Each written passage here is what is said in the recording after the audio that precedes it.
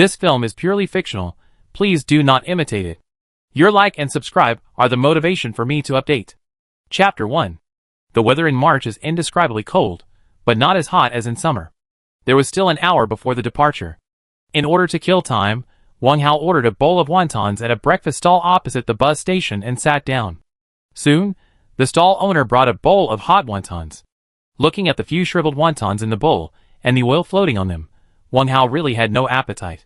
He picked up the spoon and stirred it a few times and put it down again. He took out a pack of wrinkled white towers from his pocket, took out a cigarette, lit it, and smoked it. Although he didn't sleep all night, he didn't feel sleepy at all. In the smoke, he stared at the people and vehicles on the road in a hurry, and his mind flashed messy and cumbersome fragments of memory from time to time. 2 years have passed since he graduated from college. In these 2 years, he has appeared at this station almost every weekend.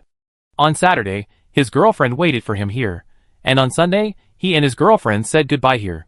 However, he was alone yesterday and today, and it was just in the morning when the sun just rose. How? Do you still remember our junior high school classmate I mentioned to you last time?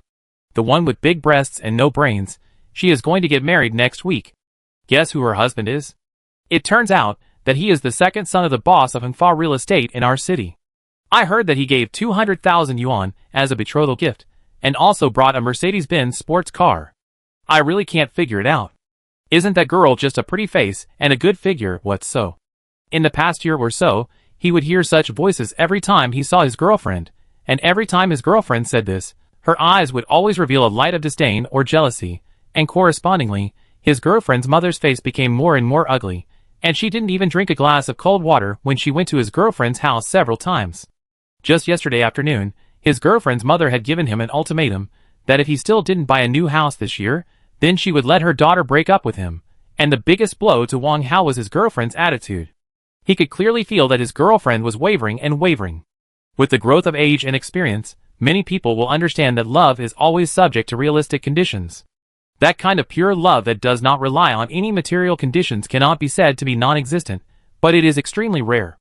I was born in the countryside, my parents are honest farmers, and the only economic income is the 1 acre and 3 mu of land. In order to support my college education, my family is already heavily in debt. And I am currently just a salesperson in a small company, with a monthly income of more than 1,000 yuan, and there is almost nothing left after deducting daily expenses. Let alone buying a house, even renting a bigger house is a problem. Such a reality is hard to accept for a girl who dreams of a happy life in the future. With his girlfriend's conditions, she can definitely find a man with a better future than him. His heart was filled with lead, so heavy that it suffocated him. He didn't want to lose his girlfriend, but he was powerless to change the status quo. He couldn't help but think of a sentence he had read in a book. I am like a fly on a glass window, with a bright future but no way out. But now Wang Hao is not even as good as this fly. His future is completely dark, not to mention any way out. Alas! With a sigh, Wang Hao felt helpless and confused. He took a few puffs of the cigarette, threw the remaining half at his feet, and extinguished it. He looked at his watch. There was less than half an hour left before the departure time. After all, he was not a superman. As the morning sun rose, Wang Hao gradually felt sleepy. He got up and settled the bill with the boss lady, picked up his backpack, and left the breakfast stand. The ticket had been bought before, and he should be able to check in and get on the bus at this point. The terminal on the ticket stub was Long City, more than 70 kilometers away. It was the capital of H province, and the place where Wang Hao had lived for nearly 6 years. From the first time he stepped on the asphalt road of this international metropolis, he secretly swore in his heart that in the future, he must become famous here and create his own world. However, the 4 years of passionate college life soon came to an end. On the day of graduation, when he held the heavy diploma and watched his girlfriend board the bus, he suddenly felt an inexplicable sense of loss. As time went by, this sense of loss became more and more serious.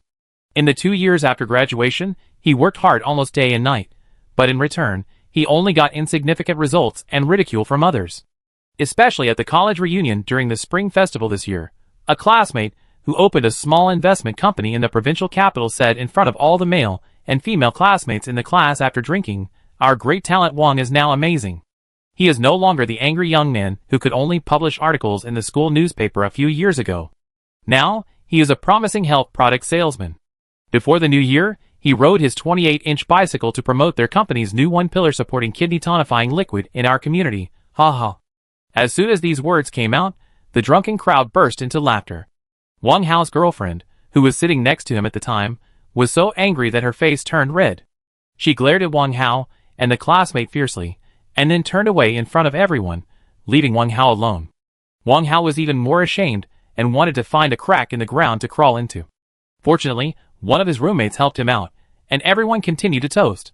While he was thinking wildly, the bus had already driven onto the winding mountain road. The rising sun shone warmly on Wang Hao's face through the window.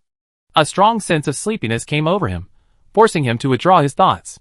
After a whole night without sleep, Wang Hao finally couldn't hold on anymore.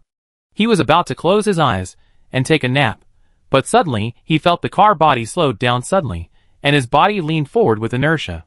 At the same time, he heard a click and the bus stopped. Then the door opened and closed, and someone should have got on the bus. The old bus continued to move forward amid the engine's labored roar. A pungent stench hit Wang Hao in the face, and he opened his eyes again, only to see a tall, thin man in a white coat who looked like a doctor standing in front of him. Because he was wearing a blue surgical cap on his head and a mask on his face, Wang Hao could only see the other person's eyes, which were bloodshot, hollow, and slightly white. He wore a pair of disposable medical gloves on both hands, one on the backrest in front of Wang Hao, and the other holding a medical box with a bright red cross logo printed on the box. His dull eyes kept staring at the empty seat next to Wang Hao. Wang Hao hesitated for a moment and quickly reacted. He immediately picked up the backpack that he had thrown on the seat next to him when he got on the bus, and smiled apologetically at the other person, but the other person ignored him and sat down. Suddenly, a strong stench entered his nose. Wang Hao felt his stomach suddenly twitch, and a sour water rushed to his throat.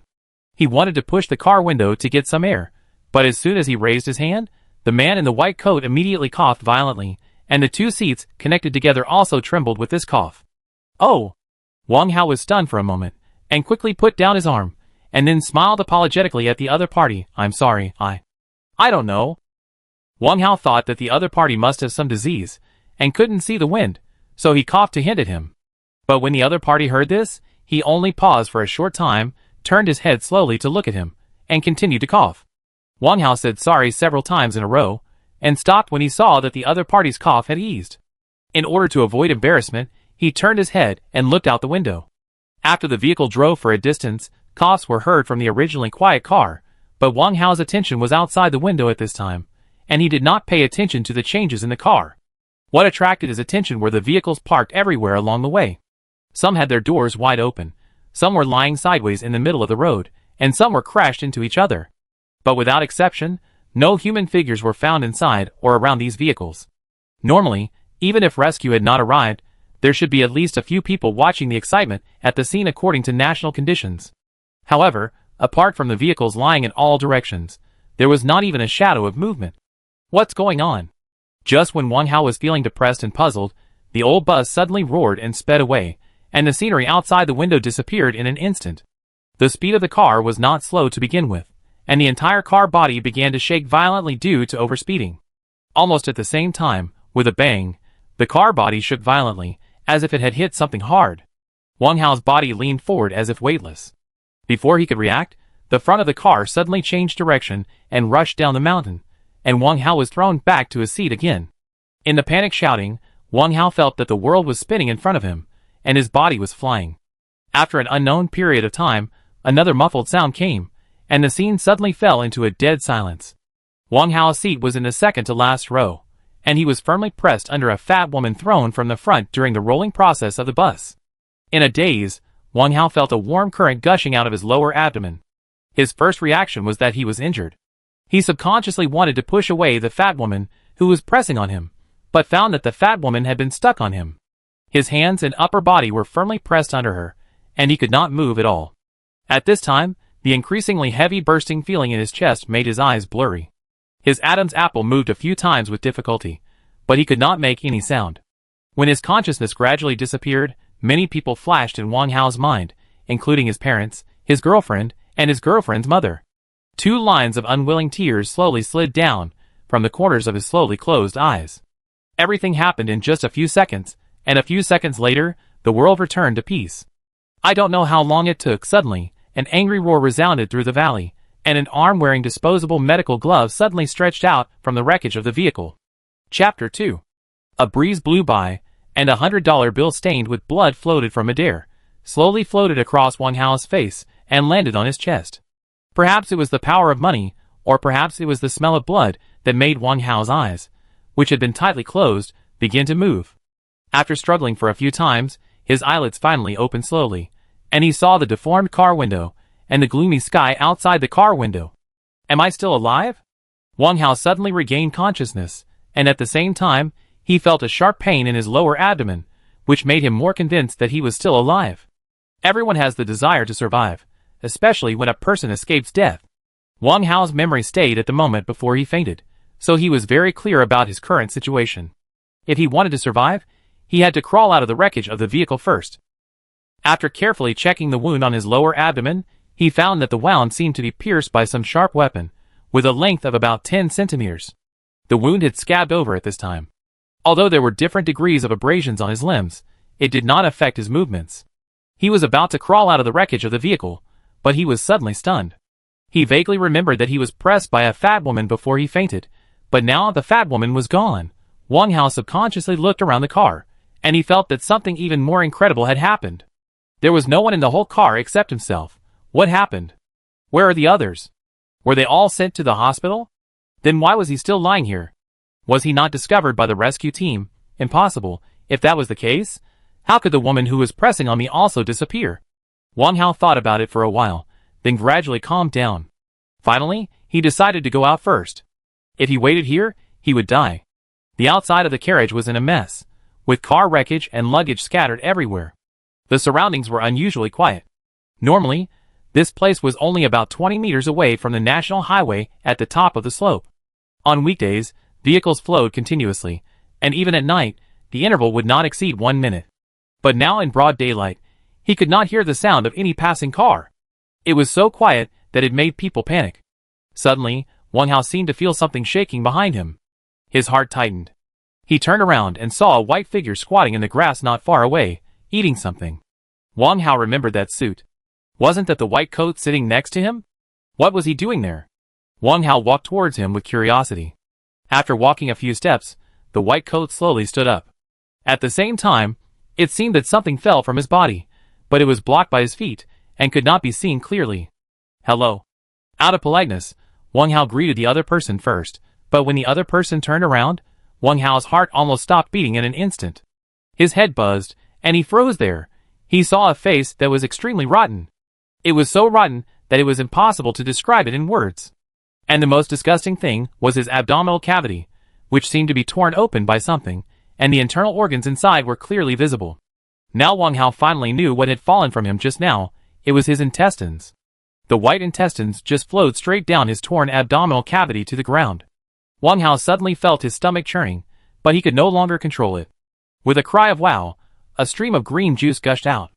At this time, the white coat began to slowly walk towards Wang Hao. His eyes were dull, his gray eyeballs stared straight at him, and a cuckoo sound came out of his throat.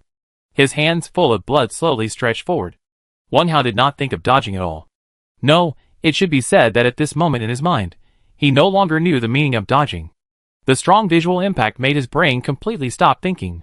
Wang Hao just stared at the other party's hand reaching out to him, getting closer and closer, so close that it almost touched the tip of his nose. Suddenly, a piercing coldness spread through his nose and spread throughout his body. Wang Hao shivered and reacted immediately. He immediately raised his foot and kicked the other party's stomach hard. No, to be more precise, he kicked the other party's intestines hard. The force of this kick came from his subconscious mind.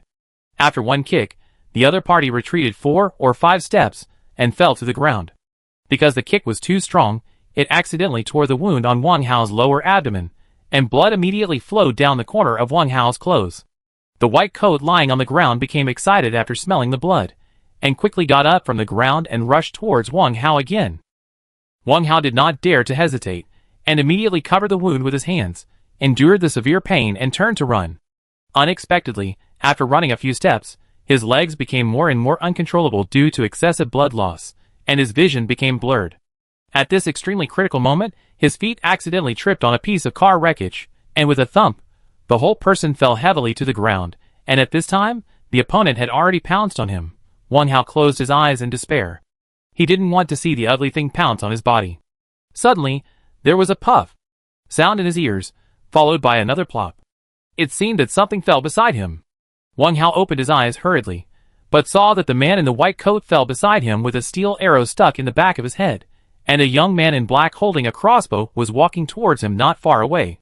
"You are bitten?" The young man walked to Wang Hao and scanned the surrounding environment, squatted down and asked. Wang Hao shook his head weakly. The severe blood loss had put his brain in a semi-comatose state. He couldn't even see the other person's appearance. Hearing this, the young man checked his wound up and down, bandaged him simply, and carried him up the hillside. As for the white coat man who was shot in the head, a drop of bright red blood was slowly dripping down on his nails. Wang Hao, who was in a semi-comatose state, felt that he was carried into a dimly lit room, and then gently put on a bed. Wang Hao felt hot all over at this time, and his brain was getting more and more confused.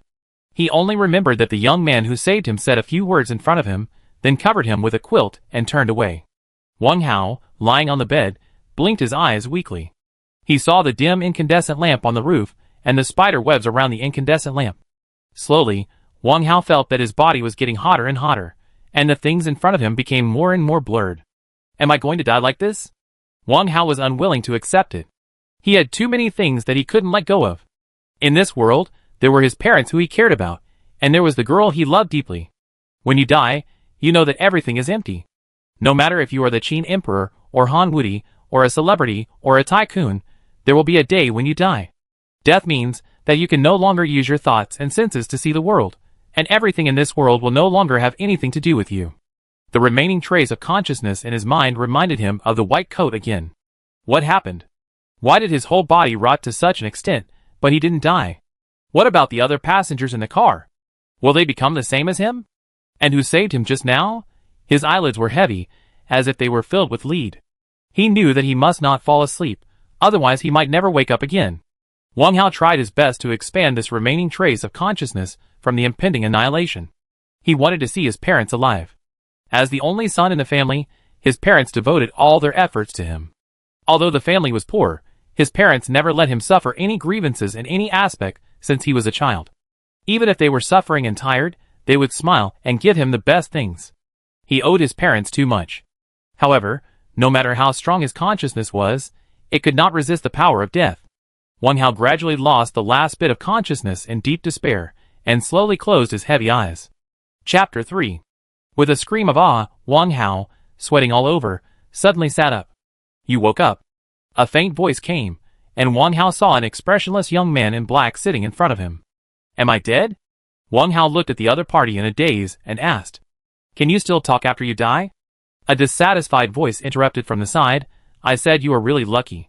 You had a high fever for 8 days in a row, but I didn't expect you to wake up in the end. It's also thanks to your friend who stopped you, otherwise you would have been treated as an infected person to avoid harming all of us. Wang Hao was stunned, and looked in the direction of the voice, and found that he was in a large bus at the moment. Most of the seats in the car had been removed, and he was lying in the middle of the car. On his left sat a young man with a pigtail, probably in his 30s, wearing a black leather jacket.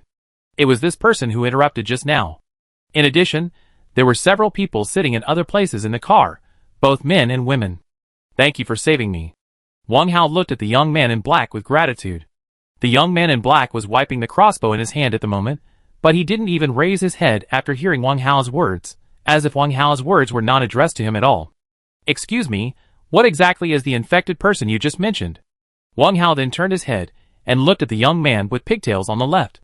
Fuck, I was going to ask you. The young man with pigtails cursed angrily, tightened his leather jacket, turned his body to the side and took a nap. Let me tell you. A middle-aged man with glasses stood up and walked over from the opposite side of Wang Hao. A few days ago, a virus called RS suddenly broke out all over the world. This virus is transmitted through the air. Only 20% of the more than 7 billion humans in the world have immunity to airborne transmission. The remaining billions of humans have become zombies because of the RS virus, which is the living dead we often see in movies. The middle-aged man sighed, adjusted his glasses, and continued. These zombies are looking for fresh blood and flesh to eat. If you are bitten or scratched by them, no matter whether you have airborne immunity or not, you will be infected and become a zombie within half an hour. Of course, most people cannot escape the bad luck. Once caught, they will be eaten directly. To date, there are only less than 600 million humans living on the 510 million square kilometers of the Earth.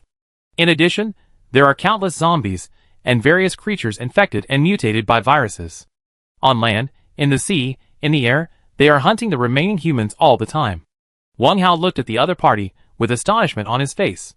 At the same time, the image of the white coat gradually emerged in his mind, and he couldn't help but take a breath. The middle-aged man showed sadness when he said this, sighed heavily, lowered his head and fell silent. Stop! Stop quickly! Wang Hao heard this, and suddenly got up from the ground and rushed to the driver's seat. What do you want to do? The bus driver turned around and glared at Wang Hao, holding the steering wheel tightly with both hands. I want to get off. Stop the car! Wang Hao suddenly thought of his parents and girlfriend, but he couldn't control his emotions and reached out to grab the driver's steering wheel, but was blocked by a pair of strong hands. You're looking for death if you get off now. The person who blocked him was the young man in black who had saved him before. The young man in black looked at him coldly and turned his eyes to the window. Wang Hao was stunned for a moment and looked in the direction of his gaze.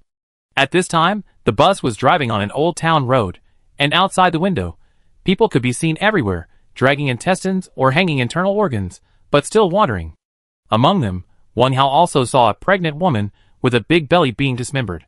The pregnant woman seemed to have discovered their car, but she just opened her eyes, stretched her arms forward, but could not make a sound.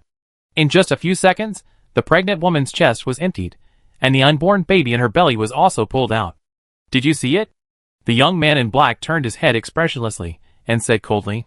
Wang Hao nodded in a daze, but he couldn't bear to continue watching, so he turned around and leaned against the car window. As far as I know, there are still many places in the country that have not been infected by this virus. The young man in black said lightly, if your hometown is among them, I believe you can see them again. Really? Wang Hao heard this and immediately widened his eyes and stared at the other party tightly. Of course, you can ask him. The young man in black said, and looked at the middle-aged man with glasses, who had just introduced the virus to him. Xiaomo is right. The middle-aged man walked slowly in front of the two. It was indeed mentioned in the broadcast 2 days ago, but the specific city was not mentioned. Actually, it's better not to say it, at least it can give everyone hope.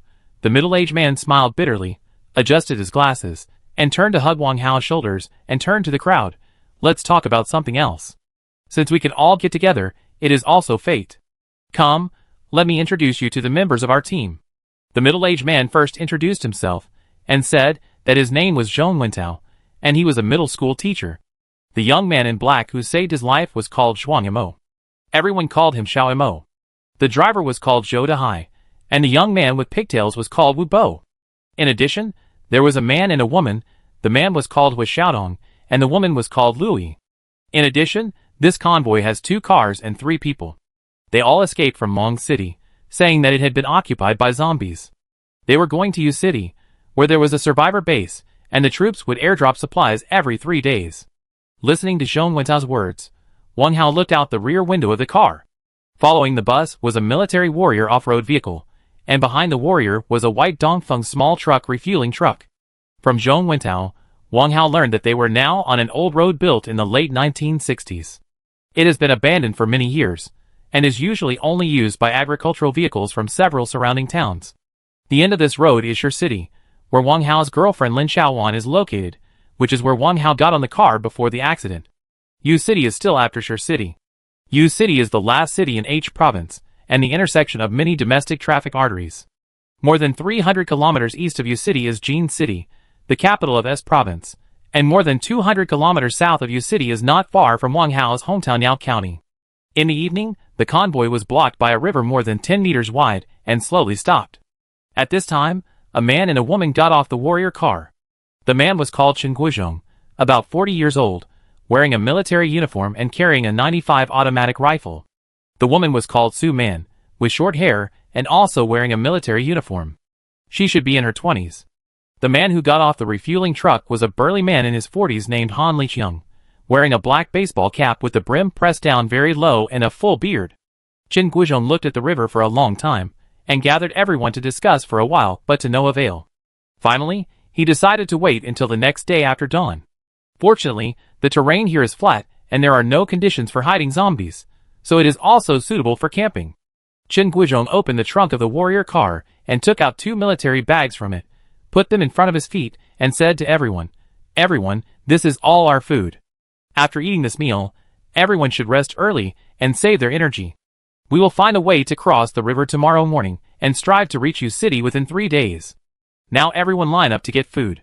Chen Guizhong first took the 2 of them, and then began to distribute it to everyone. The food was very simple: a bag of compressed biscuits and a bottle of mineral water. Wang Hao was at the end of the line. After Xiao Mo in front of him got his share, Wang Hao only had a bottle of mineral water left. "Eat it."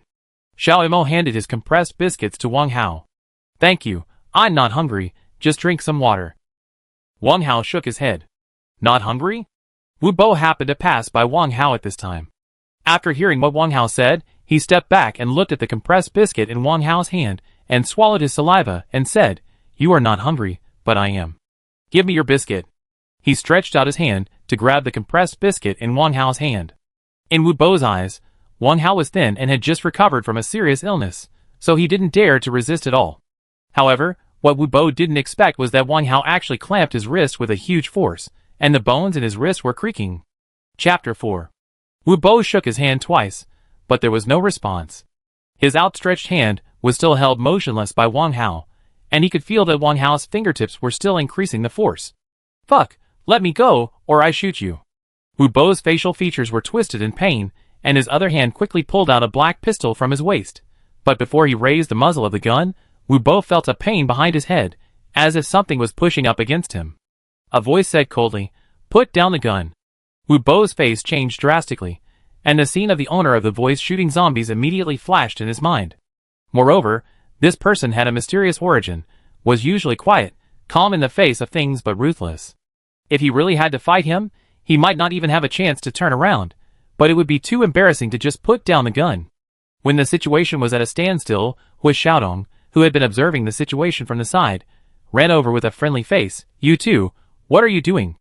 It's not a big deal to fight for a broken biscuit. Since we can get together, it's fate. Come on, give me some face. How about I give you half of my biscuit?" Wu Bo originally wanted to draw his gun to scare Wang Hao, but he didn't expect to get into a standoff with Xiao Mo. With Xiaodong's persuasion gave him a way out, and Wang Hao had already let go of his hand at this time, so Wu Bo took the opportunity to put away his gun, and Xiao Mo also withdrew his crossbow. "You get away today." Wu Bo snorted, glared at Wang Hao, bent down to pick up his food and water, turned around and walked away. Chen Guizhong and Su Man saw all this, but they didn't say anything. Zhong Wentao stood by and was anxious, but didn't dare to step forward to persuade him. Bearded Han Liqiang just ate his food and ignored what happened just now. "Are you okay?" After everyone left, Xiao Mo sat down next to Wang Hao. Wang Hao shook his head, looked at his arm with a puzzled look and said, "I don't know why, I suddenly felt a very strange force surging to my wrist just now." Xiao Mo frowned when he heard this, but soon returned to his previous expression and said, "Don't think too much, your body hasn't recovered yet, eat as much as you can." Wang Hao nodded blankly, but Xiao Mo's face inadvertently showed a trace of relief. At this time, Hui Xiaodong came over again, sat down in front of the two of them, and took out a cigarette from his pocket with a smile and handed it to Xiao Mo. "Brother Mo, thank you for giving me face just now, come, have a cigarette." Xiao Mo looked at him expressionlessly, got up and walked away. Hui Xiaodong was disappointed, and turned to hand the cigarette to Wang Hao again. "Thank you for just now." Taking the cigarette from Hui Xiaodong, Wang Hao thanked him from the bottom of his heart. The end of the world is coming, and everyone is trying to protect themselves. As long as it does not affect their own interests, no one is willing to meddle in other people's business. Since the other party has helped him out, saying thank you is the minimum. "It's okay, just talk to me if you have something to say in the future." Hui Xiaodong took a puff of cigarette, patted Wang Hao's shoulder and said with a smile, "Hey, I can't tell, you are so thin and weak, and you have so much strength just after the high fever subsided." "I don't know about this." Wang Hao also shook his head with a puzzled look on his face. He was also confused now. How could he explain it clearly to Hui Xiaodong? Hui Xiaodong smiled awkwardly. He thought Wang Hao didn't want to talk about it. "I treat you to a drink some other day." Wang Hao changed the subject while lighting a cigarette. "Okay, it would be better if you could find me some beautiful women. I'm going crazy." Hui Xiaodong became interested immediately after hearing this. Wang Hao couldn't help but look at Luo Yi not far away. This scene did not escape Wu Xiaodong's eyes. Don't look at her. I get angry when I see her. She didn't even let me touch her hand along the way. If I had known this would happen, I wouldn't have saved her. Wu Xiaodong said, and looked at Lu Yi with lust, and said hatefully, sooner or later, I sleep with you. From Wu Xiaodong's words, Wang Hao learned that Lu Yi was rescued by him from a residential building. It was already the 4th day after the disaster. Wu Xiaodong and several others had just finished searching for food in a small supermarket downstairs from Lu Yi's house, when they heard Lu Yi's cry from upstairs. Wu Xiaodong didn't want to rescue her, but when he saw Lu Yi's head sticking out of the window on the 3rd floor, he immediately became lustful. He rescued her with the evil thought that Lu Yi would marry him, but he didn't expect that after 10 days, Lu Yi didn't show any intention of marrying him. There were several times when Wu Xiaodong couldn't help but wanted to force it, but Lu Yi cleverly resolved it. After several times, Wu Xiaodong had lost his temper. Although he was still lustful, he could only satisfy his desire and relieve his greed. After hearing Wu Xiaodong's so-called difficulties, Wang Hao smiled bitterly. What's so funny? Wu Xiaodong curled his lips in disapproval, then looked around cautiously, approached Wang Hao with a mysterious look and said, Do you have any gold? I'm afraid I have to use it to exchange for food when we get to Yu City. I heard that paper money is no longer useful. I found a lot of jewelry from the abandoned cars along the way. Damn, now I'm rich. Wang Hao felt a dull pain in his heart when he heard this. His girlfriend's wavering attitude and her mother's sarcasm appeared in his mind again. Chapter 5. The night in early spring was still very cold. After a simple meal, most people returned to the car. After Wu Xiaodong left, Wang Hao was also preparing to get on the car. At this time, Xiao Mo came over. Come with me. Xiao Mo walked in front of Wang Hao, said a word expressionlessly, and walked straight past him. Wang Hao hesitated for a moment, and quickly followed. The two walked about 100 meters, one after the other. Xiao Mo suddenly stopped, looked around, turned around and said to Wang Hao, Go get some dry firewood, and make a fire here. We will sleep here tonight. Wang Hao was stunned again. What did Xiao Mo want to do by calling me to this deserted place in the middle of the night? Could it be? Could it be that he was? Wang Hao didn't dare to think about it anymore, but his eyes couldn't help but look at Xiao Mo. At this time, Xiao Mo also turned around and looked over. When their eyes met, Wang Hao was embarrassed.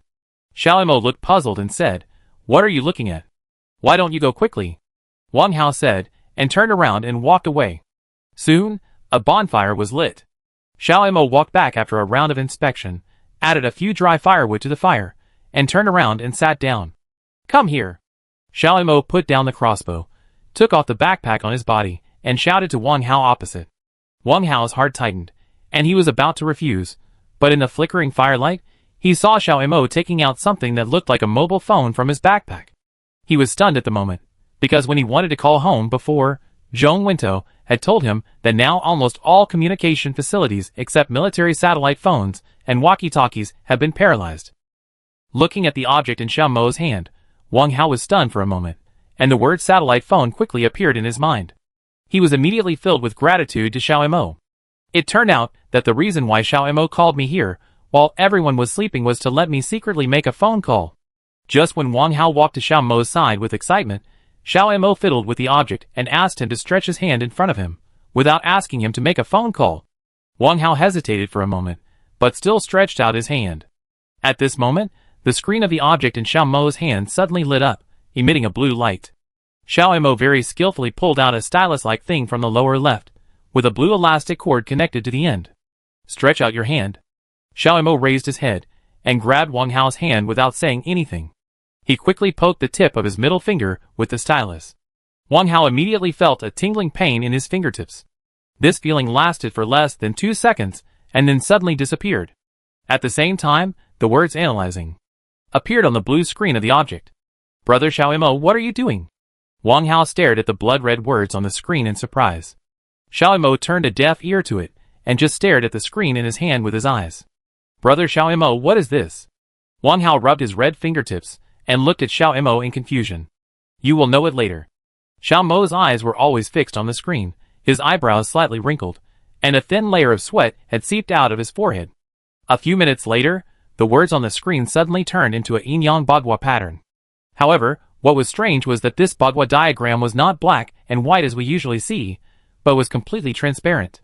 Only the two small dragons and phoenixes in the middle of the Bagua diagram, one black and one white, still maintained their original colors.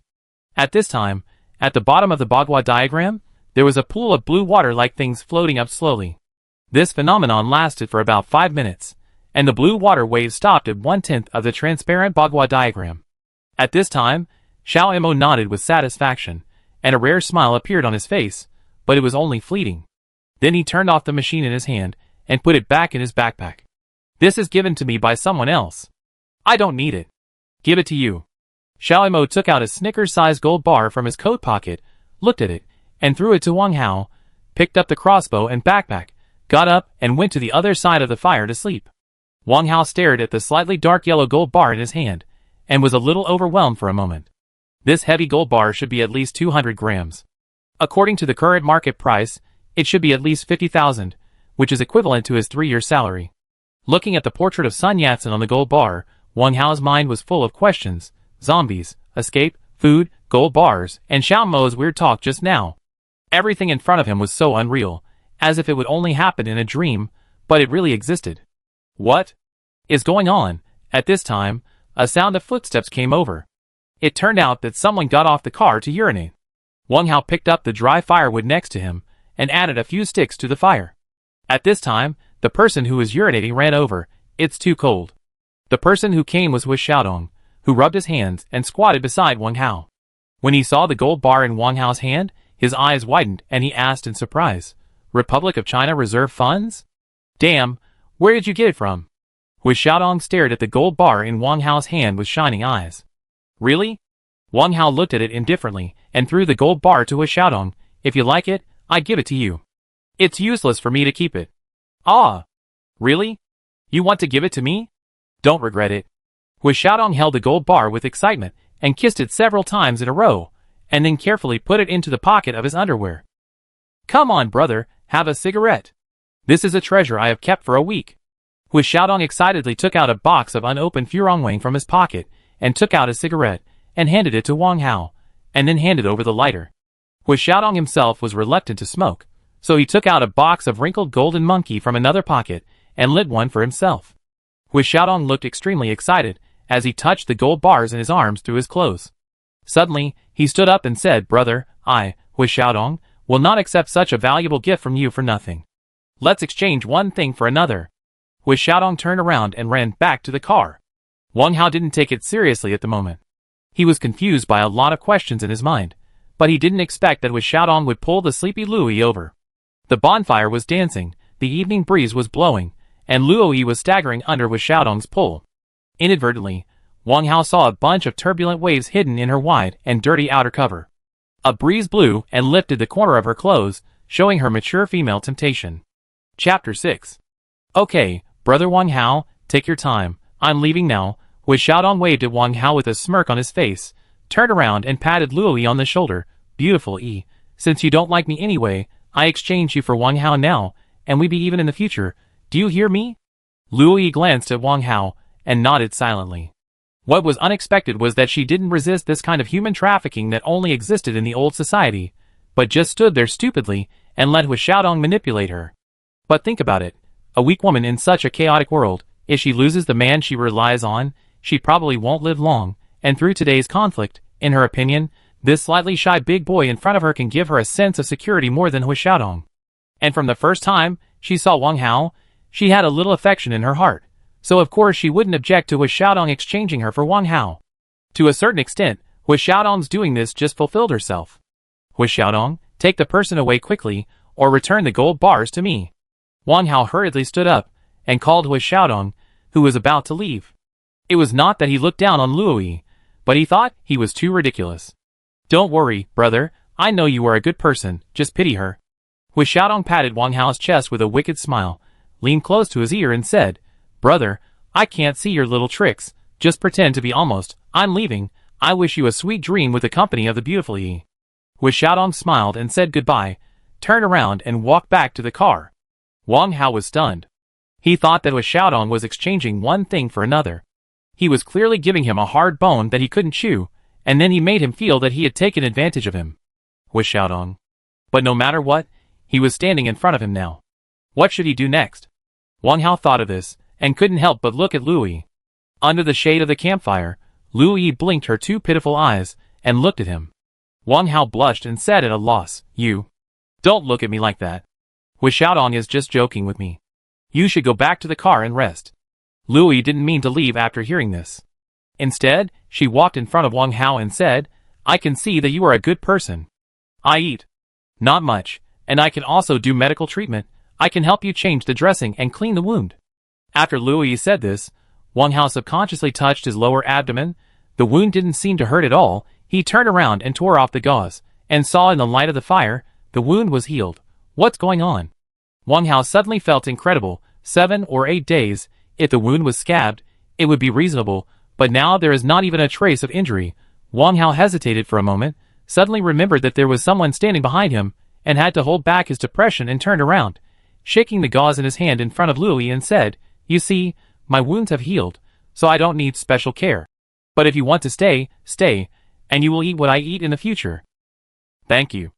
Lu Yi did not leave after hearing this, but looked at Wang Hao's abdomen with puzzled eyes. "You were so badly injured when Xiao Mo carried you here. How could it be healed in just a few days?" This. Wang Hao was also depressed. "To be honest, I don't know what happened, but it is indeed healed." "Can I take a look?" Lu Yi said curiously. "The wound is located lower, not very convenient." Wang Hao scratched his head with difficulty. "It's getting late. You should hurry up and get some sleep." Lu Yi said, "Oh." After hearing this, her face flushed a little, and she found a place by the fire, and sat down silently with her knees hugged. Wang Hao also felt that his words were a bit abrupt. In order to avoid embarrassment, he bent down to add a few dry firewood to the fire and stood up and walked to the side. Standing on a raised mound and looking into the distance, there was a fire in the distant sky. I don't know where the fire is, or it could be a distress signal from the survivors. Wang Hao couldn't help but think of his parents and girlfriend again.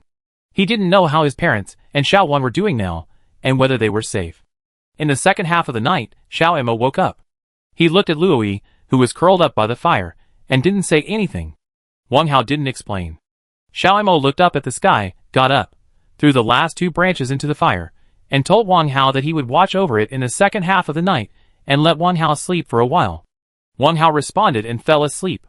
The sudden change had already exhausted this young man, who had suffered a double blow in his career in love. After a few minutes, his faint snoring was heard. It was a peaceful night. Except for a few vague gunshots from the southwest at dawn, there was no other movement. Qin Guizhong woke up very early. He ran to the river and looked left and right. He used a branch to test the depth of the river. It should be at least above the knees. It is dangerous for ordinary vehicles to force through at such a depth. Moreover, this is only the depth of the river on the shore. Who knows what the depth will be in the middle of the river? It is impossible to get shallower and shallower. The probability of that is almost 0. Qin Guizhong walked back and forth along the river with a frown.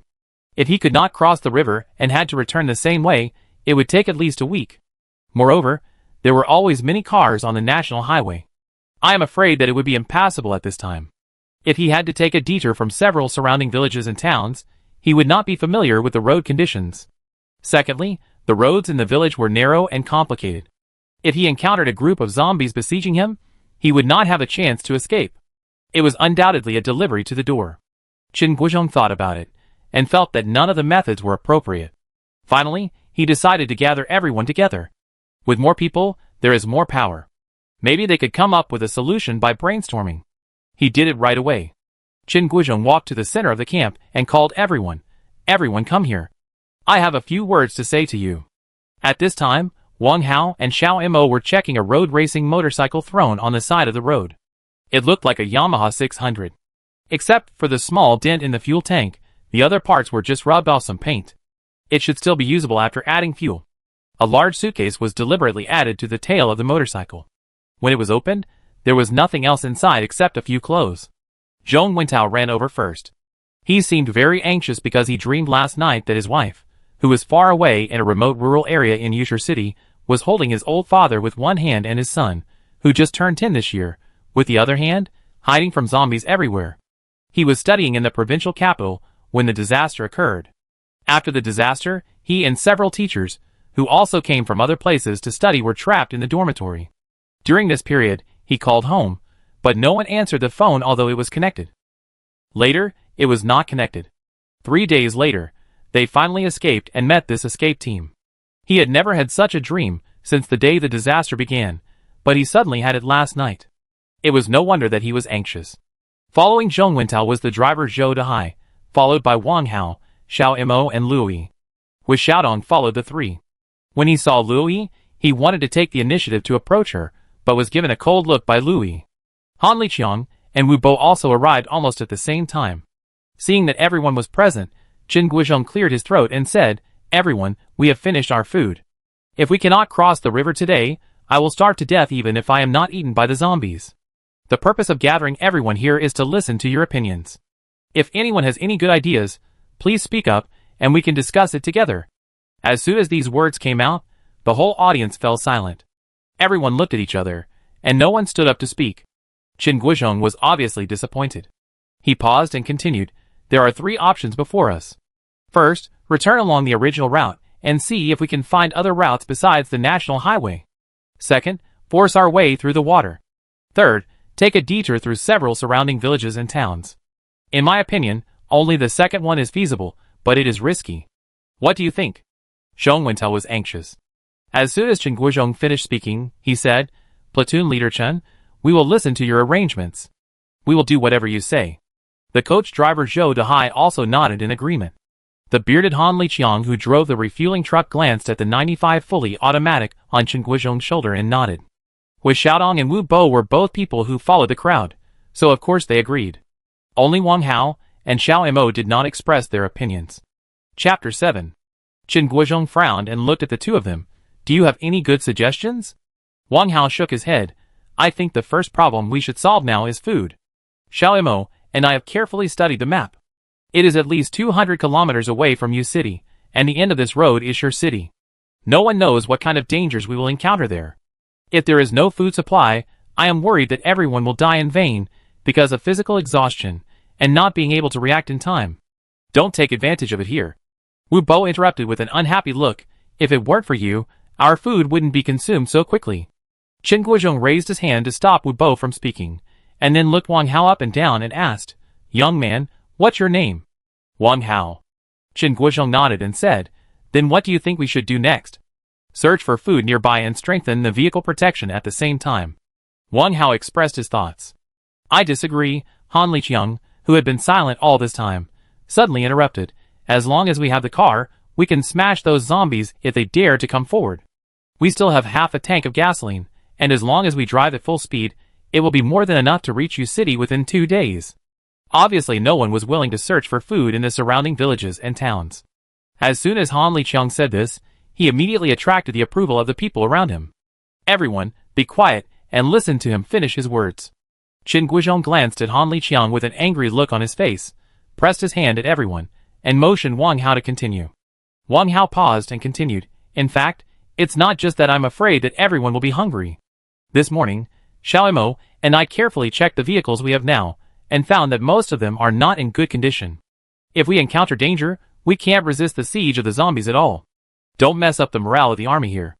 We have been fine all the way here, but how come we can't resist you? I think you have ulterior motives." Wu Bo took advantage of the momentum of Han Liqiang's words and interrupted at the right time. Although with Xiaodong had solved the problem yesterday, he still felt resentful. He took advantage of the situation and hoped to save his lost face in front of everyone. Before he finished speaking, a black short knife suddenly appeared on his neck. "Shut up if you don't want to die." Xiao Mo pulled out a 2-foot-long black short knife from somewhere. Although it was black and the blade was not visible, it gave people a breath of death. Wu Bo stopped talking immediately. His eyes were full of fear, and he stood there without daring to move.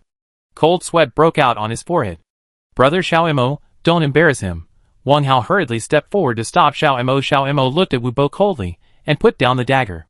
Wang Hao turned around and looked at everyone and said, "Don't worry, I will get off the bus when we reach Shur ahead." Okay, everyone, please say less and listen to the opinions of Platoon Leader Chen."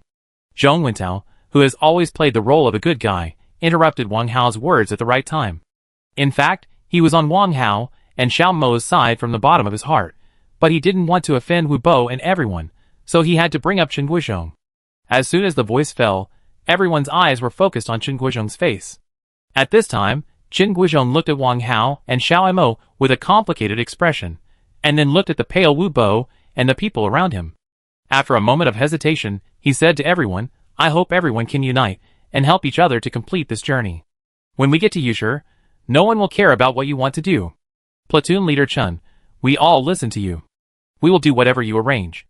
Zhong Wentao continued. Okay, in that case, I will assign tasks to everyone. Qin Guizhong nodded, looked around at everyone and said, Zhou Dehai, Wu Bo, Han Liqiang and Zhong Wentao will work with me to find a way to cross the river.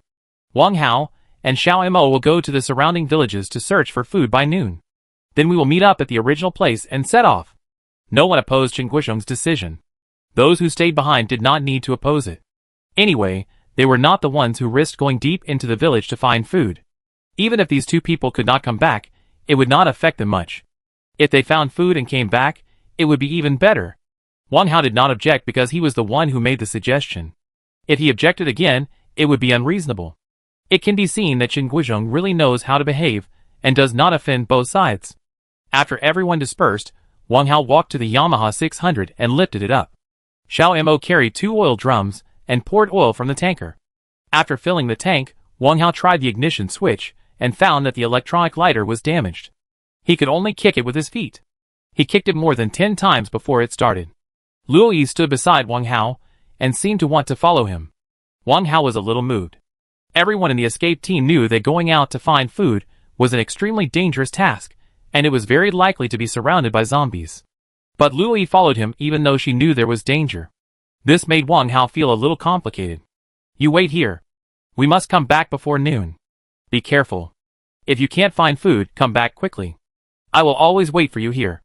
Luo Yi whispered with worry on her face. Wang Hao nodded, but his heart was filled with sorrow.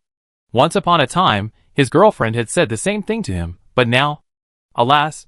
Wang Hao sighed softly, tried to smile at Luo Yi, and was about to turn around and leave when Qin Guizhong came over and stuffed a pistol into Wang Hao's hand. Be careful, carry this gun with you. In case of danger you can at least deal with it. Wang Hao took the gun and nodded, and casually put it on his waist. Xiao Mo sat in the back seat with 2 large bags and a crossbow in his hand. Wang Hao stepped on the accelerator, and with a bang, the powerful Yamaha 600 disappeared at the end of the road. Chapter 8. According to Xiao Mo's suggestion, the two drove the motorcycle to a big town 4 kilometers away. They passed 2 small villages along the way, but no zombies were found. The 4-kilometer journey was soon reached. The big town ahead was only a few hundred meters away. There were hundreds of zombies wandering around under the archway at the entrance of the town. The motorcycle stopped behind a scrap Santana. For safety reasons, the motorcycle was not turned off. Xiao Mo jumped off and observed the route into the town. This was the first time Wang Hao saw such a large group of zombies. He couldn't help but feel a little nervous. He kept holding the handlebars tightly with both hands. The engine kept making huge roars. Seeing this, Xiao Mo hurried forward and turned off the motorcycle. Don't be nervous. You will only attract zombies if you step on the accelerator like this. Xiao Mo patted Wang Hao's shoulder and motioned him to get off the car. I will lead them away. You go into the town to search for food. It's 9 o'clock now. We will meet here at 11 o'clock regardless of whether we find food or not. Although there are hundreds of zombies gathered at the entrance of the town, this is probably just the tip of the iceberg. There may be more hidden in other places. It is quite dangerous to use living people to lead them away. If you are not careful, you may be surrounded by them. Wang Hao saw Xiao Mo's intention. He knew that Xiao Mo was using himself as bait to lure away the zombies to reduce his danger. He was touched and shook his head and said, Brother Xiao Mo, let me lead them away. Although I am not very good at fighting, my motorcycle riding skills are first class. Don't talk too much. The zombies are already surrounding us. Hurry up. Xiao Mo stepped forward and grabbed the handlebars without saying anything. Wang Hao knew that if he continued to argue at this time, it would only waste time. He took the 2 big bags on Xiao Mo's back and quickly ran into the wheat field beside him, bypassing the zombies blocking the road and entering from the side road. At the same time, Xiao Mo also honked the horn and stepped on the accelerator to rush towards the zombie group. The village streets, that were still thriving a few days ago, have now become ruins and corpses are everywhere. Looking at this strange and familiar world in front of him, Wang Hao's concern for his parents and girlfriend has become heavier. Until now, he has not been able to contact them. At this moment, a door with 2 big red longevity characters on it came into Wang Hao's eyes. It seemed that this was a family preparing to celebrate their birthday. The door was ajar. Through the crack in the door, Wang Hao saw that the yard was full of tables and chairs for banquets. Wang Hao stood at the door and looked around. After confirming that there were no zombies following, he carefully pushed the door open. The sight of the mess, blood stains all over the yard and messy tables and chairs reminded him of the possibility of zombies.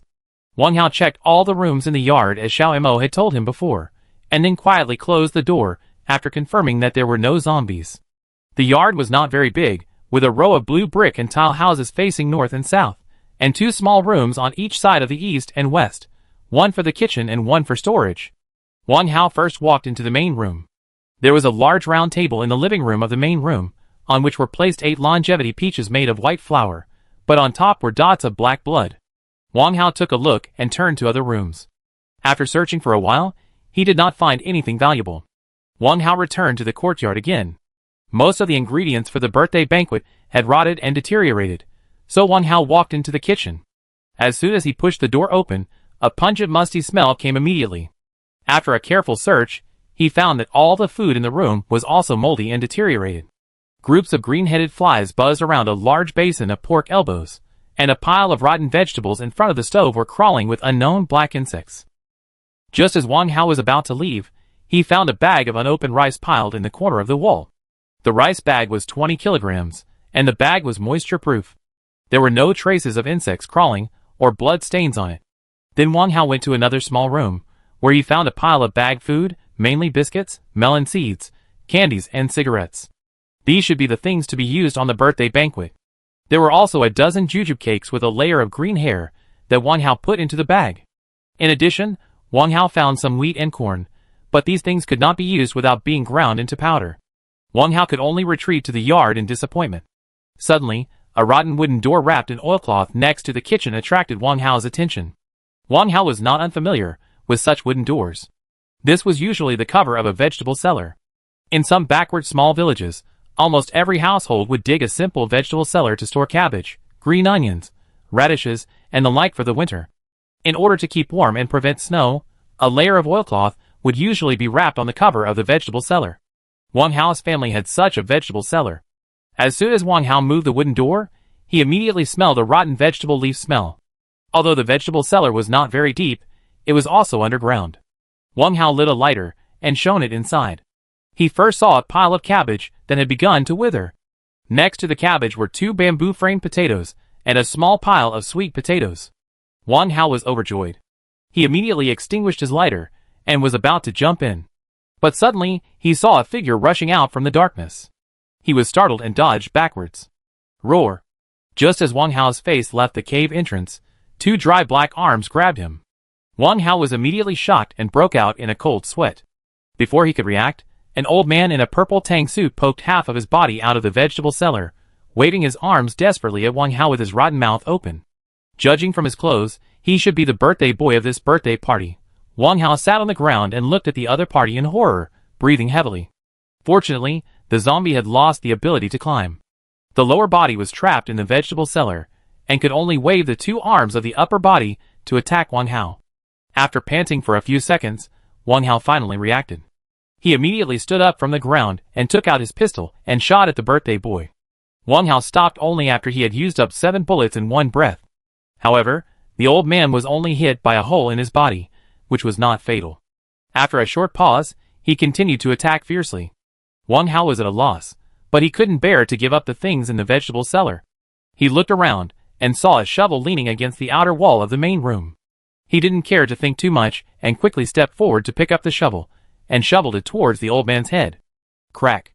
With the crisp sound of the skull breaking, the bloody yellow brain of the old man splashed out, and a strong stench spread immediately. The old man's head, with a shovel stuck in it, fell back into the vegetable cellar with a thump. Wang Hao wiped the blood off his face and waited for more than 2 minutes at the entrance of the vegetable cellar with the shovel. He carefully dragged the body blocking the entrance of the vegetable cellar out until he was sure that there was no movement inside. With the experience of the first time, Wang Hao found a broom made of broom seedlings from the yard when he entered the second time. He lit it and squatted at the entrance of the cellar to sweep back and forth several times. After confirming that it was safe, he waited for the smoke inside to dissipate before jumping into the vegetable cellar. The interior of the vegetable cellar was very small, only about 3 square meters. Wang Hao lit up the lighter to take a look at the approximate placement of the vegetables, then extinguished the lighter and quickly packed them according to his memory. A few minutes later, Wang Hao first threw the full big travel bag, which was filled with sweet potatoes, and food found in the kitchen before, and then threw a large woven bag full of cabbage. After coming out of the vegetable cellar, Wang Hao carried the heavy travel bag on his back, holding the bag of cabbage in one hand, and looked at the vegetable cellar unwillingly. At this time, he really wished that he had 3 heads and 6 arms to take away everything inside. But he was unwilling. He knew that he could not grow 3 heads and 6 arms, so he put down the woven bag, moved the wooden door to the entrance of the vegetable cellar, and deliberately placed 3 potatoes on it. There were still a lot of things in it, and he did this to remind the survivors that there was food in it. Although he could not take it all, he did not want to let it rot in the vegetable cellar. After doing all this, Wang Hao picked up the woven bag and was about to leave, but at this moment, there was a squeak sound behind him. Wang Hao looked back and couldn't help but take a breath of cold air. It was too late to regret it. The gunshot just now alarmed other zombies in the town, and they actually followed the sound and came. Chapter 9. It was impossible to go through the main entrance, as it was blocked by zombies following the sound. Wang Hao looked around and his eyes immediately fell on the small side room with a bamboo ladder on the west side. He quickly threw the woven bag full of cabbage onto the roof, and then threw his backpack up. Before climbing the bamboo ladder, he subconsciously looked back and couldn't help but break out in a cold sweat. In just a few seconds, several zombies had staggered behind him. He didn't hesitate anymore and quickly turned around and climbed up. As soon as he climbed onto the roof, he found that dozens of zombies had been pouring into the street outside his courtyard wall. Wang Hao looked around and climbed up the roof of another house along the roof of this house. Most of the houses in the countryside are connected in a row. Wang Hao walked along the roofs of 7 or 8 houses before he stopped on the roof of a bungalow with a relatively wide field of vision. Wang Hao put down the woven bag and took off the backpack. He looked at the 4 corners of the roof. Fortunately, he did not walk far. He immediately found the antique archway at the entrance of the town. Wang Hao observed the route. There were no groups of zombies along the way. Although wandering zombies can be seen everywhere, as long as they do not gather together, they will not be a big obstacle to him. Wang Hao put on his backpack again, carried the woven bag, and went down the stairs of the bungalow to the yard. Through the observation just now, Wang Hao found that the gate of this family was open. No trace of zombies was found yet. The distance from the stairs to the gate was only 10 meters. After going down to the ground, Wang Hao did not dare to stop at all and ran out quickly. Following the route he had observed, Wang Hao soon arrived near the archway. At this time, he saw Xiao Mo riding a 600 motorcycle and circling under the archway. However, there were more and more zombies following him, and his range of activities was gradually shrinking. He was about to be surrounded by the zombies. Wang Hao didn't have time to think about it, and hurriedly shouted at Xiao Mo. After hearing the sound, Xiao Mo suddenly turned the front of the motorcycle and rushed out of the zombie group. Wang Hao hurried to meet him. Just when Wang Hao jumped on the back seat of the motorcycle, a large group of zombies suddenly emerged from somewhere, and were gathering towards the two of them in a siege formation. Xiao Mo twisted the throttle, and the powerful 600 rushed out like a long arrow from the sky. After running all the way, Xiao Mo gradually slowed down the speed after rushing out of the town for 1 or 2 kilometers. The two stopped the car in an open area on the side of the road. Wang Hao put down his things and sat down on the side of the road with lingering fear. "Are you okay?" Xiao Mo glanced at him and sat over. Wang Hao shook his head, lit a cigarette, and started smoking. "It's good that you're fine. Eat something first." Xiao Mo stood up and opened his backpack, took out 2 bags of biscuits, and handed them to Wang Hao. "I'm not hungry." Wang Hao waved his hand. Xiao Mo threw the things in front of Wang Hao and took out 2 bags to eat. Wang Hao took 2 puffs of cigarettes, and his mood gradually stabilized. When he saw the 2 bags of things in front of him, which weighed more than 100 kilograms, he couldn't help but be secretly surprised. How did he carry such heavy things? And now his shoulders and arms don't feel any pain or fatigue at all. Then Wang Hao even remembered the sudden force when he confronted Wu Bo yesterday. What on earth was going on? Thinking of this, he couldn't help but look at Xiao Mo with doubts. He was saved by him, and he should know what was going on. "Brother Xiao Mo, I don't know why, but after I woke up on the bus this time, I always felt that something was wrong with my body." "What's wrong?" Xiao Mo turned around and looked at him while chewing a biscuit. Wang Hao put out the half-smoked cigarette in his hand on the ground and told him his doubts. After listening, Xiao Mo just nodded lightly and didn't say anything. Wang Hao wanted to ask more, but was interrupted by Xiao Mo waving his hand. It's getting late, we have to go back quickly. Xiao Mo took out some food from his backpack and put it into a black bag he was carrying, along with the 2 bags of biscuits in front of Wang Hao, and then stood up and started the motorcycle. Wang Hao had no choice but to get up, carry the big bag and the woven bag and follow. Depressed all the way, they were about to reach the small raised earthen mound in front of the broken bridge, when suddenly a gunshot was heard from the mound. Wang Hao was startled, and the first person he thought of was Luoyi.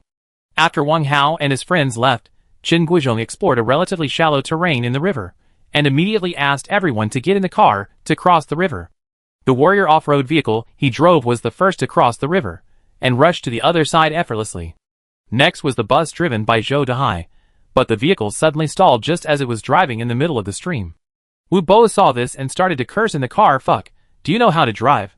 Zhou Dehai stood up from the driver's seat when he heard this, clenched his fists, and glared at Wu Bo angrily. Although his lips were shaking with anger, he couldn't curse a word. Fuck, what are you looking at? Are you not convinced? Wu Bo was not a pushover. When he saw Zhou Dehai was trying to resist, he was about to draw his gun from his waist. At this time, Qin Guizhong's voice came from the window. Don't just stand there, everyone, get down and push the cart. Everyone, just listen to platoon leader Qin.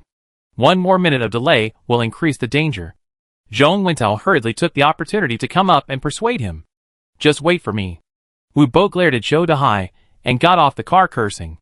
Then Zhong Wentao, with Xiaodong and Luoyi also got off the car. Qin Guizhong also rolled up his trouser legs and walked down from the other side of the river. Zhou Dehai was the driver and had to stay in the car, but he caused Wu Bo's strong dissatisfaction. Qin Guizhong had no choice but to get on the car and replace him. Zhou Dehai suddenly exploded under Wu Bo's continuous provocation. After getting off the car, he walked directly towards Wu Bo and bang! Hit Wu Bo in the face with a heavy punch. Zhou Dehai was strong and sturdy, while Wu Bo was tall but thin. Zhou Dehai knocked him into the water with 1 punch. Seeing this, everyone rushed forward to hold him back. Wu Bo, who was always arrogant, could not bear such a great humiliation. He climbed out of the water and fired a shot at Zhou Dehai.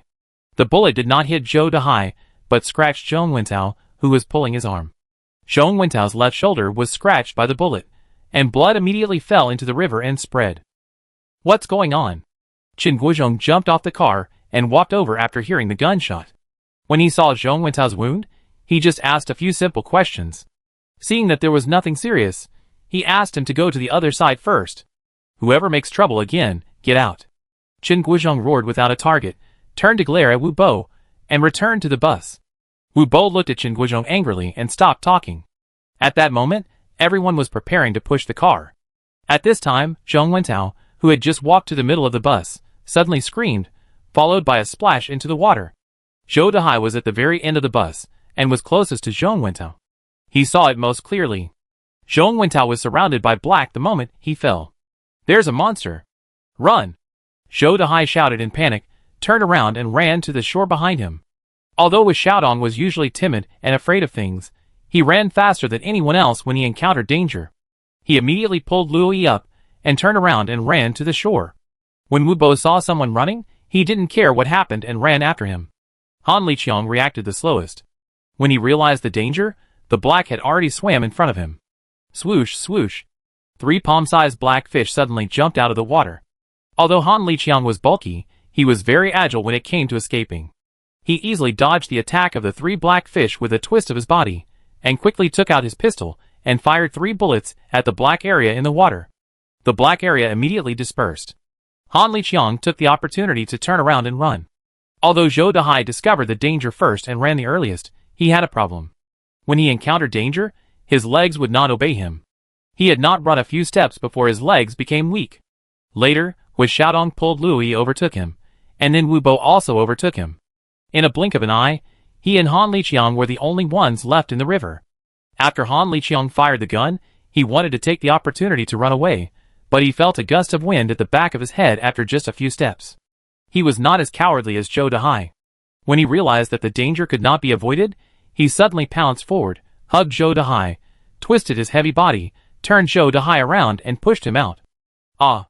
Zhou Dehai cried miserably, and pounced on the several black fish that were coming at him like a small mountain. A large splash of water suddenly appeared, and Han Liqiang quickly climbed out of the water and rushed back to the shore. The river was churning, and in just a few seconds, the bright red blood dyed the river red. At this moment, the buzz stuck in the river suddenly made a chee sound, and a humming roar, and the heavy buzz suddenly bumped towards the other side. Chen Guizhong turned the car key over and over again in a hurry, but he didn't expect it to start the engine. He didn't care about the safety of others at the moment, and quickly stepped on the clutch and shifted gears and rushed to the shore. Everyone standing on the shore saw the river surging like a blood fountain. At first, Zhou Dehai and Zhong Wenta's bodies were still hidden from time to time, but after a few minutes, only 1 or 2 bones could be seen above the water. The river gradually calmed down, and at this moment, a string of bubbles suddenly gurgled out, and a green package rose from the river. "What is that?" Han Liqiang exclaimed. Wu Bo walked to the shore and took a look, and immediately shouted excitedly, "It's an airdrop rescue package. Now we don't have to go hungry." Chen Guizhong also jumped off the car after returning to the other side. Although he didn't see what happened behind the car, he realized something when he saw the skeletons of the 2 bodies, but it was useless to say anything now.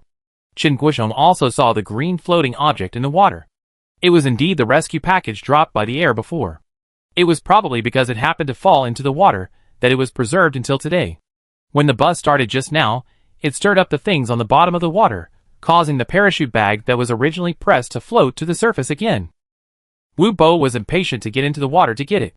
At this time, a black fish suddenly shot out of the water with a whoosh. Fortunately, Wu Bo reacted quickly and dodged it by turning sideways. The black fish fell on the sand and rocks on the shore, jumping up and down. The long and pointed fish mouth opened and closed, and the sharp black teeth made people shudder.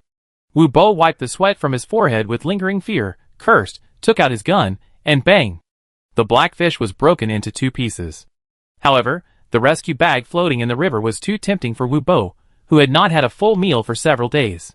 He looked around for a long time to find a longer stick to hook the thing up, but because the distance was too far, he couldn't find anything suitable. Wu Bo looked at Xiaodong with a frustrated look on his face for a long time, and suddenly shifted his gaze to Xiaodong. He walked up to him quickly, and put the muzzle of the gun on his head. Go down to the river and drag the rescue bag up." I won't go. I give you all the things I don't want them." Xiaodong didn't expect Wu Bo to do this, and he hesitated and was about to retreat. "Stop talking nonsense, hurry up and get down to the river." Wu Bo pulled Xiaodong's pistol from his waist, and used the muzzle of the gun to push his head and shouted, "No!" Seeing this, Lui hurried forward to stop him. After all, it was Xiaodong who saved her life just now. Now that she saw Xiaodong in danger, she certainly couldn't ignore it. Wu Bo smiled and looked at Lui up and down with lustful eyes. "If you want to sleep with me, maybe I will consider it. How about it?" "You?" Lui was so angry that her face turned red, and she couldn't speak. Don't worry about me." Wu Bo's words touched the bottom line of every man. Although Xiaodong didn't dare to confront Wu Bo head-on, he also had his own way of dealing with it. As long as he could delay until Wang Hao and the others came back, things would turn around. "Wu Bo, don't make things difficult for her. I have a way to help you get the things up." "What way? Tell me." Wu Bo turned his eyes back when he heard it. "You? Don't keep pointing a gun at me. I won't resist."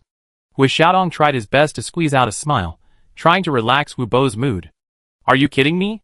Wu Bo did not take the bait, but became excited in an instant. "Do you believe I will kill you right now?" "Wu Bo, what do you want to do?" Chen Guizhong, who was standing on the other side, could not bear it any longer and shouted at Wu Bo, "The rescue bag will not disappear in the water. If you think of other ways, you will definitely be able to get it out. Let him go first." Wu Bo ignored Chen Guizhong on the other side.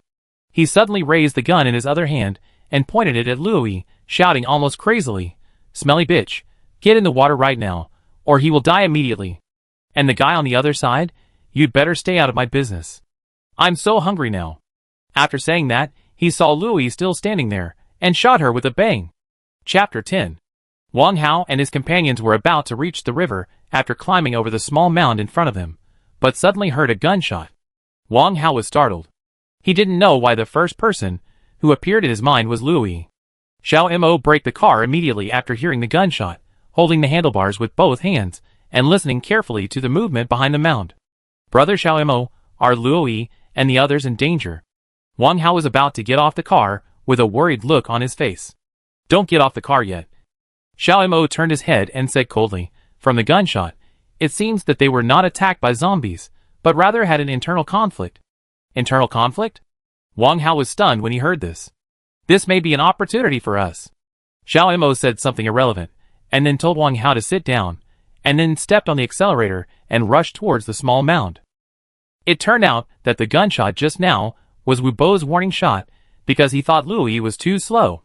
The rescue bag contained vegetables, meat, and a lot of compressed biscuits and water. This was a great temptation for Wu Bo, who had not eaten a full meal for several days. The bullet hit Luoyi's feet and splashed a cloud of dust.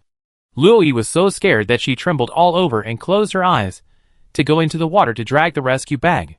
At this moment, a roar came from behind. Wu Bo looked back in surprise and saw a figure rushing towards him from midair. At the moment, when the motorcycle jumped up, Wang Hao quickly saw the situation at the time. Before he landed, Wang Hao threw away the 2 large bags behind him and rushed towards Wu Bo. Before Wu Bo could see what was going on, he was thrown to the ground by Wang Hao, who suddenly swung a palm and slashed his neck artery fiercely. Wu Bo groaned and fainted immediately. At the same time, Xiaomo quickly threw away the motorcycle, rolled on the ground, and when he stood up, he had a crossbow in his hand and pointed it at Han Liqiang, who was a few meters away. No, misunderstanding. This is purely a misunderstanding. Han Liqiang hurriedly raised his hands and tried to make himself look more amiable. This is not my idea. It was Wu Bo who made his own decision. He forced Luoyi to go into the water to get the rescue bag. It has nothing to do with me. Nothing to do with me. Xiaomo ignored him and kept facing him coldly with the crossbow. Wang Hao glanced at him without saying a word, bent down to pick up Wu Bo's pistol, and shot Wu Bo in the head without hesitation. Bang! After the gunshot, brains were splattered, and everyone present was stunned for a while. Qin Guizhong on the other side was stunned with a look of surprise, and Han Liqiang on the side was even more terrified and trembling like a sieve. In everyone's eyes, Wang Hao was just a thin, quiet boy, but he was so cruel when he got angry. Even Xiaomo had a strange expression on his face.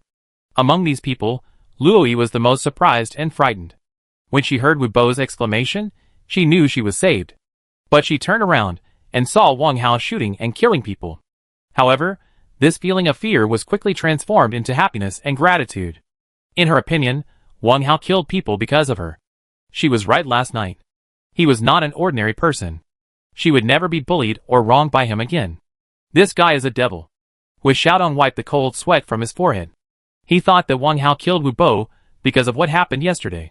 At that moment, he couldn't help but secretly thanked himself for having a good relationship with Wang Hao and not offending him. Otherwise, he might end up like Wu Bo one day. In the surprised eyes of the crowd, Wang Hao stood expressionlessly in front of Wu Bo's body for a moment, then turned around and walked to Luoyi, asking with concern, "Are you okay?"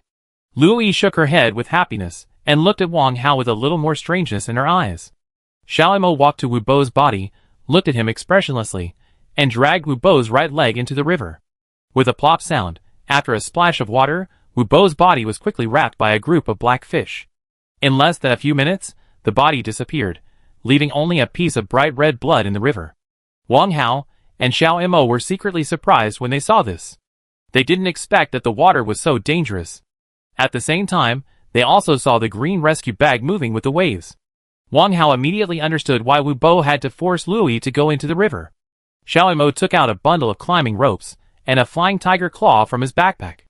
Wang Hao tied the flying tiger claw to one end of the climbing rope, twisted it several times, and then threw it out.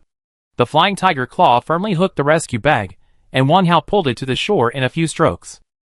When the rescue bag was made, it was considered that it would fall into the water during the airdrop, so a layer of waterproof cloth was specially added to the outermost layer of the package. Not only that, for the sake of safety, everything inside was also waterproof. After opening it, it turned out that everything was intact.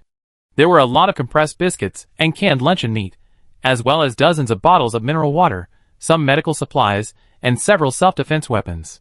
Wang Hao took out a Type 54 rifle from the rescue bag and threw it to Xiaomo, and gave the other one and the medicine to Luoyi. Luoyi took the medicine, but hesitated about the gun. "I am a girl and I can't shoot. I'd better not bring it." Wang Hao inserted the magazine and pulled the chamber open, saying, "It's very simple. The Type 54 has no manual safety. You just need to aim at the target and pull the trigger. If you meet someone like Wu Bo again in the future, just shoot directly, and no one will say anything to you." Wang Hao graduated from the famous Long City Police College. Although he did not work as a police officer after graduation, he still has a certain understanding of ordinary firearms. Luo Yi nodded and took the gun. Wang Hao put the remaining 2 sabers and bullets into Xiao Mo's black backpack. Han Liqiang looked at it and wanted to object, but did not dare to say a word. The scene just now still made him feel scared. He had to honestly return to his tanker. Besides, he also had a gun on him, but he didn't have many bullets. Although the river water dared not be crossed on foot, as long as people were in the car, there was no need to be afraid. Under Wang Hao's arrangement, everyone squeezed into the tanker, and Han Liqiang drove slowly through the river. After getting off the tanker, Wang Hao brought the 2 large bags to Chen Guizhong. "Platoon Leader Chen, I have completed the task you assigned to me. You have the final say on how to distribute these things." Chen Guizhong smiled unnaturally and said, "I think we should give them to Xiao Luo for safekeeping and distribution.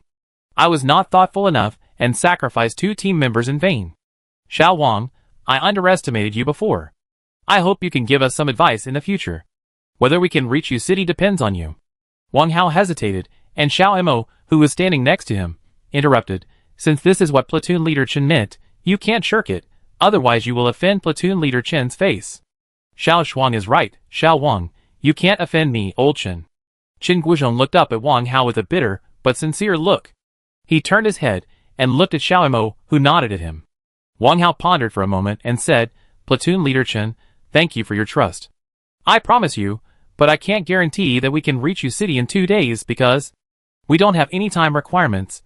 Chen Guizhong waved his hand to interrupt Wang Hao's words. "In theory, it's better to hurry early than late, but all actions must be based on safety first. The blackfish just now really woke me up. This is not a fight against enemy agents. Our enemies are hard to guard against, and we don't even know who the enemy is. I wonder if you have any good suggestions for our team. If we want to safely complete the next 200 kilometers, these vehicles must be modified." Wang Hao turned his head and looked at the 2 cars. "It's best to choose a stable large vehicle, because a small vehicle like this can't escape once it is besieged by zombies. Unfortunately, we don't have tools and welders now. The front windshield and windows of the bus need to be reinforced with steel bars. Although your off-road vehicle has a higher safety factor, we are facing zombies. Although they can't shoot, they are not afraid of death. I advise you to give up. It's not safe." Su Man has always spoken very little and did not participate in all actions. When she heard Wang Hao say that they wanted to give up their warrior off-road vehicle, she frowned immediately. This scene was seen by Chen Guizhong. He glanced at the slightly shabby bus, but did not express his opinion. At some point, Wu Xiaodong came over and said, "There are welders, but the tools are hard to find. I worked at a repair shop for a few years before. Modifications like what Wang Hao said are very simple." Wang Hao was a little surprised when he heard this. Before he could ask in detail, Chen Guizhong spoke first with a look of disbelief. "Xiaohua, this is not a joke. If it goes wrong, it will affect several lives. In the eyes of everyone, Wu Xiaodong is a social oiler who does not do his job properly, and is a person who changes his mind according to the situation. It is no wonder that such an impression is questioned." Wu Xiaodong was a little unhappy. "I say, Platoon Leader Chen, you underestimate me too much. Do you think I will joke with my life?" "Okay, everyone stop talking and hurry up to eat," Wang Hao interrupted, turned to look at Wu Xiaodong and said, "There will definitely be repair shops on both sides of the road ahead. It's up to you when the time comes." "No problem." Wu Xiaodong nodded, looked at Chen Guizhong with dissatisfaction, turned and walked away. Soon a pile of fire was lit. Everyone's shoes and pants were soaked when they went into the water to push the cart. Luo Yi took out luncheon meat, biscuits and water. Everyone simply ate some, and after roasting their clothes, they were ready to go on the road. Before leaving, Wu Xiaodong and Xiao Mo drove the bus back to the other side of the broken bridge and lifted the Yamaha 600 into the car. These foods will always be eaten up. They may be used next time when looking for food. After all, the flexibility of four-wheeled vehicles is too poor, and they are not as convenient as two-wheeled motorcycles. Chen Guizhong drove the warrior car in front to lead the way, Wu Xiaodong drove the bus carrying Wang Hao, and Xiao Mo and Luo Yi followed closely behind. Chapter 11. The three cars were moving forward with difficulty in the wreckage on the road. Compared with the national highway where Wang Hao had the car accident, this old road was an AD shape. The national highway was the vertical bar, and the old road was the semicircle. They had the same starting and ending points, but the only difference was the distance. Before the outbreak of the RS virus, it took about 4 hours to travel from Long City to Shur City on the national highway at normal speed, while the old road they were taking now took nearly 10 hours. There was always a constant flow of traffic on the national highway. Now it is probably a paradise for zombies, and a concentration of abandoned vehicles. The traffic conditions can be imagined. Qin Guizhong and his team chose this old road with few people and few cars for this reason. In the evening, a small town appeared in front of them. Qin Guizhong immediately ordered the convoy to pull over, and then got off the car to ask Wang Hao for advice. The bloody lesson told him that in this end of the world where people's hearts are scattered, only the fittest can survive. Wang Hao's suggestion was to choose an open area nearby to park and camp, and then find a way to pass after dawn tomorrow. Now the national power system has been paralyzed, and the public lighting equipment on the roadside has stopped working long ago. They are not familiar with the terrain of the town, and if they rush in, they will be courting death. Qin Guizhong thought Wang Hao's suggestion made sense, so the convoy started slowly again. When it was getting dark, Qin Guizhong found a small coal coke station on the roadside. Although the view here is not very wide, if you go further, you will be not far from the town. The coal and coke station was very small, with only a row of 4-color steel houses connected to a large scale. In front of the scale was a small open area connected to the road. At the entrance was a reflective sign with a left-turn arrow on it. Next to the arrow was written coal, coke, vehicles wait here. The convoy slowly stopped in the open area one by one. According to Wang Hao's suggestion, everyone did not get off the convoy immediately after it stopped. Instead, Wang Hao and Xiao Mo went into the 4-color steel houses to check. After confirming that there was no danger, Qin Guizhong asked everyone to get off. Soon a bonfire was lit. Wang Hao walked to Qin Guizhong, who was sitting in front of the bonfire and frowning while studying the map, and said, "Platoon Leader Chen, although no zombies have been found at the moment, it does not mean that they will not appear. I suggest that everyone stay in the car overnight, and then arrange for someone to be on duty, so that we can respond in time if danger is found." "I have thought of this, and I will arrange it." Qin Guizhong nodded after hearing it, and put down the map, and pressed his hand towards Wang Hao. "Come on, Xiao Wang, sit down, I have a few words to say to you." Wang Hao nodded and sat down. Qin Guizhong pondered for a moment, looked at him solemnly and said, "I have a request, I hope you can agree to it." "Oh!" Wang Hao seemed a little surprised to hear this. "Platoon Leader Chen, please speak." "If I die, I would like to ask you to protect Miss Su to Beijing for me," Qin Guizhong said. "No, Captain Chen, I can consider other things, but I can't go to Beijing," Wang Hao interrupted hurriedly. "You are fine. Why do you make this request?" "I am just in case. Through today's incident, I can see that you are different from others. You are more qualified to survive in this chaotic world. Miss Su has a special identity, and the country must protect her safety. Moreover, she is carrying a valuable item that needs to be handed over to the country. If I encounter misfortune, I beg you to help me out for the sake of taking you and Xiaozhuang in at that time," Qin Guizhong said, and glanced at Xiao Mo beside him. Xiao Mo did not express his opinion, as if the conversation between the two had nothing to do with him at all, and his eyes were staring blankly at the sky. Xiao Mo saved Wang Hao, and Qin Guizhong took him and Xiao Mo in. To be frank, Qin Guizhong was half his savior. Now that Qin Guizhong made such a request, Wang Hao really couldn't refuse it out of one breath. "Platoon Leader Chen, it's not that I don't agree to you, but I have to find my girlfriend and her family in Shur ahead, and then take them to my hometown to meet my parents. I can only send her to Jinshi at most. Jinshi is not far from Beijing," Qin Guizhong said happily. "Okay, thank you in advance, but the world is so chaotic, you may not be able to find them. Why don't we go to Beijing together, where there is the largest survivor base in Asia? No matter what, I must see them with my own eyes. Even if they are all infected, I have to find them." Wang Hao looked up at the starry sky with a worried look on his face. Qin Guizhong understood Wang Hao's mood, so he stopped persuading him. He patted his shoulder with a serious face, and got up to arrange the night shift staff. After Qin Guizhong left, Wang Hao's mood could not calm down for a long time, so he simply sat in front of the fire and smoked a cigarette. Recalling the scene when he shot Wu Bo in the daytime, Wang Hao still had lingering fears. He didn't know where he got such courage at that time. He shot so decisively and ended a person's life. He just wanted to save Louis, and didn't think about killing people. But when Wu Bo's head exploded in front of him, his heart was calm. What is going on? And Wang Hao couldn't help but think of Xiao Mo again. He turned his head and looked at him. Xiao Mo was still staring at the sky in a daze. What is the origin of this person? Why has he been protecting himself but is so secretive about his doubts? In his wild thoughts, it was late at night without knowing it. Han Liqiang was the one who took over the shift. Wang Hao and Xiao Mo were the first shift. After seeing Han Liqiang get off the bus, the two returned to the bus and began to sleep. I don't know how long it has been. In a daze, Wang Hao felt the bus body trembling slightly. Wang Hao's heart tightened, and he suddenly woke up. He quickly stood up and walked to the car window to look out. Under the moonlight, a huge black shadow just passed by the bus and headed towards the warrior SUV where Su Man was. Chapter 12. This slight tremor also woke up Chen Guizhong and Xiao Mo at the same time. What's wrong, Xiao Wang? Chen Guizhong came up with a nervous look on his face. There's a cow. Wang Hao whispered, but his eyes were always closely following the movement of the cow. Damn, it turned out to be a cow. It scared me. I thought I was surrounded by zombies.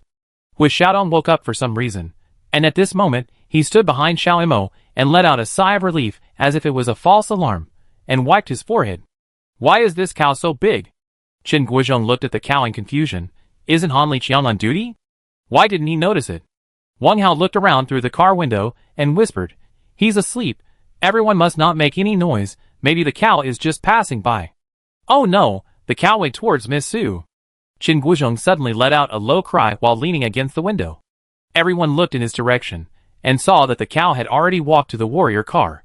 Chen Guizhong wanted to get out of the car to rescue it, but Wang Hao pulled him back. Don't worry, wait a little longer. No, there is only Miss Su in the car. I must ensure her safety. This is my mission. Chen Guizhong was anxious and his voice was raised a lot, but it was his words that woke Han Liqiang up. Who? If you don't stop, I will shoot. Everyone was shocked when they heard this. Han Liqiang was negligent in his duty, but he woke up at this time. His roar startled the cow that was originally strolling leisurely. Bang! The cow crashed into the warrior car. Not only was it huge, but it was also incredibly strong. It knocked over the 2-ton military warrior off-road vehicle. Han Liqiang opened fire amid Su Man's panicked screams. Bang, bang, bang. A box of bullets shot at the cow, but it didn't react at all. It turned its head to look at Han Liqiang and mooed angrily, and its 4 hooves flew straight at it. Han Liqiang saw the cow's appearance in the light of the fire. The cow's horns were thick, long and sharp. One of them had been broken when it hit the Ford car. The whole body was festering, and the cowhide on its body fell off while running. Han Liqiang screamed in fear, and turned to run towards the bus. At this time, everyone in the car had already prepared for shooting. Even Louis, who had just woken up, stood beside Wang Hao with a gun in both hands. Shoot! Just as Han Liqiang jumped onto the door, Wang Hao shouted, and several Type 54s and a Type 95 fully automatic rifle opened fire. The power of these 2 rifles was considered good, but the bullets fired out were like shooting into mud without any reaction, which made the mutant bull even more angry. It roared continuously, with its head lowered, as if it was an angry beast, roaring and rushing straight at it. The ground around it seemed to tremble. When it was 1 or 2 meters away from the bus, the mutant bull suddenly jumped up and hit the bus in the middle. Bang! With a muffled sound, the bus that was hit violently suddenly overturned, and the people in the car slid to the side of the ground due to inertia. When everyone reacted, they found that the mutant bull had stopped moving, and the scene soon returned to silence. Everyone, don't move. I go out and take a look first, Wang Hao said in a low voice in the darkness. Before he finished speaking, there was another heavy clatter outside. Oh no! There's another one!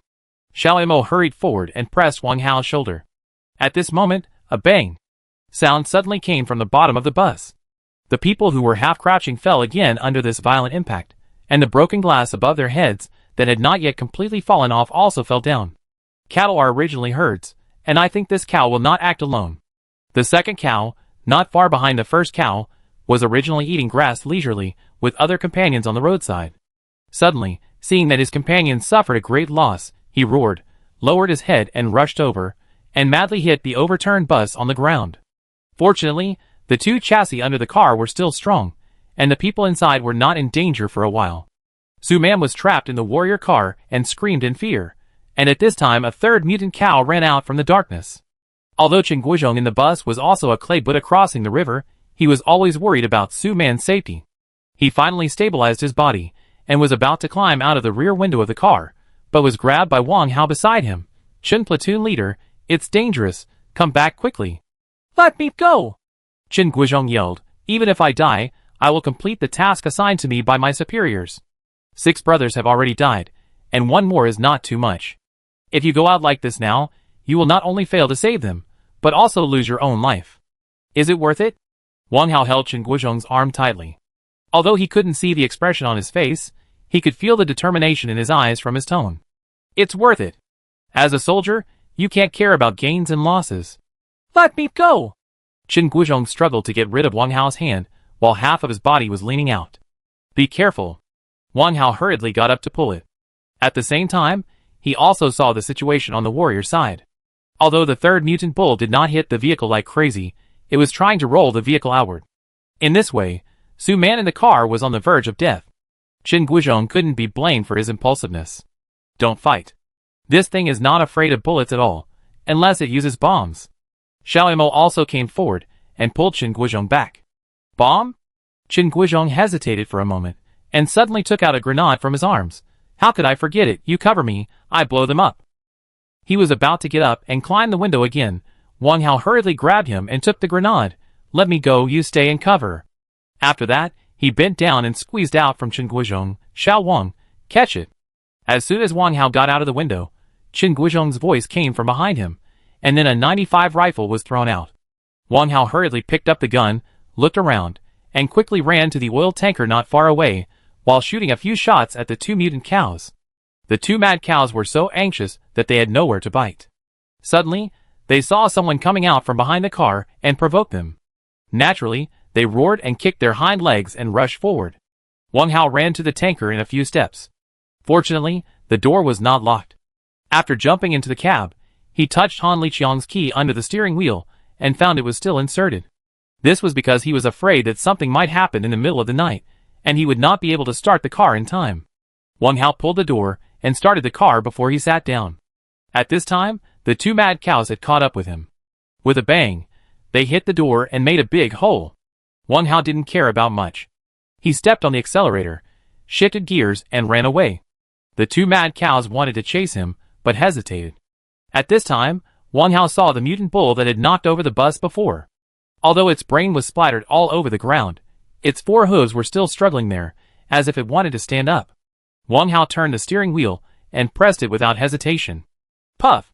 Wang Hao immediately felt the car body bumped, as if something disgusting was crushed. Through the rearview mirror, Wang Hao saw that the bull was crushed in the middle by him. The 2 mutant bulls chased up like crazy and followed the car to hit the car body desperately. Wang Hao saw that the effect was achieved, and immediately turned the direction and drove into the darkness. When passing the warrior car, he found that Su Man in the car had no sound, but he didn't care about her safety at this time. Wang Hao drove a few hundred meters in the dark, and put the car in neutral gear, and started to pull the car, but he climbed from the cab to the roof. The 2 mad bulls that had been chasing him saw that the car slowed down, and quickly launched an attack. Under their suicidal bites, the cab soon changed. Wang Hao quickly climbed from the roof of the car to the oil tank, unscrewed the top cover, pulled off the grenade safety ring, and threw it in with a plop. Sound. Chapter 13. Boom! The raging fire waves suddenly rose, iron sheets and steel plates flew like bullets, and the 2 mutant cows that tried to avenge their companions were instantly blown to pieces. Wang Hao patted the dirt on his body, and climbed up from behind the pile of dirt. At this time, Xiao Mo and Luoyi ran over. After seeing that Wang Hao was safe, they breathed a sigh of relief. Although Chen Guizhong was also concerned about Wang Hao's safety, Su Man was more important to him, so he rushed over immediately. Chen Guizhong kicked the deformed car door open with a few kicks. Su Man, who was sleeping in the car, had fainted from fear. Her arm was injured, and blood seeped out and dyed half of her body red. Chen Guizhong was so scared that he asked repeatedly, Miss Su, are you okay? Those mad cows have been blown to death. Please say something. Hu Xiaodong was standing not far behind Chen Guizhong at this time. He suddenly smelled a strong smell of gasoline. He looked down and hurriedly reminded Chen Guizhong, Sergeant Chen, the car is leaking oil. Miss Su must be transferred out quickly. Chen Guizhong subconsciously looked down and was frightened to sweat. The fuel tank that was broken by the horn was gushing out gasoline. 2 broken threads were hanging under the rotten taillights. When the wind blew, a small spark came out with a sizzle sound. Hui Xiaodong hurried forward to help Chen Guizhong carefully carry Su Man out. Hui Xiaodong picked her up and ran out. After rescuing Su Man, Chen Guizhong still refused to leave. He tried desperately to open the trunk. Wang Hao saw this and hurriedly shouted, "Platoon leader Chen, hurry up, it's going to explode soon." Chen Guizhong shouted without raising his head, "You guys hurry up, don't worry about me, take Miss Su as far away as possible." Sizzle! Another spark flashed. Chen Guizhong acted as if he didn't see it, his fingernails were cracked, and finally he opened the deformed trunk. There was a suitcase inside. Seeing that the suitcase was not deformed, he breathed a sigh of relief, and hurriedly picked up the suitcase and ran out. Sizzle! A bigger spark flashed, boom! The warrior car was finally detonated, and at this time Chen Guizhong ran a few steps away.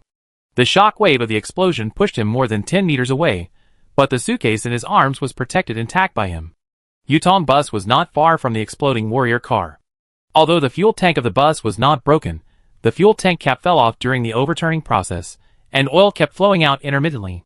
At this moment, the thin oil traces were slowly flowing along the inconspicuous slope towards the burning warrior car. Boom! The explosion sounded again, and the bus was instantly engulfed in flames. The clothes, food, water and bullets left on it were all destroyed. Fortunately, no one except Chen Guizhong was injured by the third explosion. Although he was also thrown to the ground by Wang Hao at the moment of the explosion, he was left with a fatal wound because of the explosion of the warrior car. After the explosion wave passed, Luo Yi hurriedly checked his injuries and found a rectangular iron sheet stuck in his back, and blood was constantly oozing out along the iron plate. Wang Hao grabbed the suitcase Chen Guizhong was holding and yelled, "You are stupid, what is worth your life?" Chen Guizhong coughed twice and said intermittently, Little Wang. You listen to me. Answer. Promise me. You must protect Miss Su and this bottle of RS original body to the capital." RS original body? Wang Hao was stunned. Xiao Mo frowned, squatted in front of Chen Guizhong and asked, "Are you saying that the box contains the RS original body?"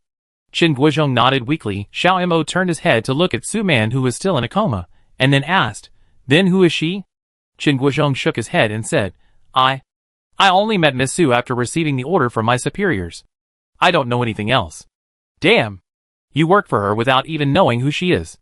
I say, platoon leader Chen, did she give you any benefits?" Hui Xiaodong looked at Su Man in disbelief, and then at Chen Guizhong. "Shut up." Although Chen Guizhong was seriously injured, his roar was full of energy. He insisted on sitting up from the ground, gently touched the suitcase and said, This is related to the future of all mankind. How can it be measured with money?" As soon as these words came out, everyone present was surprised. Chen Guizhong carefully took the box from Wang Hao's hand, gently put it on the ground, and opened it. It was filled with special fillers, and a rectangular metal box was fixed tightly in the middle of the fillers. Chen Guizhong dug it out several times before digging it out, and carefully opened the small box. A glass syringe filled with light red liquid appeared in front of everyone. "Damn, it's just an ordinary glass syringe. So why are you so desperate?" Hui Xiaodong stared at the open metal box in Chen Guizhong's hand with disapproval. This is not an ordinary syringe. It contains the RS virus original body that Miss Su and her team extracted from a human who was bitten by a zombie, but did not mutate after the RS virus broke out. This is related to the development of the RS vaccine. Chen Guizhong said, and his eyes fell on Wang Hao's face again. "You must protect Miss Su and this virus original body to Beijing safely. Whether this world can return to the past, it depends on you." Hearing this, Xiao Mo frowned and said nothing. His eyes kept staring at the small box in Chen Guizhong's hand, as if his heart was bound by something. And Chen Guizhong kept stumbling, and blood kept flowing out of the corners of his mouth. Luo Yi wanted to stop him, but was stopped by Wang Hao's secret hand. Chen Guizhong's injury was fatal. He would not rest in peace if he didn't let him finish his words at this moment. But Wang Hao was hesitant in his heart. Although Chen Guizhong's words gave him great hope, it was difficult to reach Yu City now, with zombies and various mutant creatures rampant, let alone go to Beijing. Chen Guizhong stared at Wang Hao eagerly. Perhaps if Wang Hao nodded, he would close his eyes and leave peacefully. But Wang Hao knew that if he nodded, he would be in danger of death, unless there was a plane in Yu City that could take Su Man and the virus body away.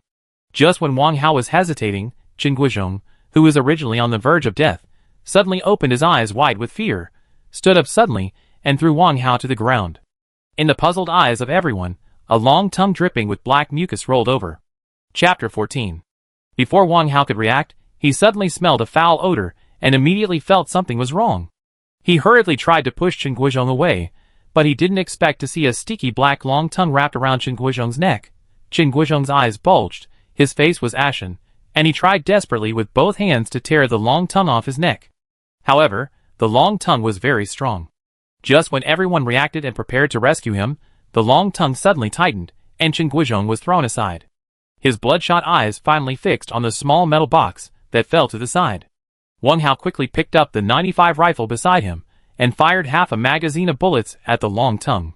The long tongue came out of the mouth of a short male zombie wearing a coal coke station work uniform. At that time, the scene was chaotic and the light was not good, so no one noticed that a zombie had sneaked in. Everyone was busy treating Chen Guizhong and Su Man. If Chen Guizhong hadn't risked his life to save them, the person who died now would probably be Wang Hao. However, to everyone's surprise, the zombie in front of them was different from the previous ones. In the past, zombies moved slowly, and as long as they had enough ammunition, they were all sitting ducks. But now, the zombie easily dodged the half-volley of bullets that Wang Hao shot at. Even humans with formal training could not achieve such a level of agility. Wang Hao was a little overwhelmed for a moment, and when he pulled the trigger again, there was only a click, and the bullets were all gone. At this time, the long-tongued zombie was also enraged, and with a scream, it rushed towards Wang Hao with its disgusting black tongue in its mouth. Hui Xiaodong, who was closest to him, hurriedly fired, but after 2 shots, Hui Xiaodong's Type 54 rifle was out of bullets. He had not received formal shooting training, and the 2 shots just now were completely fired randomly in a hurry, so he didn't even touch the edge of the zombie. The black-tongued zombie was completely enraged, and suddenly turned to pounce on Hui Xiaodong. At this time, Hui Xiaodong had no reaction. He was completely frightened by the black-tongued zombie. He just stood there stupidly, watching the disgusting black tongue rolling towards him. At this moment, whoosh!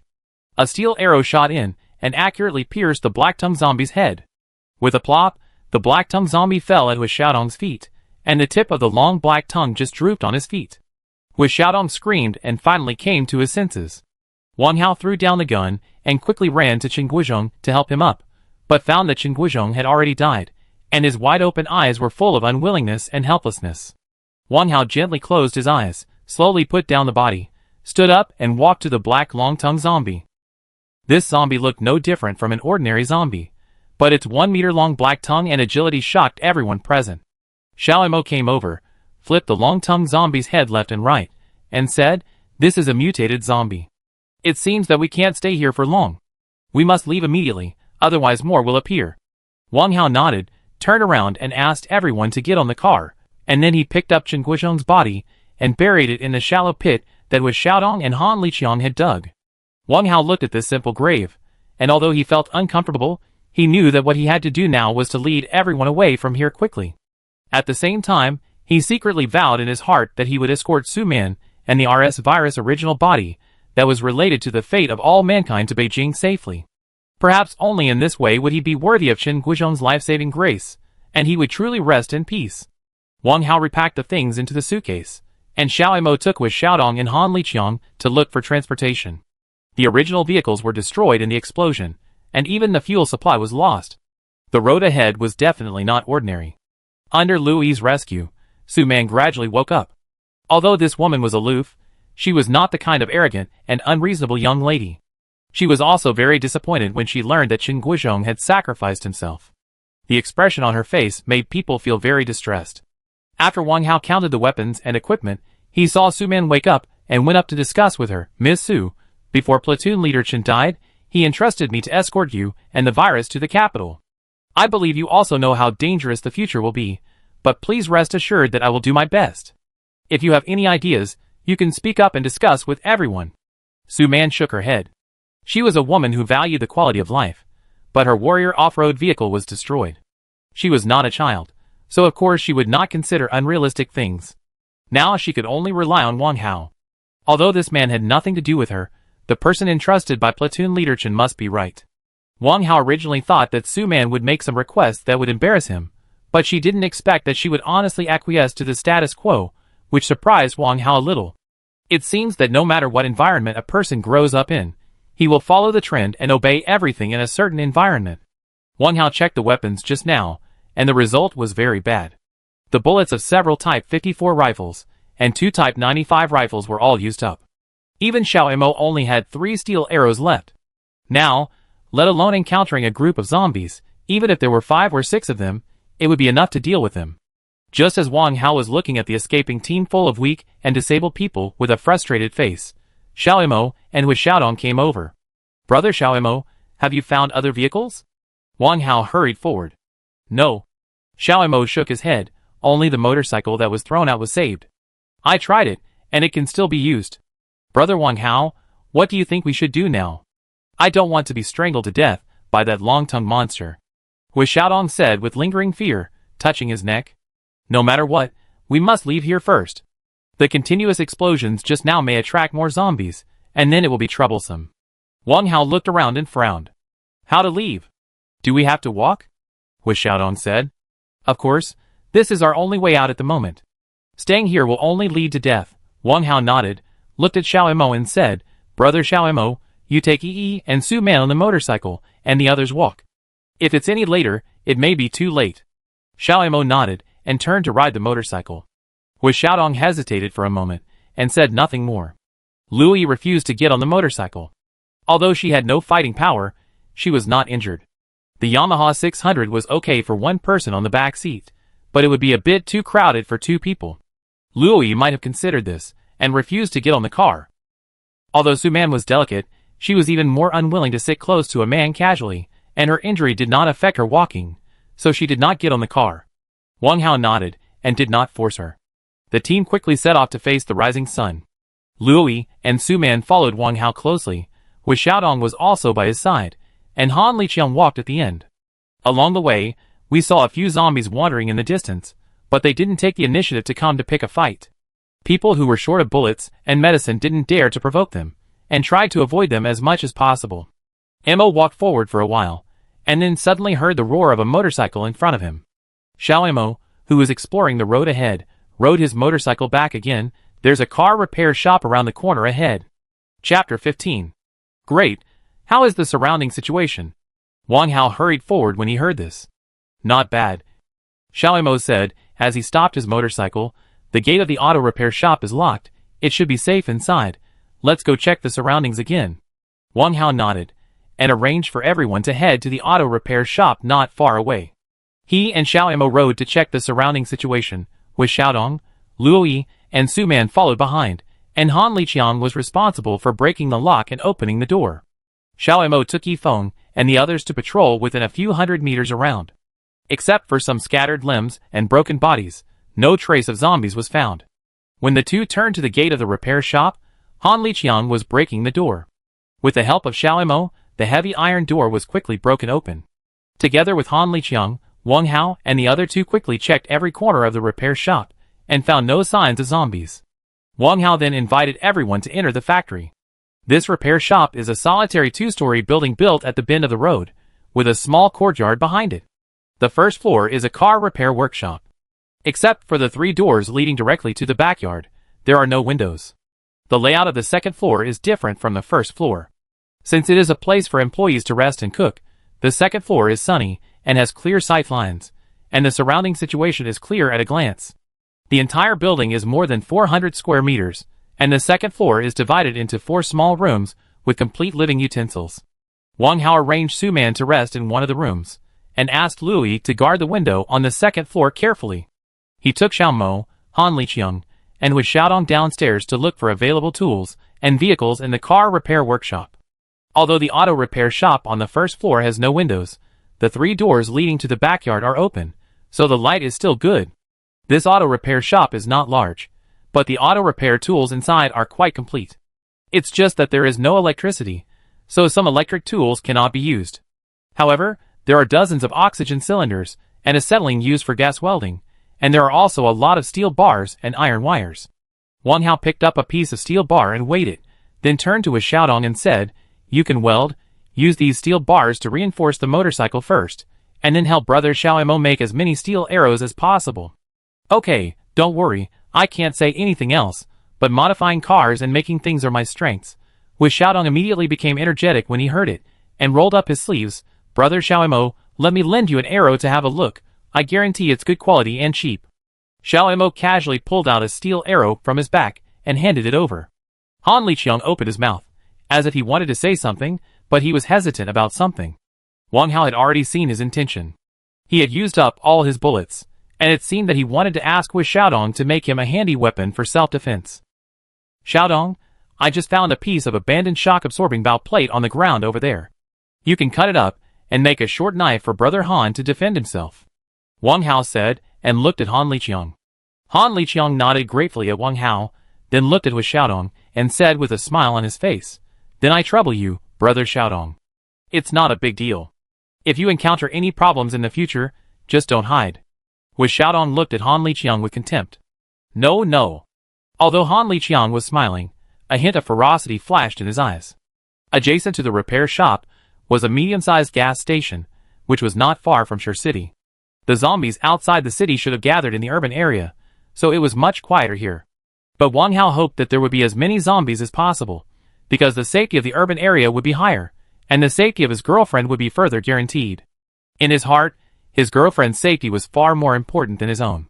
If his girlfriend really encountered misfortune, he would rather be torn apart and eaten by his girlfriend than kill her. With a heavy heart, Wang Hao followed Xiaomo and sneaked into the gas station. The gas station was full of vehicles waiting for refueling, all of which were bloodstained and covered with body parts. Wang Hao and Xiaomo endured the stench and cleaned out a good Mercedes-Benz G500. The only thing about this off-road vehicle was the front windshield, which was covered in blood. It seemed that zombies had bitten a living person on it. Wang Hao and Xiaomo found a lot of cloth and collected a few buckets of water from the tap to clean it up. Xiaomo checked the gas pump, but because there was no electricity, there was no oil flowing out. The two had to break open the oil tank buried underground to find enough oil. The RS virus had been rampant for a short time, and both food and oil were sufficient. If it lasted for another 3 to 5 years, natural evaporation would be enough to consume a gas station of this size.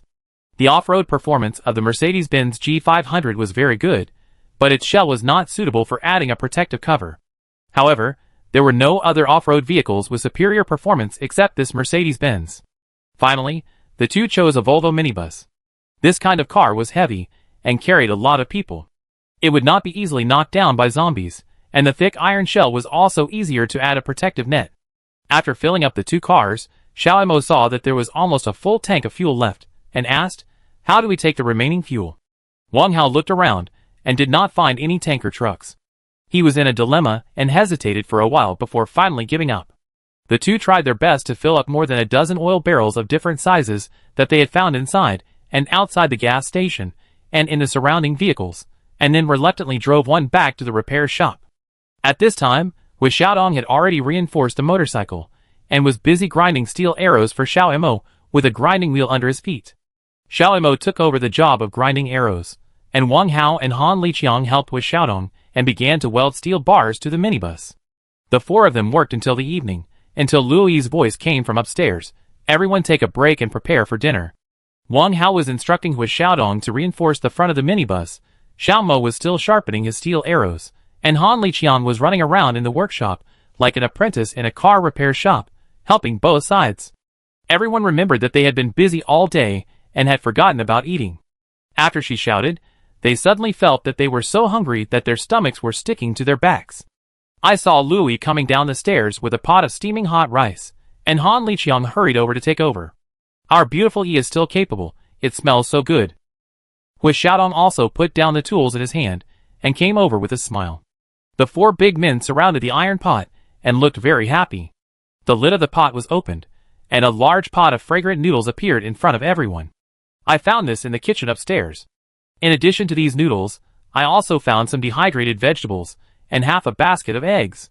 If we save them, it will be enough for us to eat for a few days.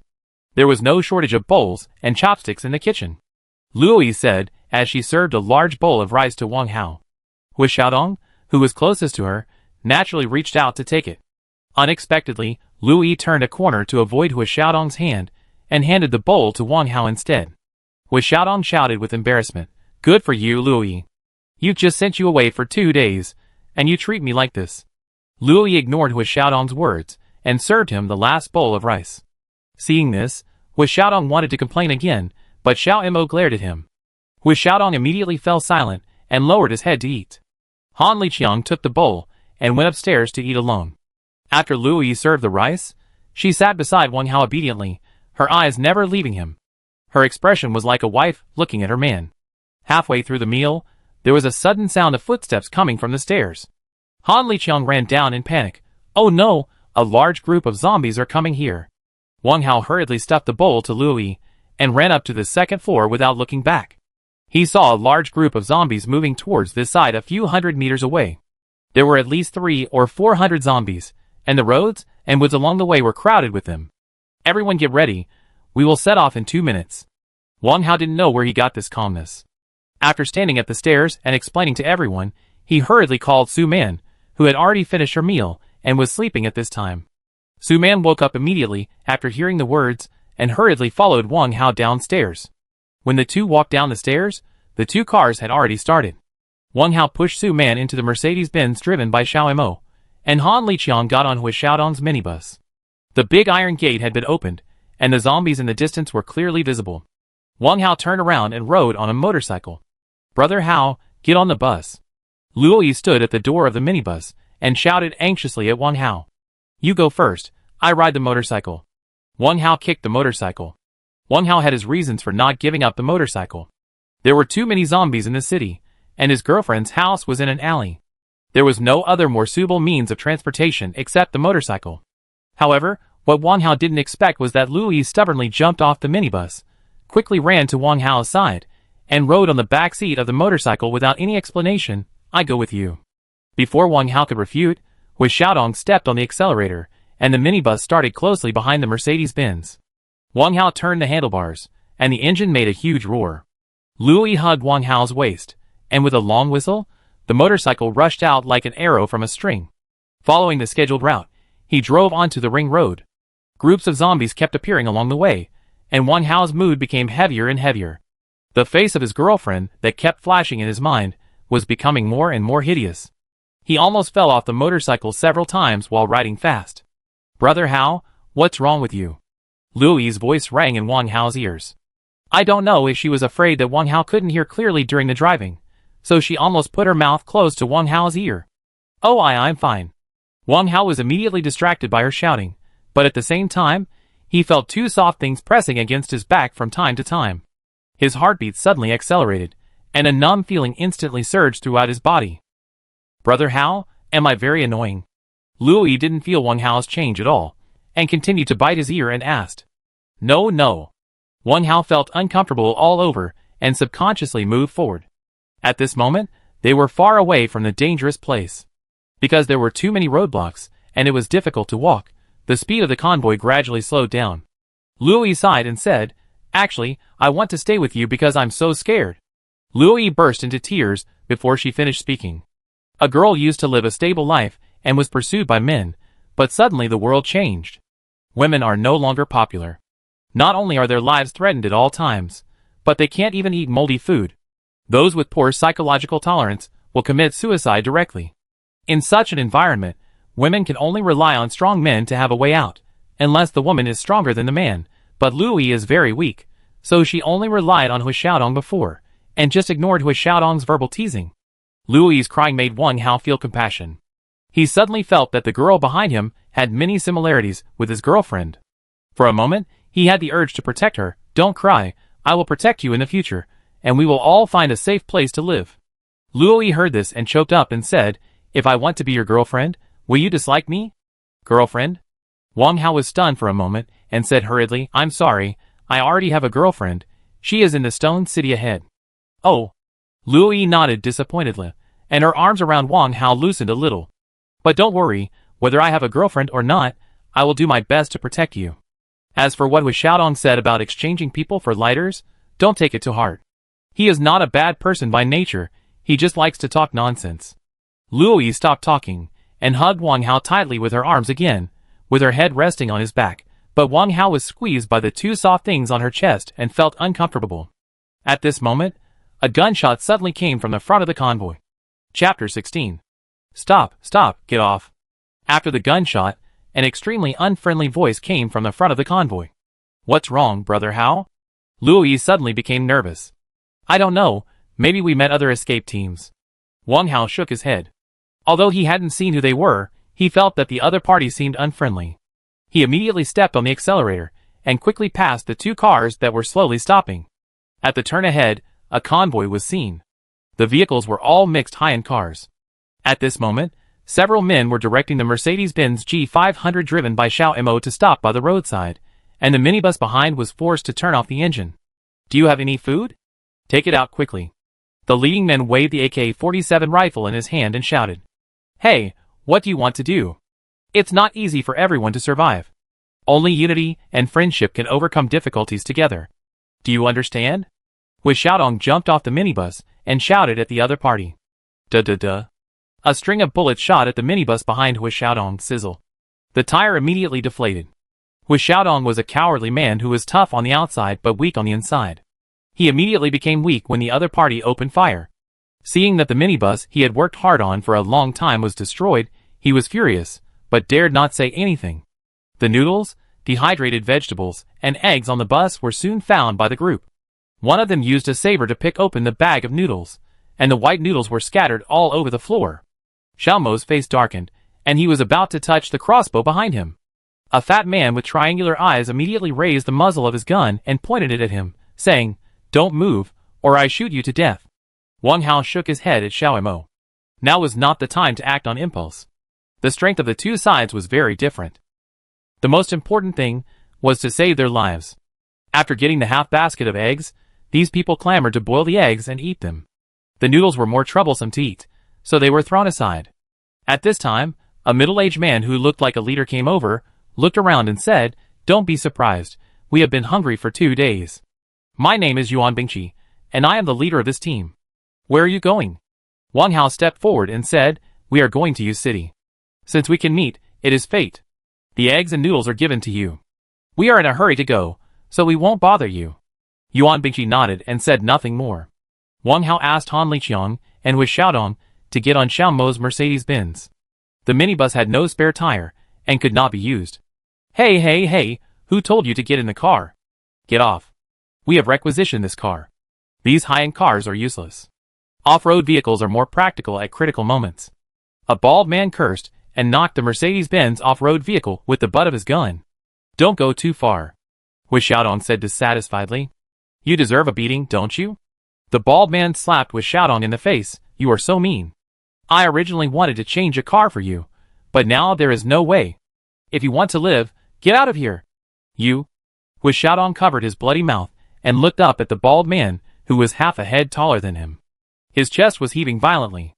He wanted to take action, but was worried that he was not his opponent. What, you are not convinced? I will kill you today. Seeing that Hui Xiaodong dared to stare at him, the bald man's eyes were fierce, and he took a step back and put the gun on Hui Xiaodong's forehead. Just when his finger was about to pull the trigger, a figure suddenly flashed before his eyes.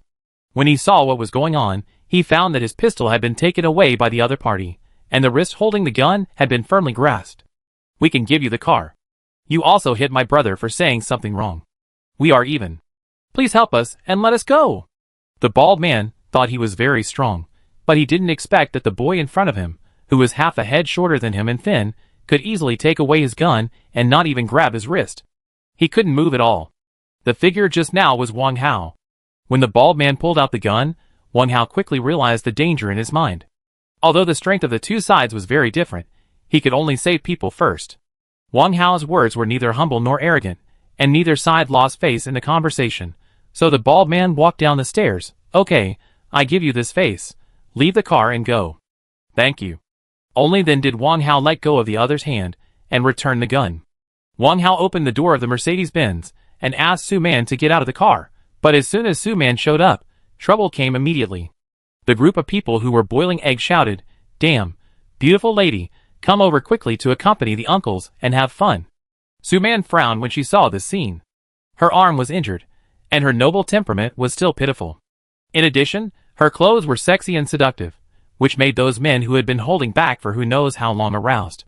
Wang Hao tried his best to block Su Man with his body, but it was useless. Yuan Bingqi had just taken out an egg from the kettle hanging over the fire, and was about to peel it, when he suddenly saw Su Man standing up with a smile. Hey, don't leave in a hurry. If you want to leave the woman behind. The brothers haven't had meat for almost half a month. As soon as Yuan Bingqi spoke, two of his men came forward to pull Su Man. Su Man was noble, but she was not so arrogant as to face the gun. Seeing two lecherous men rushing towards her, she screamed and tried to run away. Wang Hao grabbed her and hid behind him. The two men rushed to Wang Hao in a few steps, pointed their guns at him and said, "Get out of my way if you know what's good for you, or else." Before he finished speaking, there were two bangs, and the two men were instantly knocked down by Wang Hao's two punches. At the same time, Xiao Mo had quickly taken down his crossbow and aimed at Yuan Bingqi. This is called capture the leader first to capture the thief. Wang Hao took the AK-47 rifles from the two people on the ground and pointed them at the other group of people with one hand.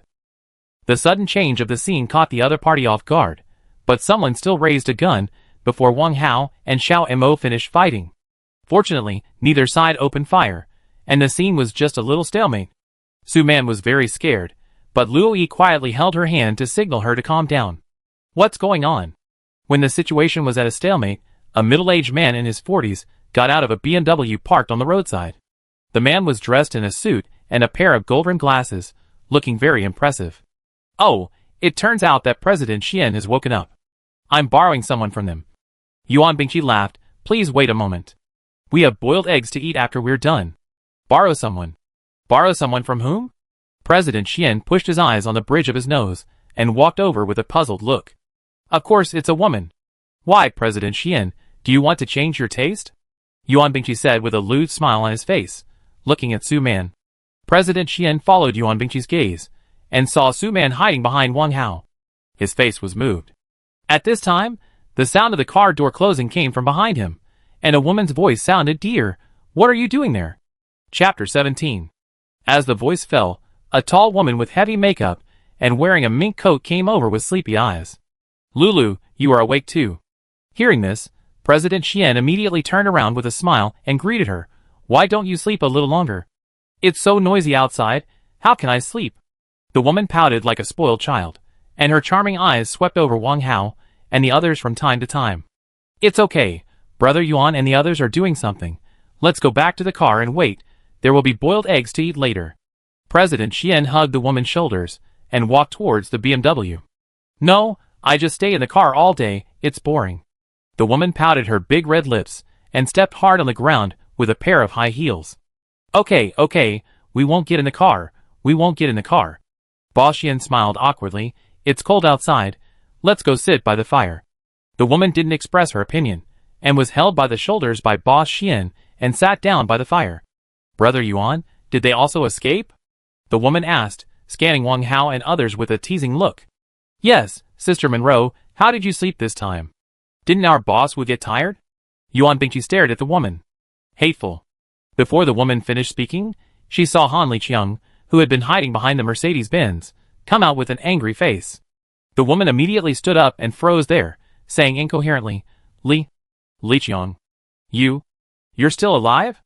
Han Liqiang glared at her, and his fierce eyes fell on Boss Xian's face full of doubts, pointing at him and said, When I was in there, you divorced me for this traitor. No. Listen to me. The woman was about to run forward, but was grabbed by President Xian's arm. Lulu, who is this person? Didn't you say you were never married? Dear, The woman stopped talking. At this time, Yuan Bingqi looked back and forth at President Xian and Han Liqiang with interest and said, President Xian, what do you need us to do? Wang Hao immediately became alert when he heard this. Although Han Liqiang was always unpopular, he was still on his side. If he suffered a loss, it would not only lose face, but also his morale would be greatly hit. As for his relationship with the charming woman opposite, it was no longer important. The first problem to be solved was how to resolve this war, with a huge disparity in power. While he was thinking, he suddenly heard a scream. The bald man who had just slapped with Xiaodong had a long black tongue sticking out of his chest. On the roof of an Audi A8 not far behind him, a zombie with a long tongue was lying on it. 2 rows of black fangs in his rotten lips shone in the cold sunlight of the early spring afternoon. This long-tongued zombie was a security guard before he was infected. This can be seen from his tattered clothes. His exposed arms were covered with black veins, and his long tongue was black and thick. There were countless tiny tentacles on both sides, just like a huge black centipede suddenly drilled out of his mouth. It was so disgusting and terrifying. The long-tongued zombie reacted very quickly. After killing the bald man, it jumped up and pounced on a scarred face on the other side. The scarred face reacted very quickly and immediately fired a string of bullets from his AK-47, which was already on guard. However, because of excessive tension, all of the bullets from the scarred face hit the long-tongued zombie's abdomen. The long-tongued zombie just stumbled in the air and pounced on him. With a swish, it tore off half of the scarred face's scalp. It was the first time for Yuan Bingqi and others to encounter such a powerful zombie. They had been walking for 7 or 8 days, and were already familiar with ordinary zombies that were not very dangerous. Suddenly, when they saw such a long-tongued monster jumping up and down like a monkey, their first reaction was to run. However, Wang Hao knew that when facing a long-tongued zombie, he could not escape at all, because no matter how fast he ran, he could not be faster than it, so killing it was the only way to solve the problem. Scarface threw away his weapon and grabbed his bloody face with both hands. He screamed hysterically and rolled on the ground. His appearance directly frightened a tall woman named Lulu to faint. President Xiang glanced at her in a hurry, turned around and ran away to compete with Yuan Bingqi. The two of them rushed into the car at almost the same time, and at this time, someone behind them screamed again, and for a while, the gunshots and screams were mixed together. The long-tongued zombie jumped around in the crowd and was difficult to aim at. Wang Hao fired several shots, but failed to hit its head. The 2 steel arrows shot by Xiao Imo also missed. Su Man and Luo Yi hid behind Wang Hao nervously. At this moment, they placed all their hopes on Wang Hao. However, this long-tongued zombie was not like the last one that stood there stupidly and let Wang Hao and Xiao Imo slaughter it. It went east when the crowd went east and west when the crowd went west. Although its firepower was strong, it did not hit the vital parts. At this moment, the long-tongued zombie's eyes suddenly fell on Lulu, who was lying motionless on the ground. The long tongue suddenly retracted and was about to attack. Suddenly, a strong figure pounced on it, with a sound of puff. A sharp knife that had not yet formed pierced into the abdomen of the long-tongued zombie. Chapter 18. The long-tongued zombie screamed, and its long black tongue suddenly changed direction in midair and rolled back quickly. This scene happened too quickly. When everyone reacted, they saw that the centipede-like black tongue had already touched Han Liqiang's chest. At this critical moment, a saber and a steel arrow shot from different directions. Almost at the same time, both of them pierced into the head of the long-tongued zombie. With a thump, after a burst of dust, the long-tongued zombie fell in a pool of dirty blood. The rotten black body twitched a few times and then disappeared. "Are you okay?"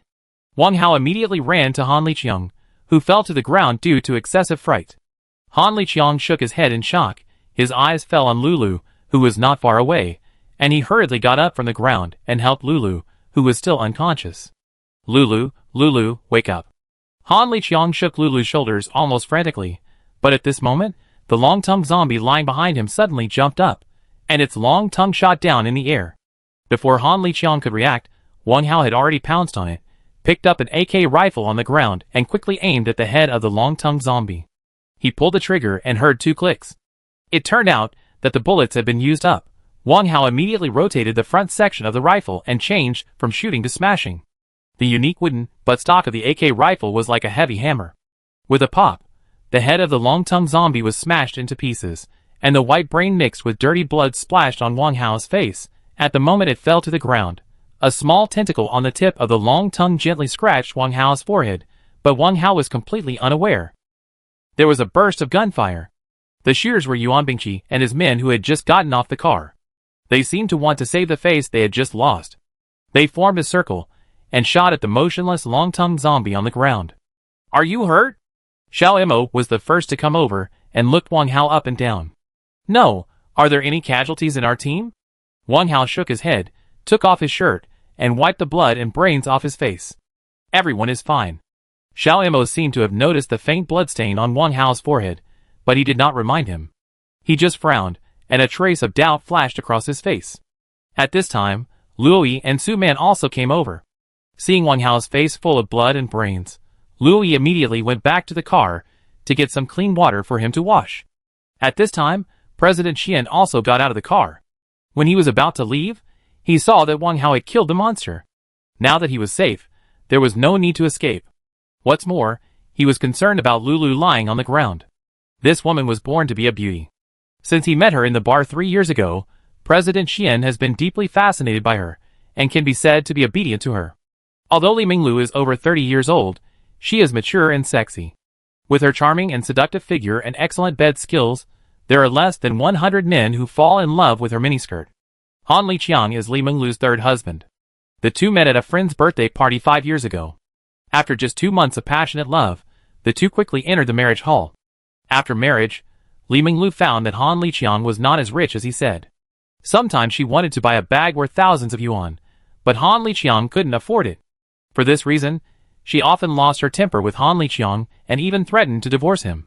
As a truck driver, Han Liqiang only earned 4,000 to 5,000 yuan a month. Apart from housing and daily expenses, he had almost no money left. Li Minglu herself did not have a proper job and spent most of her time in bars, playing mahjong and shopping. Han Liqiang, who was already in his 30s at the time, was like most men. He was deeply fascinated by this charming woman.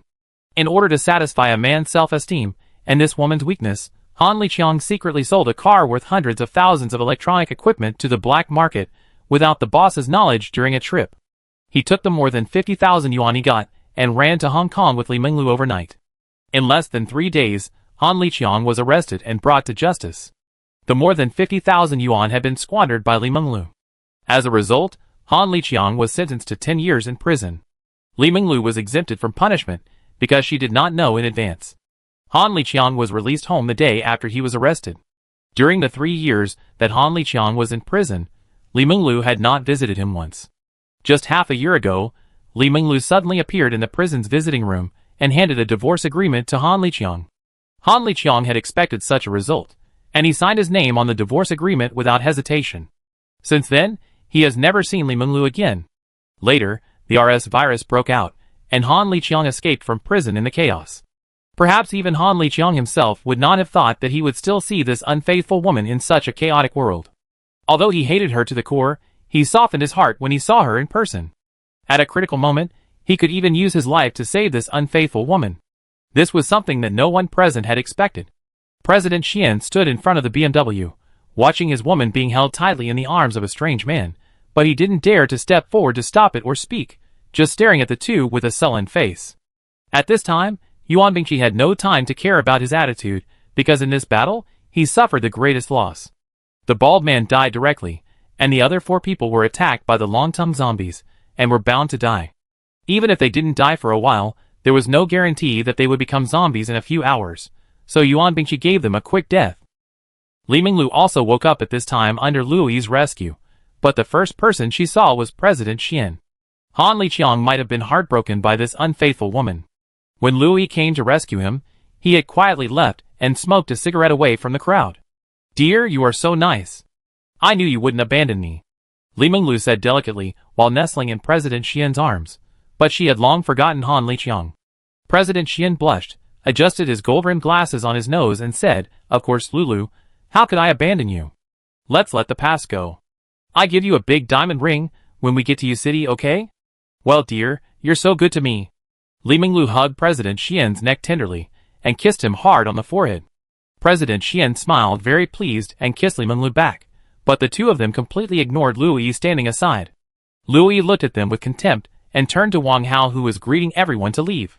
At this time, Yuan Bingqi came over after organizing his team, patted Wang Hao on the shoulder and said, "Boy, you are good at fighting, we can give up that woman, we are short of people here, you all stay." Yuan Bingqi said with a firm look, and the 4 remaining team members under his command also pointed their guns at Wang Hao and his team intentionally or unintentionally. Chapter 19. Wang Hao frowned and said nothing. Hu Xiaodong seemed anxious and was about to interrupt, but was stopped by Wang Hao's eyes. In the case of a huge disparity in strength between the enemy and us, the only wise choice is to obey the enemy first. Okay, since you don't say anything, I will take it as your consent. Pack up and get ready to go. Yuan Bingqi smiled proudly and turned back to his team. Wang Hao, why didn't you let me speak just now? Do you really want to be with such a scum? Hu Xiaodong glanced at Yuan Bingqi's back with dissatisfaction and said angrily, Hao, do you have any plans? Xiao Mo glanced at Hu Xiaodong and asked, Our current combat power is too weak. If we encounter a group of zombies, we will not be able to escape. Although Yuan Bingqi and his team have lost a lot of members, their combat power cannot be underestimated. We can only obey their wishes first, and then act according to circumstances. At this point, Wang Hao lowered his head and pondered for a moment. Brother Xiaomo, you, Xiaodong and platoon leader Chen are all my lifesavers. I have a request that I hope you can agree to. You say. Xiaomo nodded slowly. When we arrive in Shishir, Su Man and the suitcase will be handed over to you. I hope you can help me fulfill platoon leader Chen's last wish and escort them safely to Beijing. I want to find my girlfriend and her family. Whether they are alive or dead, I want to see them with my own eyes. Xiaomo pondered for a moment and looked at Wang Hao. I go with you. Hui Xiaodong hesitated and opened his mouth several times but stopped talking. You stay to protect everyone's safety. We will be back soon. Xiaomo turned to look at Hui Xiaodong and said, I'm just afraid of holding you back. You don't know that I couldn't even fight before. Hui Xiaodong scratched his head embarrassedly, but don't worry, I will definitely protect everyone's safety and make sure they don't lose a hair. Brother Xiaomo, you should all stay. I don't want to implicate everyone because of me. Besides, there are so many of them, how can Xiaodong defend them alone? That's it. Xiaomo waved his hand and continued to say to Hui Xiaodong, go tell Han Liqiang that we should leave, don't let him do anything stupid again. Hui Xiaodong nodded, turned around and walked towards Han Liqiang. Okay, call everyone to get on the car, I ride the motorcycle. After Xiaomo said that, he went to ride the motorcycle directly. Wang Hao looked at his back and hesitated for a moment, then he greeted everyone to get on the car with a heavy heart. Han Liqiang also came over accompanied by Hui Xiaodong at this time. When he passed by Wang Hao, he nodded to him with gratitude. Before getting on the car, he still looked at Yuan Bingqi's team with hope, but he didn't find Li Menglu's shadow, and his eyes couldn't help but be a little disappointed. This scene did not escape the eyes of President Xian. Although this man named Xian Zhang looked decent on the surface, he was actually full of bad water in his skin. He was not only jealous, but also timid and cowardly. After seeing Wang Hao and the others get on the car, he quietly pulled Yuan Bingqi aside. Boss Yuan, I saw those two people were contaminated by zombie blood just now. Should we clean them up? What if? I saw it a long time ago. Who the hell said that this kind of contact will definitely lead to infection? I don't know how many zombie bloods have splashed on my face. How come I am fine? Those two are quite skilled. I will keep an eye on whether they have turned into zombies. You don't have to worry about that. Yuan Bingqi said this, squinting at him and said, Boss Xian, you are really cruel. After all, those two saved your girlfriend's life. You actually want to get rid of them? Xian Zhang smiled awkwardly and rubbed his hands and said, I am also considering the safety of our team. Besides, Lulu is my woman now. There is no need to give the credit to them. But then again, Boss Yuan, you also saw how powerful the zombie was just now. Do you want to reconsider my opinion? Consider it for nothing. If you are afraid of being cuckolded, I will kill them now, and then you can lead the way. How about that? Yuan Bingqi waved his big hand impatiently. He did not notice the faint bloodstain on Wang Hao's forehead. In his opinion, as long as he was not bitten or scratched, he would not be infected. Xian Zhanghe said this out of his own selfishness. Although Yuan Bingqi loved money, he was not willing to be used by others. Xian Zhanghe shut up immediately after hearing this. He knew the character of this boss Yuan very well. He might not do what he promised you, but he would turn his face faster than anyone else. If he really got rid of the big worry for himself, then he really dared to push himself to the front to clear the way. That would be too worthless. After weighing the pros and cons, Xian Zhanghe had to return to the BMW in dismay. It was dark not long after the convoy set off. At this time, it was less than 2 kilometers away from the urban area of Shishir. Under the night sky, the outlines of some urban buildings could be seen. To be on the safe side, the convoy stopped in a relatively open area beside the ring road. Because the long-term zombies' sneak attack just now caused the plan to boil eggs to fail, Yuan Bingqi and others were already starving at this moment. After getting off the car, they quickly lit a fire and poured all the remaining dozens of eggs into the kettle to boil. Louis found an iron pot and some clean water in an abandoned RV on the roadside. Before setting off, Louis packed up the remaining half bag of noodles, and Hui Xiaodong found firewood, set up the iron pot, and started to cook. Han Liqiang had been sitting in a deserted place smoking silently. Xiao Imo and Li Shan were on guard around. Feng Xiufei was still staying in the car with his eyes closed. Wang Hao wanted to go up and persuade Han Liqiang, but he just stood up from the ground and suddenly felt dizzy, and then a chill rose from the soles of his feet and instantly spread throughout his body. Wang Hao couldn't help but shiver, hugged his arms, and sat down next to the Mercedes-Benz again. He just thought he had a cold, and he would be fine after drinking some hot soup and sweating. Luo grew up in the countryside, and was not unfamiliar with cooking. Su Man was a rich lady, but since Chen Guizhong's death, her mentality has slowly changed. Now she can simply help Luo. The two chatted while cooking noodles. There was no oil, no salt, no chopped green onions, ginger and garlic. Originally, they wanted to make egg soup noodles, but all the eggs were taken away by Yuan Bingqi and others, and now they can only make a pot of clear soup and white skin noodles. However, the bland white noodles attracted the team members over there, and they took away half of the pot with a broken basin. Hui Xiaodong was so angry that he wanted to curse again, but Luo grabbed his arm and shook his head at him. He also remembered the slap in the face during the day, so he had to mutter a few words and served himself a bowl and squatted by the fire to eat alone. Han Liqiang was depressed and had no appetite. He just smoked one cigarette after another. Suddenly, a steaming boiled egg was handed to him from behind. Liqiang. Chapter 20. Hearing this, Han Liqiang trembled all over, and suddenly looked back, and found that it was Li Menglu. He was surprised and happy at the moment, and suddenly stood up and hugged her. Monlu, I miss you so much, I know you won't abandon me. Han Liqiang held Li Menglu's face with a trembling voice, and pouted his unshaven mouth to kiss her. Let me go! Li Menglu pushed him away with a look of disgust. Liqiang, don't misunderstand. I came here to tell you something. I am now Mr. Xian's person. Don't bother me anymore in the future, okay? Monlu, what did you say? Han Liqiang was stunned, a little bit unbelieving his ears. Would you please sober up? It's over between us a long time ago. I'm leaving. Take care of yourself. Li Menglu stuffed the boiled egg into Han Liqiang's hand, and was about to turn around and leave. But Han Liqiang grabbed her arm. Monroe, how can you be so heartless? I was in jail for you back then, have you forgotten? Han Liqiang, I've said what I should say, please let me go, it won't be good if President Xian sees it. Li Menglu's face darkened, and she said coldly, his bodyguards are not just for show. After saying that, she shook off Han Liqiang's hand, turned around and disappeared into the darkness. Monroe. Han Liqiang hesitated for a moment, and was about to shout and chase, but a hand suddenly stretched out from behind and covered his mouth. If you want to die, don't implicate us all. The person who spoke was Hui Xiaodong.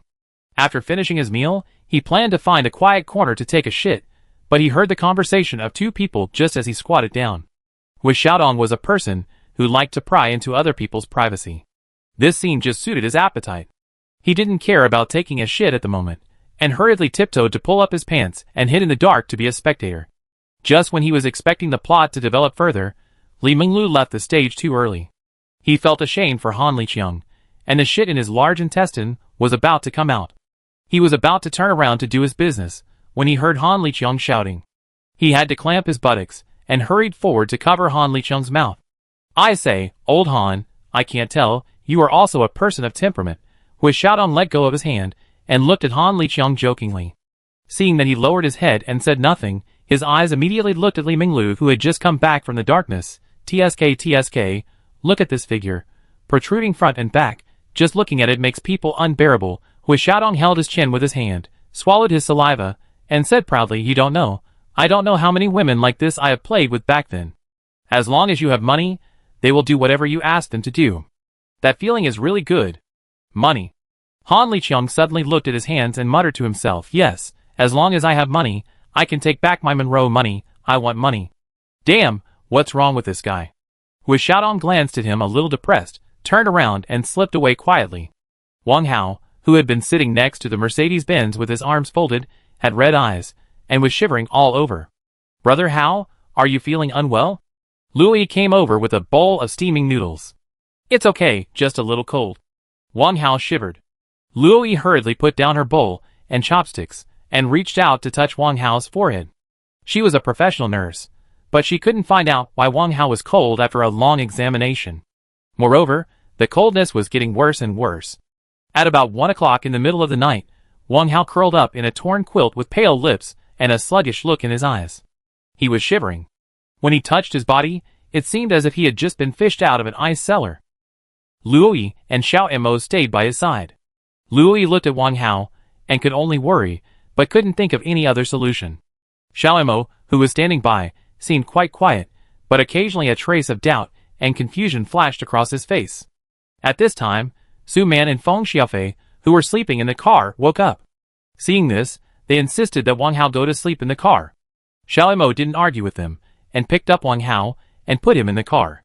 However, this little increase in temperature was of no use to Wang Hao. He was still shivering, his lips were pale, and he was in a semi-comatose state.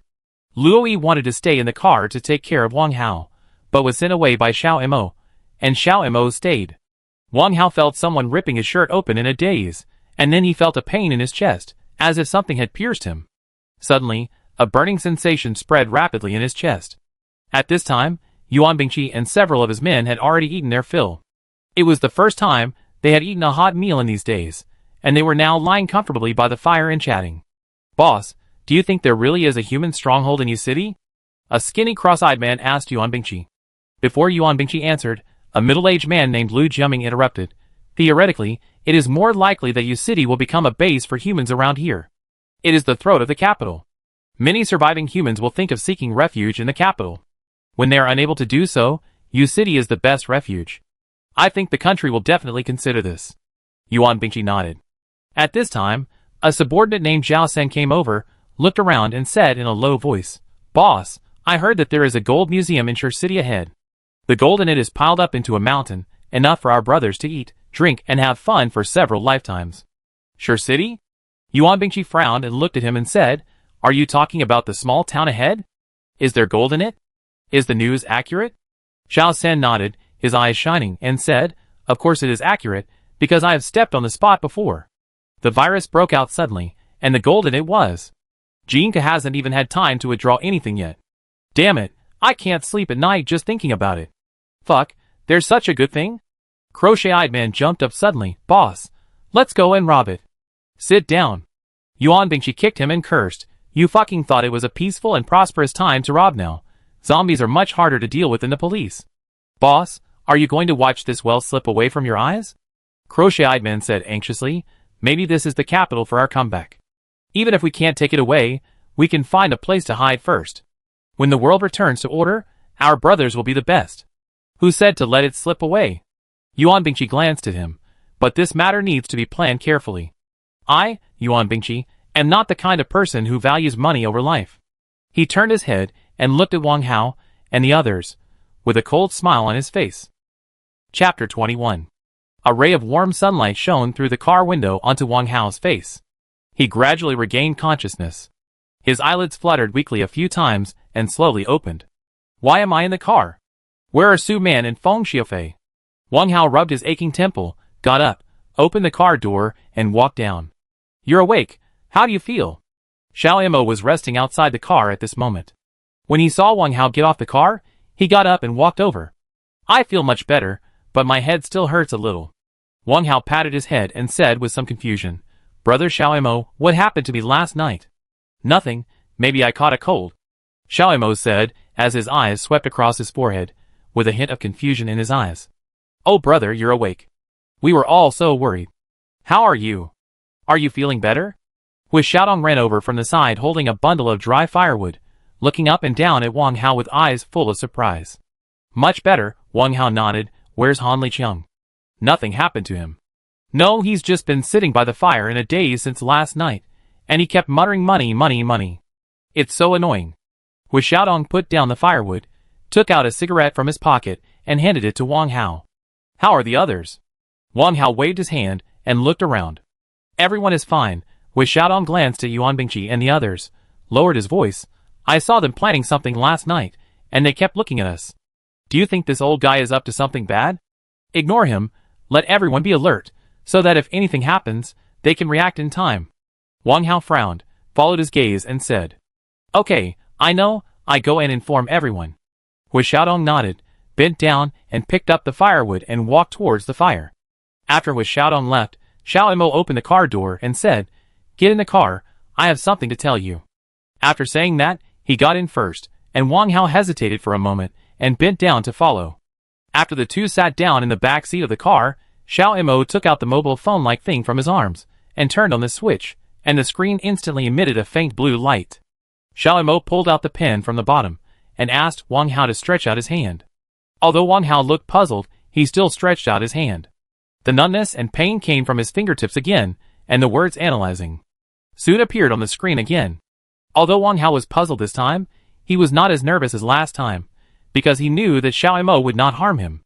After a while, the blue water waves in the transparent bagua pattern on the screen actually floated up to the position of 3/10 of the entire pattern before stopping. How could this happen? Xiao Mo looked up and looked at Wang Hao strangely, and then put away the instrument. What's wrong? Wang Hao's face was full of confusion. Xiao Mo stared at Wang Hao and pondered for a while, as if he was hesitating about something. After a while, he sighed and slowly said, "Now that things have come to this, you should know. Do you still remember the zombie you met after waking up from the car accident?" "I remember." Wang Hao nodded in confusion. "He is the highest infected person, which is what we usually call the host. I have observed him carefully. The amount of RS virus he carries is more than 1,000,000 times that of ordinary zombies. That is to say, he does not need to come into direct contact with you to infect you. Of course, people who are immune to the RS virus are excluded, unless they are bitten or scratched." "You mean?" Wang Hao was stunned. "I am also immune to the RS virus." "No." Xiao Mo shook his head and said in confusion, "And you were scratched by him." Then I." Wang Hao was shocked and looked at Xiao Mo in a daze. "I will show you something." Xiao Mo paused and took out a long black box made of special material from the backpack behind him. After opening it, 3 glass syringes filled with red liquid were neatly placed inside. Judging from the placement, there were 2 empty grooves on the left side of the 3 syringes. "It saved your life." Xiao Mo picked up the syringe on the far left and said, Is this the RS original in Platoon Leader Chen's briefcase?" Wang Hao was stunned, and the syringe filled with red liquid that Chen Guizhong entrusted to him before his death suddenly appeared in his mind. "No." Xiao Mo shook his head, put the syringe back to its original position, closed the box and said in a daze, "This was given to me by a skinny old man with white hair after I woke up in the hospital. He said that these 5 liquids can only save one person's life and asked me to use them with caution. Before leaving, he also left me this blood tester and a black short knife." Bang bang bang. Before Xiao Mo finished speaking, someone suddenly knocked on the car door. Chapter 22. Xiao Mo quickly put away the long black box. Wang Hao turned around and saw Yuan Bingqi standing outside the car window with his 2 men. "What are they doing here?" Wang Hao was stunned and turned to look at Xiao Mo. Xiao Mo looked out the window and whispered, "Adapt to circumstances." Wang Hao nodded and opened the car door. "Boy, I heard you were sick yesterday. Is it okay?" Yuan Bingqi looked at the environment in the car and said to Wang Hao, "Thank you, I'm much better now." Wang Hao forced a smile. "That's good. Get out of the car and get ready. Come with me." After saying that, Yuan Bingqi turned around and walked to Luo and Su Man, who were bending over to cook. He looked at the 2 of them with lust, and then said to everyone, "The injured women and children will stay, and everyone else will follow me. If we have to go, we will go together. We will not abandon any member." Wang Hao jumped out of the car while speaking, and Xiao Mo followed closely behind. "Ha ha, little brother, you misunderstood me." Yuan Bingqi walked back with a smile, patted Wang Hao on the shoulder and said, "I want you to go to Shishir with me to get samples, and we will come back after we are done." "Shishir?" Wang Hao's heart skipped a beat. How could it be such a coincidence? Why did he have to go to Shishir? Unexpectedly, Yuan Bingqi continued, "To be honest, people die for money, and birds die for food. We are going to Shishir to transport a batch of gold for self-defense." "Gold?" Was Xiaodong and Han Liqiang, who were not far away, were immediately attracted. "What do you think? Do you want to get a share of the pie?" Yuan Bingqi glanced at the 2 of them and smiled. "Don't worry, after the matter is done, you will naturally benefit." "Okay, everyone, get ready and set off immediately." After that, he looked at Luo and Su Man again, and then turned and left. Wang Hao and Xiao Mo looked at each other, and no one spoke. "Brother Hao, you woke up, do you feel better?" Luo walked up to Wang Hao with a concerned look and asked. "Yeah." Wang Hao nodded, and Su Man, who rarely spoke, interrupted, "You don't know, he didn't sleep all night last night, and kept guarding you outside the car." Su Man smiled and glanced at Luo. "Sister Su." Luo blushed, but turned sideways with a bit of embarrassment. "Okay, beautifully, now is not the time to be shy." Hu Xiaodong interrupted eagerly, and then looked at Wang Hao. "What should we do now? Should we go or not?" "Go, of course we have to go.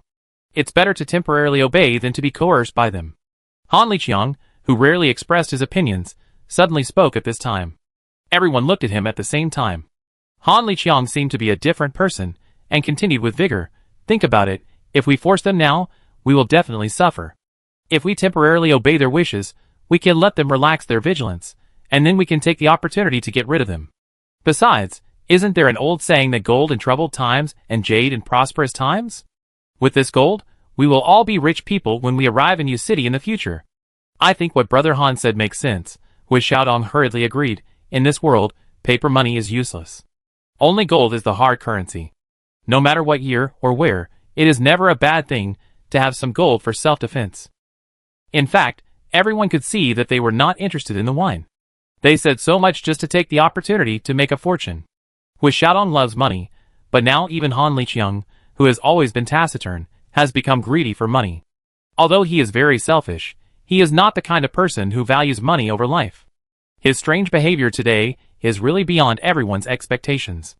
However, everyone knows that what he said is not unreasonable. If they confront the other party head-on at this time, they will definitely suffer. So for a while, everyone frowned but couldn't think of a good way. After a moment of silence, Wang Hao looked toward Shi with worry and said, "Actually, even if Yuan Bingqi didn't force me, I would still go to Shi, because Xiaowan is still there. I want to find her. I want to see her alive or dead." "Brother Hao, don't worry, Sister Wan will be fine." Luo Yi pursed her lips and stepped forward to persuade him, but her eyes were a little red, not sure if it was because of being touched or jealous. Wang Hao nodded, with a little more feeling in his eyes. "After we leave, you have to be careful. If anything unexpected happens, hide quickly and don't be stubborn." "I know, Brother Hao." Luo Yi pursed her lips and nodded. At this time, Yuan Bingqi's voice came from the opposite side, calling everyone to get on the bus. Wang Hao nodded to the two of them, and was about to turn around to get on the bus, when Su Man's voice came from behind him. "Wang Hao, you must come back safely." Wang Hao looked back at him, and nodded slightly. She didn't expect that this woman, who always looked up to her, would say such caring words to her. Xian Zhanghe was surprised to learn that Yuan Bingqi and his team were going to Shi to find gold. He immediately ran to Yuan Bingqi and said, "Boss Yuan, you can't just leave us alone. We've paid." "Okay, Mr. Xian." Yuan Bingqi waved his hand impatiently to interrupt him. "I always keep my word. If you're worried, you can go with us. At most, I give you some." Xian Zhanghe immediately wilted when he heard that. Although he was greedy for money, he didn't want to follow Yuan Bingqi to take this risk. Although their Xian family was rich in H province, he didn't dare to offend Yuan Bingqi now that he was under someone else's roof. He had to turn around and leave. Yuan Bingqi left cock eyes to protect Xian Zhanghe and Li Menglu. In fact, the most important thing was to guard Luo Yi and the other four. Lu Jiaming, Zhao San and Xiesan were left in his team. Wang Hao had Xiao Mo, with Xiaodong and Han Liqiang. Although both sides had. The number is equal, but the strength is very different. Wang Hao has no other offensive weapons except Xiao Mo's crossbow and Han Liqiang's blunt knife. The 295 rifles and several pistols are out of bullets and useless. Before leaving, Wang Hao wanted to ask Yuan Bingqi for some pistol bullets, but Yuan Bingqi refused to give them on the grounds that Wang Hao and others did not need bullets for the mission they were carrying out. It was clear that he was guarding against them. The convoy was led by the Jaguar sedan driven by Yuan Bingqi and others, followed by the Mercedes-Benz G500 off-road vehicles driven by Han Liqiang and Wu Xiaodong, and finally the Yamaha 600 driven by Wang Hao and Xiao Mo. This is what Wang Hao insisted on riding, because he knew that the terrain near his girlfriend's home was complicated, either a small alley or an old street. In the past, there were often traffic jams regardless of whether it was rush hour or not to mention now. Although motorcycles are not as safe as cars, they are the most flexible means of transportation in narrow alleys. The convoy quickly entered the main road leading to the city along an avenue in the suburbs of Shi. The number of zombies wandering around on the street gradually increased. They followed the convoy slowly but firmly. When entering the first intersection, the convoy had to stop because the entire intersection was filled with various abandoned vehicles. Judging from the direction of their fronts, most of these vehicles were heading out of the city. During this period, there were either chain collisions or they were surrounded by zombies, which caused such a congestion. "Get out of the car! Get out of the car! Everyone, get out of the car, and push these cars blocking the road to the side of the road." Yuan Bingqi got out of the Jaguar first and hurriedly asked everyone to get out of the car to clear the roadblocks. He jumped onto the roof of an abandoned car nearby and stood guard alone, holding an AK-47 rifle and constantly shooting at the attacking zombies, while urging everyone to hurry up. Although zombies kept falling, the gunshots quickly attracted zombies from all directions. They were not afraid of life and death, and continued to come.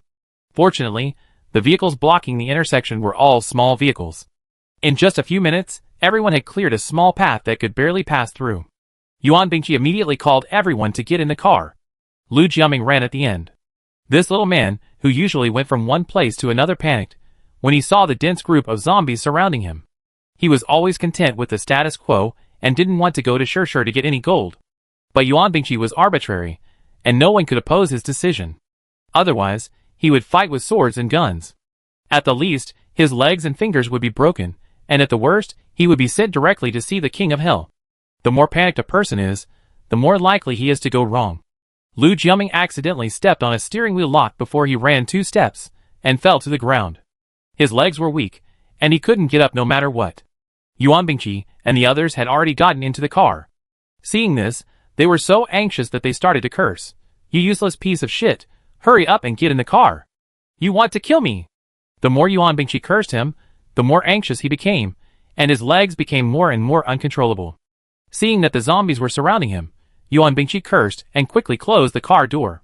He stepped on the accelerator, and the powerful Jaguar suddenly made a huge roar and rushed out like a mad bull. Several zombies that blocked the road were knocked to pieces, and their heads were smashed. The pulp mixed with dirty blood splattered all over the windshield. At the same time, Wang Hao's team had also boarded the car. Wang Hao was about to start the motorcycle when he suddenly heard Lu Jiaming's cry for help. "Help! Save me!" Wang Hao looked in the direction of the sound, and saw a skinny old man in a gray sportswear staggering towards Lu Jiaming. Most of the skin on the skinny old man's left cheek had been torn off, and a few dark blue fangs appeared from time to time in his shriveled lips. A stream of black mucus flowed intermittently from the corner of his mouth. Chapter 23. Lu Jiaming saw the skinny old man opening his shriveled black lips and about to pounce on him, but his legs just lost consciousness at this critical moment. "Alas, I can't escape the arrangement of fate after all." Lu Jiaming sighed helplessly and closed his eyes unwillingly. Suddenly, with a click, Lu Jiaming trembled all over, and his brain went blank. Just when he thought that the zombie old man had bitten his neck, suddenly, a hurried voice came over. "Go." Lu Jiaming hurriedly opened his eyes, but before he could see the other person clearly, he was grabbed by the wrist and thrown onto his back. Facing the zombies that surrounded him, Lu Jiaming didn't dare to look anymore. When he closed his eyes, he suddenly felt his body lose weight, and there was a whistling wind in his ears, as if he was taken into the air. After 2 ups and downs, Lu Jiaming felt that the person under him was gradually slowing down, and the sound of the wind beside his ears gradually became smaller. It seemed that he had escaped from the encirclement of the zombies. When he opened his eyes again, the person carrying him had stopped, and a young man on a motorcycle appeared in front of him. "Brother Xiaomo, you take him away first. I will lead the zombies away." The person who spoke was Wang Hao. He put Lu Jiaming on the back seat and said something to Xiaomo, then turned around and rushed back to the zombies. "Be careful!" Xiaomo shouted at Wang Hao's back, then suddenly swung the front of the motorcycle, and with a bang, the motorcycle rushed out. Lu Jiaming, who was sitting in the back seat, only realized at this time that the person who saved him just now was Wang Hao, who was kidnapped by them. He turned his head in shock, but he could no longer see Wang Hao's back. He was touched but couldn't bear it, so he patted Xiaomo's shoulder and shouted, "Put me down and go back to save him. I can't watch my savior die in vain." Xiaomo ignored him. His eyes were always fixed on the front, and the speed of the car was getting faster and faster. Seeing that Xiaomo didn't say anything, Lu Jiaming turned his head and looked behind the car. He saw that more and more zombies were constantly rushing to the scene of the accident. He was anxious and wanted to jump out of the car, but Xiaomo hugged his waist with his backhand, glanced at him sideways, and said coldly, "He will be fine." Lu Jiaming wanted to say something, but saw several zombies suddenly appear in front of him, and he panicked immediately. He was about to remind Xiaomo, but suddenly felt that the car body suddenly tilted, and seeing that their motorcycle was about to hit one of the zombies, Lu Jiaming screamed, closed his eyes, and hugged Xiaomo tightly. The wind whistled in his ears, and the motorcycle swung left and right a few times before quickly returning to normal. When Lu Jiaming opened his eyes again, he found that the zombies had been left far behind. He was still in shock, but he dared not speak again. In 2 leaps and falls, Wang Hao had already jumped back to the scene of the accident. He rolled over and grabbed Lu Jiaming's 79 submachine gun.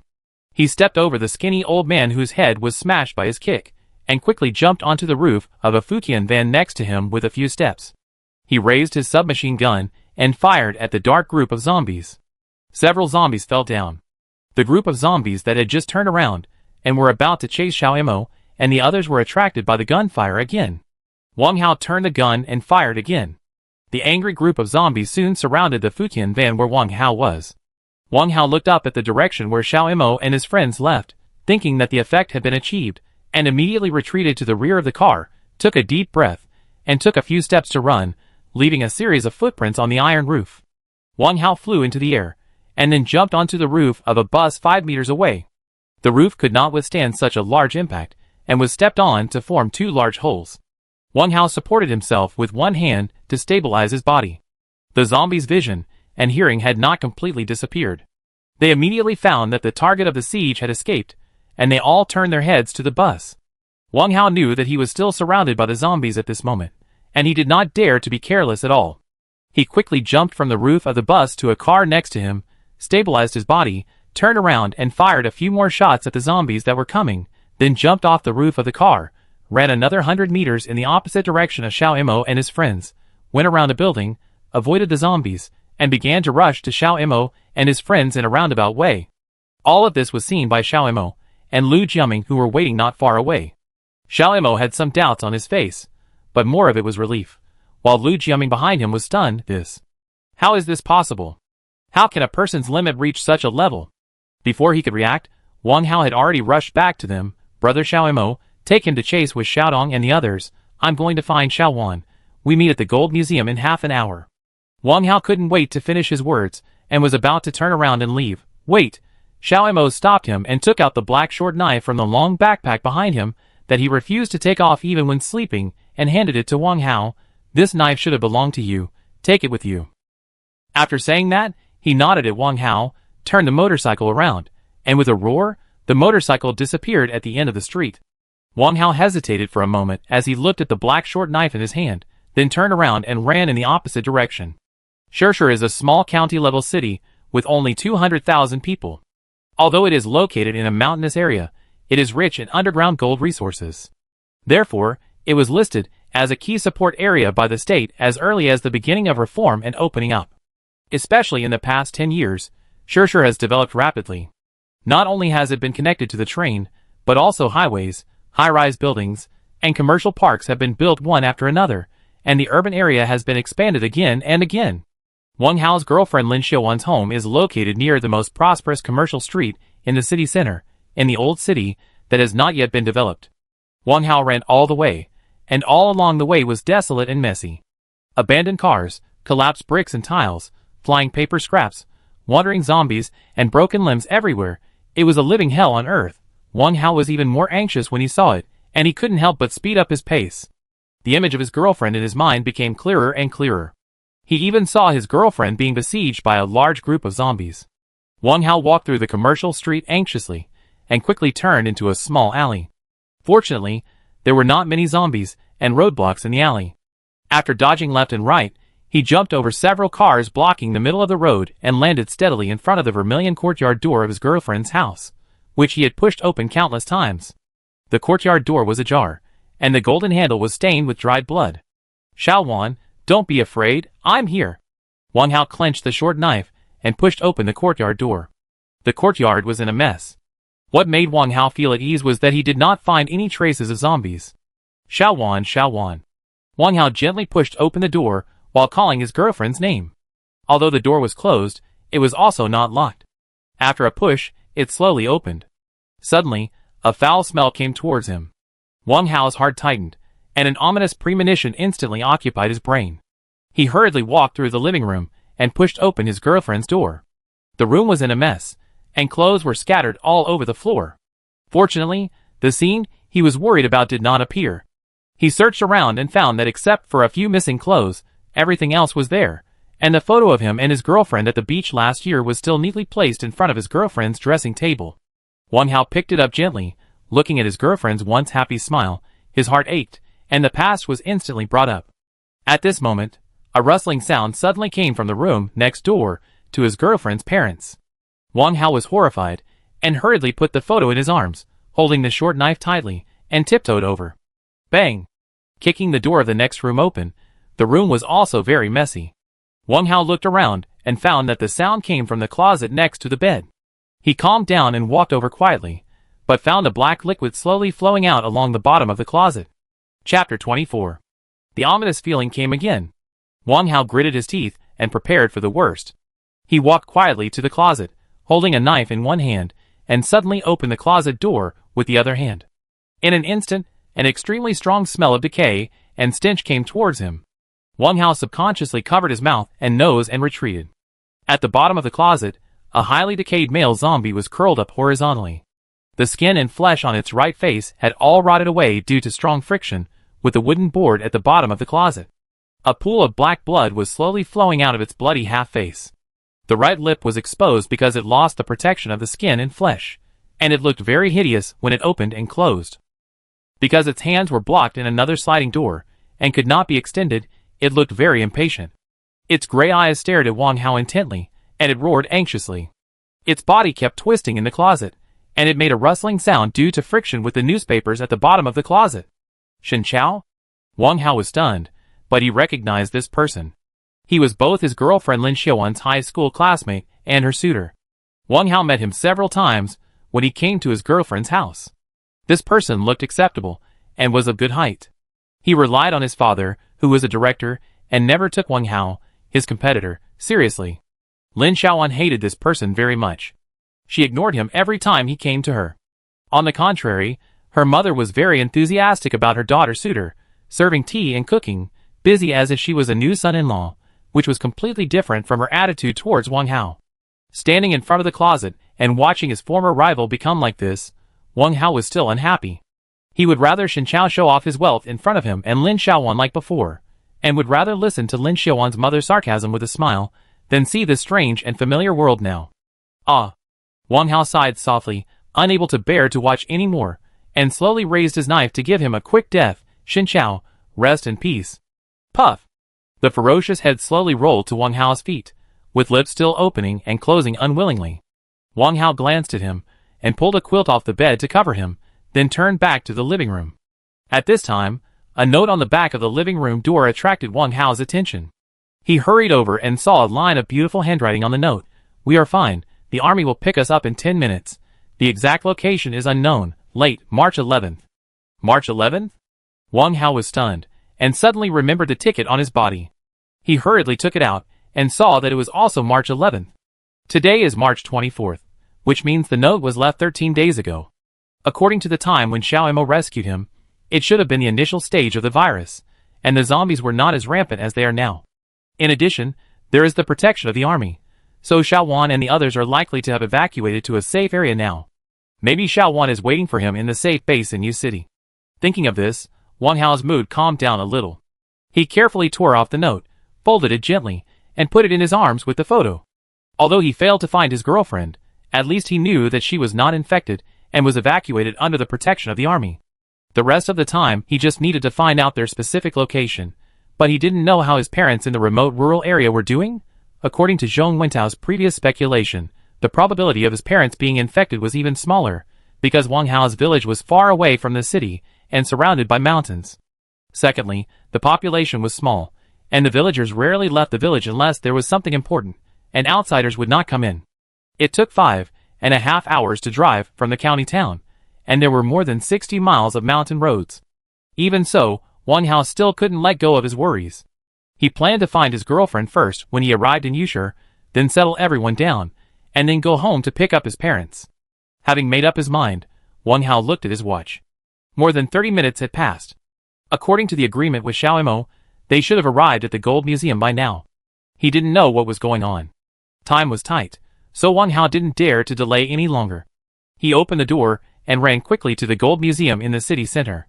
Wang Hao was not unfamiliar with the Gold Museum, because it was not far from the bus station in Shishir. He would pass by it every time he took a bus back and forth. Although he passed by it many times, he had never entered it once. He just didn't expect that he would enter it in such a capacity today. Running fast, wandering zombies could be seen everywhere along the way. Wang Hao tried to avoid them as much as possible. If he couldn't avoid them, Wang Hao had to raise his knife and end their zombie-like lives. Fortunately, the distance from Wang Hao's girlfriend's home to the Gold Museum was not too far. Following the previously set route, Wang Hao found Xiao Imo and Yuan Bingqi after more than 10 minutes. At this time, the convoy had stopped. Yuan Bingqi and Xiao Imo were talking, and his two men were constantly shooting at the zombies rushing around. Wang Hao quickly realized that the situation might change, so he hurriedly hid behind a school bus 10 meters away from them and observed the situation here. Yuan Bingqi was a sinister and cunning person. If a conflict occurred, he could respond in the first time. However, no matter how careful Wang Hao was, he was still interrupted by a zombie attacking from behind. As his hand raised the knife and fell, a string of bullets shot over. "Don't shoot, it's me!" The bullet flew past Wang Hao's shoulder, and everyone was stunned. Xiao Imo had immediately seized the AK rifle that was shot at Wang Hao. "Don't shoot! It's one of us!" Yuan Bingqi waved his hand at his two men, and Wang Hao saw that the danger was over, and ran over quickly. Xiao Imo looked at him coldly, returned the gun to him, and walked to Wang Hao. "Are you okay?" Wang Hao shook his head and was about to ask about the situation, but Yuan Bingqi came over at this time, looked Wang Hao up and down, and asked, "Boy, you weren't bitten, were you?" "No." Wang Hao shook his head. "Then what were you doing hiding behind the bus just now?" Yuan Bingqi nodded, and suddenly his face changed and asked. When his two men heard this, they immediately pointed their guns at him. "I'm not hiding, I'm saving you." Wang Hao said calmly, "If you don't believe me, go and see, there are still a few zombies lying there." "Oh, really?" Yuan Bingqi looked behind Wang Hao half-believingly, and suddenly laughed again, patted Wang Hao on the shoulder and said, "I believe you. I'm sorry for what happened just now, my brother was too nervous, I'm glad you're okay." Wang Hao shook his head indifferently, looked around, and asked, "Boss Yuan, why do you stop when there are so many zombies here?" "You just came back. I just have a task to assign you." Yuan Bingqi pointed to a junction in front and said, "You go, and lead the zombies forward. We will turn left at the junction in front to transport the gold. The operation time is half an hour, and then we will find a way to return to the camp. I warn you not to think of playing tricks, otherwise none of your friends who stay in the camp will survive. Fuck, you go to make money, but use us as cannon fodder." "I won't do it." Hu Xiaodong couldn't help but complain. The other side's two guns were facing him immediately. Hu Xiaodong wilted immediately when he saw the black muzzles. Wang Hao winked at him, turned to look at Yuan Bingqi and said, "Okay, I do as you say, but you have to give us some weapons, otherwise you will suffer if you can't hold back the zombies." Yuan Bingqi looked at the zombies gathering around him, frowned, turned back to the car without saying a word, picked up 279 submachine guns and a dozen magazines, and also brought 3 grenades and walked over. "These are all for you. Remember not to let the zombies gather near the spire. We will meet in the camp in 30 minutes. I, Yuan Bingqi, keep my word, as long as you get the gold. Your friends will get the same share as you deserve. Not less." Hu Xiaodong looked in the direction of his finger, and was about to speak with reluctance, but was interrupted by Han Liqiang. "I want to go with you."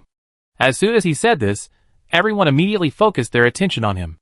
Han Liqiang said without hesitation, "I am strong and can help you move things." Yuan Bingqi looked at him with interest and said, "Okay, since you have an affair with Mr. Xin's girlfriend, you can go with us." Wang Hao wanted to step forward to dissuade him, but was stopped by Xiao Imo. "Let him go, he is not normal now." Wang Hao was stunned for a moment when he heard the words, and his eyes involuntarily looked at Han Liqiang, only to see that he looked excited and was still muttering something. "Okay, in this case, let's act separately quickly." Yuan Bingqi glanced at his watch. It's 11:30 noon now. The time will start from 2 minutes later. The limit is half an hour. "Let's go!" After saying this, Yuan Bingqi couldn't wait to get into the car. His two men and Han Liqiang followed closely behind him, while Lu Jiaming stayed with Wang Hao. Looking at the direction where Yuan Bingqi and the others disappeared, Hu Xiaodong spat out a mouthful of thick phlegm and cursed, "Bah, you old boy, do you want to eat alone? I let you have a life to take but no life to spend. Okay, let's go quickly, or we be surrounded by zombies." Wang Hao handed him a 79 submachine gun and patted his shoulder, then hurriedly asked everyone to get in the car. Xiao Imo still rode the motorcycle, Wang Hao drove, and with Xiaodong and Lu Jiaming were in the back seat to guard both sides. The Mercedes-Benz was speeding on the streets full of zombies. Wang Hao didn't dare to slow down the car at all. Once that happened, it was very likely that he would be entangled by the persistent zombies, and it would not be so easy to get away at that time. Boom! The 600 motorcycle driven by Xiao Mo suddenly accelerated from behind and caught up. Ah how, we can't go around in circles like this, the zombies are getting denser and denser, and we will soon have no way to go. Xiao Mo shouted. Wang Hao had already discovered this problem. Countless zombies were driven out from residential buildings, supermarkets, and factories. Looking around, there were crowds of people everywhere. If they continued to walk, they would be trapped deeper and deeper, as Xiao Mo said. However, the zombies were led away from the gold museum with the spire. Looking at the watch, 10 minutes had passed.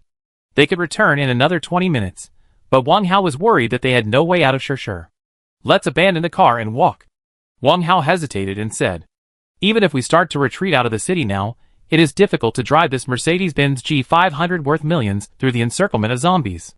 Looking back at the road we came from, it has been occupied by zombies. Even if you drive hard and kill 100 zombies, there are still thousands of zombies behind. How can you deal with them? There will always be a time when they stop you. Walk?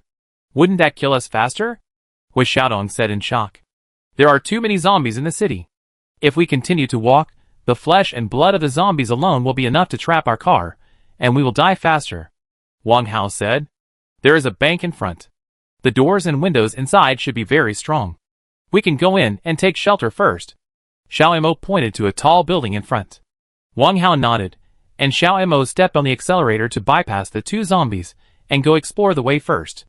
Wang Hao knew that getting out of the car to find a place to hide would be tantamount to seeking death, but it is better to be trapped to death than to be bitten to death. At this moment, the zombies are getting denser, and the wheels have begun to slip. If he loses focus again, he will be engulfed by the zombies. Chapter 25. Entering the bank to avoid the zombies is a wise choice. Although ordinary shops and office buildings are also equipped with rolling shutters and tempered glass, these things can't stop the zombies at all. They are strong and patient, and they will be broken in a short time. Banks are different. Even if the zombies rush into the business hall, the anti-theft door leading to the second floor is not for decoration. Unless they know how to use bombs, they can't get in at all. Maybe someone thought of this before. The 3 rolling shutters at the door of the bank were pulled down, and there were vehicles parked at the door to block the road. The bloodstained Mercedes-Benz G500 stopped at the door of the bank. Wang Hao threw the gun to Hui Xiaodong and Lu Jiaqiang and asked them to be on guard, while he and Xiao Mo tried to get in. Wang Hao stood at the door and observed carefully for a while. He found that there was a row of windows with guardrails on the second floor of the bank. An idea suddenly occurred to him, and he turned around and called Xiao Mo, "Brother Xiao Mo, is the rope in your backpack still there?" Xiao Mo nodded, took off his backpack and took out the rope. Wang Hao took the rope and tied it to Xiao Mo's steel arrow. Xiao Mo knew what Wang Hao meant by this. He immediately raised the crossbow to the window on the second floor and shot it up with a whoosh. The steel arrow dragged the rope and broke through the window with a clang. Wang Hao pulled hard and found it was firm, so he climbed up using his hands and feet in a few steps. After standing firmly on the air conditioner outdoor unit, he looked back and found that groups of zombies were gathering towards them from the streets and alleys. Wang Hao became anxious and turned around quickly, scanning the guardrail up and down, left and right, and holding 2 of the guardrails with both hands. He took a deep breath and exerted force with his arms, and immediately he tore a hole the size of a wash basin in the thumb-thick stainless steel guardrail. The window was sliding and not locked from the inside. Wang Hao opened the window with a little effort. Then he rolled over and got in. He rolled over and pulled out a black dagger from his back. It looked like this should be the office of a bank leader. The office was spacious and clean. Wang Hao took the time to check around. Fortunately, he did not find any traces of zombies. He hurried to the window and shook the rope and said, "It's safe for now. Come up quickly." Hui Xiaodong climbed up first, Lu Jiaming second, and Xiao Mo last. When all 4 people climbed into the office and looked back, they couldn't help but break out in a cold sweat. They saw a black mass of zombies coming from all directions like a tide. It was impossible to distinguish between men, women, young and old. They rushed to the door of the bank one after another. The scene was no less than the tide of Qiantang River. "Damn, we are dead this time." Hui Xiaodong sat on the ground in despair. Even Xiao Mo was panicked. Although he had encountered several dangerous situations before, there were never as many as today. The zombies had no emotions or perceptions. They were not afraid of any weapons. As long as they were still alive, they would keep attacking. If they continued like this, even if they didn't starve to death here, they would sooner or later step on the corpses of other companions and climb up. "What are your plans?" Xiao Mo turned his head and looked at Wang Hao. Let's see if other places here are safe first, and then think of a way. There is always a way out. We will definitely think of a way out. Wang Hao frowned and said. Xiao Mo nodded, and Wang Hao immediately called Hu Xiaodong and Lu Jiaming to check their weapons and equipment and prepare to set off. Wang Hao took the submachine gun handed over by Lu Jiaming and put it on his shoulder, but he was holding the black short knife tightly in his hand. In close combat, the knife is more powerful. Besides, they don't have many bullets anymore. Hu Xiaodong and his team had already used up a lot of bullets when they were covering. Wang Hao carefully opened the door, followed by Xiao Mo, and Hu Xiaodong and Lu Jiaming followed them out one after another. It was dark outside, with only a ray of light coming from the staircase at the end of the corridor. The four people were divided into two groups according to Wang Hao's previous suggestion, with two people in each group, one responsible for the front and the other responsible for the back. The two groups groped forward along the corridor on the left and right. After walking a few steps, a sudden creaking sound came from downstairs. This sound was too much like chewing. Everyone was immediately scared and broke into a cold sweat. For a while, the formation was in chaos, and all the weapons were aimed at the staircase at the same time, and they would shoot immediately if there was any movement there. The four people held on for a while, but the chewing sound never stopped, and they were still chewing slowly. Wang Hao turned around and made a silent gesture to everyone, then pointed at himself and Xiao Mo, signaling everyone to stay where they were and not talk. He and Xiao Mo went to the front to see the situation, and then without waiting for everyone's response, they covered each other and moved forward. When they arrived at the stairs, they were relieved. The stairs leading to the first floor were blown off. In the weak light, there were 5 or 6 zombies in bank work clothes in the business hall on the first floor, gathered together and chewed something. It must be a human body. When Hu Xiaodong and the others saw Wang Hao and Xiao Mo put down their weapons, they knew there was no danger, and they followed them on tiptoe. Damn, how did they get in? Hu Xiaodong raised his gun without hesitation and was about to fire, but Wang Hao held him down with his hand and said, "They were here before, don't waste bullets, they can't get up at all, this staircase was deliberately blown up." You mean there are still survivors upstairs? Hu Xiaodong immediately looked up at the stairs on the 3rd floor, with a look of doubt on his face. This possibility cannot be ruled out. Wang Hao frowned and said, then looked at everyone, "We will continue to search for a way out according to the previous plan." The next 3rd, 4th, and 5th floors did not find any traces of zombies, nor did they find any survivors. The 4 climbed up the escalator leading to the roof on the 5th floor, and suddenly a bright sunshine came, shining on the 4 people. Warm and cozy, after their eyes adjusted a little, 3 huge SOS letters appeared in front of them. The letters were painted on the waterproof layer on the roof with red paint, and they were particularly conspicuous under the sunlight. "Look, there are people there." Hu Xiaodong suddenly pointed to the left front and shouted. Everyone looked in the direction of his finger, and sure enough, there was a man lying face up in a pool of dried blood. Judging from his clothes, he should also be an internal staff of the bank.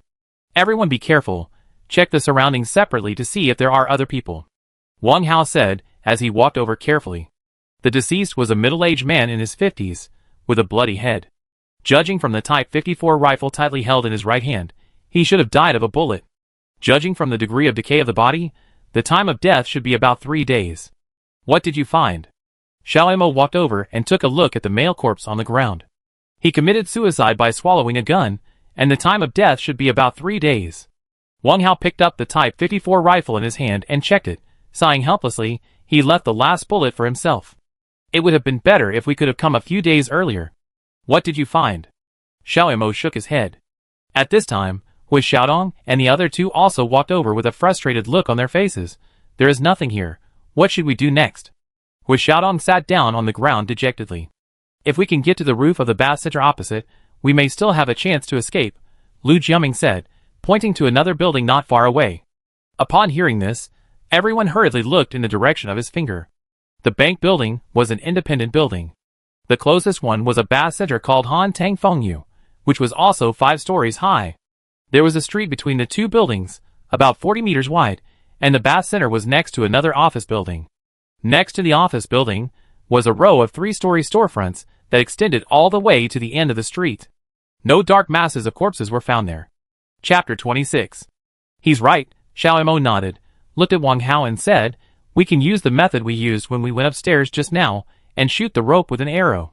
Wang Hao estimated the approximate distance and nodded in agreement, then looked at with Xiaodong and Lu Jiaming, who also nodded. Xiao Mo quickly tied the rope, then aimed at the roof of Han Tang Fenghua, which was 40 meters away, and shot it over with a whoosh. However, Xiao Mo's crossbow was found in a residential building, and the actual range was only 50 to 60 meters. If it was dragged with a rope, it might not even reach 30 meters. Xiao Mo shot 3 times in a row without success, and Wang Hao found a brick and tied a rope to it, and threw it over, but there was no attachment, so it was retracted when the rope was pulled. Time was slipping away minute by minute.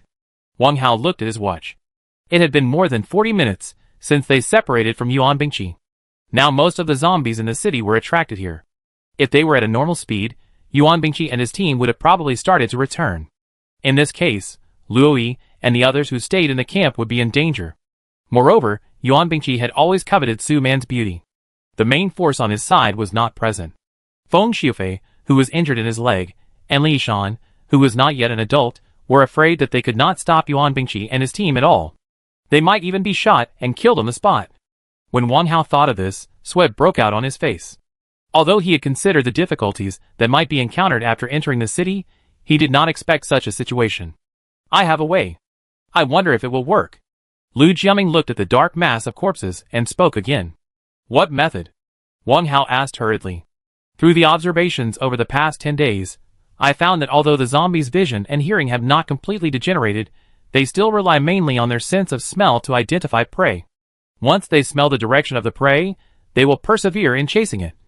Lu Jiaming looked around at everyone and said, we can catch a zombie, cut it open, and then smear their internal organs and blood on each of us, so that we will have the same smell of rotten corpses as them, and we can blend in with them and walk to the other side.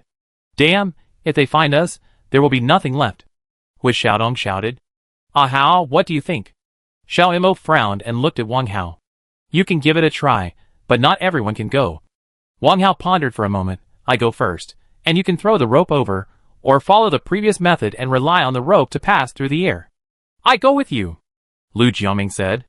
Wang Hao saw that he looked resolute and knew that persuasion was useless, so he led everyone downstairs.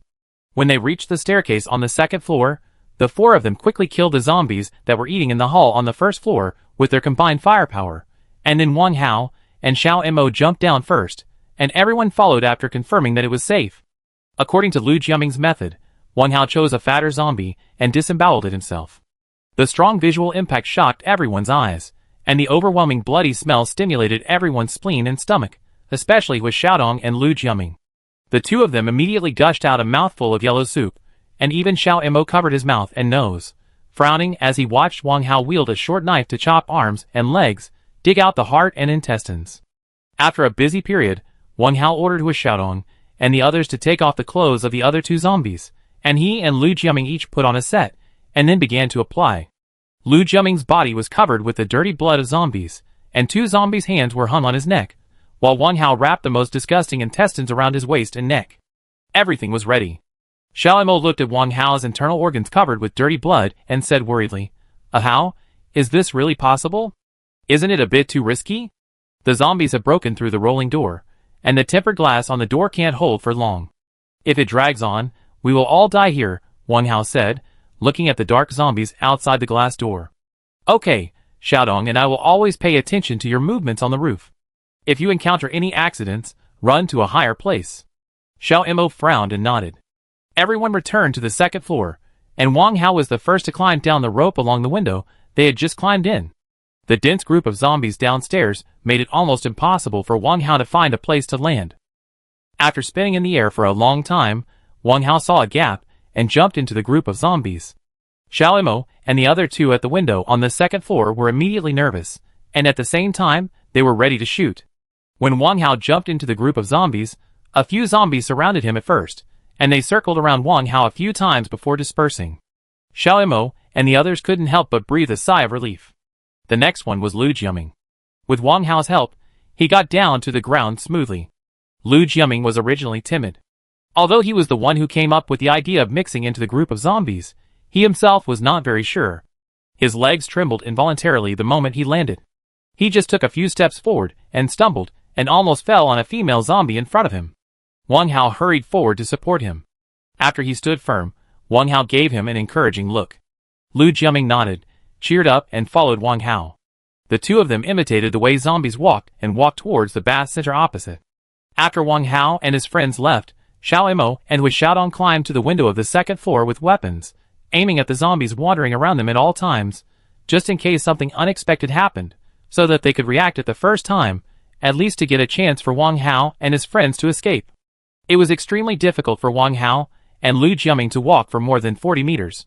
They were shoulder to shoulder with the zombies, and could even smell the stench at the door of the zombies. The two were of similar stature, of medium height and thin build, but Lu Jiaming had seen Wang Hao's strength.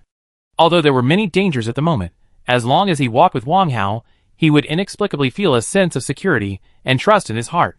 The two men walked through the zombies with difficulty. After more than 10 minutes, they finally saw the door of the bath center opposite. The shutter of the door was not pulled down, but the glass door outside was locked. Although the door was covered with dirty blood, it was not damaged. The two men carefully bypassed the last few zombies and came to the front door. Wang Hao observed the situation inside through the glass. Although it was a bit messy, he did not find any trace of zombies. In order not to disturb the zombies behind him, Wang Hao decided to follow the method of pulling open the guardrail. He grabbed the two ends of the locomotive lock on the glass door with both hands, took a deep breath, and exerted force with both hands. The locomotive on the locked track actually slid outward gradually in the direction of the force. Snap! After a crisp sound, the locomotive fell off. Lu Jiaming was dumbfounded by this scene. This was probably the first time in more than 30 years that he had seen someone as strong as Wang Hao, who could actually pull open a locked locomotive with his bare hands. He had only seen people use small hacksaws to cut the rails before, but he had never seen anyone pull it so hard like Wang Hao. His admiration for Wang Hao increased. Gently pushing open the glass door, Wang Hao walked in first, followed by Lu Jiaming. Chapter 27. After entering the hall, the two did not dare to stop and ran quickly to the second floor. Although the zombies' vision had deteriorated, it did not mean that they could not see anything. From the second floor to the fifth floor, each floor was a room next to each other. Some doors were wide open, and some doors were tightly closed. Wang Hao found some labeled barreled instant noodles, ham sausages and mineral water, as well as some mid to high-end cigarettes, and other things such as lotion and condoms in the open room. Wang Hao pulled off a quilt cover and stuffed everything he could use into it, while Lu Jiaming took the initiative to take on the task of carrying people.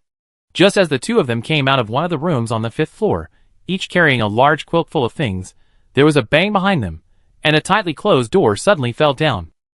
Wang Hao quickly realized that the situation was not good, and immediately pulled Lu Jiaming up and turned to the side. At this time, two naked male and female zombies walked out of the collapsed door, a middle-aged man with a big belly and a tall curly-haired girl. The lower body of the middle-aged fat man was gone, and there was blood and flesh between his legs. The curly-haired girl behind him actually had half of the black male organ in her mouth. Lu Jiaming was so scared that he trembled all over. He raised his gun and was about to shoot, but was stopped by Wang Hao beside him. "Don't shoot, the gunshot will only attract more zombies. Let me do it," Wang Hao said as he took off his things, grasped the short knife in his hand, and quickly walked towards the two zombies a few steps away. After two black shadows passed by, two heads rolled down almost at the same time. Lu Jiaming reacted, wiped the cold sweat from his forehead, and thanked Wang Hao several times. Wang Hao just smiled faintly, then put on the bulging quilt again and walked towards the ladder leading to the roof at the end of the corridor. Under the anxious gaze of Xiao Imo and Hui Xiaodong, Wang Hao and Lu Jiaming appeared on the roof of the bath center, each carrying a large white bag. Hui Xiaodong on the opposite side jumped up excitedly when he saw Wang Hao and the others appear. Xiao Imo nodded at Wang Hao and threw the rope tied with bricks over. Wang Hao took it and fixed it on a ventilation duct on the roof, then waved to the opposite side to start the transfer. Hui Xiaodong was the first to climb over here. At the critical moment of life and death, he was quite brave and climbed over smoothly in less than 5 minutes. However, his legs softened as soon as his toes touched the ground. Wang Hao hurriedly supported him to the side, while Xiao Imo climbed over in less than 3 minutes. The four of them rested for a while. The rope could not be retrieved, so they had to leave it like this.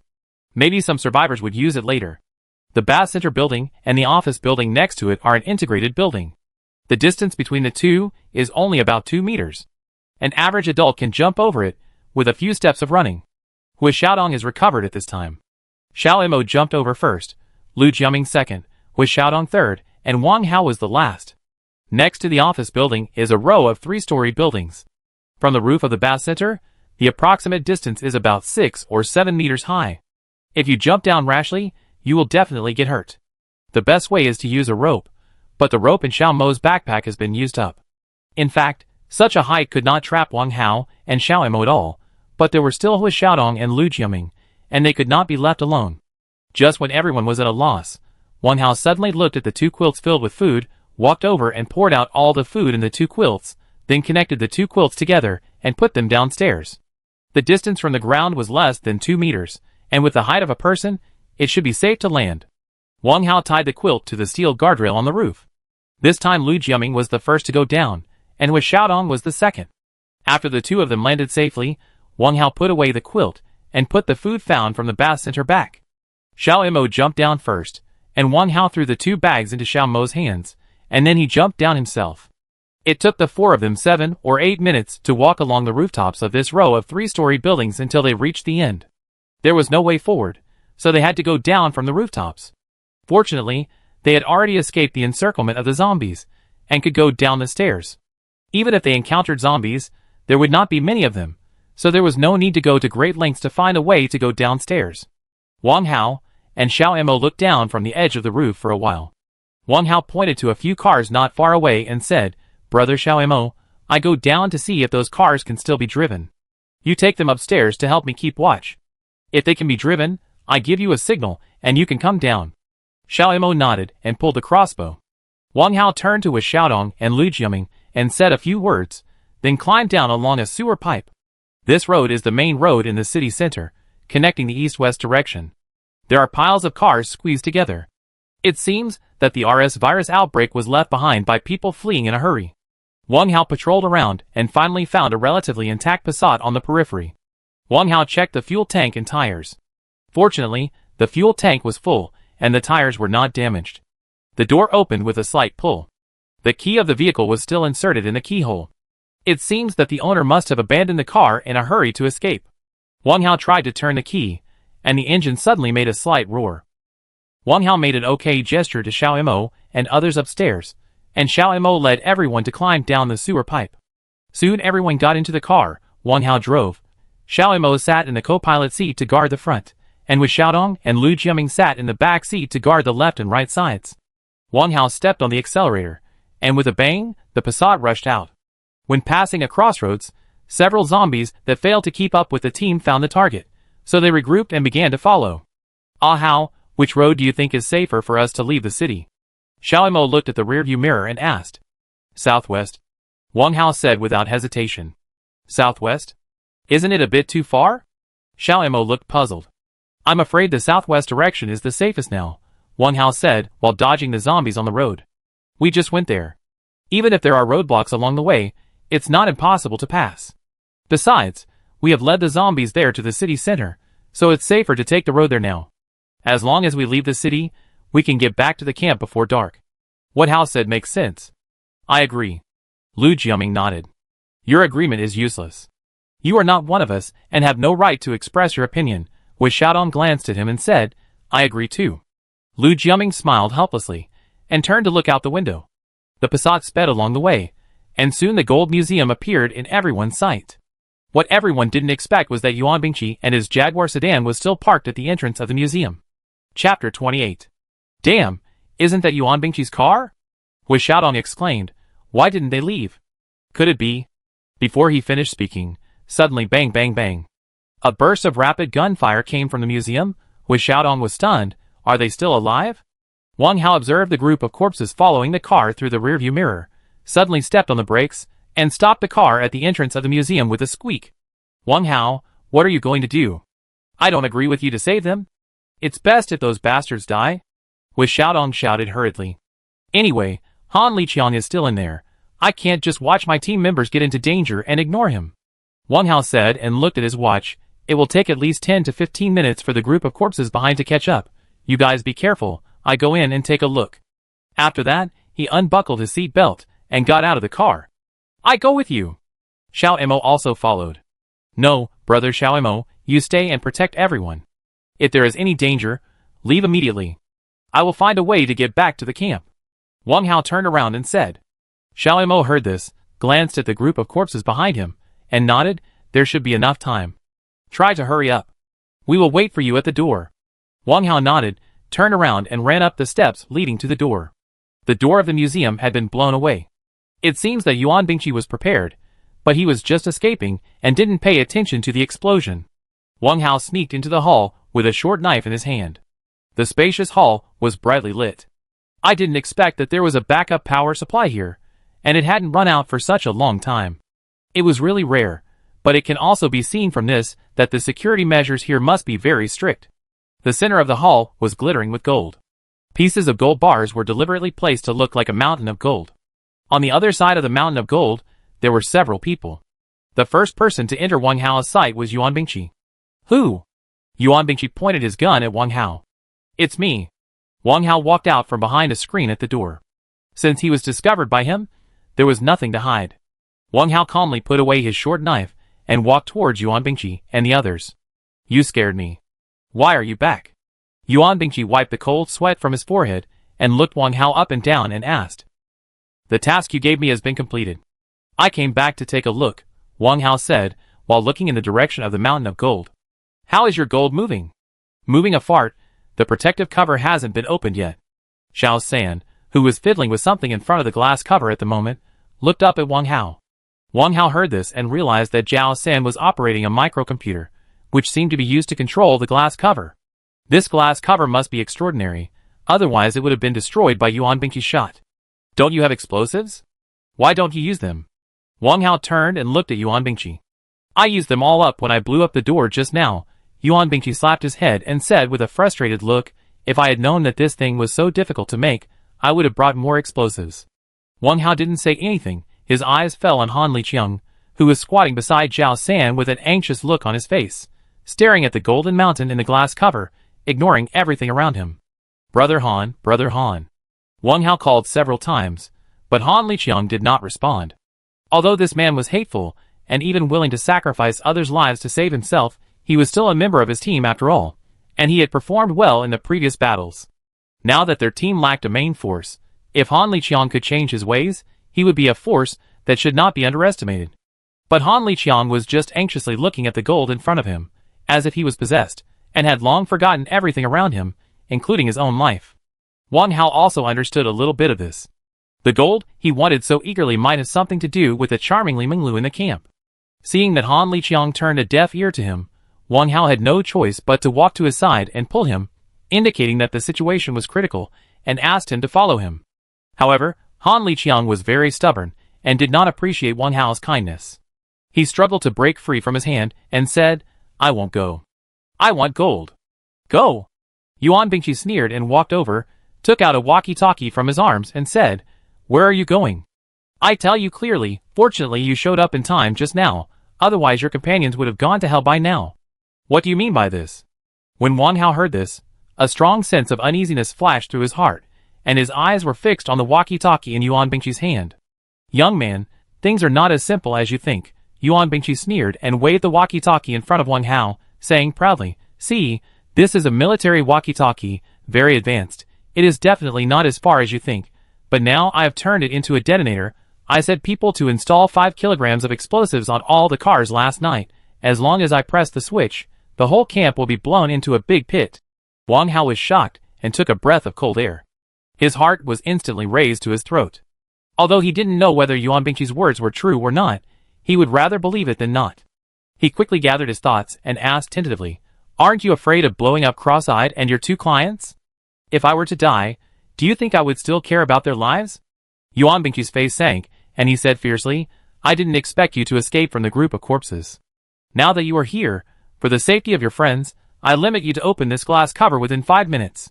Otherwise, you know what the consequences will be. As he said to a short young man who was pointing a gun at Wang Hao, Xiesin, go out and bring everyone outside in. Anyone who dares to resist will be shot directly. The short young man nodded and left. Looking at his back, Wang Hao quickly thought of the following in his mind. He quickly searched for countermeasures. Since he met Yuan Bingqi, he had been led by him. In this situation, if a conflict occurred, he would be too passive. While Wang Hao was thinking about countermeasures, Xiao Mo and others walked in from the door, with a gun pointed at them by CS Senator Hu Xiaodong, was originally a greedy person. When he saw the golden mountain shining with yellow light, he was stunned. Damn, it's really a golden mountain. This is a fortune. Yuan Bingqi glanced at him contemptuously, and turned to Zhao San, who was lying on the ground, and shouted, Zhao San, get out of the way, and let them find a way. 5 minutes. Count down from now on. When the time is up, I will detonate the bomb immediately. Zhao San immediately left the computer console after hearing Yuan Bingqi's order. He then took off the gun from his shoulder and pointed it at Wang Hao and others. Yuan Bingqi stood behind his 2 men, holding the walkie-talkie tightly with both hands. This might be his last bargaining chip. Wang Hao squatted in front of the console with a blank mind. He only played games, chatted, and looked up information on the computer. He couldn't even run a system on weekdays, let alone crack passwords. He was overwhelmed when he saw the subtitles on the monitor. He turned his head and looked at Xiao Imo behind him. Xiao Imo was even more confused. Time passed by minute. The sweat in Wang Hao's palms wet the keyboard. His brain was working fast, but he couldn't think of a way to subdue Yuan Bingqi and others in an instant. Let me try. At this time, Lu Jiaming suddenly walked out from behind Hu Xiaodong. Yuan Bingqi was surprised when he saw him. Just now, his eyes were all on Wang Hao, but he didn't pay attention to his old subordinate. Lu Jiaming just glanced at him expressionlessly, and walked straight to Wang Hao and squatted down. 1 more minute. In order to save face in front of other subordinates, Yuan Bingqi glared at Lu Jiaming fiercely. Perhaps he now realized how unwise it was to come to Shishir City to steal gold, but since he was here, he couldn't return empty-handed. Fortunately, he had a backup plan, otherwise he would have lost face here today. Roar. At this moment, a deep roar suddenly came from the dark corner of the exhibition hall. Chapter 29. What's that sound? Zhao San was startled and hurriedly turned his gun and fired a burst of shots. Roar. The roar in the dark was immediately enraged. Before the gunshots fell, a huge black shadow rushed out. Everyone, get out of the way. Wang Hao took a look and quickly took off the submachine gun on his shoulder to protect Lu Jiaming behind him, who knew that the black shadow did not launch an attack after it pounced from midair, but instead stood there with its teeth bared and glared at everyone. Wang Hao then saw the true face of the black shadow, which turned out to be a wolf dog the size of a calf. No, to be more precise, it should be a mutated wolf dog. Its fur was festering, black blood kept dripping down, and long sharp fangs stretched out from both sides of its mouth. The blood-red eyes swept through the crowd, and finally set their sights on Zhao San, who shot at him. With a roar, he suddenly pounced on Zhao San. Wang Hao saw this, but did not step forward to rescue him. He kept staring at Yuan Bingqi. He had to seize every opportunity to take the walkie-talkie from the other party. Xiao Imo had seen what Wang Hao wanted to do from his eyes, so he just kept aiming at the wolf dog, but his feet were slowly moving towards Wang Hao, intending to replace him to protect Lu Jiaming. However, they underestimated Yuan Bingqi. Yuan Bingqi held the walkie-talkie in one hand, and the other hand never let go of the AK rifle. Da-da-da. A string of bullets were all shot into the mutant wolf dog's head. With a thump, the mutant wolf dog's huge body fell heavily in front of Zhao San's feet. Zhao San was already scared into a puddle of mud, but his lower abdomen tightened, and a yellow liquid seeped out of his crotch. You useless thing? Yuan Bingqi frowned and looked at him. Before he finished cursing, roars suddenly broke out. Many dark shadows flashed from all corners of the exhibition hall. Open the glass cover for me. Otherwise, I will explode immediately. Yuan Bingqi waved the intercom in his hand almost frantically. Wang Hao paid attention to the movements of the surrounding wolfhounds, while keeping an eye on Yuan Bingqi's flaws. However, his fingers were tightly grasping the switch of the intercom. As long as he trembled, the people over there would be finished. Wang Hao really didn't dare to take the risk. Roar. At this moment, the leading wolfhound suddenly roared, and then 7 or 8 wolfhounds jumped out from the darkness, their eyes bloodshot, and rushed towards the crowd. Da-da-da. Wang Hao quickly picked up the submachine gun and fired a few bursts at a wolfhound that was rushing towards him. The wolfhound fell to the ground, and then with a swish, a black shadow passed by, and the head of a dog that rushed towards Lu Jiaming's wolfhound rolled out immediately. Xiao Imo seemed calmer. Facing the wolf dog, he slightly turned his body to avoid it. Before it could turn around, he shot a steel arrow at it, piercing its head directly. Hu Xiaodong panicked and fired a submachine gun at random, but he didn't hurt even a dog hair. The enraged wolf dog rushed at him like crazy. Wang Hao had just dealt with a wolf dog that attacked Lu Jiaming, and suddenly turned back to find that another one was rushing towards Hu Xiaodong from midair. Seeing that its sharp fangs were about to pierce his neck, he shouted, "Xiaodong, lower your head." Xiaodong was awakened by the shout. As soon as he lowered his head, he felt a cold wind passing over his scalp. The aggressive wolf dog just hit the oncoming knife edge. Crack! The dog's head was immediately split into two, and 2 pieces of steaming brain matter were smashed like tofu in front of Xiaodong's eyes. Xiaodong's stomach tightened, and a bitter water surged into his throat. Han Liqiang, holding a blunt knife, faced the wolf dogs that rushed over and hacked them to death. He killed one of them, but Yuan Bingqi and his men were forced to retreat by the remaining 3 wolf dogs. Wang Hao didn't want to save them, but he was afraid that he would accidentally detonate the bomb, so he rushed to help with Xiao Mo. "It's open!" Lu Jiaming suddenly stood up from the glass cover with excitement. He felt a slight roar under his feet. The glass protective cover covering the golden mountain rose from the left and slowly retracted into the ground from the right. The glittering gold was finally completely exposed to everyone. Xiao San, who was confronting the wolf dogs, was stunned when he heard Lu Jiaming's voice, and a mutant wolf dog took the opportunity to pounce on him and bite his neck.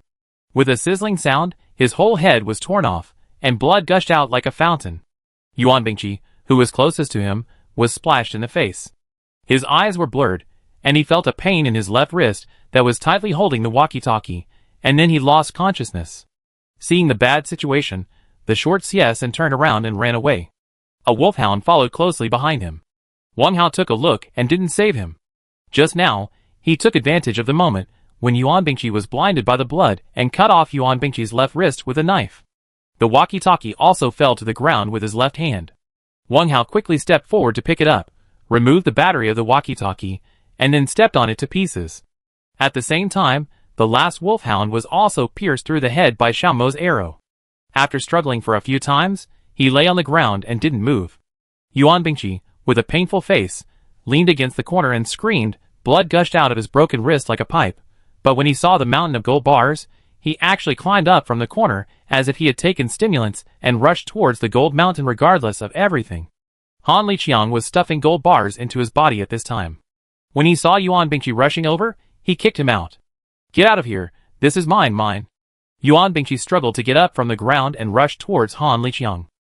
Han Liqiang was strong and uninjured, so Yuan Bingqi was no match for him. However, Yuan Bingqi had been fighting in the martial arts world for many years, and was not so easy to deal with. The two of them wrestled together for a while.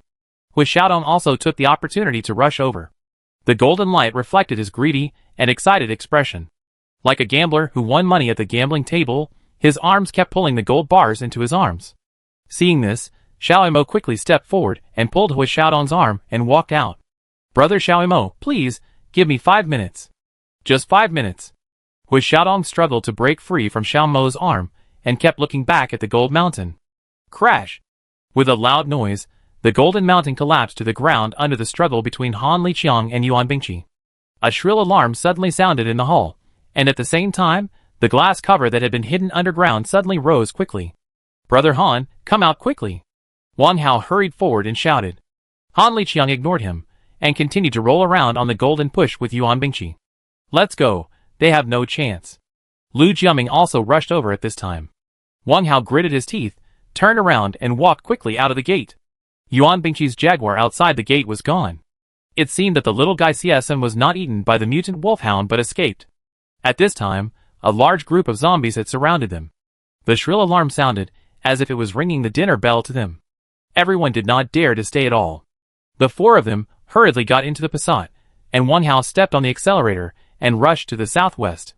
By the time we got to the outskirts of the city, the number of zombies had greatly decreased, and we finally returned to the camp at 2:30 p.m. The cross-eyed man guarding the camp immediately became alert when he saw a strange Passat driving in, and pointed his AK-47 rifle at the car that had just stopped. Chapter 30. In order to avoid unnecessary trouble, Wang Hao asked Lu Jiaming to get out of the car first. When Cross-Eyes saw that it was his own people, he immediately relaxed his vigilance. However, when Lu Jiaming walked in front of him, he suddenly pointed a gun at him. "Cross-Eyes, put down the gun," Lu Jiaming said coldly, changing his usual amiable expression. "Brother, what are you doing?" Cross-Eyes was stunned and said with a puzzled look. "I told you to put down the gun. Did you hear me?" Lu Jiaming ignored him, and the black muzzle of the gun was already against his forehead. Okay, brother, Don't get excited, don't get excited.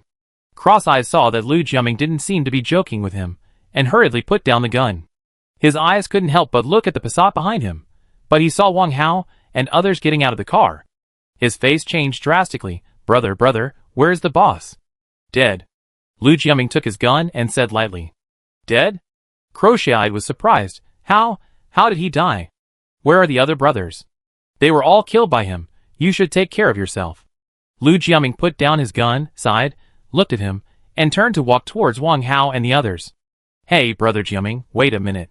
Xian Zhanhe came out of the BMW with sleepy eyes. He looked around and didn't see Yuan Bingqi and the others. He hurriedly stopped Lu Jiaming, who was about to turn around and leave. Where are Captain Yuan and the others? Why didn't they come back with you? Boss Xian, the brothers were all killed by Yuan Bingqi, and he himself is crazy. You should find a way to escape. Lu Jiaming looked at him expressionlessly. Ah! Xian Zhanhe was shocked. This was over. Not to mention the compensation, the key was how to get to Yu City? Find a way to escape by yourself? Isn't that nonsense? If you have the ability, why should you pay Yuan Bingqi to escort you? At the same time, Luo Yi ran over with tears of joy after seeing Wang Hao get off the car. Brother Hao. She immediately saved Wang Hao. Wang Hao's face suddenly turned red, and he hesitated about what to say. Luo Yi suddenly let him go and looked behind him. Where's sister-in-law? Oh, she's fine. Thank you for your concern. Wang Hao forced a smile. Xiaowan has retreated to the safe base. When we get to Yu City, we may be able to find out her whereabouts. Oh. Luo Yi nodded. Looking at Wang Hao's forced smile, she suddenly felt distressed. Su Man also showed a relieved expression on her face after seeing Wang Hao return safely. Time was tight. Wang Hao did not have time to explain to everyone one by one, and immediately sent everyone out of the camp quickly. He and Xiao Mo searched for the bomb he mentioned in the 2 remaining cars of Yuan Bingqi and his team. The situation was urgent at the time, and he did not have time to carefully analyze the truth of Yuan Bingqi's words, but it was better to believe it than not to believe it. What if it was true? People like Yuan Bingqi could do anything. After a tense search, Wang Hao found a large amount of yellow explosives in the front hood of a Skoda car, enough to raise the area within half a mile to the ground. Wang Hao couldn't help but take a breath of cold air. It seemed that Yuan Bingqi really didn't lie to him. At that moment, the two of them carefully removed the explosive packs, and Wang Hao disassembled the detonator and separated the two. Maybe they could be used in the future. It was a pity to throw them away like this. Everyone standing outside the camp stared at Wang Hao and Xiao Mo with confusion. They really couldn't guess what they were doing so nervously in and out of the car. However, when the heavy explosive packs were removed, everyone was dumbfounded, especially Cross-Eyes. The car was the one Yuan Bingqi asked him to stay in to monitor Luo Yi and others before leaving. He never dreamed that his big brother, who he had followed for more than 10 years, would have counted him in it. If Wang Hao hadn't returned safely, he would probably be thinking about his big brother's kindness in the underworld. Okay, everyone check your equipment and get on the road after dinner. Wang Hao turned around and walked to the Passat, opened the trunk, and took out 2 large bags of food. Luo Yi brought an iron pot to boil water and cook.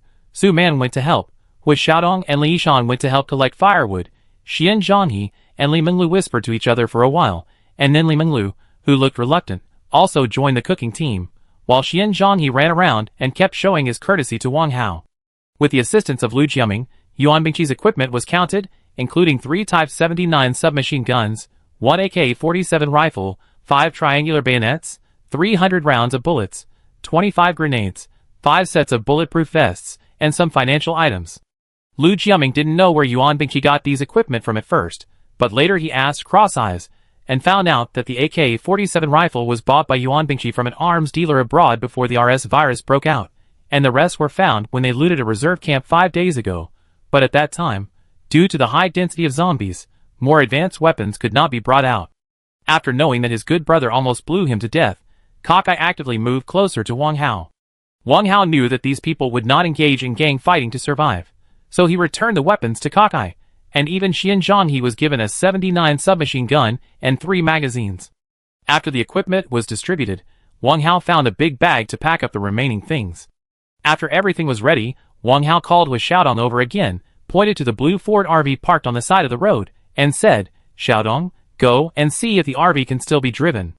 The vehicles we have now are not suitable for long-distance travel. If we encounter a group of zombies, we can't resist it at all. Okay, leave it to me. Hui Xiaodong nodded and turned away.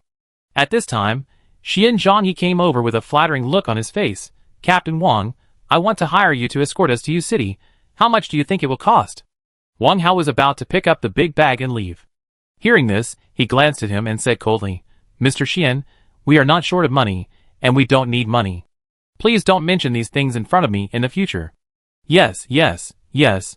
Xian Zhanghe smiled flatteringly and nodded repeatedly. With Captain Wang's skills, these things are not easy to get. You can ask for any conditions you need. Even if I can't satisfy you now, I will definitely find a way to meet your requirements after we arrive in Yu City. Looking at Xian Zhanghe in front of him, Wang Hao suddenly thought of Han Liqiang, and then looked at Li Minglu who was helping Luo Yi and the others cook and said, Do you love her? Xian Zhanghe was stunned when he heard this, and followed Wang Hao's gaze to see Li Minglu. Oh, you mean Lulu, love, of course love. Captain Wang, do you want me to take? Wang Hao was afraid that he would say something embarrassing, so he interrupted him and said, Since you love her, I hope you won't abandon her no matter how dangerous you are in the future. If you can do this, I will take you to Yu City safely. Xian Zhanghe originally thought that Wang Hao wanted to exchange Li Minglu, but he didn't expect such a condition. He was confused for a moment, and hesitated for a while, and asked tentatively, Of course, may I ask if Captain Wang knew Lulu before? Wang Hao didn't answer, picked up the big bag and turned away. Brother Lu, I will give these equipment to you. You must keep it well. This is our safety guarantee. Wang Hao put the big bag in front of Lu Jiaming. Let me keep it. Lu Jiaming was stunned. Looking at the big bag full of weapons and equipment in front of him, he couldn't believe his eyes. Wang Hao nodded. Lu Jiaming was a little flattered for a moment. You know, when he followed Yuan Bingqi only treated him as a lackey and never gave him such important things to keep. At this moment, Lu Jiaming was somewhat touched. He nodded heavily and looked at Wang Hao solemnly and said, Thank you for trusting me so much. I will definitely keep them safe. The reason why Wang Hao dared to hand over such an important thing to him was because Wang Hao could see that Lu Jiaming was not a bad person by nature, and he had just been abandoned by his boss. At the moment, their team was in need of people. Considering all aspects, Lu Jiaming was a good candidate. Although Cross Eyes was also actively moving towards this side, he had not been involved in anything after all, so he needed to observe for a while before making any comments. Brother Lu, have you seen Brother Xiao Mo? Wang Hao looked around at this time, but did not see Xiao Mo. Just now I saw him there cleaning the crossbow. Lu Jiaming pointed to a place not far away. How come he disappeared in an instant? Wang Hao walked in the direction of his finger, but saw Xiao Mo leaning against a big tree under the steep slope, concentrating on looking at something in his hand. Chapter 31. Wang Hao didn't want to disturb him, and was about to turn around and leave, but saw Xiao Mo looking over. Ah Hao, are you here to see me? Wang Hao nodded. Nothing, just came to take a look. Since you have nothing to do, come and sit together, I show you something. Xiao Mo waved at him. Wang Hao nodded, and walked down the steep slope. Do you know this place? After Wang Hao sat down, Xiao Mo handed over the thing in his hand. Wang Hao only saw clearly at this time that the thing that Xiao Mo had been staring at was actually a yellow 2-inch black and white photo. There was a young and beautiful foreign woman in the photo, and behind her was a dilapidated Taoist temple. From the woman's clothes, this black and white photo should have been taken in the mid-1960s. Wang Hao stared at the photo for a long time, shook his head with a puzzled look. I don't know, but it seems that it was taken in front of an abandoned Taoist temple. Who is the woman in the photo? I don't know either. Xiao Mo sighed lightly, slowly took the photo handed by Wang Hao, looked at the woman on it, and said, This photo was on me after I woke up in the hospital. I always feel that we should have known each other before, but I can't remember her name. Then why didn't you ask your friends around you at that time? Wang Hao looked at Xiao Mo in confusion. Since I woke up that time, I lost my memory. I can't remember anything in the past, and I don't even know my name. Xiao Mo's face showed a hint of sadness. Brother Hao, the meal is ready, come up and eat. At this moment, Luo Yi's voice came from the steep slope. I'll be there soon. Wang Hao stood up and responded. Let's go, it's getting late. Let's eat first, and see if we can find another camp before dark. This place is no longer safe. Xiao Mo then put away the photos and stood up. Hui Xiaodong had already repaired the Ford RV, and when he saw Wang Hao, he ran over excitedly. The car has been repaired, and there is basically no major problem. Wang Hao got in the car and checked it, nodded and said, It would be great if we could install a satellite receiver in the car. After all, it is very important for us to know the country's trends. This is not difficult. As long as there is communication equipment, I can modify one. Hui Xiaodong said confidently. Well, then let's be careful, and see if we can encounter a communication equipment store along the way. Wang Hao nodded. Brother Hao, come and eat quickly, or the noodles will clump up in a while. Luo Yi shouted from a distance. A pot of instant noodles and dried noodles, with some wild vegetables and ham sausage cubes picked from the roadside, a few plates of Brother Xiang's pickled mustard, and a bowl of noodles for each person. Everyone ate enthusiastically. After the meal, Luo Yi packed up the kitchen utensils, and then got on the RV with Su Man, Feng Xiaofei, Li Shan, Lu Jiaming and Cross-Eyed, while Hui Xiaodong was responsible for driving. Wang Hao and Xiao Mo drove the Passat to lead the way, Xian Zhanghe and Li Menglu drove the BMW at the end, and the team began to move forward slowly again. Although Li Menglu acted as if she had nothing to do with Han Liqiang's death, Wang Hao accidentally saw traces of crying in the corners of her eyes while eating, but Xian Zhanghe didn't care about these at all. He just kept getting close to Wang Hao, fearing that Wang Hao would abandon him halfway. Although Han Liqiang is selfish, and would even sacrifice others to save himself, he would rather sacrifice himself to protect Li Menglu and satisfy her when facing her. Compared with Xian Zhanghe, Han Liqiang can be regarded as a good man. Wang Hao and Xiao Mo studied the map before getting on the car. After Shi City, there are several small towns. It is not difficult to force through with the current strength of the team. Then, there is Shika City, a prefecture-level city slightly larger than Shi City. In order to avoid unnecessary trouble, they have to take a detour. Although it takes one more day, it is completely worth it in Wang Hao's eyes. At 5:20 p.m., the convoy got on an unfinished highway. The road became wider. Because this highway has not yet been opened to traffic, there are almost no abandoned vehicles and zombies along the way. An hour and a half later, the convoy stopped at a newly built highway service area. To bypass Shika City, you need to get off the highway from here.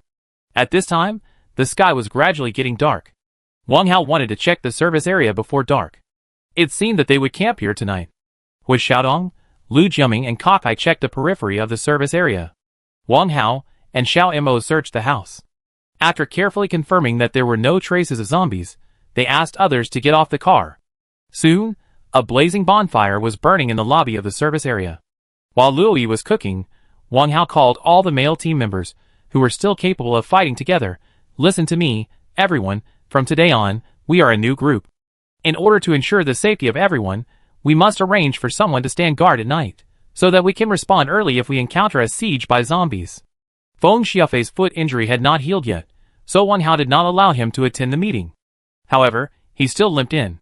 After hearing Wang Hao's arrangement of duty, he was the first to raise his hand and agreed. I agree with Brother Wang's opinion. We should have arranged people to stand night guard a long time ago. Count me in. Although my feet are inconvenient, my eyes and mouth are still good.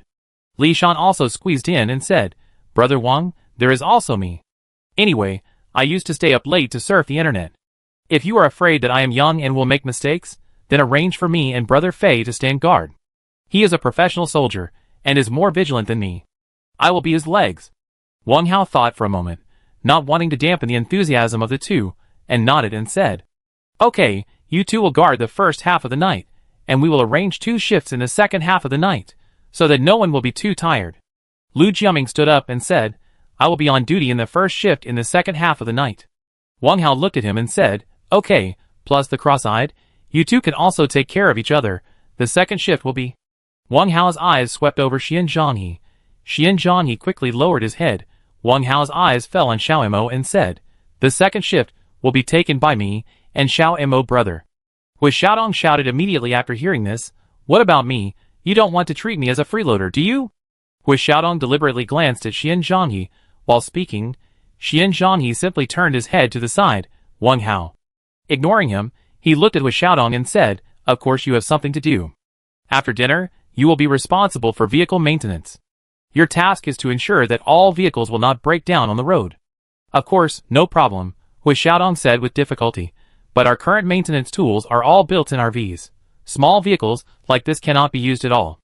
How can I perform maintenance without maintenance tools? Wang Hao said, Isn't there a highway maintenance station next to the service area? When I checked the room just now, I saw some maintenance tools in it. Go and see if there is anything you can use, and take it all away. Hui Xiaodong slapped his thigh and said, Yes.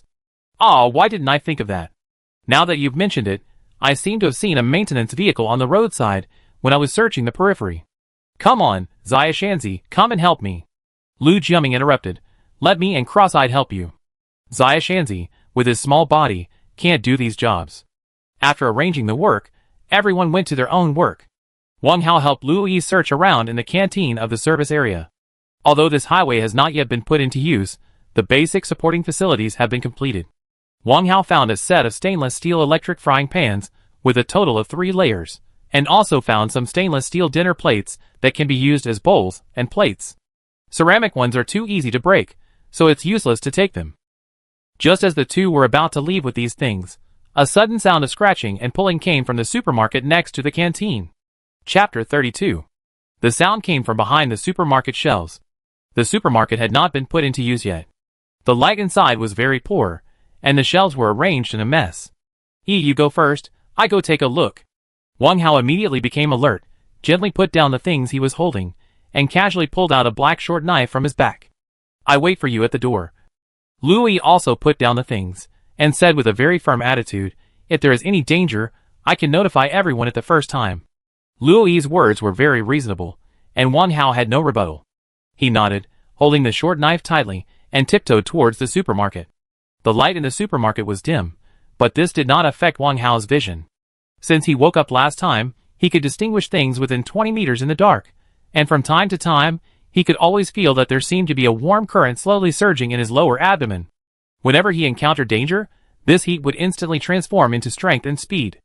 Although Xiao Imo had told him about injecting an unknown liquid into his body, Wang Hao still felt that Xiao Imo was hiding something from him. Carefully pushing open the glass door of the supermarket, Wang Hao smelled a pungent smell of paint. Following the direction of the sound, Wang Hao walked over lightly, with the dagger in his hand ready to fight at any time. As the distance advanced, the piercing sound gradually became clearer, and Wang Hao gradually felt that it was not the sound of zombies, but the sound of some electromagnetic waves. How could there be electromagnetic waves in such a place? Wang Hao was immediately puzzled, but he did not dare to relax his vigilance. When he suddenly jumped out and prepared to raise his knife to attack, he saw 2 walkie-talkies on the shelf. The piercing sound was caused by the electromagnetic waves of the 2 walkie-talkies interfering with each other. Intercom? Wang Hao was stunned for a moment, and then he took it down. Wang Hao saw that the signal indicator light on the intercom was flashing, which meant that the intercom was always on. Wang Hao pressed the talk button and shouted a few times, and his voice came out of the other intercom immediately. Wang Hao was overjoyed. It seemed that both intercoms could be used. He was about to put them away and leave, but suddenly a cry for help came from the intercom. Wang Hao hurriedly stopped and stood there to listen attentively, but there was no movement after that. What's going on? Is there still human beings around here? Wang Hao thought of this and pressed the talk button again and shouted, Hello, hello, is anyone there? Is anyone there? Wang Hao shouted several times in a row, except for his voice coming out of the other intercom. There was no movement in the one in his hand. At this time, several strong beams of light suddenly shone in from outside the supermarket, followed by Xiao Mo's voice. Hao, are you okay? I'm fine, Wang Hao responded, picked up 2 walkie-talkies, and turned to walk out. A strong beam of light came. It turned out that Xiao Mo had walked in with a crossbow, but he didn't know when he installed a strong flashlight on his crossbow, and Lu Yi was standing at the door of the supermarket with a flashlight in her hand, constantly sweeping around the supermarket. Brother Xiao Mo, look what I found. Wang Hao handed the walkie-talkie in his hand to Xiao Mo. Walkie-talkie? Xiao Mo was surprised. Where did you find it? Behind the shelf, Wang Hao turned and pointed, and Xiao Mo shone the flashlight over. Why is there a walkie-talkie in this place? It should be left by the construction team building the highway, the two said as they walked out. Wang Hao said, someone was shouting for help on the intercom just now. It seems that there should be surviving humans nearby. Brother Hao, are you okay? Lu Yi came up to him with a nervous look on her face. It's okay, Wang Hao smiled and bent down to pick up the stainless steel cutlery that had just been placed at the door. He was moved. In troubled times, people's hearts were unpredictable. Wang Hao felt a long-lost warmth in his heart because he had a confidant like Lu Yi who always cared about him. The 3 of them quickly returned to the hall. Lu Yi put down the cutlery and went to cook. Wang Hao and Xiao Mo sat down in front of the fire. Brother Xiao Mo, where did you find the flashlight? Wang Hao looked at the flashlight tied to the crossbow by Xiao Mo and said, This is what Xiaodong and his friends found in the maintenance station next door, Xiao Mo said as he handed the crossbow over. With it, we will be much safer when we are on duty at night, Wang Hao said. Xiao Mo nodded, picked up a walkie-talkie and said, but have you ever thought about it? Both of these things need electricity to maintain. If there is no electricity, they will be nothing. This is exactly what I am worried about, Wang Hao frowned and said, now we can only hope for those communication equipment stores along the way. If we can find some car chargers there, the power problem should not be difficult to solve. Half an hour later, the steaming hot dinner came out of the pot. Luo made sausage rice porridge and pickled mustard shreds. Each person had a large bowl of porridge and a small plate of pickled mustard shreds. The rice was found by Hu Xiaodong in a room in the maintenance station. There were 2 large bags in total, and they were not opened. For this reason, Hu Xiaodong ate an extra bowl. After dinner, everyone took a short break and went back to their own work. Hu Xiaodong took Kakai and Lu Jiaming to continue repairing the maintenance car. After inspection, the maintenance car had no major problems, but there was a problem with the ignition system. Hu Xiaodong removed several parts from other cars in the maintenance station and replaced them. He believed that it should be completed before going to bed. Xiao Mo found some discarded steel bars around the service area and was grinding steel arrows at the moment. Although he had guns and bullets, he still felt that the crossbow was the most convenient. Wang Hao did not force him on this point. There is no most powerful weapon in the world, only more powerful people. Even if Luo was given a 95 full automatic, she might not be able to handle it when facing zombies. Wang Hao looked around here and there, and finally everyone finished before 12 o'clock in the evening. Except for Lu Jiaming and Kakai who were still on duty on the roof of the car, everyone went back to their respective cars to sleep. Wang Hao lay alone in the Passat, tossing and turning, unable to fall asleep. His mind kept thinking about all the things that had happened since he woke up from the car accident.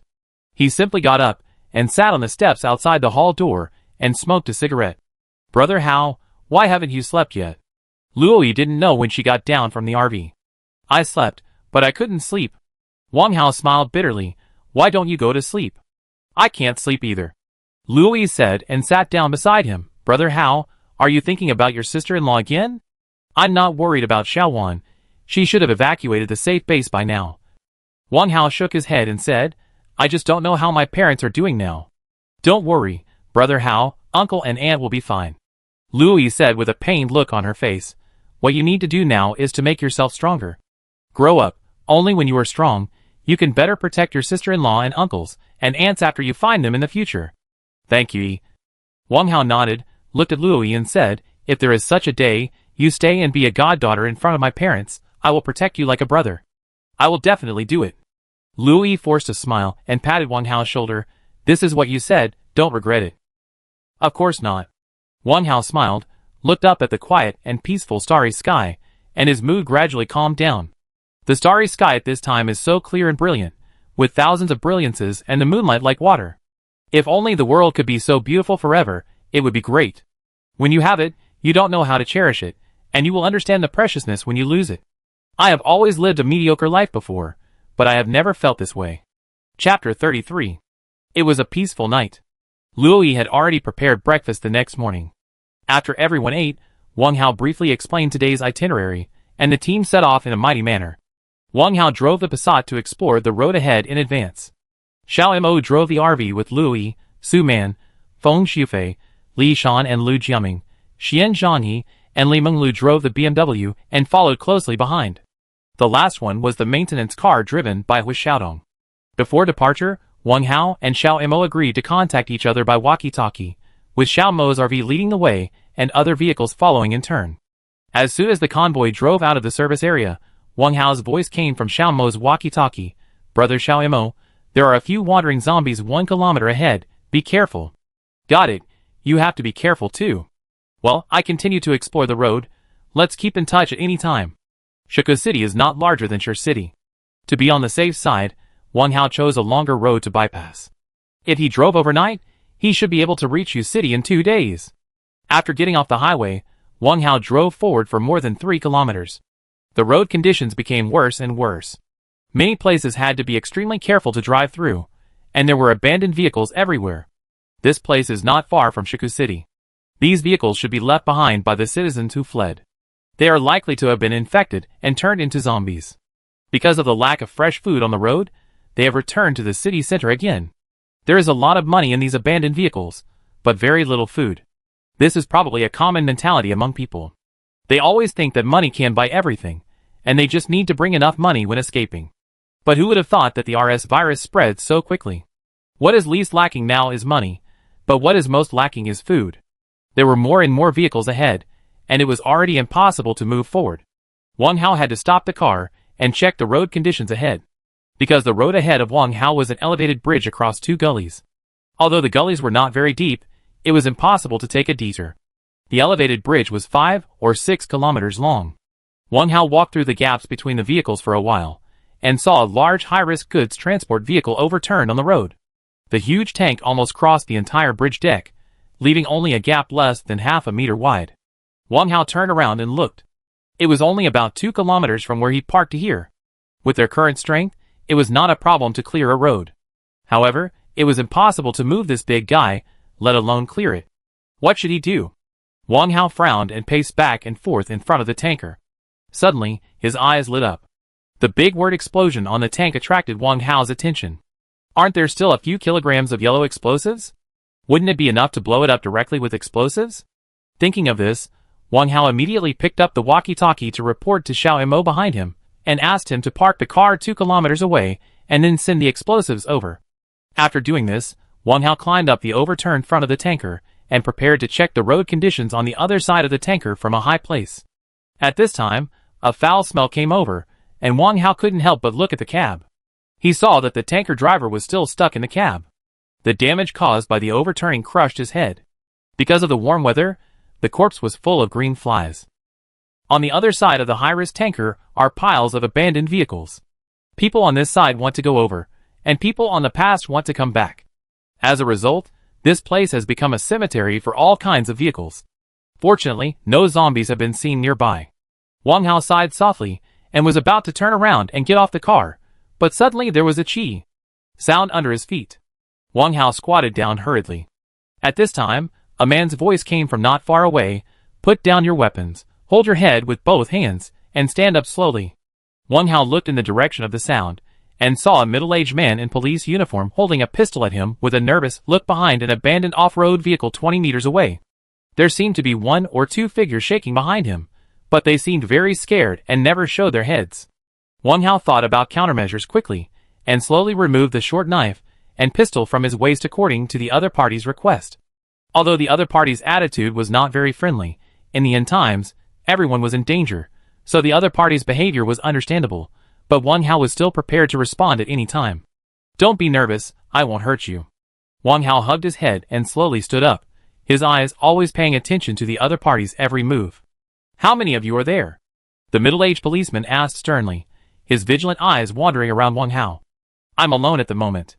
Wang Hao held his head with both hands and answered calmly. Where are the others? The middle-aged policeman continued to ask, with the muzzle of the gun pointed at Wang Hao's chest. Everyone is behind. I just came to explore the way first. Wang Hao took the opportunity to see the figures behind the other party. It seemed to be a woman and a child. From this, Wang Hao deduced that this was most likely a family. Take off your belt and get down slowly. Hearing this, the middle-aged policeman slowly walked out from behind the car with a gun in hand. Don't be nervous. We are going to the Yusha base. We won't hurt you. Please believe me. Wang Hao explained patiently while unbuckling his belt. Don't talk nonsense. Take off your shoes too. The middle-aged policeman shouted sternly, and the black muzzle of the gun in his hand never left Wang Hao's chest. Seeing this situation, Wang Hao knew that there was no need to explain anymore. He immediately unbuckled his belt and took off his shoes one by one according to the other party's request, and then jumped off the front of the car under the other party's stern command. Don't move. Just as Wang Hao jumped off the front of the car, the other party ran over quickly. Before Wang Hao's feet landed on the ground, he was grabbed by the other party and pressed hard on the front of the car with a bang, and then a pair of cold handcuffs shook out. Wang Hao quickly realized the seriousness of the matter. He didn't have time to hesitate. He turned around suddenly and snatched the pistol from the middle-aged policeman's hand. Before the middle-aged policeman could react, he was pressed on the forehead with the black muzzle of the gun. What do you want to do? Wang Hao suddenly became a different person. His eyes were cold and expressionless, and he pressed his arm hard against the middle-aged policeman's neck. The middle-aged policeman soon couldn't breathe. His face was red and his veins were bulging, but his eyes were staring at Wang Hao, without any fear. "Don't kill my dad." At this moment, a little girl of 7 or 8 years old ran out from behind the SUV crying, "Tong Tong, don't go over there." A middle-aged woman in her 30s ran out right after her. Wang Hao and the middle-aged policeman's eyes were simultaneously shifted to the little girl. "Please, don't kill my dad." The little girl cried and hugged Wang Hao's legs. "Tong Tong." The middle-aged woman knelt down in front of Wang Hao while pulling the little girl. "Please, if you want to kill me, kill me. The child can't live without her father." "Don't cry, I won't kill anyone." Seeing this, Wang Hao immediately let go of his arms and went to help the middle-aged woman. After Wang Hao let go of the middle-aged policeman, he quickly squatted down and hugged the little girl. "Tong Tong, don't cry. Isn't Daddy here in front of you?" "Dad, I don't want you to die. I don't want you to become a monster," the little girl said with tears on her face wiped by the middle-aged policeman. "Dad is not dead. He still has to protect Tong Tong and Mom. How can he die?" The middle-aged policeman combed the little girl's hair with a loving look on his face, stood up from the ground, looked at Wang Hao with an apologetic look and said, "Thank you, It's okay." Wang Hao smiled at the little girl and returned the gun to the middle-aged policeman. "I understand your feelings. Not everyone is a bad person." "You are right." The middle-aged policeman took the gun and sighed softly. "We saved a person before, but later he turned his kindness against his will, killed our son, and took away our food. I was so careful, but I was forced to." Listening to the words of the middle-aged policeman, the middle-aged woman next to him couldn't help crying softly. Wang Hao heard. It was not easy to say anything. After a moment of silence, he looked at the middle-aged policeman and said, "Where are you from? Are you going to the U City base too?" The middle-aged policeman nodded, adjusted his mood and said, "We escaped from Shiku City 2 days ago. Later, we met a wounded little man on the way. He told us that there was a survivor base in U City and promised to take us there. But who knew? Who knew that this morning he killed our son and took away our food while we were sleeping?" Little man? From his description, Wang Hao felt that this man was very similar to Xie, a subordinate of Yuan Bingqi who escaped from the Gold Museum. He was about to ask in detail, but suddenly a cold laugh came from behind. Chapter 34. Ha ha ha. We are really destined to meet each other. Wang Hao and the other man turned around in a hurry, only to see a short man with long hair and 3 burly men walking towards them, each holding a weapon. Xie? Wang Hao immediately recognized the short man with long hair leading the group. Xie, the subordinate of Yuan Bingqi who escaped from the Gold Museum. "You bastard, you dare to come back." When the middle-aged policeman saw this man, his eyes suddenly became angry, and he immediately pointed his gun at him. Suddenly, the middle-aged woman next to him let out a hysterical roar, waving her hands and rushing towards Xie on the opposite side. "Xiao Rou, don't." The middle-aged policeman was shocked, and it was too late to hug his wife. Bang! After a gunshot, the middle-aged woman trembled all over and fell in front of Xie, but her hands still wanted to grab Xie's feet. Bang, bang. 2 more shots. The middle-aged woman immediately fell to the ground without any reaction. A pool of bright red blood spread from her head and flowed to Xie's feet. "You bitch, you wasted my 3 bullets again." Xie spat at the body of the middle-aged woman and stepped over it. "Mom! Mom!" The little girl saw her mother lying in a pool of blood and immediately ran over crying. Wang Hao saw this and hurried forward to hug her. "You son of a bitch, I fight you." Hearing his daughter's cry, the middle-aged policeman finally reacted from his shock and immediately raised the muzzle of the gun to fight back, but was blocked by Wang Hao. "Don't be impulsive, the child already has no mother. Do you still want her to be without a father?" Wang Hao shouted loudly. He had to let the people on the opposite side hear him. Otherwise, when the other side saw him raise his gun, they would definitely fight back at the same time. At that time, they would not even have a chance to fight back. Xie and the other 4 lowered their guns after seeing Wang Hao's actions. "Captain Wang, you are still very appreciative," Xie snorted coldly, "otherwise you would have become a hornet's nest by now." Wang Hao did not look at him. He turned around and handed the little girl to the middle-aged policeman beside him, and whispered, "You go back. Our convoy is not far away." "No, I can't leave you here alone." The middle-aged policeman was very determined. He glanced at his wife again, and a trace of reluctance flashed in his eyes. "I will be fine. You go quickly," Wang Hao said anxiously. If he delayed any longer, Xie would become suspicious. It would not be so easy to stabilize him at that time. Before Wang Hao finished speaking, CSN's voice came over, "Want to leave? Let's see who can leave today. CSN, you have already killed 2 people in their family, let them go, tell me what you want to do." Wang Hao hurriedly turned around and stood in front of the middle-aged policeman. "Your words reminded me that I really have something to tell you." CSN laughed sarcastically, but he didn't dare to move forward. He had seen Wang Hao's methods. "Hand over your food and guns, and I will let you go, how about it?" Wang Hao sighed heavily, with a sad expression on his face. "I have nothing now." The convoy was besieged by a group of zombies in Shuka City. Now I am the only one left." "What?" CSN seemed a little surprised when he heard this.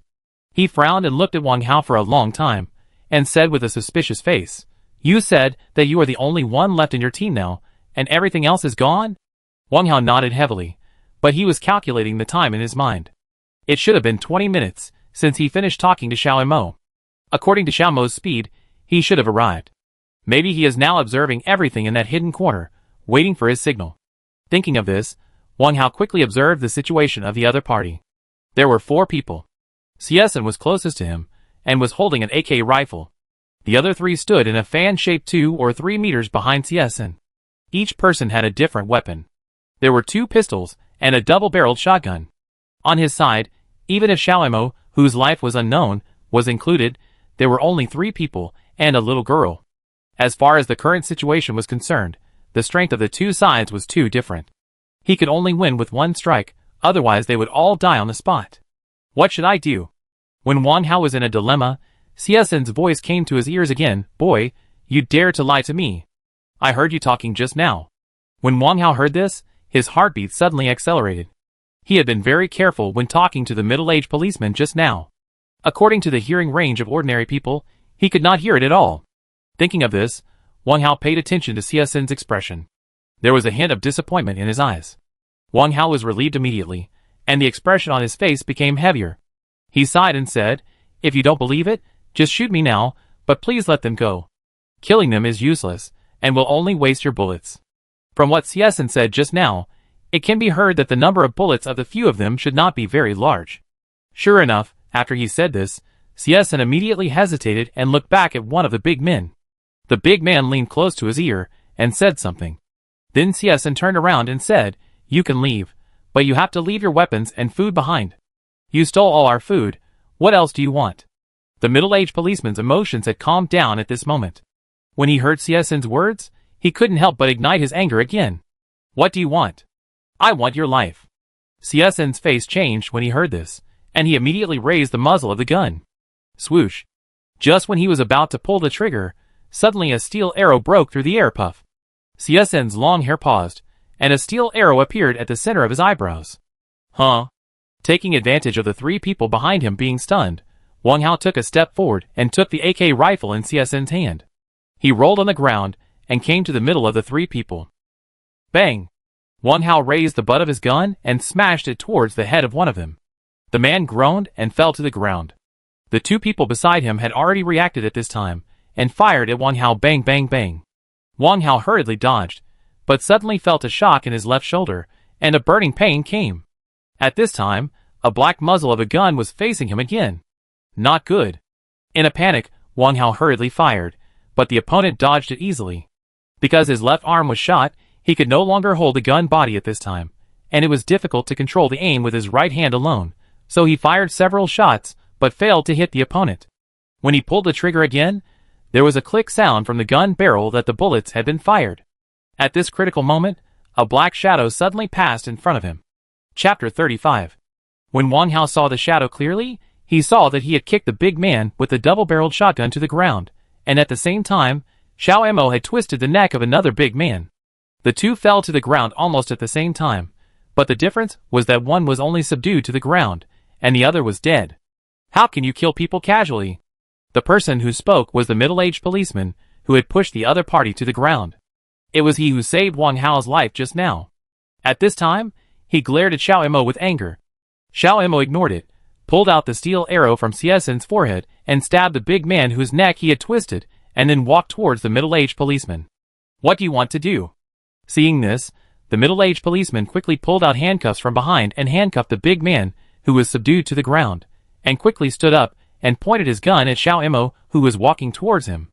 Xiao Imo walked towards the black muzzle without any hesitation. "Stop! If you move forward, I will shoot."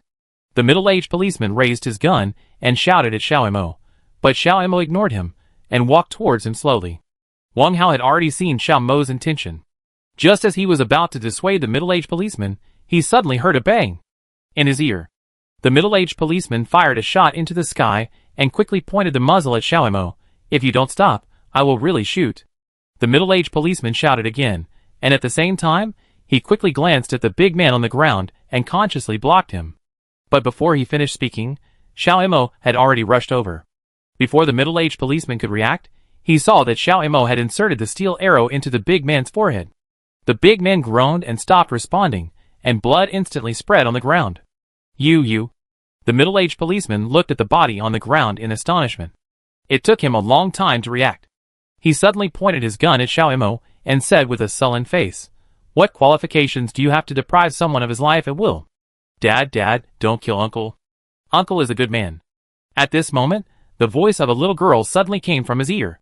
The middle-aged policeman's hand holding the gun trembled, and he saw Wang Hao walking over with his daughter in his arms. "You can't even tell the good from the bad. What qualifications do you have to wear this dress? You are not even as good as your own daughter." While Wang Hao was speaking, he had already walked in front of him and handed the little girl to the middle-aged policeman's arms. Looking at his daughter in his arms, the middle-aged policeman showed a loving expression on his face. He turned his head to look at Wang Hao and Xiao Imo, whose faces changed for a while. After a long time, he slowly nodded. "You are right. If it weren't for my insistence, my wife and my child would not have died. It's all my fault, it's my fault. It's useless to blame yourself now. You should find a way to leave quickly.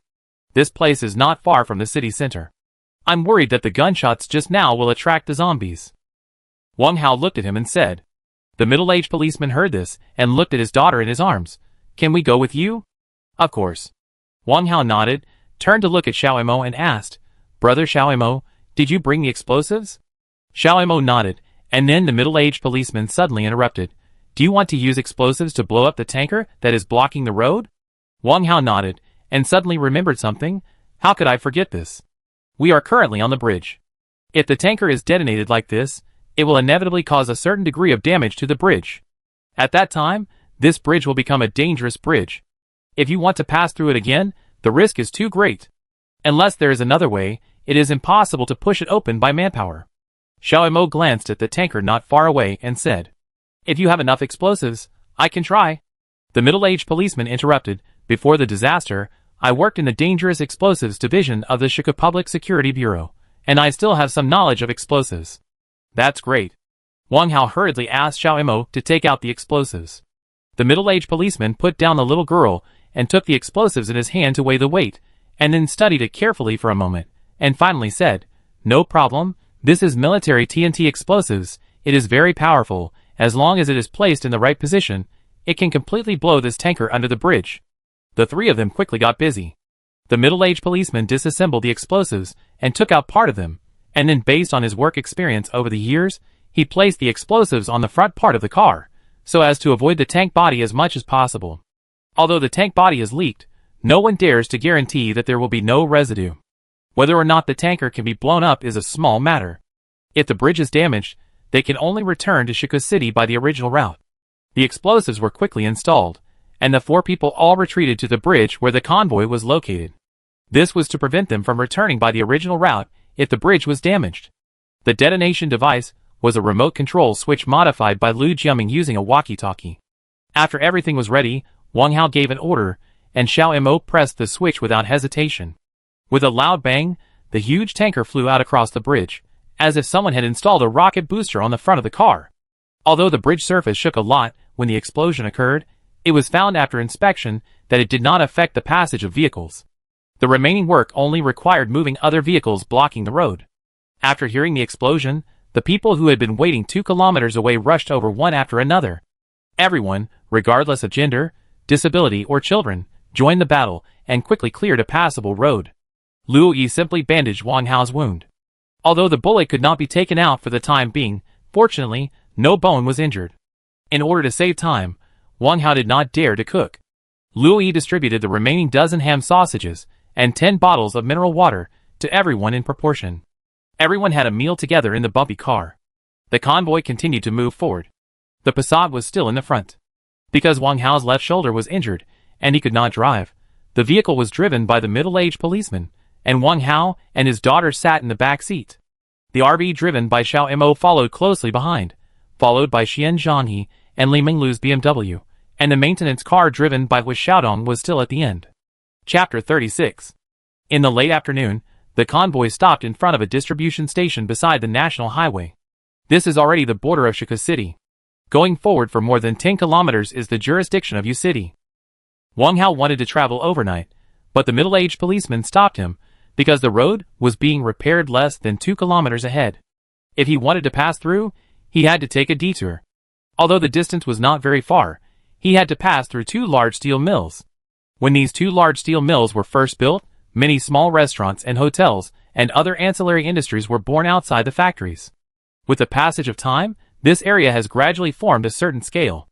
Almost everything that appears in daily life can be found here, including supermarkets, clinics, internet cafes, KTVs and bath centers. Before the disaster, the Shiku municipal government had made a special statistics. There were more than 1,000 workers working in these 2 steel mills alone. If the merchants outside the factories were added, the number of people would be at least around 2,000. With such a large number, the number of zombies after the disaster would naturally not be small. Now we have to find a safe place to settle down and find a way to pass after tomorrow morning. After the convoy stopped, Wang Hao did not let everyone get off the car, just like before, but selected a few more capable personnel to follow him into the distribution station to investigate the situation. Wang Hao and Xiao Mo were in one group, Lu Jiaming and Cock-Eyed were in another group, and the middle-aged policeman and Hu Xiaodong stayed under the car to be on guard. Although this distribution station is not very big, with only 4 color steel houses, because it usually needs to park large trucks, the parking lot in front of the color steel houses is very large, enough to park 10 semi-trailer trucks side by side. Perhaps the business of this distribution station was not very good before the disaster, so at this time, only Wang Hao and his 4 cars were parked in a huge parking lot. The 4 prefabricated steel houses were quickly checked, and only a female zombie in her 40s was found, but Xiao Mo shot her in the head with an arrow. Behind the prefabricated steel houses were wheat fields. It was not yet harvest season, so there were no conditions for zombies to appear here. After Wang Hao and his team checked the surroundings, it was already dark. Wang Hao asked everyone to get out of the car, and then called Lu Yi aside and asked, "How much food do we have left?" "There are only 1.5 bags of rice and a few bags of pickled mustard tubers left," Lu Yi said. "If we eat sparingly, we should be able to hold on for a day or 2. Wang Hao frowned and said, "You go cook, I try to find some more food." Lu Yi nodded, turned around and asked Hu Xiaodong and his team to collect firewood and start a fire. At this time, the middle-aged policeman came over and said apologetically, "Brother, I was wrong today. I have thoroughly reflected on myself. I solemnly apologize to you for what happened before. I'm sorry." The middle-aged policeman bowed deeply to Wang Hao, and Wang Hao hurried forward to help him up. "I understand your feelings. In this world, there is no one who is sorry for anyone. Survival is the truth. I hope you can do this. Even if you don't think about yourself, you should think about your daughter. I accept your criticism." The middle-aged policeman nodded heavily, then cheered up, stretched out his right hand to Wang Hao and said, "My name is Zhang Jianjun, my daughter is Zhang Yutong. I hope to fight side by side with you in the future." Of course, Wang Hao nodded and held his hand tightly. "My name is Wang Hao, welcome you and your daughter to join." "Thank you," Zhang Jianjun said sincerely. Then Wang Hao brought him to everyone and introduced him one by one.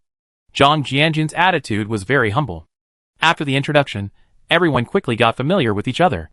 In particular, his daughter Zhang Yutong was very popular with everyone. Even Su Man, who was always quiet, found a piece of chocolate from somewhere and stuffed it into her little hand. Li Minglu was helping Lu Yi under Xian Zhanghe's coaxing, but her eyes kept looking at Xiao Yutong, revealing a hint of sadness. Maybe she thought of Han Liqiang. If they had lived a good life, maybe their child would be this big. And Xian Zhanghe, who had been following Wang Hao like a tail since Yuan Bingqi's death, didn't take Li Minglu seriously at all. At this moment, he just wanted to act like a good person in front of Wang Hao, fearing that Wang Hao would abandon him halfway. Wang Hao had seen through Xian Zhanghe's thoughts, but he was too lazy to care. As long as he didn't do anything to hurt everyone, he could flatter him and treat him as a clown. Half an hour later, dinner was ready. The staple food was rice porridge, a big bowl for each person, and a few packets of pickled mustard tuber were mixed together and then shared equally. Although it was bland, everyone ate it warm. After dinner, according to the division of labor, Hui Xiaodong took Li Yishan to check each car one by one. Cross-eyed, and Lu Jiaming climbed onto the roof of the RV to take the first shift. Wang Hao, Xiao Imo and Zhang Jianjun sat by the fire in front of the color steel house to discuss tomorrow's route. Everyone else returned to the car, and Xiao Yutong followed Su Man back to the RV. Brother Zhang, do you know the terrain of this area? Wang Hao frowned and stared at the map for a long time, then suddenly turned to look at Zhang Jianjun and asked. It's okay, after all, I don't come here often. Zhang Jianjun said uncertainly, what's wrong? We don't have much food. Although it's only a dozen kilometers away from Yu City, no one can guarantee that the next journey will be smooth. If there is a slight delay, we will all go hungry. Wang Hao said with a worried look on his face. What do you think? Xiao Imo nodded and asked. Brother Zhang said before that there is a living area for steel plant employees less than 2 kilometers ahead. I want to go there to see if I can replenish some food. Wang Hao pointed to a route on the map and said. It's too dangerous. Zhang Jianjun stared at the place Wang Hao pointed and shook his head. The terrain in the living area is complicated. If an accident happens, there is no chance of escape. Then is there any other way to bypass the steel plant? Xiao Imo looked at Zhang Jianjun and asked. No, Zhang Jianjun shook his head, unless we abandon the car and walk, and then go around the surrounding villages and towns. What do you think? Xiao Imo looked at Wang Hao after hearing this.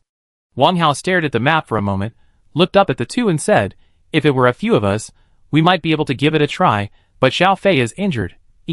Su Man, Xian Zhanghe, and Li Minglu have no combat experience, and there are Xiao Yutong and Xiao Shanzi. If we encounter a group of zombies, I'm afraid no one will survive if we only rely on the strength of the 6 of us to protect everyone. My suggestion is to leave everyone here first, and then Xiao Mo and I will drive to the living area of the steel plant to find food, and take the opportunity to observe the number of zombies there, and then make a corresponding plan. Xiao Mo nodded. This is the only feasible way at the moment, I agree. Count me in. Zhang Jianjun immediately patted his chest after hearing this. I have been there before the disaster, and I know more about the terrain there than you do.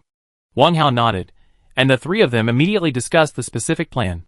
After some research, they finally decided to set off overnight, because no matter what, this risk must be taken. Even if we don't go tonight, we must go tomorrow, otherwise how can we reach Yu City? After the discussion, Wang Hao called all the combat-capable team members together for a brief meeting, and told everyone about the plan. Everyone agreed. Hui Xiaodong and Lu Jiaming took the initiative to ask to join, but were rejected by Wang Hao. If the main force left, who would protect everyone's safety? After hearing this, the two knew that Wang Hao had his own considerations, and did not force it. Wang Hao finally arranged with Xiaodong and Cockeye to protect everyone's safety, Lu Jiaming to keep in touch with Wang Hao and others using the intercom, and Luo Yi and Su Man to take care of Zhang Jianjun's daughter. Xian Zhanghe also took the initiative to ask for Ying this time, hoping to join with Xiaodong's group. Wang Hao did not express his opinion, and looked at Hui Xiaodong. Hui Xiaodong nodded and agreed after a few cold and hot ridicules. Li Minglu naturally joined Lu Yi's group. After the arrangement was completed, the 3 of them checked their equipment, and after confirming that they were correct, Zhang Jianjun drove the Passat car and slowly disappeared under the night. Chapter 37. After driving on the national highway for less than 200 meters, the road ahead was congested. Before the disaster, this road section was adjacent to 2 large steel mills, and was also the main road in and out of Yu City, so the number of abandoned vehicles in this section after the disaster can be imagined. Fortunately, the road was not completely blocked. Zhang Jianjun carefully steered the wheel all the way. To the surprise of the 3 people, there were hundreds of abandoned vehicles in the 2-kilometer journey, but no trace of a zombie was found. And whether there were zombies hidden in those abandoned vehicles along the way, none of the 3 people were in the mood to find out. 40 minutes later, the Passat slowly turned into the cement road section, leading to the factory area. After traveling about 500 to 600 meters, some black monsters in the factory area gradually appeared in the sight of the 3 people. Under the dim moonlight, they stood behind the walls on both sides of the road like ghosts. After driving along the cement road for a distance, a large turntable appeared in front of the 3 people. Zhang Jianjun gradually slowed down the car. On both sides of the turntable are the 2 large steel mills. Go around the turntable, and walk forward for less than 100 meters to the left. The staff living area is on the left-hand side. Zhang Jianjun slowly stopped the car and pointed to the front and said, "Go straight through the living area and there is a dirt road that can go back to the national highway." "Are you saying that this road in front is the road we will take tomorrow?" With the help of the vehicle's high beam, Wang Hao could vaguely see groups of people swaying in front. Zhang Jianjun nodded, pointed to the left side of the turntable and said, "From here, you can go around to the back door of the living area. As far as I know, the steel mill here was in a state of suspension before the disaster. Logically, the number of zombies should be less than the front door." "What do you mean?" Wang Hao asked, puzzled. "Because the back door is almost directly opposite the main door of the steel mill, and the steel mill on the right is closer to the front door," Zhang Jianjun said, pointing to the right side of the turntable. "It was normal before the disaster, and the workers in the factory area didn't need to run to the back door to enter the living area, so I suggest we enter from the back door. Brother Xiaomo, what do you think?" Wang Hao frowned and turned to look at Xiaomo in the back seat. After all, he had more experience than himself. "How far is it from here to the back door?" Xiaomo pondered for a moment and looked at Zhang Jianjun and asked. "It should be about 300 meters. Zhang Jianjun thought for a while. Xiaomo nodded and said, "Leave the car here and we will walk over. In case of an accident, this is our only means of escape." Wang Hao nodded in agreement, and Zhang Jianjun also thought it made sense, so he started the car again and turned around and parked it on the side of the road for timely evacuation. After a brief discussion on the division of labor and a check of their respective equipment, the three of them got out of the car, gently closed the door, and quickly ran to the back door. Walking quickly along the wall of the living area, they soon saw the gate of the steel mill. A telescopic door more than 10 meters long was tightly fastened to the gate walls on both sides. The factory was dark and silent. It seemed that, as Zhang Jianjun said, the steel mill had stopped production for a long time before the disaster. The scenery on the opposite side was just a glance. Now Wang Hao was most worried about the situation in the living area. The three of them walked along the wall for more than 10 meters. At this time, a gap more than 2 meters wide appeared on the wall. The gap was very uneven. It seemed that it was deliberately dug out after it was built. "We're here." Zhang Jianjun, who was leading the way, stopped slightly at this time, and looked into the gap along the wall for a few times, then turned back and said, "It's safe for the time being, there are only a few wandering zombies." Wang Hao nodded and pulled out a short knife from his back. "After entering, we will act according to the plan, and try not to provoke zombies when we meet them." Xiaomo and the other nodded, and quickly held their weapons in their hands. Zhang Jianjun led the way with a submachine gun, Wang Hao followed closely with a short knife, and Xiaomo followed at the end with a crossbow in both hands, and the three of them entered in a line. The terrain in the living area is relatively complex, surrounded by a piece of housing built with various building materials, with uneven heights and large and small areas. After entering the gap, the three kept the formation just now, each guarding their own visual range. According to the simple map drawn by Zhang Jianjun from memory, after entering the living area, the three quickly found a small supermarket. The two glass doors of the supermarket were locked, and the roller shutter was also half pulled down. Wang Hao turned on his flashlight and shone it into the supermarket. He found that the things inside did not collapse everywhere, and there was a sufficient supply of various goods. "Brother Xiaomo, you and Brother Zhang are responsible for the alert. I will open the door." Wang Hao put away the short knife and turned to the two of them. Xiaomo and Zhang Jianjun nodded and guarded the supermarket door on both sides. The glass door was locked with a cheap iron chain lock. Wang Hao waited in his hand and was thinking about how to open it. But he suddenly remembered that Xiaodong had stuffed a small steel bar shear into his backpack before leaving. He told Wang Hao not to underestimate this thing. Maybe it could be used somewhere. Wang Hao didn't care at the time. Anyway, it was small and didn't take up much space, but he didn't expect it to be really useful. With the help of steel shears, Wang Hao easily cut the chain, leaving Zhang Jianjun to guard outside the door, and he and Xiaomo entered the supermarket to search for food. Because they were worried that the sound of the rolling shutter door would be too loud, the two had to crouch down and enter. The supermarket was very small, only about 30 square meters. There were rows of shelves on the left and right sides against the wall, and a row of bulk food in the middle. The cashier was on the right side of the glass door. After confirming that it was safe, the two of them took one row of shelves each. The big bags used to hold things were 2 snakeskin bags. The shelves on Wang Hao's side were all filled with bagged food. The shelves were divided into 3 layers. The top layer was filled with barreled instant noodles, and bottled rice sauces such as lao gan ma and fermented tofu. The second layer was filled with potato chips, shrimp strips, crisp noodles, ham sausages, and luncheon meat. On the bottom layer were noodles, baking soda, alkaline noodles, 13 spices, and condiments such as salt. Except for some uncommon condiments, Wang Hao swept all the other things into the snakeskin bag.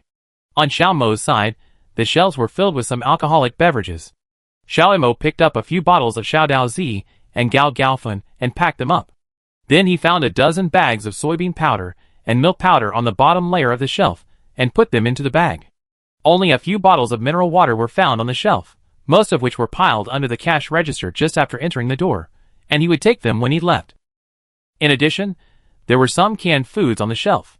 Xiao Mo only took a few bottles of canned fish and canned pork liver, and the rest were canned fruits and other canned foods. These things were not necessities, and they took up space and were heavy, so he did not take them away. The supermarket was quickly swept away. Before leaving, he found a few cheap necklaces on the wall behind the cash register. Wang Hao hesitated for a moment, quickly stepped forward and pulled off one of them and put it in his pocket. Seeing this, Xiao Mo was slightly surprised, but he didn't ask any more questions. The two of them had just walked out of the glass door when they saw Zhang Jianjun running over with a nervous look on his face. Chapter 38. Oh no! The zombies gathered at the front door are moving towards us. Zhang Jianjun pointed nervously at the front door. With the help of the dim moonlight, Wang Hao saw a crowd of people 100 meters away. How could this happen? Wang Hao frowned and looked at Zhang Jianjun in confusion. Did you scare them just now? No, Zhang Jianjun shook his head and suddenly said, I just saw a flare launched into the air. It came from over there. He pointed to the back of a row of simple houses opposite the supermarket. What's behind that? Wang Hao looked in the direction of his finger and asked with a frown. It's also a living area like the front. Before Zhang Jianjun finished speaking, Xiao Mo suddenly interrupted, the back door is also surrounded. Wang Hao quickly turned his head and saw that at the gap where they had just entered, there were suddenly 20 to 30 zombies, and they were still pouring in intermittently from the outside of the gap. At present, the roads on both sides were blocked, and there was no window leading to the back in the supermarket behind them. The situation was urgent, and there was no time to find another way out. Wang Hao looked at a dumpling restaurant with its door wide open opposite the supermarket and said, the dumpling restaurant has a back door. Let's go out from there. Xiao Mo and the others looked in the direction Wang Hao pointed. Although their vision was blurry, they could still vaguely see a half-open small door behind the door of the dumpling restaurant. At that moment, Wang Hao led the way with a knife in one hand and a flashlight in the other. Zhang Jianjun walked in the middle with Wang Hao and Xiao Mo's two big bags in both hands. Xiao Mo was responsible for covering the rear with a box of mineral water in his left hand and a crossbow in his right hand. The distance between the supermarket and the dumpling restaurant was only more than 20 meters. The dumpling restaurant was also built with color steel houses. Wang Hao entered first. The dumpling restaurant was very small, only slightly larger than the previous supermarket. As soon as he entered, a strong smell of vinegar hit his nose. The inside was in a mess, with tables, chairs, and dishes all over the floor. Wang Hao used a flashlight to look around the environment inside, while holding a knife in one hand to prepare for danger at any time. Fortunately, there was no danger. The three of them passed through the dumpling restaurant smoothly. In front of them was another row of color steel houses, but they were slightly newer than the previous supermarket and dumpling restaurant. Zhang Jianjun told Wang Hao that this row of color steel houses was built only last year, mostly massage rooms and restaurants, and there were also 2 internet cafes. Going left is a dead end, and going right leads to the front door of the living area. Wang Hao looked around while listening, but he didn't find any zombies wandering around. He only saw a highly decayed male corpse about 10 meters to the left. A kitchen knife was stuck in his head. His eye sockets had collapsed, revealing 2 black eye sockets. His whole body was in the shape of bones. How far is it from here to the front door? Wang Hao frowned and pondered for a moment, then looked at Zhang Jianjun and asked. Not far. You can see where we parked after turning the corner in front.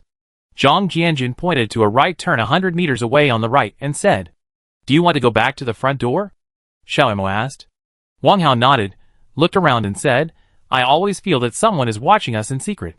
The flare just now was probably deliberately sent by them to lead the zombies to our side.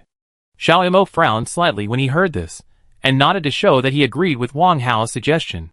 Zhang Jianjun seemed a little confused, we haven't offended anyone along the way. Could there be other survivors in this living area? Maybe the signal flare is just a distress signal from them. Of course, this possibility cannot be ruled out, Wang Hao nodded and said, but since the group of corpses at the front door have been attracted, we don't need to find other ways out. As long as we go back to the front door, we will be not far from our car. Once we get in the car, we can escape from danger. Zhang Jianjun nodded after hearing this. The three of them were about to leave, when a crackling sound suddenly sounded behind them. The three of them hurriedly looked back, and saw a string of lit firecrackers jumping around the corpse that Wang Hao had seen before. The three of them were shocked, and Wang Hao hurriedly shouted, "Run!"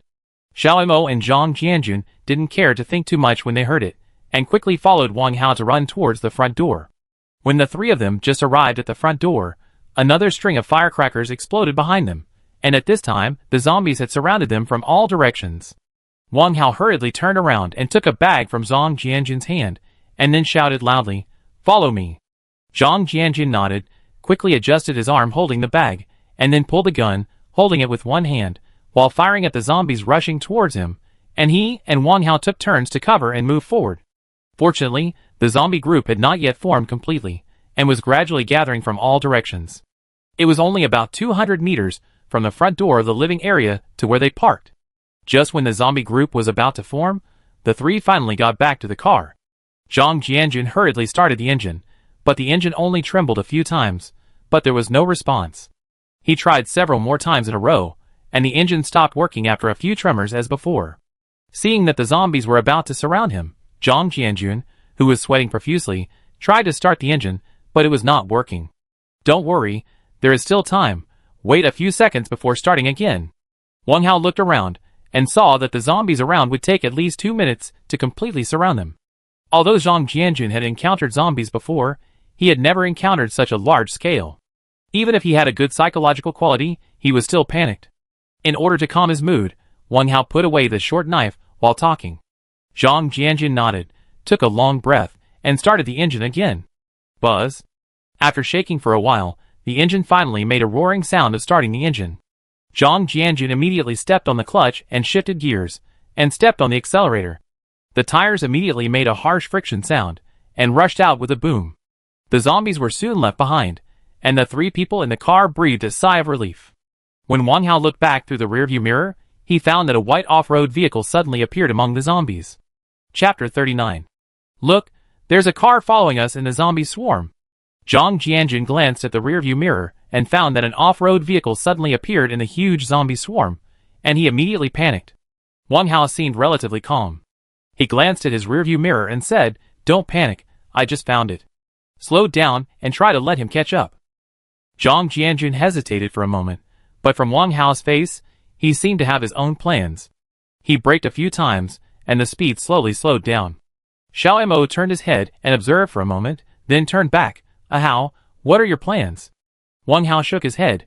"If the firecrackers and the previous flares were sent by them, then if we go back like this, the zombie swarm will most likely be led to the distribution station by them, and it will not be so easy for us to get out at that time. What do you want to do?" Zhang Jianjun nodded and looked back. "Force them out." Wang Hao glanced at the rearview mirror and said coldly, "Instead of being chased and beaten, it's better to kill them all at once." Xiao Mo and the other two nodded when they heard this. At this time, the white CRV and the zombie group behind them had caught up. Through the blood-stained car window, the three found that there were only two people sitting in the front seat of the CRV, a man and a woman. The man was driving, and the woman was sitting in the passenger seat, and looked at them vigilantly. Wang Hao asked Zhang Jianjun to press the horn and make a gesture to follow me. Seeing this, the woman turned around and said a few words to the young men driving, and then nodded to Wang Hao and the others. Boom! The Passat rushed forward immediately, and the CRV behind it was not to be outdone.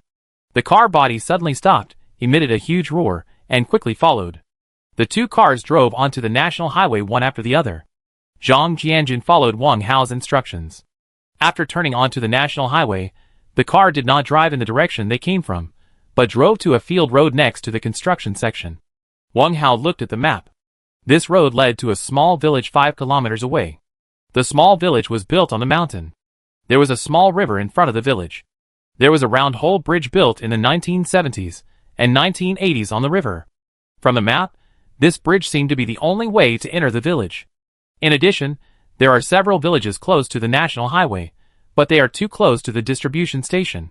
Although there may be signals on the walkie-talkie there, they can get in touch with Feng Shifei and others. But now, the other party's intentions are unclear, and no one can be sure that there are only these two people. What if there are others secretly following behind? These two people are just used to attract Wang Hao's attention. Wouldn't it be like inviting a wolf into the house? Neither Xiao Mo nor Zhang Jianjun objected to Wang Hao's idea. Although they all knew that in this way, the three of them would most likely be trapped in a desperate situation, everyone knew it tacitly because they knew that this was the responsibility they should shoulder, and the responsibility for the lives of every member of the entire escape team. The small village was soon reached, and the round hole bridge was in front of them. At this time, the CRV that had been following closely behind suddenly slowed down and kept flashing high beams and honking at the Passat. Zhang Jianjun turned his head and looked at Wang Hao. Wang Hao signaled him to pull over. Seeing this, the CRV behind him also slowly stopped 10 meters behind the Passat. Zhang Jianjun was about to open the car door when Wang Hao stopped him. "Brother Zhang, stay in the car. If anything happens, you can pick us up at any time." "But..." Zhang Jianjun was about to speak when Wang Hao waved his hand to stop him. He then handed the intercom to him. "I tried several times, but there was no signal. This area is relatively high. After we get off the car, try to contact Shufei and the others. If you can, tell them about the situation here, and let them be ready to evacuate at any time." Zhang Jianjun took the intercom and nodded. He wanted to say something, but he saw that Wang Hao had already opened the car door, and Xiao Mo got off the car from the other side. It was already early in the morning. The CRV was shining its high beams on the rear of Wang Hao's car. After seeing someone get off the Passat, two sounds of the car door opening and closing were heard from the CRV, and then a man and a woman appeared in front of the car lights. The two of them were empty-handed and had no weapons. Wang Hao sheathed his dagger and put it on his waist. Xiao Mo also put down his crossbow. The four walked towards each other and stopped when they were 5 or 6 meters away. "Who are you? Why did you lead the zombies to surround us?" Wang Hao spoke first. "Because you stole our food?" The one who spoke was the young woman on the other side. Although Wang Hao could not see the young woman's appearance due to the lighting, judging from her general outline and voice, the other party should be about the same age as himself. "The food is neither yours nor mine. In this world, whoever can find it belongs to him," Wang Hao said lightly. "Okay. That's what you said." The young woman seemed a little excited when she heard it. She stepped forward and pointed at Wang Hao and said, "Then I tell you now that we found the food first, and you can give it back to us now." "Since you said so," Wang Hao hesitated for a moment and said, "I can give you some food, but you can't follow us anymore." "No, unless you give us all the food," the young woman said aggressively. "That's impossible," Wang Hao said indifferently. "You go back on your word." The young woman suddenly became excited and suddenly pulled out a pistol from her back and pointed it at Wang Hao. "Xiaowan, don't be impulsive." The young man hurriedly stepped forward and pressed down her pistol, then turned to look at Wang Hao and said, "To be honest, we have been watching that supermarket for several days. Today, we finally led the zombies away, but we didn't expect that you would get there first. You just promised to give us some food. Is that true?" "Of course, but you must promise not to follow us anymore." Wang Hao nodded and said, "Okay, I promise you." Before the young man finished speaking, the woman stopped him loudly.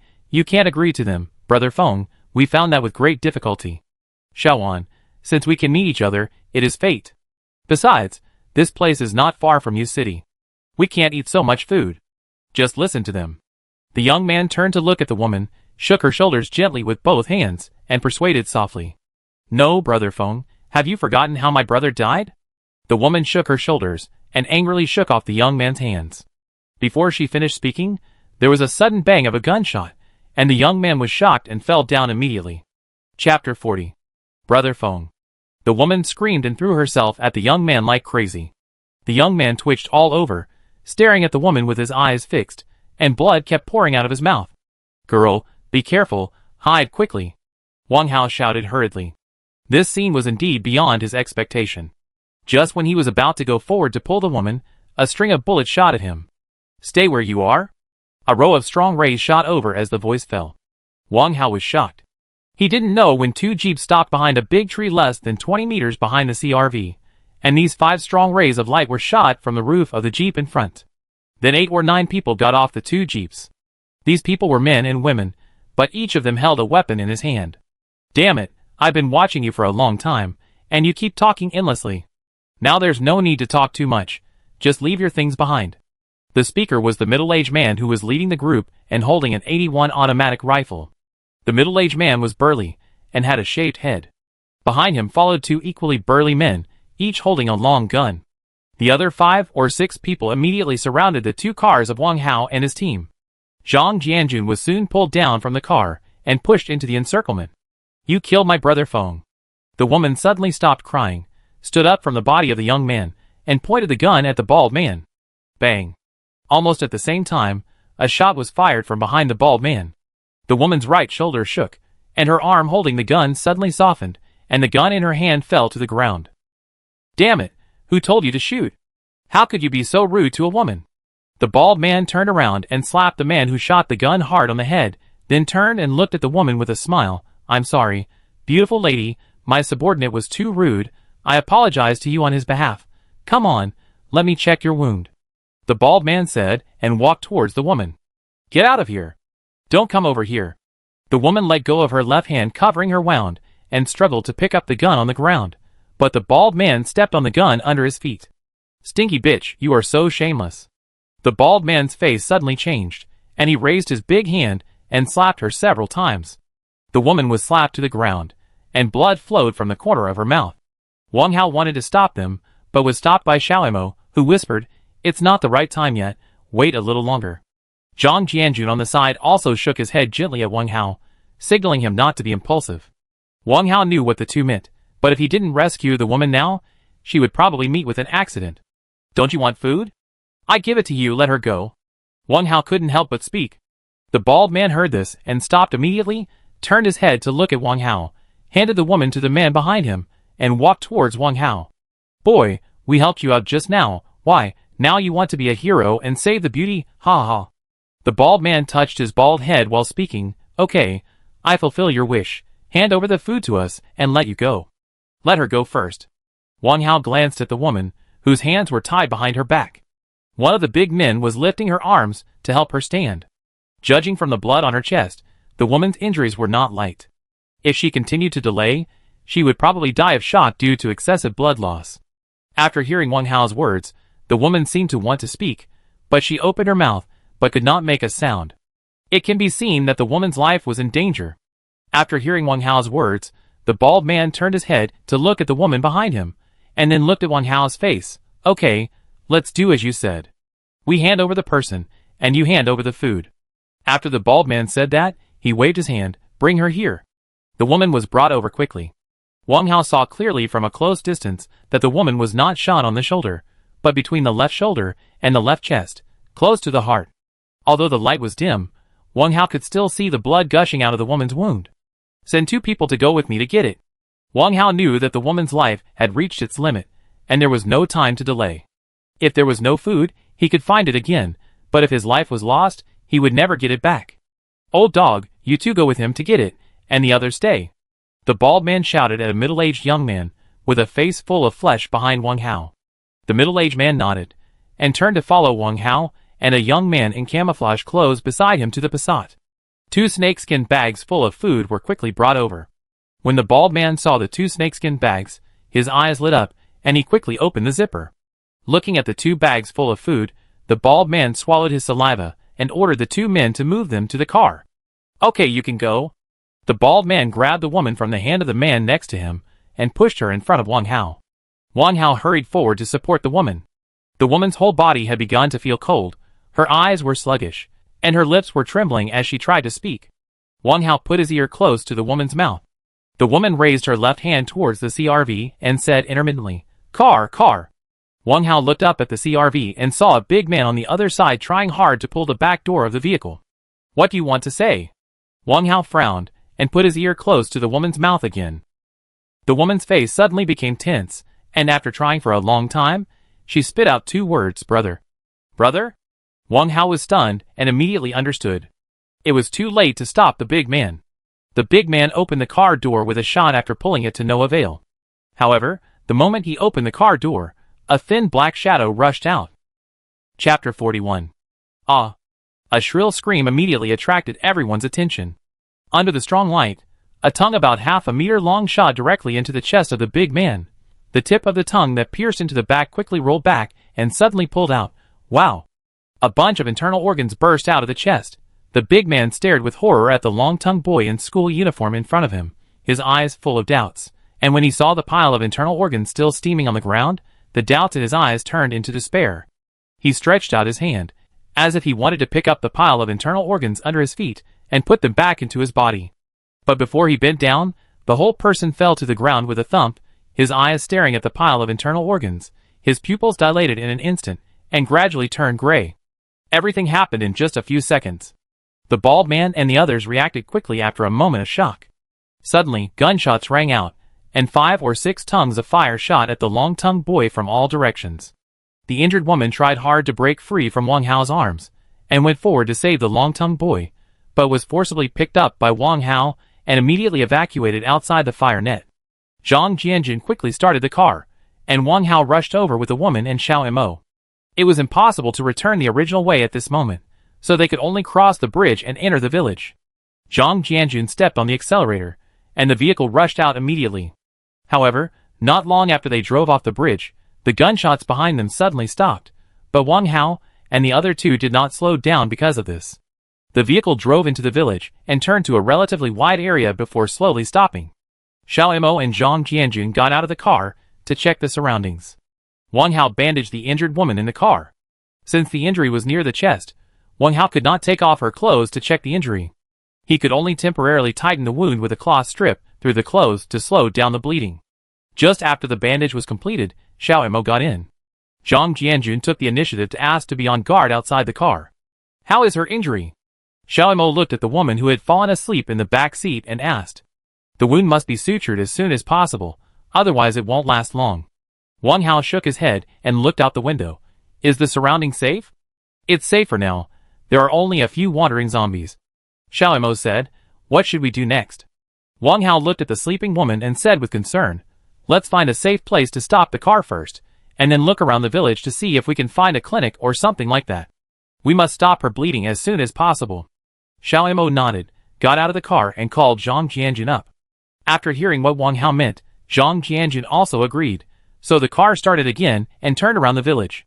The village is not very big, with only 2 main streets. Wang Hao and his team quickly found a family facing the street.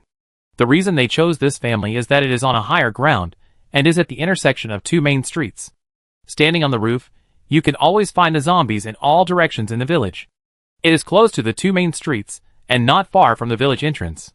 In case of danger, the chance of escape is also greater than other places. Wang Hao left the woman and Zhang Jianjun in the car. He and Xiao Mo went into the yard to check the situation. As soon as they opened the gate, they found a middle-aged zombie woman in an apron, but she was killed in an instant by Xiao Mo's arrow. Looking at the middle-aged woman lying on the ground, Wang Hao's nose felt sore and his throat was blocked. He saw the shadow of his mother in this middle-aged woman wearing an apron. In the past, whenever he called his mother to tell her that he was going home, the first thing he saw when he got home was his mother wearing an apron and busy in the kitchen. And this zombie woman might be waiting for her son to come home like his mother. What's wrong? Xiao Mo walked a few steps and saw no movement from Wang Hao, so he turned around and looked at him. Wang Hao shook his head and twitched his nose a few times. Seeing this, Xiao Mo had guessed that he was sad because of the scene, so he didn't ask any more questions, just patted his shoulder and continued to check around. The yard was a typical rural yard. The area inside the yard was not large, with only 4 main rooms. Opposite the main rooms were 2 simple sheds built with asbestos tiles. On the left of the simple shed was the yard gate, and on the right was the toilet. Except for the middle-aged woman he met when he first entered the door, no other dangers were found. After carrying the injured woman into the main room, Wang Hao and the other 2 briefly discussed the action plan. He and Xiao Mo went to the village to find a clinic, while Zhang Jianjun stayed behind to take care of the injured woman. The gunshots were used as a signal. If they heard gunshots, it meant that he and Xiao Mo were in danger. Then, they asked Zhang Jianjun to drive to the village entrance with the injured woman. He and Xiao Mo would arrive within 5 minutes. If Zhang Jianjun and his team were in danger, they would also use the gunshots as a signal. He and Xiao Mo would rush to rescue them as soon as they heard them. But there was one thing: no matter how many zombies gathered outside before they arrived, they should not open the door and leave without permission. They must wait until they arrived. Zhang Jianjun nodded and said, I understand this, don't worry. Wang Hao gave a few more instructions, then helped Zhang Jianjun to hold the door from the inside, and then the two climbed over the wall and went out. Wang Hao and the others moved carefully along the way, avoiding zombies as much as possible, and only went forward to deal with those that could not be avoided. The village was very small. As soon as Wang Hao and the others walked out of the main street and turned into an alley, they saw a poster on the wall promoting rural cooperative medical care. Based on his experience of living in the countryside since childhood, Wang Hao concluded that the clinic should be in this alley. Sure enough, just a few steps into the alley, the two saw a small wooden plaque with black characters on a white background hanging on the door wall of a house on the right. The white paint and handwriting on it had fallen off a little, but the word Shanxia Village Clinic could still be vaguely distinguished. Two large black iron doors were locked, and the pull rings of the iron doors were covered with bloody handprints and bloodstains of various sizes. This should be caused by many villagers coming to see a doctor at the same time on the day when the RS virus broke out. The iron door used the simplest padlock, with only two round buckles welded on the edges of the two doors. When going out, just lock the two round buckles with a padlock, and the door cannot be opened. Although the door is locked now, the two round buckles are not locked, so the iron door should be open. Wang Hao gently pushed the iron door, and with a clang, the iron door just moved back and forth, but was not pushed open. Huh? Wang Hao was stunned, and subconsciously put his eyes close to the crack of the door to see, and found that the iron door was actually bolted from the inside. Chapter 42. Is there any survivor in the courtyard? Wang Hao was stunned for a moment, then turned to look at Xiao Mo. Xiao Mo frowned when he heard this, and put his eyes close to the crack of the door to observe for a while. He stood up and said puzzledly, although the furnishings in the courtyard are very neat, there is no sign of life. Never mind, let's go in first. Wang Hao looked up at the sky, which was already white. Xiao Mo nodded, and the two of them quickly found a wall that was easier to climb over. Wang Hao pulled out a short knife, and bit it in his mouth, and climbed up first. The courtyard wall was not very high. Wang Hao took a rough look at the situation in the courtyard and jumped down. Xiao Mo followed and fell into the courtyard. The courtyard was not big, with a row of 5 blue brick and tile houses, and 2 small side rooms on each side. The terrain of the main house was slightly higher than the entire courtyard, and there was a 5-step staircase on each side. After landing, Wang Hao and his partner first checked the situation in the 4 side rooms. In the 2 rooms on the left, one was piled with farm tools and other miscellaneous items, and the other was a toilet.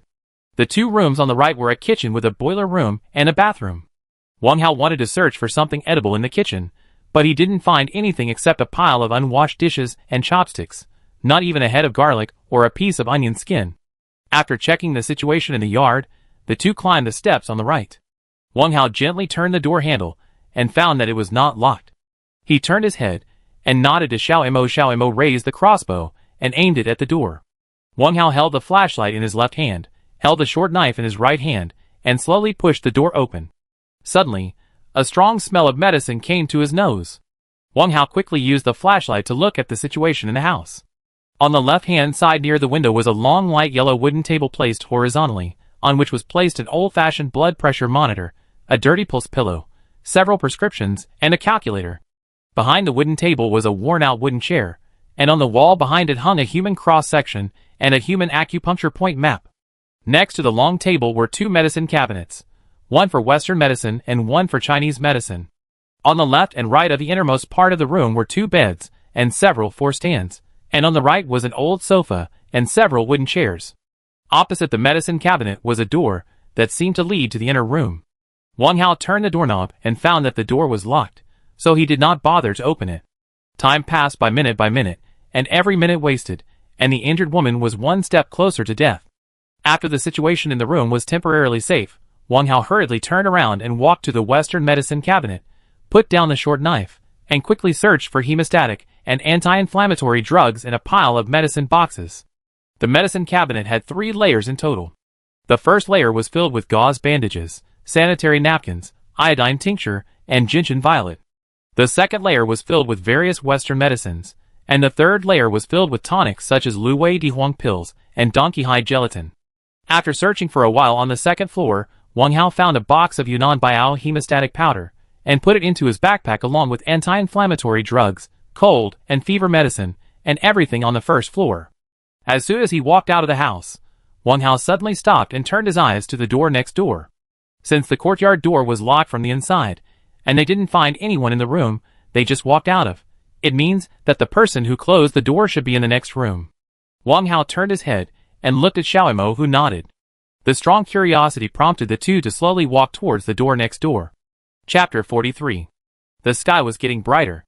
Wang Hao wanted to observe the situation inside the house from the window, but he found that the curtains were drawn. Wang Hao turned to look at Xiao Mo and asked for his opinion. Xiao Mo said nothing but nodded at him, then raised the crossbow in his hand. Wang Hao tightened the backpack on his shoulder, pulled out the short knife, and walked to the door with a flashlight. He turned the door handle lightly and found that it was not locked. He took a deep breath and slowly opened the door. As soon as the door was opened, a warm stench rushed towards him. Wang Hao quickly realized that there might be danger and quickly scanned the situation inside the house. The house was in a mess. The milky white sofa was stained with blood. There were several unburned candles on the coffee table. There were some white pills and several used disposable syringes scattered around the candles.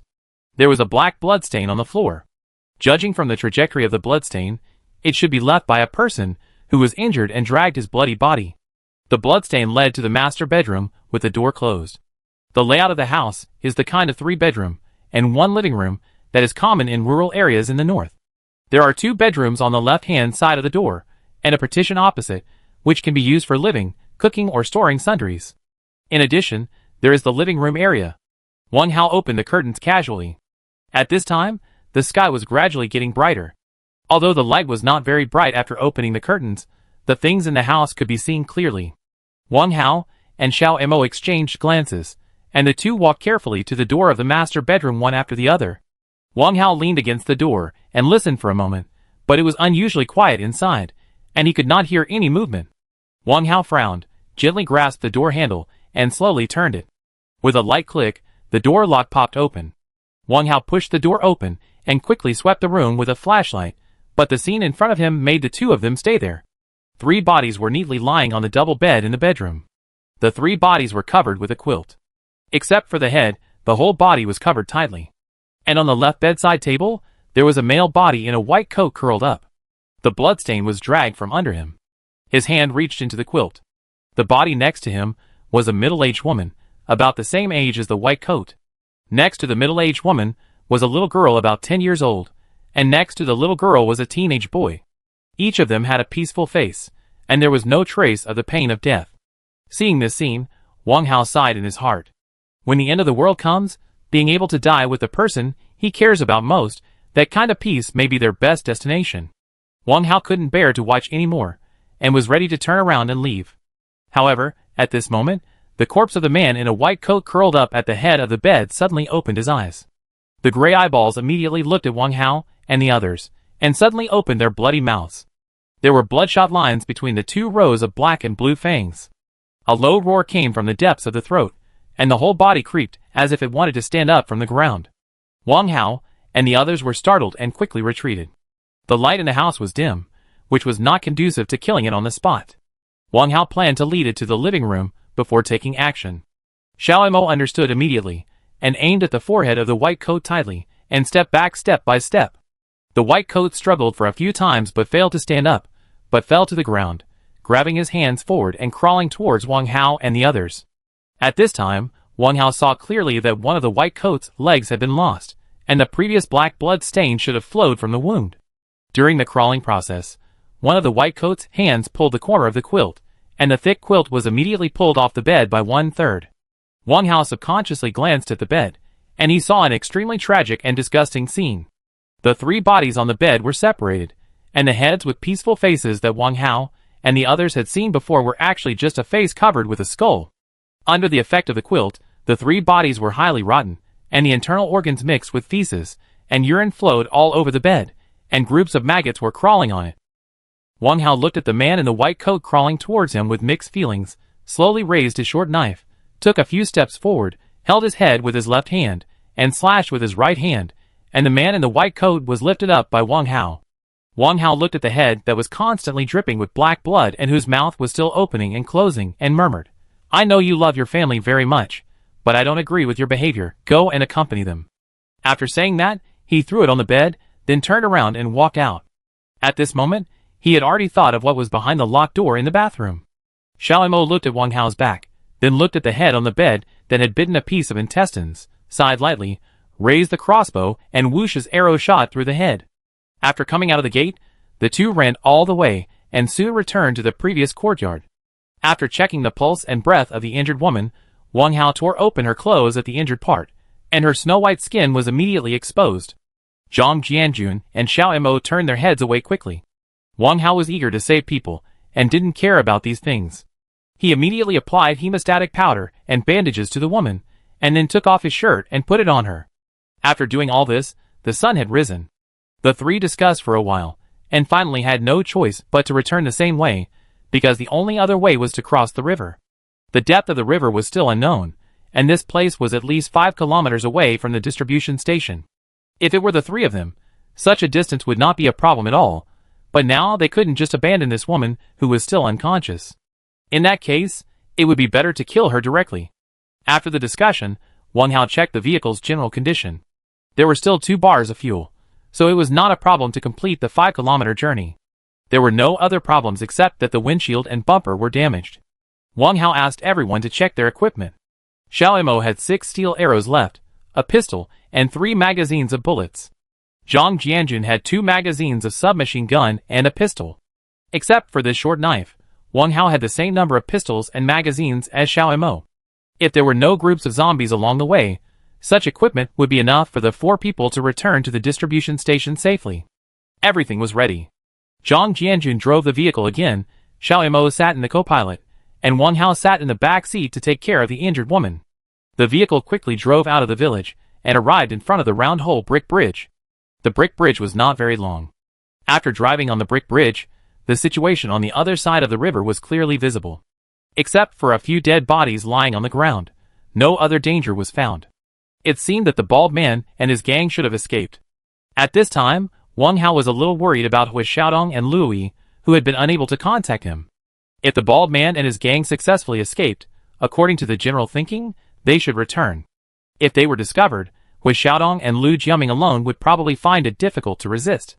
Feng Xiaofei, the only one with combat power, had not yet recovered from his leg injury, and could not play any role at all. When Wang Hao thought of Feng Xiaofei's injury, he immediately thought of the situation in which he was shot in the left shoulder. He subconsciously peeled off his clothes and took a look.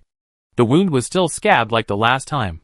When Luo cleaned and bandaged his wound yesterday, it was still a blood hole. It was only a day before the wound began to scab. This really made people a little confused. Xiao Mo, who was sitting in the front row, seemed to have noticed Wang Hao's move.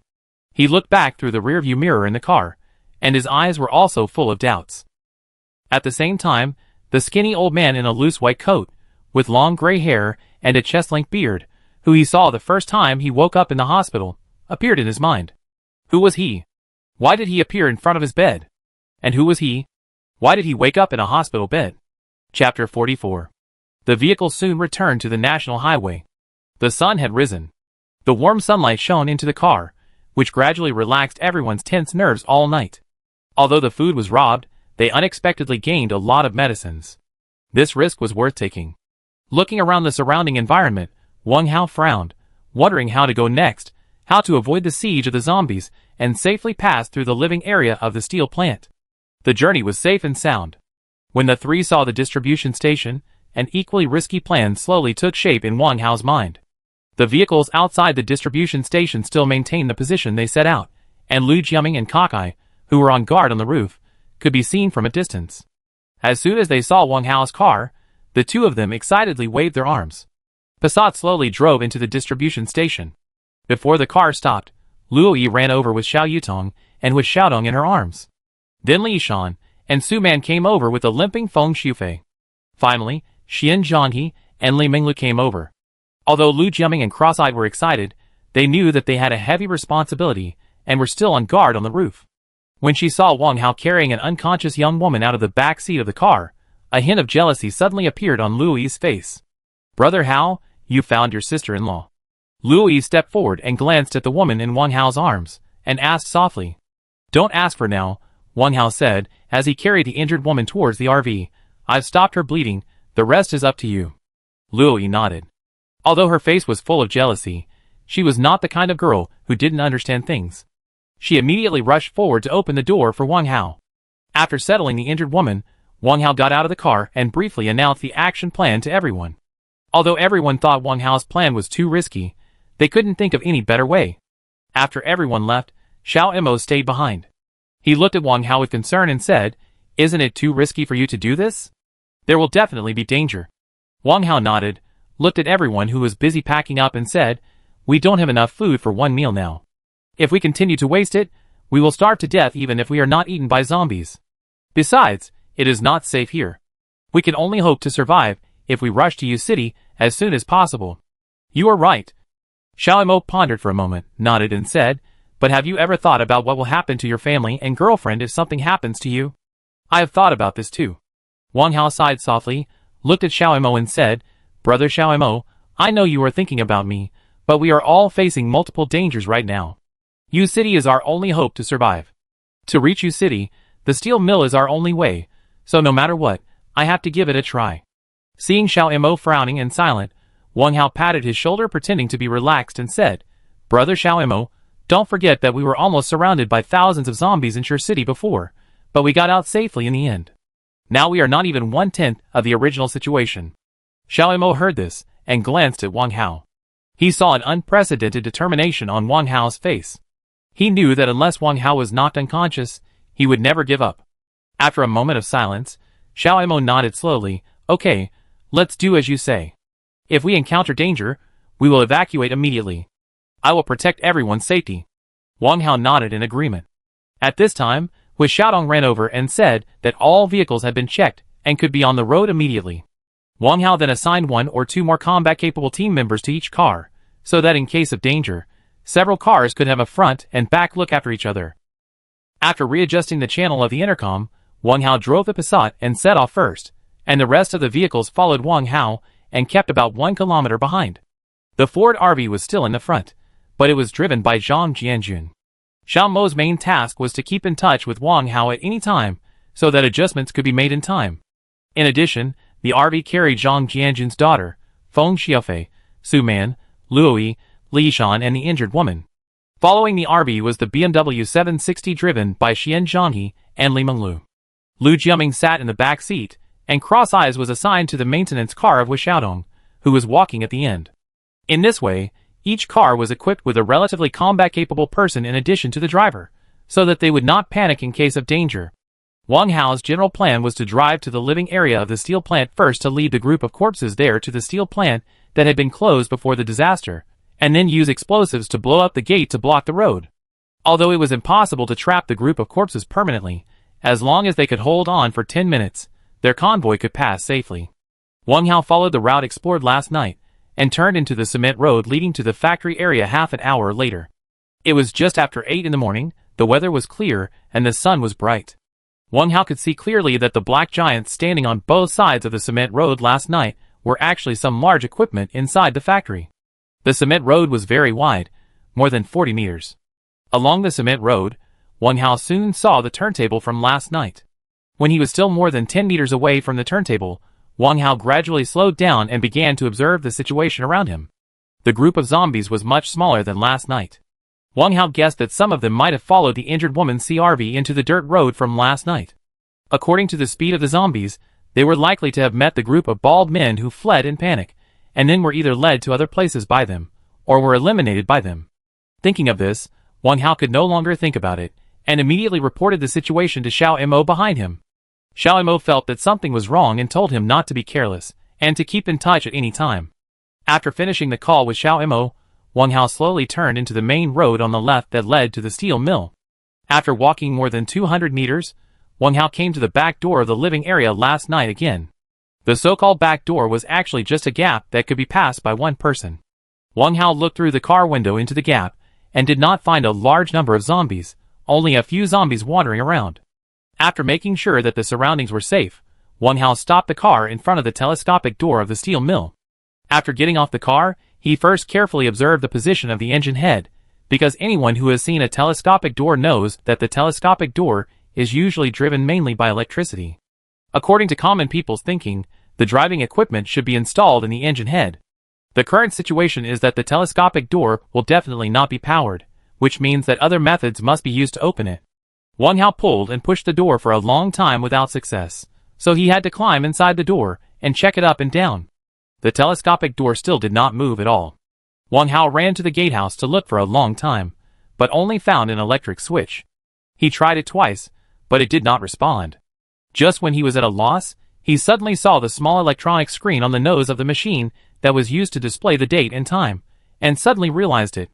Since the telescopic door is driven by electricity, the inventor should have considered emergency measures in case of power outages at the beginning of the invention. Thinking of this, Wang Hao went forward and carefully searched along the nose of the machine again. Finally, he found a triangular keyhole under the nose of the machine. Without thinking, Wang Hao stood up, pulled out his pistol and aimed at the keyhole. Bang! It was a shot, and the stainless steel guard plate fell down immediately, revealing the motor gear inside. Wang Hao took a look and immediately understood the principle. He quickly removed the two gear chains connected to the motor, then stood up and pushed the telescopic door. With a clatter, the telescopic door was easily pushed open a small gap. Wang Hao pushed the telescopic door to the limit in one go, then hurriedly got in a car and drove towards the living area while honking the horn. Chapter 45. The steel mill and the living area are only one turn away, and the distance is no more than 500 meters. In order to attract the attention of the zombies in the shortest time, Wang Hao deliberately slowed down the car, and kept pressing the horn button with his finger. The harsh sound resounded all around, as if ringing the bell for the zombies to start the meal. However, Wang Hao overlooked one point. He forgot that there was a steel mill on one side of the turntable. Zhang Jianjun had said before that the steel mill had always been in production before the disaster, which means that in addition to the living area, there might also be a large number of zombies gathered there. When Wang Hao realized this, it was too late. The noise last night only woke them up, and Wang Hao's current horn sound was to guide the zombies in the direction of their prey.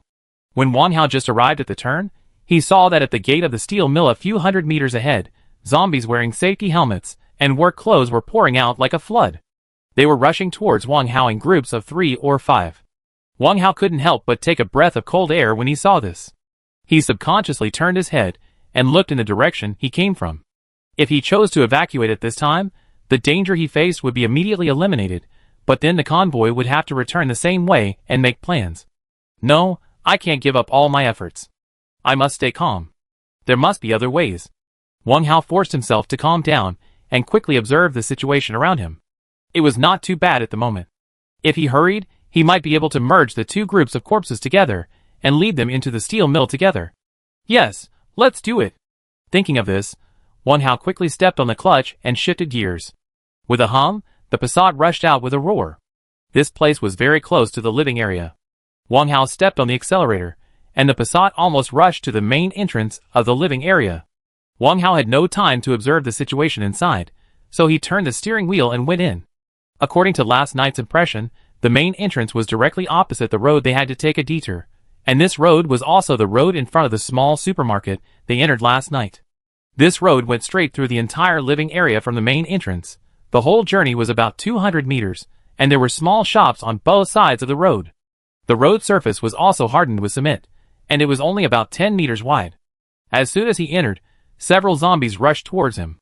Wang Hao quickly turned the steering wheel to avoid them. Although there were not many zombies on this road, they were scattered. In order to completely attract the attention of all the zombies, Wang Hao kept turning the steering wheel back and forth and drove to the end. At the end was a wasteland full of various garbage. In the middle was a dirt road paved with slag. This should be the dirt road that Zhang Jianjun said could lead to the national highway. Time was tight. Wang Hao just glanced at it briefly and turned around and walked back. Wang Hao just drove out of the gate of the living area and found that the zombies in the direction of the steel mill had gradually gathered together. At this time, they had moved to the turntable. Wang Hao did not dare to delay any longer. He honked the horn and quickly drove the vehicle to the main road leading to the steel mill.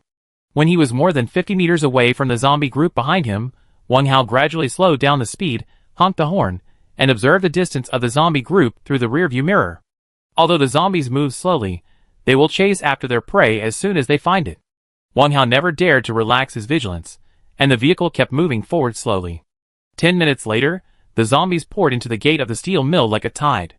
To be on the safe side, Wang Hao drove the car along the main road in the factory area to the innermost position, and then slowly stopped the car. Wang Hao casually broke a branch from the tree next to him, and put it between the horn button on the steering wheel and the seat. In this way, the horn would not stop after he abandoned the car. After doing all this, Wang Hao picked up his belongings and ducked out of the vehicle. He quickly detoured to the vicinity of the factory gate from behind several large equipment on the side. 5 minutes after the last zombie entered the gate, Wang Hao notified Xiao Imo and others, who had been waiting 1 kilometer away, to move forward at full speed. While they were here, Wang Hao took a quick look at the structure of the gate. The gate was made of reinforced concrete from the mid-1990s, with a solid cubic doorpost on each side to support the long and heavy door head. On the door head were a few rusty, gilded characters Jiqiang steel plant. The gate was not very wide, probably about 10 meters. According to Zhang Jianjun's suggestion, Wang Hao installed the explosives under the doorpost near the gatehouse, because the more things the explosives came into contact with, the greater the power of the explosion and the greater the damage caused.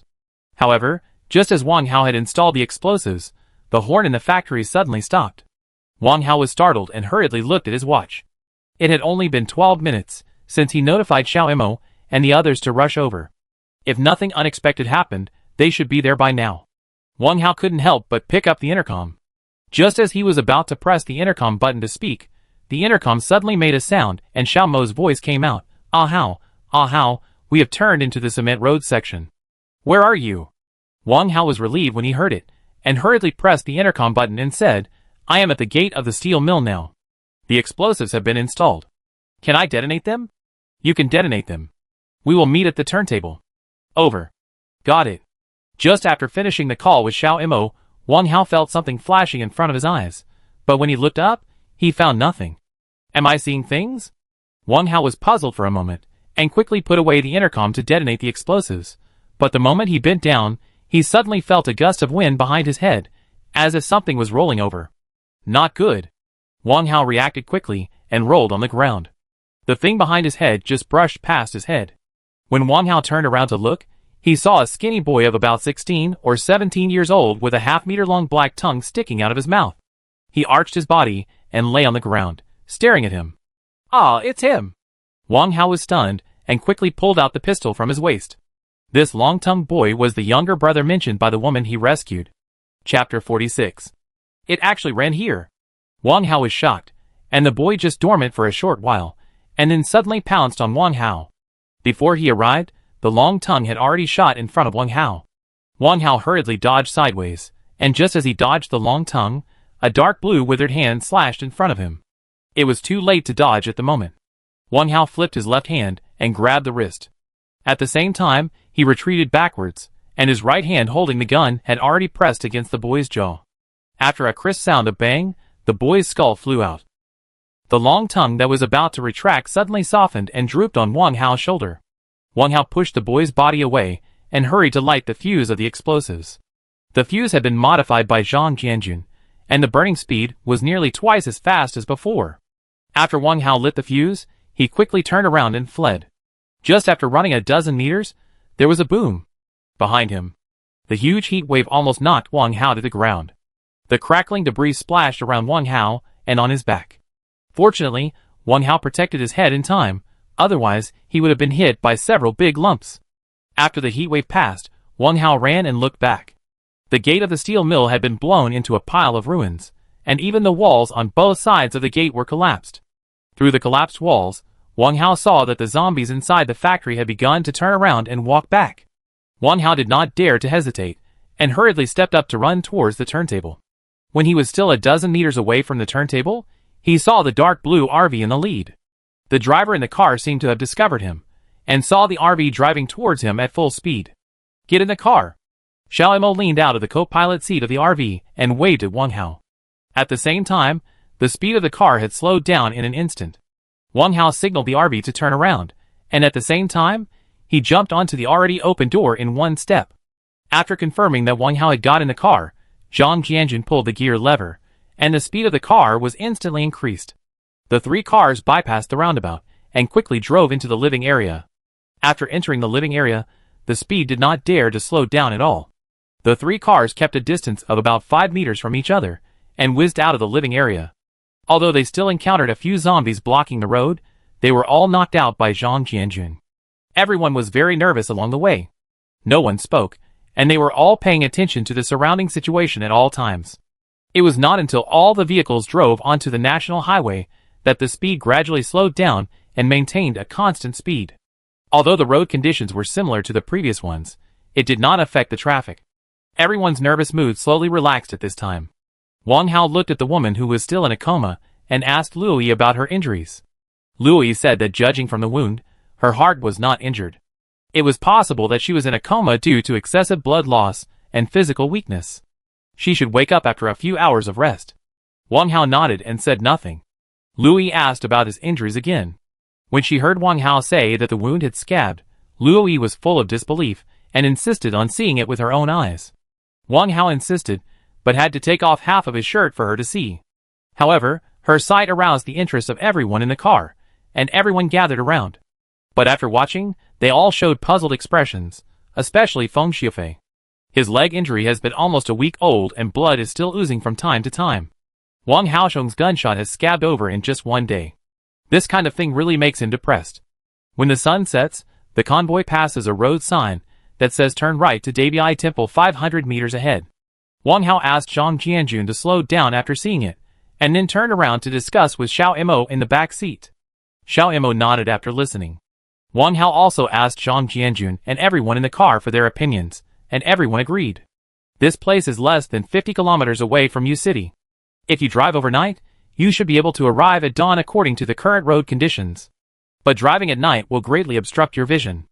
Although you can arrive in Yu City one day earlier, the risks you have to bear are far from proportional. The sky was getting darker and darker. In the end times, the future was uncertain. Moreover, more than half of their escape team were injured, young, women and weak. If danger occurred, they would only have the chance to fight back with the protection of these people with different levels. It was impossible to escape. When Wang Hao was in a dilemma, he suddenly found the road sign. In the current situation, choosing a relatively closed environment to camp, even if he encountered a few zombies, it would be much better than traveling overnight. When Wang Hao asked Zhang Jianjun if he knew about this temple, Zhang Jianjun said that he had heard of it, but he had never been there. He only knew that the temple was very small, and the incense was not very strong on weekdays, and he didn't know anything else. The convoy quickly turned from the crowded national highway into a bumpy dirt road with a signboard of Dabi Temple at the intersection. After more than 300 meters of difficult travel on the dirt road, a fork in the road appeared in front. Zhang Jianjun slowed down the car at this time, turned his head, and looked at Wang Hao and Xiao Imo. Which way should we go? Wang Hao frowned and spread out the map again to look at it. The map only marked the location of Dabi Temple, but did not indicate the route. Wang Hao turned his head and looked at Xiao Imo, who was also confused. Wang Hao had to bite the bullet and let Zhang Jianjun continue to move forward. The convoy slowly moved forward for another 100 meters in the bumps. At this time, it had arrived at the fork in the road. Wang Hao subconsciously looked around and immediately found that there was a dilapidated temple at the end of the dirt road on the right. Because it was blocked by a poplar forest, it was not seen before, and the left side of the fork seemed to be a small road leading to a village. After determining the direction, the three cars turned into the fork road one by one. This dirt road was relatively smoother than before, and the convoy soon stopped in front of the temple gate. At this time, night was approaching, and only the outline of the temple could be seen through the car window. Indeed, as Zhang Jianjun said, this temple is very small, which can be seen from the temple gate and the walls on both sides. The temple gate is built on 6 steps. Although it is very high, the entire gatehouse is very small. The temple gate is only slightly larger than the ordinary courtyard gate. The length of the courtyard walls on both sides plus the width of the temple gate is only about 20 meters. Through the half-open temple gate, Wang Hao seemed to see several figures swaying in the temple. Chapter 47. But when he wanted to take a closer look, he saw nothing. Wang Hao did not say anything at the moment. To be on the safe side, he asked Zhang Jianjun to turn around and park the car in the open area in front of the temple gate, so that they could evacuate in time if there was any danger. After the 3 cars were parked one by one, according to the plan, Wang Hao and Xiao Imo entered the temple to check the environment, while Zhang Jianjun, with Xiaodong and others were responsible for getting off the car to be on guard, and gunshots were used as a signal when they encountered danger. At this time, it was already dark. After the instructions were completed, Wang Hao and Xiao Mo each turned on a flashlight and walked towards the temple gate carefully. When they arrived at the temple gate, the two did not break in directly, but first used a flashlight to look inside through the half-open temple door, and only after confirming that there was no danger 5 steps away did they cross the door. This is the survival rule of the end times that Xiao Mo told Wang Hao. In an environment with unknown dangers, every step must confirm the situation 5 steps away. Only in this way can we make the most timely and correct response in case of an emergency. The area inside the temple is very small, with 3 side rooms on each side and a hall in the middle. Outside the main door of the hall is a large rectangular incense burner with several burnout incense sticks inserted in it. After roughly understanding the situation inside the temple, the two first searched from the side rooms on the right. Wang Hao held a knife in one hand and a flashlight in the other, and gently pushed open the first door close to the temple door with his foot. Suddenly, a musty smell came to his nose. Wang Hao quickly used a flashlight to look at the environment inside the house. There was a long row of bunks, with several beds neatly placed on them. Opposite the bunk was an old dusty wooden table, on which was placed a rattan thermos, a white porcelain teapot, and several glass cups. On both sides of the wooden table were an old-fashioned wooden chair. Apart from that, no signs of zombie activity were found. It seemed that this should be a monk's house. After exiting the monk's house, the two immediately pushed open the door of the next room. The decoration in this wing room was relatively better than the previous one. Facing the door was a rectangular offering table, on which was placed a small incense burner full of incense sticks, and several plates of moldy and spoiled tributes. Behind the tributes was a statue of Sakyamuni sitting in meditation. On the right side of the offering table was an 8 immortal table, and 2 wooden armchairs, but they were several times newer than the ones next door. Tea sets and the like were placed on the table. In the innermost part was a single wooden bed placed horizontally. Next to the wooden bed, next to the window, was a small desk, on which were placed the 4 treasures of the study and some yellowed scriptures. Judging from the decoration in the room, this should be the place where the abbot or the monk of the temple lived, but what surprised the two was that there was no sign of zombie activity in this room either. Puzzled, the two pushed open the door next to them. The decoration in this room was similar to the first one, and it should be where ordinary monks lived. Since the main hall was located at a relatively high position, there must be things like Buddha statues and instruments inside, and the environment was relatively complicated, so Wang Hao decided to leave the main hall to the end. As long as the situation outside was safe and there was no worry, even if there were a few zombies hiding in the main hall, it would not be a big problem. After leaving the room, Wang Hao and the others walked straight to the wing opposite, and immediately smelled a strong smell of the sea after opening the door. When Wang Hao saw the things in the room, he was overjoyed. It turned out that this was actually a kitchen. The smell of the sea came from 2 large bundles of dried kelp, and next to the dried kelp were 3 large barrels of 10 gene soybean oil from Golden Dragon fish, 2 large bags of 40 gene Northeast rice, and 2 bags of 50 gene refined flour. In addition, Wang Hao also found some dried beans, sweet potato vermicelli, tofu skin and other dried vegetables, and also found some condiments such as salt, sugar, vinegar and soy sauce. Although some vegetables and steamed buns were found on the stove, they had all deteriorated due to the long time. Wang Hao and his partner were in a good mood instantly. With these foods, everyone could have a full meal tonight. Although the previous food was taken away, the current ingredients would be much better than those fast foods in terms of taste and nutrition if they were cooked. With motivation in their hearts, the remaining 2 rooms were quickly checked. The door of the room next to the kitchen was locked. Wang Hao used a strong flashlight to shine it. There were several large bookcases neatly arranged inside, and books of varying thickness were neatly stacked on the interior layers. It seemed to be a sutra pavilion or something like that. Judging from the rust on the door lock, this door has not been opened for at least a year. It is unlikely that there are zombies hiding inside, so there is no need to open it. The other room is a utility room, which is piled with Buddhist daily necessities, and some replaced ritual instruments and incense burners. There was a small door next to the utility room. Wang Hao pushed it open and found a bathroom with a toilet. What puzzled Wang Hao and the others was that they searched so many rooms but found no signs of zombie activity. Thinking of this, the 2 of them turned their eyes to the dark hall. Chapter 48. The door of the main hall was wide open, and it was pitch black inside. Thinking that the zombies in the temple might be hiding in the hall, the 2 of them pointed their flashlights at it and walked towards the main hall carefully. If they want to rest here, they must eliminate all dangers, otherwise a zombie may destroy a survival team. The first thing Wang Hao and his companions saw through the wide-open door was a standing statue of the thousand-armed Guanyin. The Bodhisattva was tall and solemn, with his hands slightly stacked together, palms facing the sky, and the 1,000 hands behind him were in different postures. Wang Hao and his companions carefully climbed the steps on both sides of the main hall, one on the left and one on the right. The main hall is divided into a main door and 2 side doors, and the side doors are next to the main door on its left and right sides. At this moment, the 3 doors of the hall were wide open. As soon as he arrived at the door, he felt the cold wind in the hall, and Wang Hao shuddered uncontrollably. At this time, Xiao Mo patted him from behind and made a gesture, indicating that they should enter from the main gate at the same time, and then observe each side back to back. Wang Hao nodded. The main gate was facing the tall Bodhisattva statue, which almost occupied half of the space in the hall. The situation here was clear at a glance. It was unlikely that zombies were hidden. Now only the situation on both sides of the Bodhisattva statue was unclear. Wang Hao naturally understood Xiao Mo's intention. He immediately pulled out his pistol and nodded at Xiao Mo. With a whoosh, the two of them crossed the threshold at the same time and quickly leaned their backs together. However, to Wang Hao's surprise, the scene he imagined did not appear in the hall. He found nothing except a few cushions and a few Arhat statues on the side he faced, and the same was true on Xiao Mo's side. But the two did not dare to relax their vigilance at all. They checked every corner of the hall again, but still found nothing. Why is there nothing? The two returned to the Bodhisattva statue, and Wang Hao looked around with a puzzled look on his face.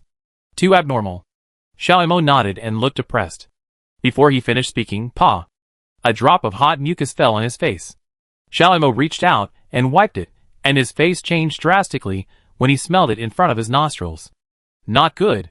He immediately pushed Wang Hao aside, and the crossbow in his hand whoosh. A steel arrow shot towards the top of the hall. Before Wang Hao could react, he saw Xiao Mo pulling him up and running out of the hall, but as soon as the two of them stepped out of the hall door, they felt the wind blowing behind their clothes, as if something pounced on them. Lie down. It happened in a split second. Without waiting for Wang Hao to react, Xiao Mo grabbed his collar and threw him out of the hall. He also dodged behind the doorpost outside the hall in the first place. Everything happened in a flash. The moment Wang Hao was thrown out, he saw what was going on in the air. He saw 2 bald zombies in gray clothes rushing out from the hall. He twisted his body and quickly controlled his body in midair. As soon as his toes touched the ground, bang bang bang. 3 bullets were fired. At this time, Xiao Mo found a long stick from somewhere and stabbed one of the bald zombies, but he didn't hit the vital part. The bald zombie rolled on the ground and rushed towards Xiao Mo again. Although the bald zombie that rushed towards Wang Hao was shot 3 times, and one of its ears was shot off by the bullet, it did not affect its speed at all. It just paused for a moment and continued to rush towards Wang Hao.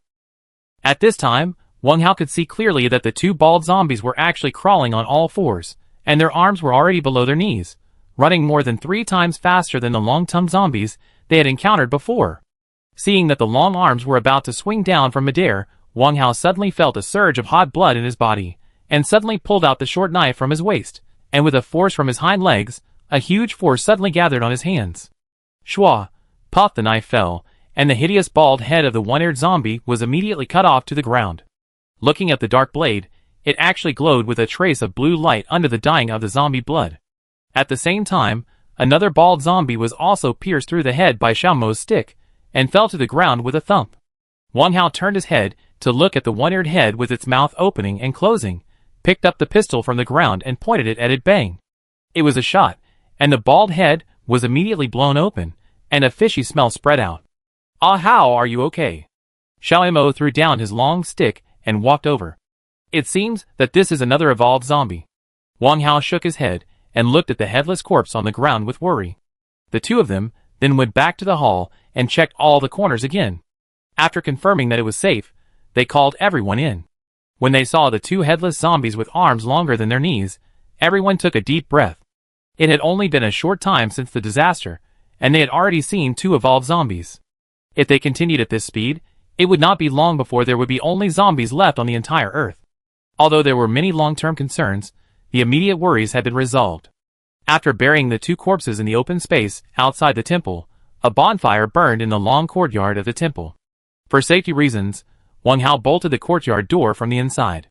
Luo Yi started another small fire nearby, and prepared dinner for everyone with Su Man and Li Minglu. The rest of the people gathered around the fire and talked. The injured woman was still in a coma, but her complexion looked much rosier. Hui Xiaodong checked the shower head in the bathroom while going to the toilet. When he turned on the switch, hot water came out. He found that it was a solar water heater along the pipe, and the water tank was almost full. This discovery immediately made everyone who had not taken a hot bath for more than 10 days burst into cheers. Feng Xiufei's injuries had begun to heal under Luo Yi's careful care. Although he still limped when he walked, he was much better than in the past few days. Half an hour later, a large pot of steaming kelp soup with white noodles came out of the pot. Luo Yi put some dried beans and vermicelli in it. Because seasoning was added this time, the long-lost rice fragrance could be smelled as soon as the lid was lifted. Everyone who hadn't eaten hot food for 2 days had 2 bowls of hot food, and even Xiao Yutong ate a full bowl. After the meal, everyone took a hot bath. The bathroom was fully stocked with toiletries. After the bath, everyone felt refreshed. What made everyone most excited was that they would arrive at the survival base in U City tomorrow. Now they thought that everything they had suffered before was worth it. The monks' quarters were fully equipped with bedding. After taking a bath, men and women took 1 room each. Although the bedding was a little damp and moldy, it was still a very happy thing for everyone who hadn't slept on the bed with a quilt for a long time. Except for the 2 people on duty, the rest of the people fell asleep early, with a beautiful yearning for the U City base. This might be the only comfortable and peaceful sleep everyone had after the disaster. At this time, Wang Hao was sitting alone in front of the fire, staring blankly at the crackling flames, with his parents and girlfriend constantly appearing in his mind. If he didn't find his girlfriend at the base tomorrow, what would he do next? Chapter 49. It was a peaceful night, but Wang Hao did not sleep all night. When the sky began to lighten slightly, Luo Yi got up and started to prepare breakfast. As soon as she walked out of the room, she saw Wang Hao sitting cross-legged in front of the hall, staring at the vague outline of the thousand-handed guanyin inside. "Brother Hao, what's wrong with you?"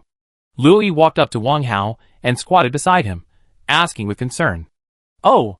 Wang Hao hesitated for a moment, smiled and said, I'm fine. Did you sleep well?" He stood up from the ground while speaking. "Didn't you sleep all night?" Luo Yi nodded, looking at Wang Hao's tired face with distress. "I couldn't sleep, so I took a nap." Wang Hao took out a wrinkled cigarette box from his pocket, squeezed it, and threw it aside. "Are you thinking about your uncle, aunt, and sister-in-law again?" Luo Yi pursed her lips and asked softly. Wang Hao looked up at the sky in the distance, sighed softly, and turned to look at Luo Yi and said, "Yi, who else is in your family? Have you contacted them after the disaster?" Luo Yi's face was a little heavy, and she shook her head and said, "I only have a grandmother, who passed away 2 years ago." Wang Hao nodded slowly. "What about your parents?" "I haven't seen them since I was a child. My grandmother brought me back from the corridor of the hospital." Luo Yi's voice was a little hoarse when she said this.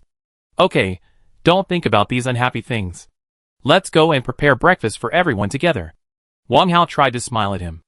"Okay. That's great." Hearing this, Luo Yi clapped her hands excitedly and almost jumped up. "Let's go!"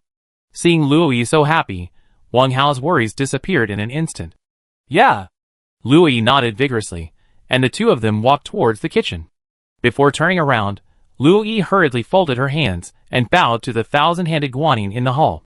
Half an hour later, the sky was bright, and everyone got up one after another. After seeing Wang Hao and Luo Yi busy in the kitchen, Hui Xiaodong immediately shouted, "Everyone hurry up! Hao and his wife's loving breakfast is out of the pot. The earlier you arrive, the earlier you get, and the later you go hungry." Hui Xiaodong's shouting immediately attracted laughter from everyone who had just gotten up.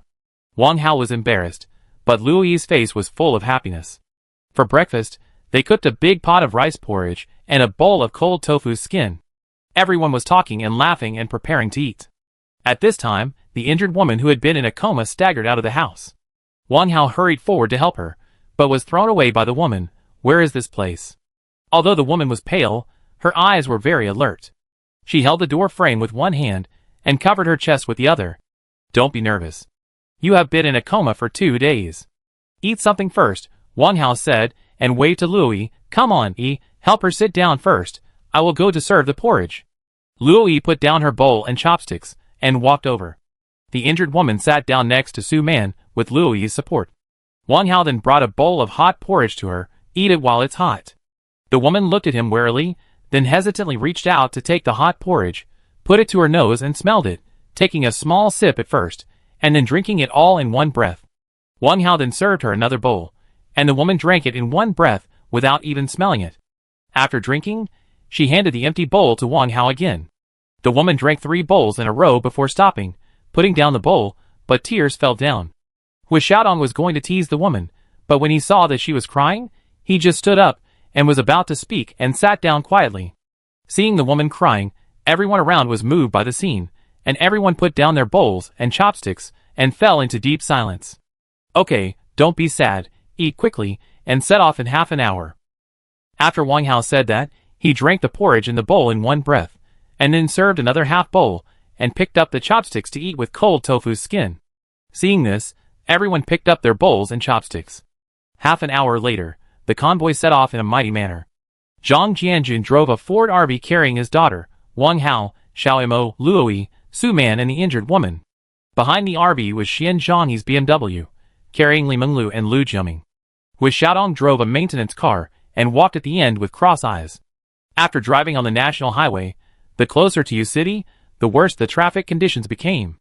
All kinds of abandoned vehicles almost filled the entire road, and there were several places on the way that needed to stop for cleaning. The journey that could have been completed in more than an hour actually took more than 6 hours. At around 3 o'clock in the afternoon, the convoy finally arrived at the suburbs of U City. There was a jubilation in the car, and road signs left by humans could be seen everywhere along the way, indicating the direction of the base. Wang Hao followed the direction indicated by the road sign, and opened the map to check. It seemed to be a mountain road, and the end of this mountain road was the famous Baihe Prison. Chapter 50. From the map, although Baihe Prison belongs to the jurisdiction of U City, it is more than 30 kilometers away from the urban area and is located on Baishir Mountain in the northernmost part of U City. Baihe Prison was built in the early 1990s and is a heavy prison dedicated to detaining people with sentences of more than 10 years. The convoy quickly drove onto a winding mountain road under the guidance of road signs along the way. Compared with the national highway, the traffic conditions on this road are much better. Although there are still many vehicles blocking the road, it does not affect the passage. Along the way, only a few zombies were encountered sporadically. We tried to avoid them as much as possible, and had to crash into them if we couldn't avoid them. Apart from this, no large-scale zombie groups were found. The convoy drove carefully on the winding mountain road. Everyone in the car seemed very excited, talking and laughing all the way. The injured woman gradually calmed down in such an atmosphere. Luoyi tentatively talked to her for a few words. The injured woman did not show any resistance. Under Luoyi's guidance, she gradually became familiar with everyone. Through self-introduction, everyone learned that the injured woman was named Shan Wan, 25 years old, from Shiku City, and the young man who was killed was her fiancé. On the day of the disaster, Shan Wan was shopping for wedding supplies with her brother and fiancé in the mall, and suddenly saw chaos in the mall, and then saw cannibalism. Her brother was bitten after they escaped from Shiku City. At that time, Shan Wan had lost all her relatives. She couldn't bear to leave her brother alone, so she tied him to the back seat. Unexpectedly, at the most critical moment, it was her brother who had turned into a zombie who saved her. At this point, Shan Wan's eyes were filled with tears, her voice was choked, her chest was heaving violently, and it was obvious that she was trying hard to control her emotions. Luoyi hugged her gently, but she didn't know how to persuade her. A woman who was about to enter the marriage hall suddenly lost all her relatives. Such a blow would be unbearable for anyone, let alone in this end of the world where people's hearts are scattered. The convoy drove carefully on the winding mountain road for nearly an hour and a half, and finally saw the majestic building of Baihe Prison. With the iron gate in the middle as the center, a wall more than 20 meters long and more than 5 meters high extended to both sides. There were electric fences on the wall, and there was a guardhouse at each end. On the gatehouse, just above the iron gate, the 4 black characters Baihe Prison were eye-catching. There was a red banner under the 4 characters, which read Yusher Security Base. When everyone in the car saw these characters, they cheered.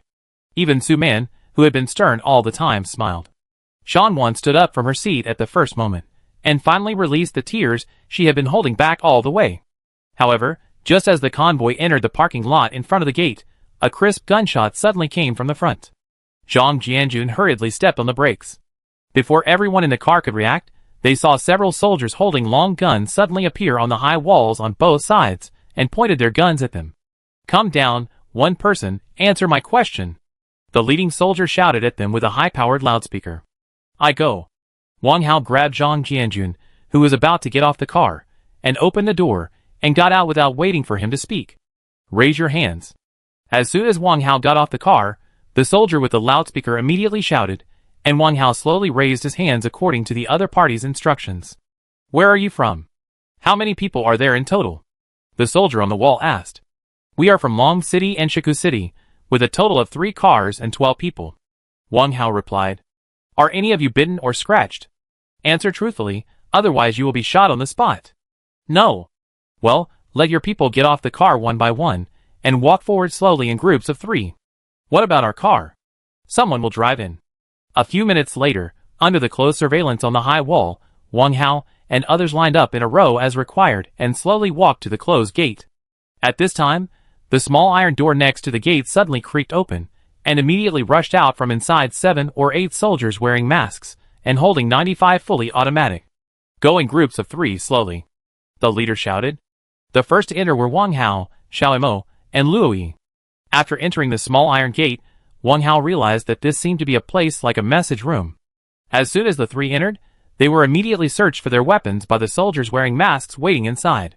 Then several people wearing white coats, masks, and hand-operated sprayers on their backs surrounded them. Raise your arms. The leader in a white coat said. Wang Hao and the other 2 raised their arms as required.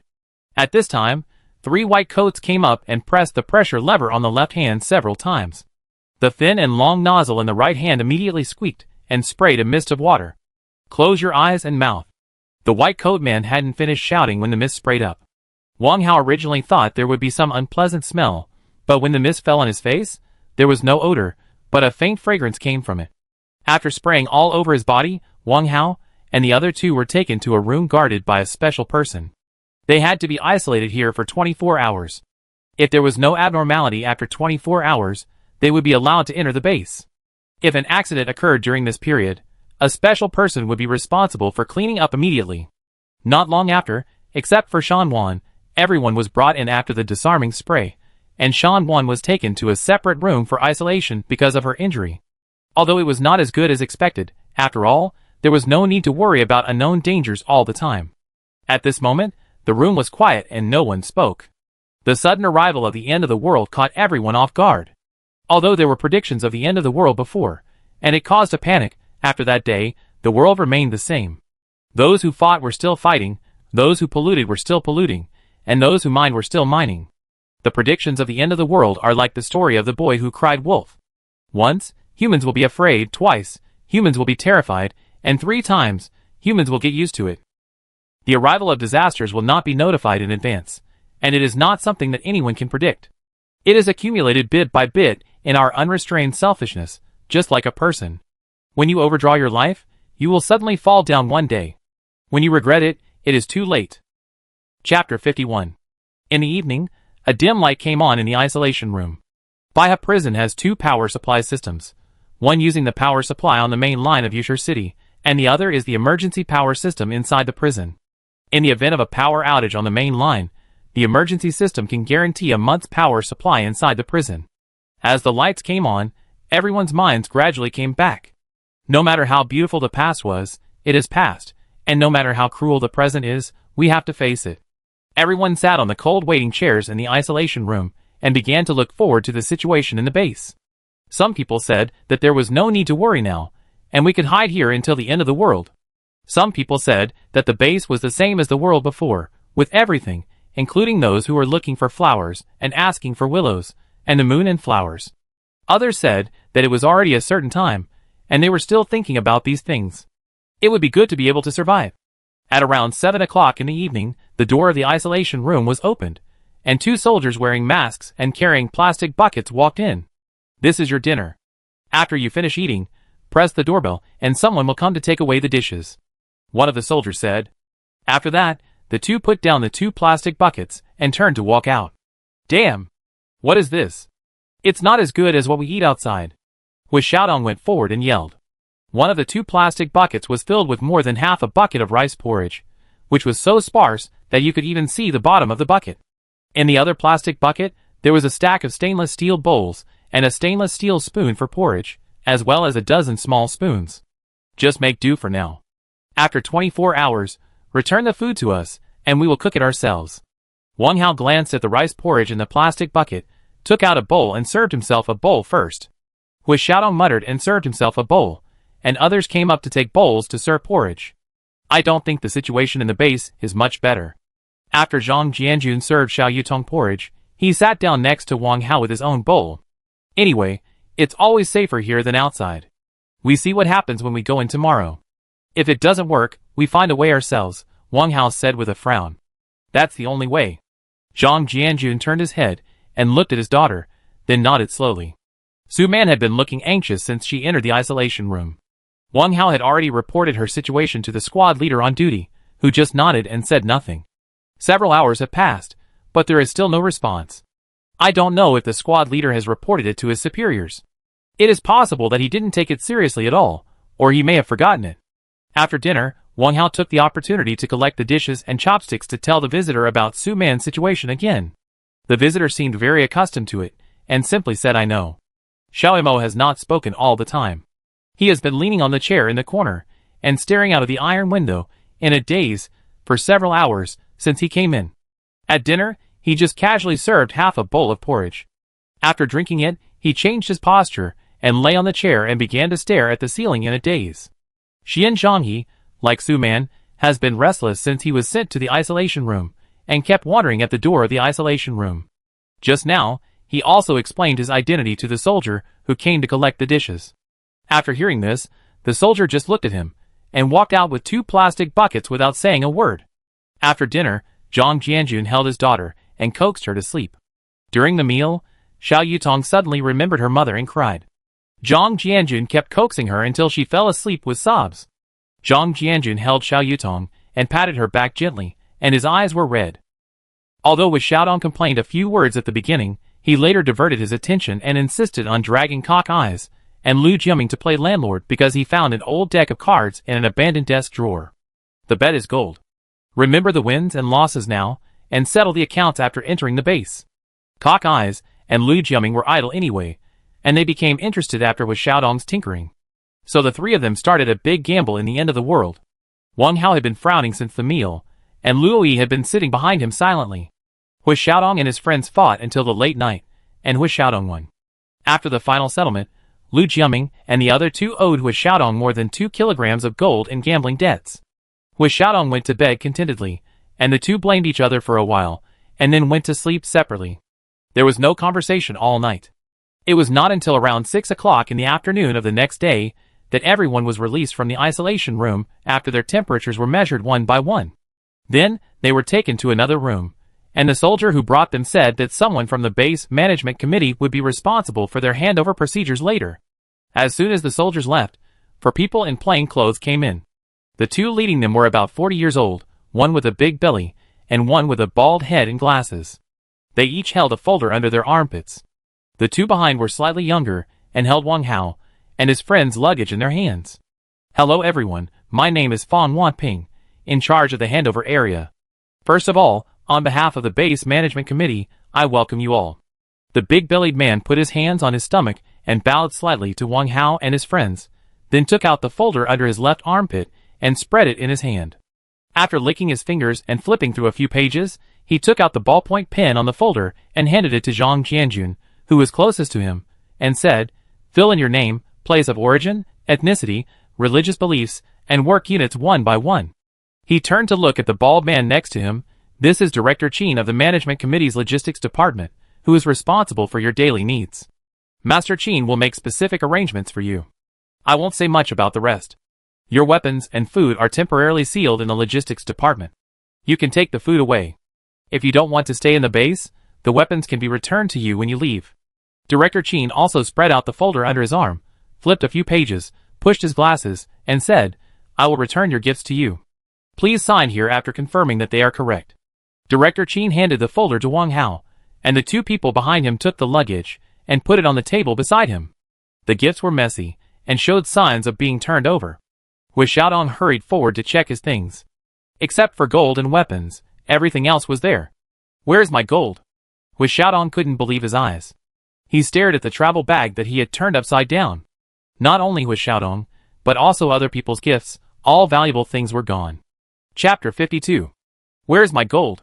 Hu Xiaodong couldn't believe his eyes. He stared at the travel bag that he had turned upside down. The gold jewelry and the Zippo lighter were gone. Only his dirty clothes and condoms were left. Wang Hao's heart skipped a beat when he heard this. He hurried forward to check the suitcase that Qin Guizhong had given him before his death. At the same time, Su Man came over with a nervous look on her face. The suitcase had obvious signs of being pried open, but when Wang Hao opened it, he was relieved. Although the suitcase had been pried open, the syringe inside was still intact in the card slot. When Wang Hao saw the syringe, he immediately thought of Xiao Mo. When he turned to look at him, he found that Xiao Mo didn't care about their actions at all. He was just filling in the folder that Zhang Jianjun had just handed over. Didn't Xiao Mo's backpack also get taken away? How come he doesn't care about the small box inside? When Wang Hao was wondering, Hu Xiaodong and Director Qin started yelling, "Give me back the gold." What did you say? Gold? I didn't see it. Director Qin spread his hands to Hu Xiaodong innocently. You must have stolen it, give it back to me. Hu Xiaodong ignored Director Qin's words, and went forward to search him, but was pushed against the wall by the two young men carrying luggage behind Director Qin. Boy, if you want to enter the base, be honest. If you don't want to enter, get out now. Director Qin's face changed, and he said coldly. It's a shabby base. I don't want to enter, give me back the gold. Hu Xiaodong's face was pressed against the wall by four big hands, but he still refused to give in. Wang Hao clenched his fists when he saw this. It seemed that this was not the first time that they had privately withheld the survivors' belongings. They regarded this work as an opportunity to make money. The morals of the world were declining. The RS virus exposed the ugly nature of many people. Yuan Bingqi and Han Liqiang died for gold bars, and now someone broke the law for gold bars. Zhang Jianjun saw that Wang Hao's face was livid, and Xiao Mo also wanted to take action. He hurriedly stepped forward to Director Qin and said, Director Qin, you are a big man who doesn't care about the mistakes of a small person. Why do you have to argue with a child? Come on, have a cigarette. Zhang Jianjun took out half a box of Yunyan from his pocket, and took out a cigarette, and handed it to Director Qin. Director Qin glanced at the cigarette box, but did not reach out to take it.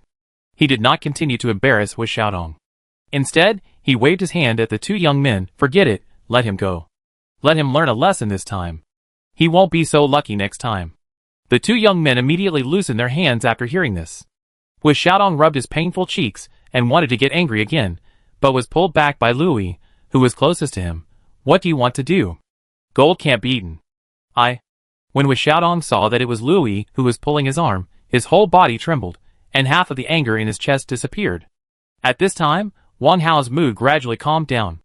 In fact, it was not that he was reluctant to part with those gold and silver jewelry, but he suddenly thought of his boss from Director Qin's face. Just because he did not go to show his filial piety during the holidays, he found fault and deducted half of Wang Hao's already pitiful salary. A small storm was calmed down. After completing the relevant formalities, the group was led to an iron gate.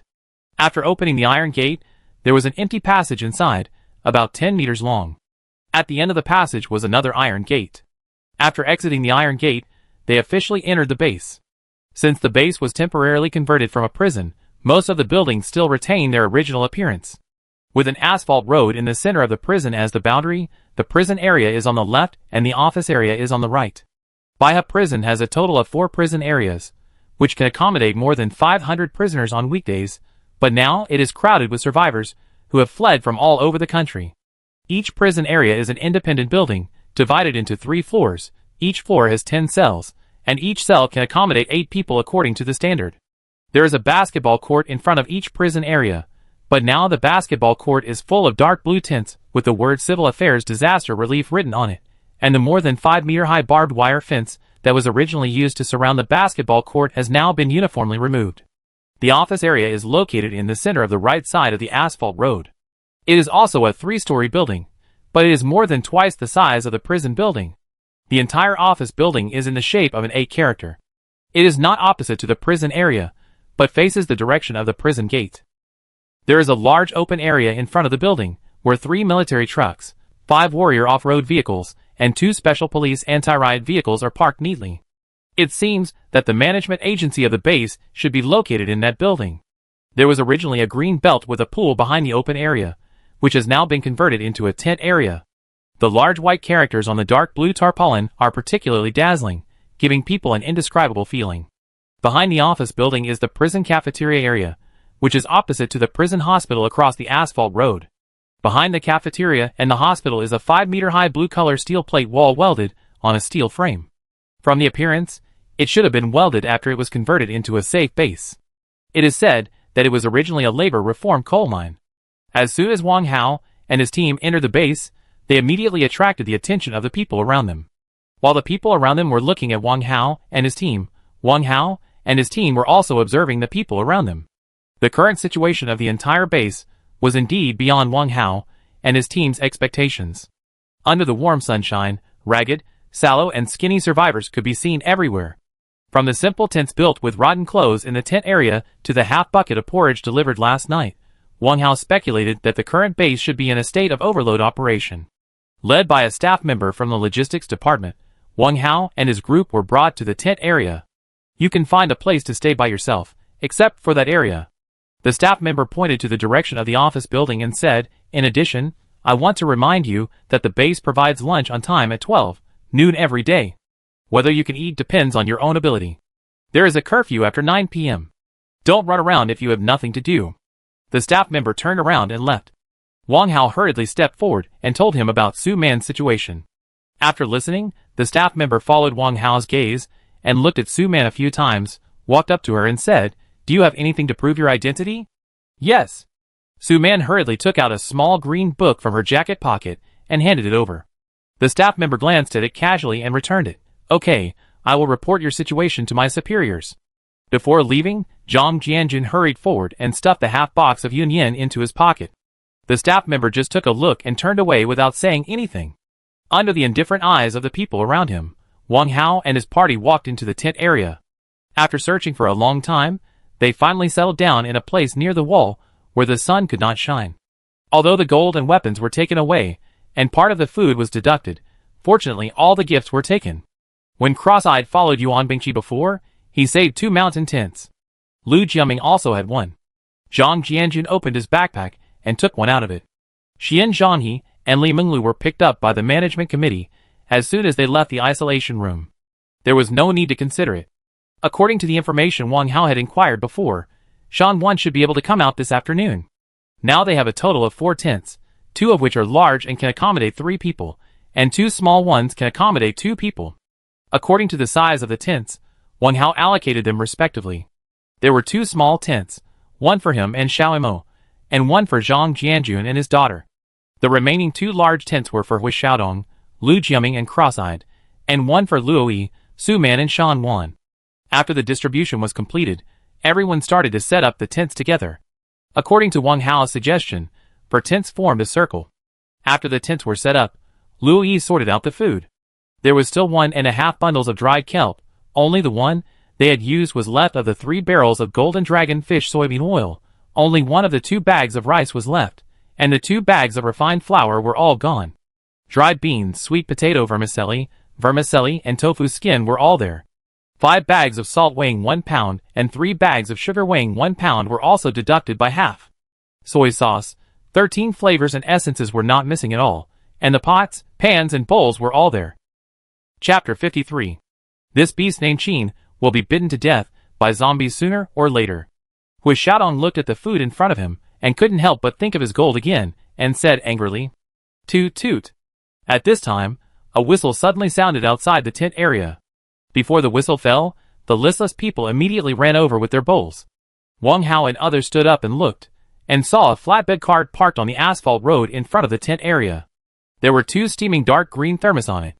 Behind the thermos, a soldier wearing a white apron was blowing a whistle. There was a soldier with live ammunition in front, and behind the flatbed cart. They were on full alert, and their vigilant eyes were always fixed on the crowd swarming in. At the same time, the same whistle sounded in other parts of the base, and soon Wang Hao and others saw a very spectacular scene. A crowd of people rushed out from the 4 prison areas, and instantly surrounded several flatbed trucks carrying thermos barrels parked on the asphalt road. Damn! How come there are so many people? Hui Xiaodong looked at the crowd not far away in surprise. Not only him, but everyone present was shocked. Although Wang Hao had already speculated that the base was likely overcrowded, no one expected it to be so full. "Don't stand there, hurry up and get your meal," Zhang Jianjun suddenly said at this time. His shout immediately woke everyone up. Luo Yi hurriedly handed the stainless steel bowl to everyone. Zhang Jianjun took the bowl and ran over first, and with Xiaodong and Lu Jiaming followed closely with cross eyes. Wang Hao and Xiao Imo stood still. Wang Hao's eyes were searching for something in the crowd, while Xiao Imo was leaning against the wall and staring at the crowd in a daze. After Su Man took the bowl, she looked at the crowded crowd again, frowned, and did not move. After Luo Yi distributed the bowls to everyone, she was about to chase with Xiaodong and the others. When she turned around, she saw that the three people had no intention of moving. "Sister Su, give me the bowl, I will take it for you." Luo Yi knew that Su Man was unwilling to squeeze into the crowd. Although Su Man refused several times, she still handed the bowl to Luo Yi. Luo Yi glanced at Wang Hao and did not disturb him. She knew that Wang Hao was looking for something in the crowd. As for Xiao Imo, Luo Yi knew that it was useless to ask, so she had to take her and Su Man's bowls to chase with Xiaodong and the others. Soon everyone brought back the so-called lunch. Just like last night, everyone had a bowl of porridge. With Xiaodong couldn't help but complain a few more times, and even Lu Jiaming, who usually didn't like to meddle in other people's business, complained to Cross Eyes. Although Luo Yi took 2 bowls, she only got 1 bowl, because the food at the base was fixed at fixed times and fixed quantities, and each person could only get 1 bowl per meal. Luo Yi handed the bowl of porridge she got to Su Man, saying that she was not hungry. Su Man refused to take it no matter what, and finally they had no choice but to share the bowl of porridge. After getting the porridge, Luo Yi didn't drink it but brought the bowl to Wang Hao. "Brother Hao, eat first, I accompany you to find my sister-in-law later." "Oh no, Yi, I'm not hungry, you eat." Wang Hao was stunned for a moment, and quickly retracted his gaze. At this time, Zhang Jianjun brought over the remaining half bowl of porridge after feeding Xiao Yutong. Hao, eat something. I met an acquaintance when I was getting food just now. He will be here soon. He came earlier than us, and may be able to help you." "Thank you, Brother Zhang." Wang Hao smiled hard. "You guys eat, I can't eat." "Well, Brother Hao, I keep it for you. Eat it when you're hungry later." Luo Yi nodded, turned to look at Zhang Jianjun and said, "Brother Zhang, give your porridge to Brother Xiao Imo, he hasn't eaten it either. Xiaodong and the others have already brought it to him. Xiao Imo didn't eat it, he just sat there in a daze." Zhang Jianjun said, "Give me the bowl, I go take a look." Wang Hao heard this, glanced at Xiao Imo, took the bowl from Zhang Jianjun, stood up and walked over. "Eat something, Brother Xiao Imo." Wang Hao sat down next to Xiao Imo and handed the bowl over. Xiao Imo shook his head, looked at the crowd that was dispersing, and said with a puzzled look, "I don't know why, as soon as I entered the base, I had a bad feeling, and I always felt that there were eyes watching us secretly." Wang Hao heard this, and his heart stopped for a moment. Every time Xiao Imo said such a thing, it would not take long for danger to happen. At this moment, his eyes looked around involuntarily. However, except for the indifferent survivors around them, who looked at them a few more times, Wang Hao did not find any situation. "Don't look for it. If someone is secretly watching us, they will never let you find it," Xiao Imo said calmly.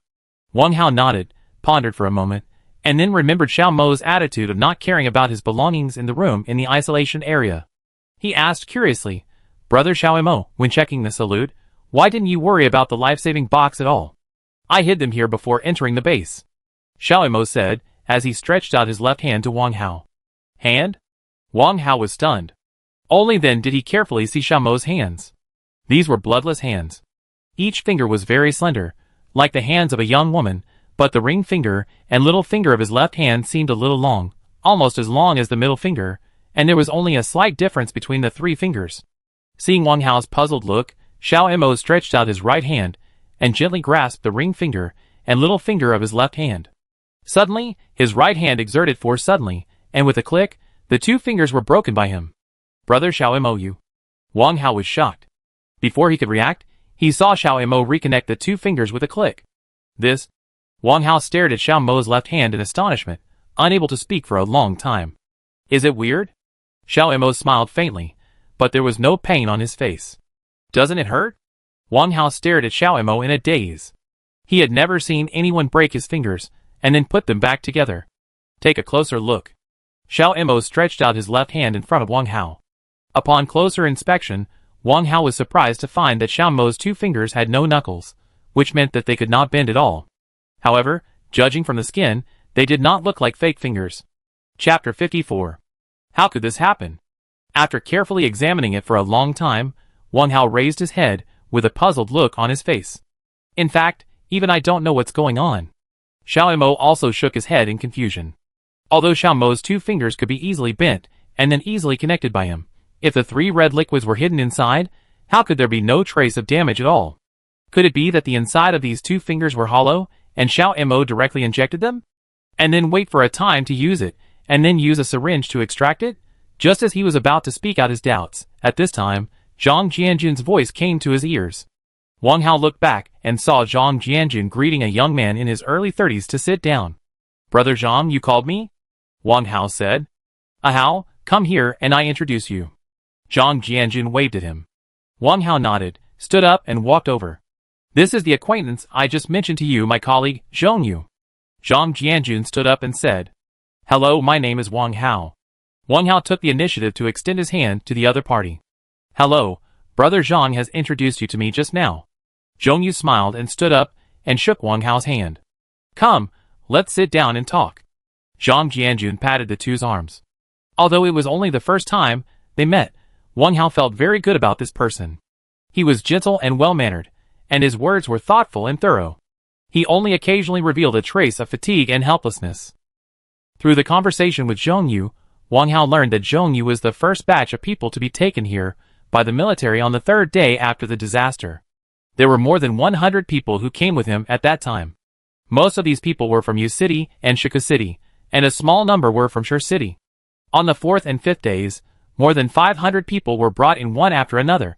These people were more mixed, and there were also people from other places. On the 6th day, the convoy that went out to search and rescue survivors was besieged by a group of zombies. Only 3 of the 10 military trucks returned. Since then, the base has basically stopped searching and only accepting survivors. Over the past 10 days, the base has gradually accepted nearly 300 survivors from all over the country.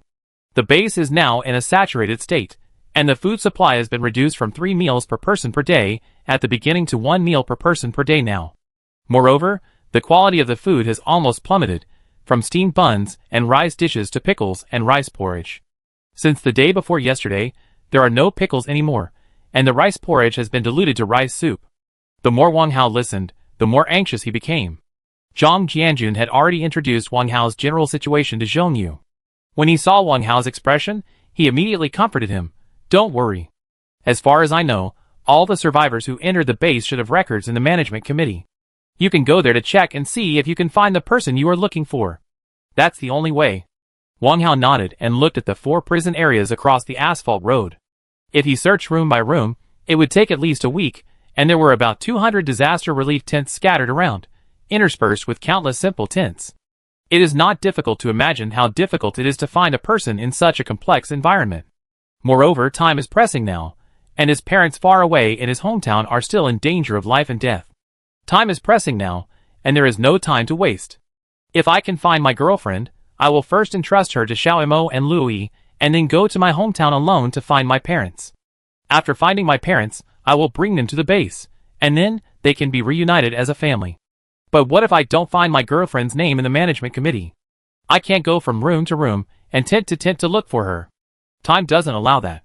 Every minute I delay will put my parents in more danger. What should I do? After seeing Zhong Yu off, Wang Hao sat in front of his tent with a frown on his face, thinking about his next plan, while Xiao Mo was in a daze. After washing the dishes, Luo Yi sat next to him and chatted with Su Man, but her eyes kept looking at Wang Hao from time to time. She knew what Wang Hao was thinking, but she didn't know how to enlighten him. At the moment, she could only watch him silently not far away from him. After dinner, with Xiaodong, Lu Jiaming and Cock Eyes went to other bases to hang out. After seeing Zhong Yu off, Zhang Jianjun went into his tent to coax Xiao Yutong to sleep. He and Zhong Yu agreed to accompany Wang Hao to the management committee after 2 p.m. The weather in early April was full of spring. The poplar trees on both sides of the asphalt road had already sprouted pointed buds. From a distance, there were dots of green. A breeze blew by, and the soft branches swayed gracefully, and the fresh smell of plants and trees came in waves. At this time, the base was quiet. The afternoon sun was warmly shining on the asphalt road, on the blue tents, and in the prison cells with iron doors and windows. Looking around, all the people who survived the end of the world were depressed and worried. They sat, squatted, or laid down in the warm sunshine. Perhaps they thought of their relatives, or the past, or they thought of nothing. The humans who once dominated the world have now become zombies in the true sense. Although a few people have temporarily escaped and hid in the so-called safe base, so what? Except for waiting for meals every day, the rest of the time is either sitting or sleeping. What is the difference between such a life and a lamb to be slaughtered? There will always be a day when food is eaten up, and a day when resources are exhausted. There will always be too many days, and that day is not far away. When that day comes, what will the world look like? Maybe it will become a world of zombies, or maybe Wang Hao didn't dare to think about it anymore. Maybe living is the best explanation for the present. Alas! With a long sigh, Wang Hao habitually reached for his pocket, but at this moment he accidentally saw Shan Wan's figure. Her hair was messy, her eyes were dull, and there seemed to be traces of tears on her face. Chapter 55. Shan Wan. Wang Hao hurriedly stood up and called her, then ran over quickly. Although this woman had led a group of zombies to surround them before, it was out of everyone's instinct, and Wang Hao didn't take it to heart. Now that she has become a member of their team, it is his responsibility to protect her safety. Shan Wan stopped and looked over after hearing Wang Hao's shout. Shan Wan, what's wrong with you? Looking at Shan Wan in front of him, Wang Hao suddenly had a bad premonition in his heart. Shan Wan's left cheek was red and swollen. There was a faint bloodstain at the corner of her mouth, and her clothes seemed to be torn. I'm fine. When Shan Wan saw Wang Hao, her eyes became wet again, but she didn't want Wang Hao to see the scene, so she hurriedly lowered her head and wiped her eyes with her sleeves. It's good that you're fine. Let's go back. Wang Hao knew that Shan Wan would not tell him anything no matter what he asked. He could only wait until she was calm and then ask her slowly. Shan Wan nodded. At this time, Luo Yi and Su Man also came over. They were shocked when they saw Shan Wan's appearance. Wang Hao, who was standing aside, had a serious face and shook his head gently at them. The two of them were not unreasonable people and reacted immediately. Luo Yi walked up and gently held Shan Wan's arm, saying softly, It's good to be back. I've left food for you. It's windy. Let's go back. Su Man took off her coat and put it on Shan Wan's shoulders.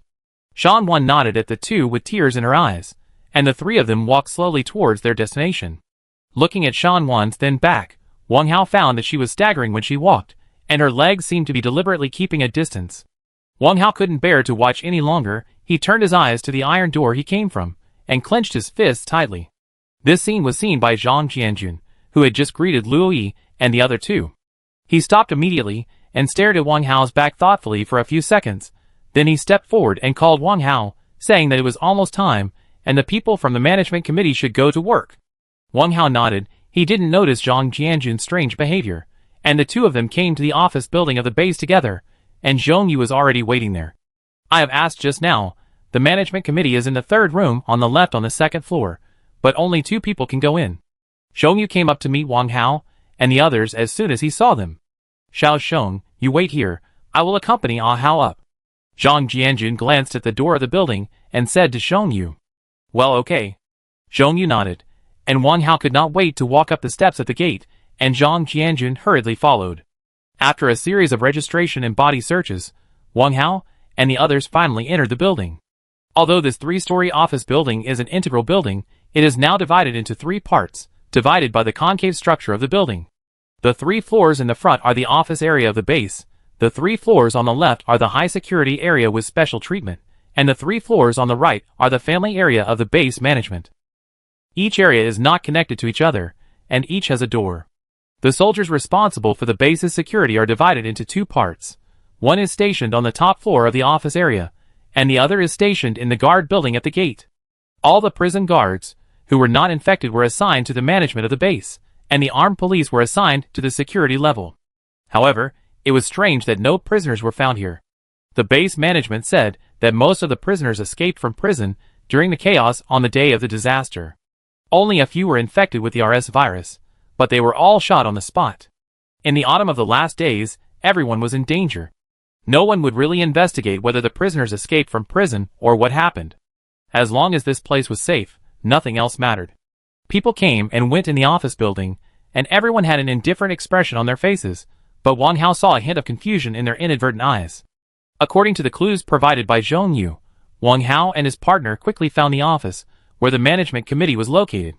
The sign of labor reform section on the door frame was still hanging in its original place, but a piece of A4 paper printed with management committee with 3 black and white characters was posted on the door. Wang Hao knocked on the door, and a voice of come in came from inside. Wang Hao gently pushed the door open and walked in with Zhang Jianjun. The office was not very big. There were 2 desks facing each other vertically near the window, and they were piled with documents and books. A middle-aged man with a horse face and wearing glasses and a side parting was sitting there adjusting an old radio in his hand. When he saw Wang Hao and the others come in, he put the radio aside, pushed his glasses, and looked over. "What do you want?" "I want to check the registration book of the base personnel." Wang Hao and the other man walked to the desk and said, "Check the register?" The horse-faced middle-aged man spoke with a southern accent. After hearing Wang Hao's words, he immediately raised his voice and looked at Wang Hao with some depression. "What do you want to check the register for?" "I want to find someone. She is my fiancée." Wang Hao hesitated for a moment and said anxiously, "Oh, is that so?" The horse-faced middle-aged man said this, rubbing his fingers back and forth with difficulty, and looked at Wang Hao with his eyelids turned up. Wang Hao did not understand what the other party meant, and turned his head to look at Zhang Jianjun behind him. Zhang Jianjun had already seen what the other party meant at the first time, but the only half box of yin on him was also stuffed by him to the staff member who led the way before. Now, apart from the clothes on his body, he really couldn't find anything.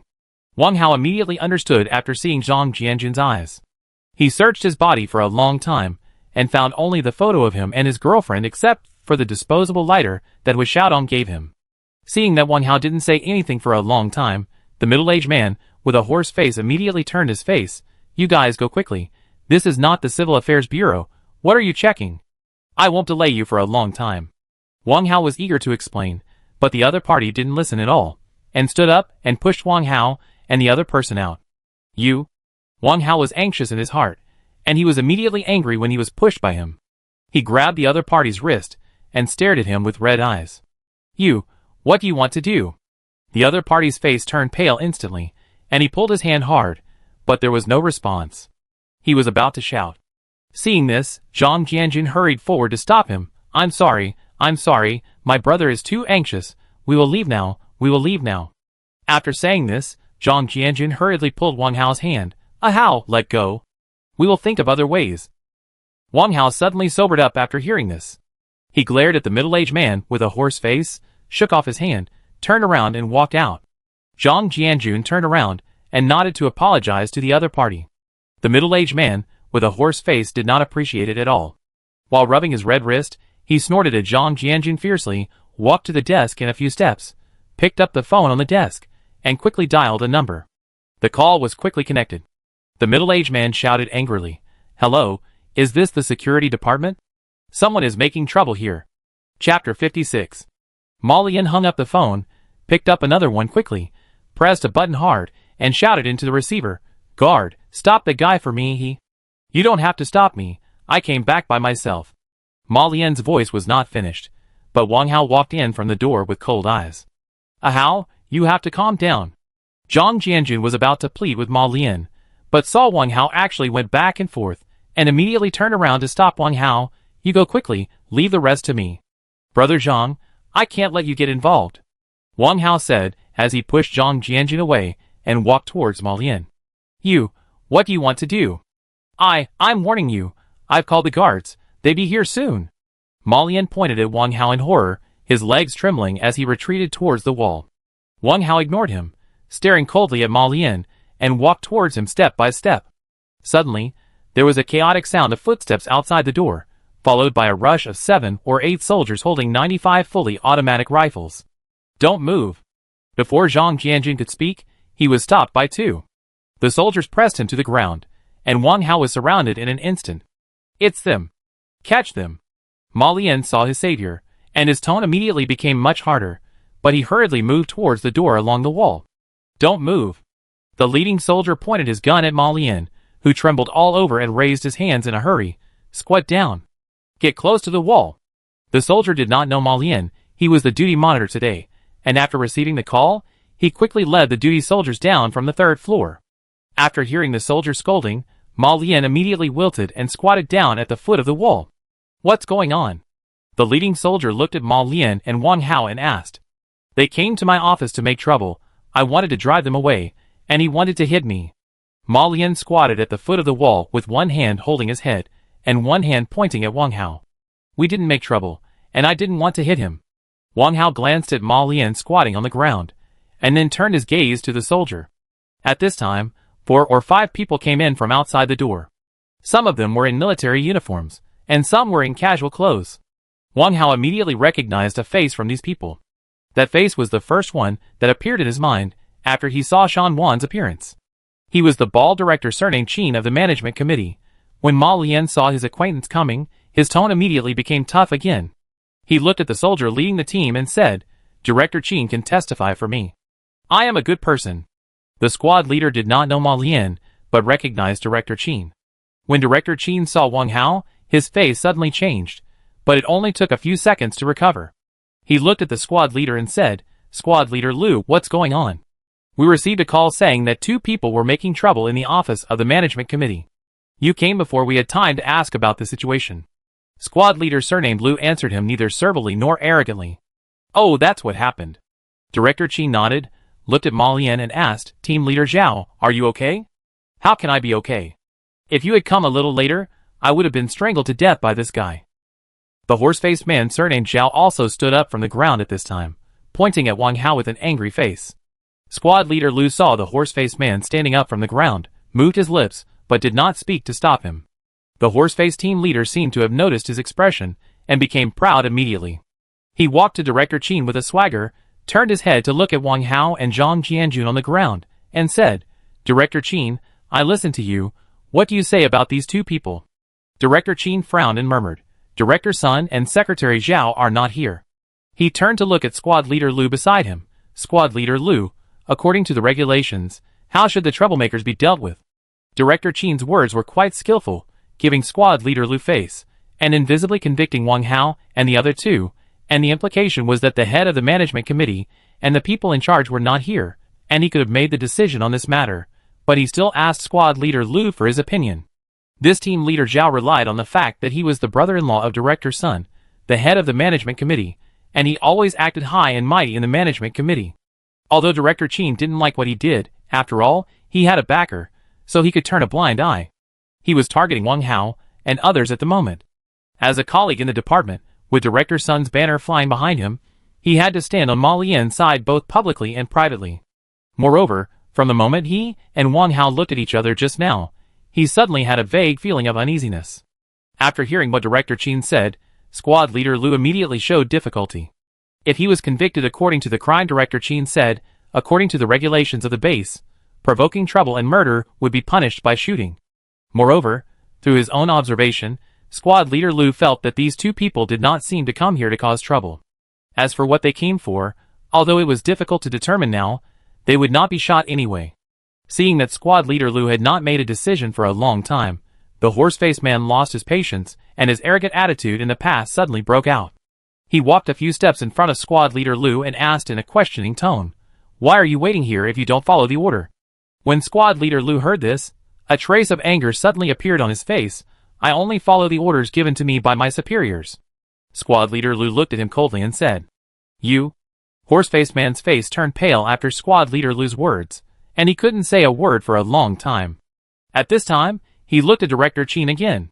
Although Director Qin wanted to kill someone with a borrowed knife, he didn't want to offend these soldiers because of this. He just frowned, and didn't meet the gaze of horse-faced man. Okay, don't worry about it. I handle it myself. Ma Lian said angrily, looking around, and took the rifle of a soldier next to him by surprise. Ka La! He pulled a bolt, and pointed it at Wang Hao. This scene shocked everyone present. The soldier whose rifle was taken away was a new recruit who had just joined the army. He had been worried about his parents and family far away for more than 10 days since the disaster. But as soon as he was distracted, his gun was taken away. When he reacted, the gun had been pulled by the person who took the gun. Everything happened in just a few seconds. Ma Lian was overwhelmed at this time. When he pulled the bolt, his index finger was already on the trigger, and danger was imminent. The distance between Ma Lian and Wang Hao was no more than 3 steps. At such a close distance, even a person who couldn't shoot could hit the target. Moreover, Ma Lian was a senior member of the U City Shooting Association before the disaster. Bang!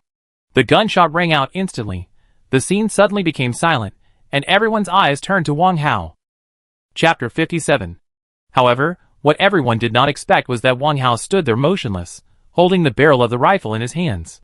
Then he saw that the horse-faced man was curled up on the ground with a look of pain, covering his chest and rolling around. This scene was beyond everyone's expectations. Even Zhang Jianjun, who was pressed to the ground, was shocked. He really couldn't imagine how fast Wang Hao knocked down the horse-faced man and grabbed the barrel of the gun at the moment of the gunshot. Wang Hao glanced at the horse-faced man on the ground and threw the gun to the recruit. Zhang Jianjun was relieved secretly. When he saw the look in Wang Hao's eyes when he looked at the horse-faced man, his heart was extremely nervous. If Wang Hao killed him without regard for the consequences for a moment of pleasure, then neither of them would be able to leave here today. Otherwise, there would be room for maneuver. At this time, the squad leader Lu reacted first. The first thing he said was to ask everyone not to shoot, and then he walked towards Wang Hao.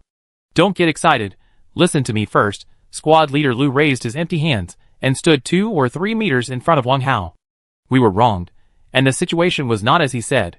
Before Wang Hao could speak, Zhang Jianjun on the ground hurriedly interrupted. Squad leader Lu looked back at him, then signaled a soldier who was pressing him to let him go.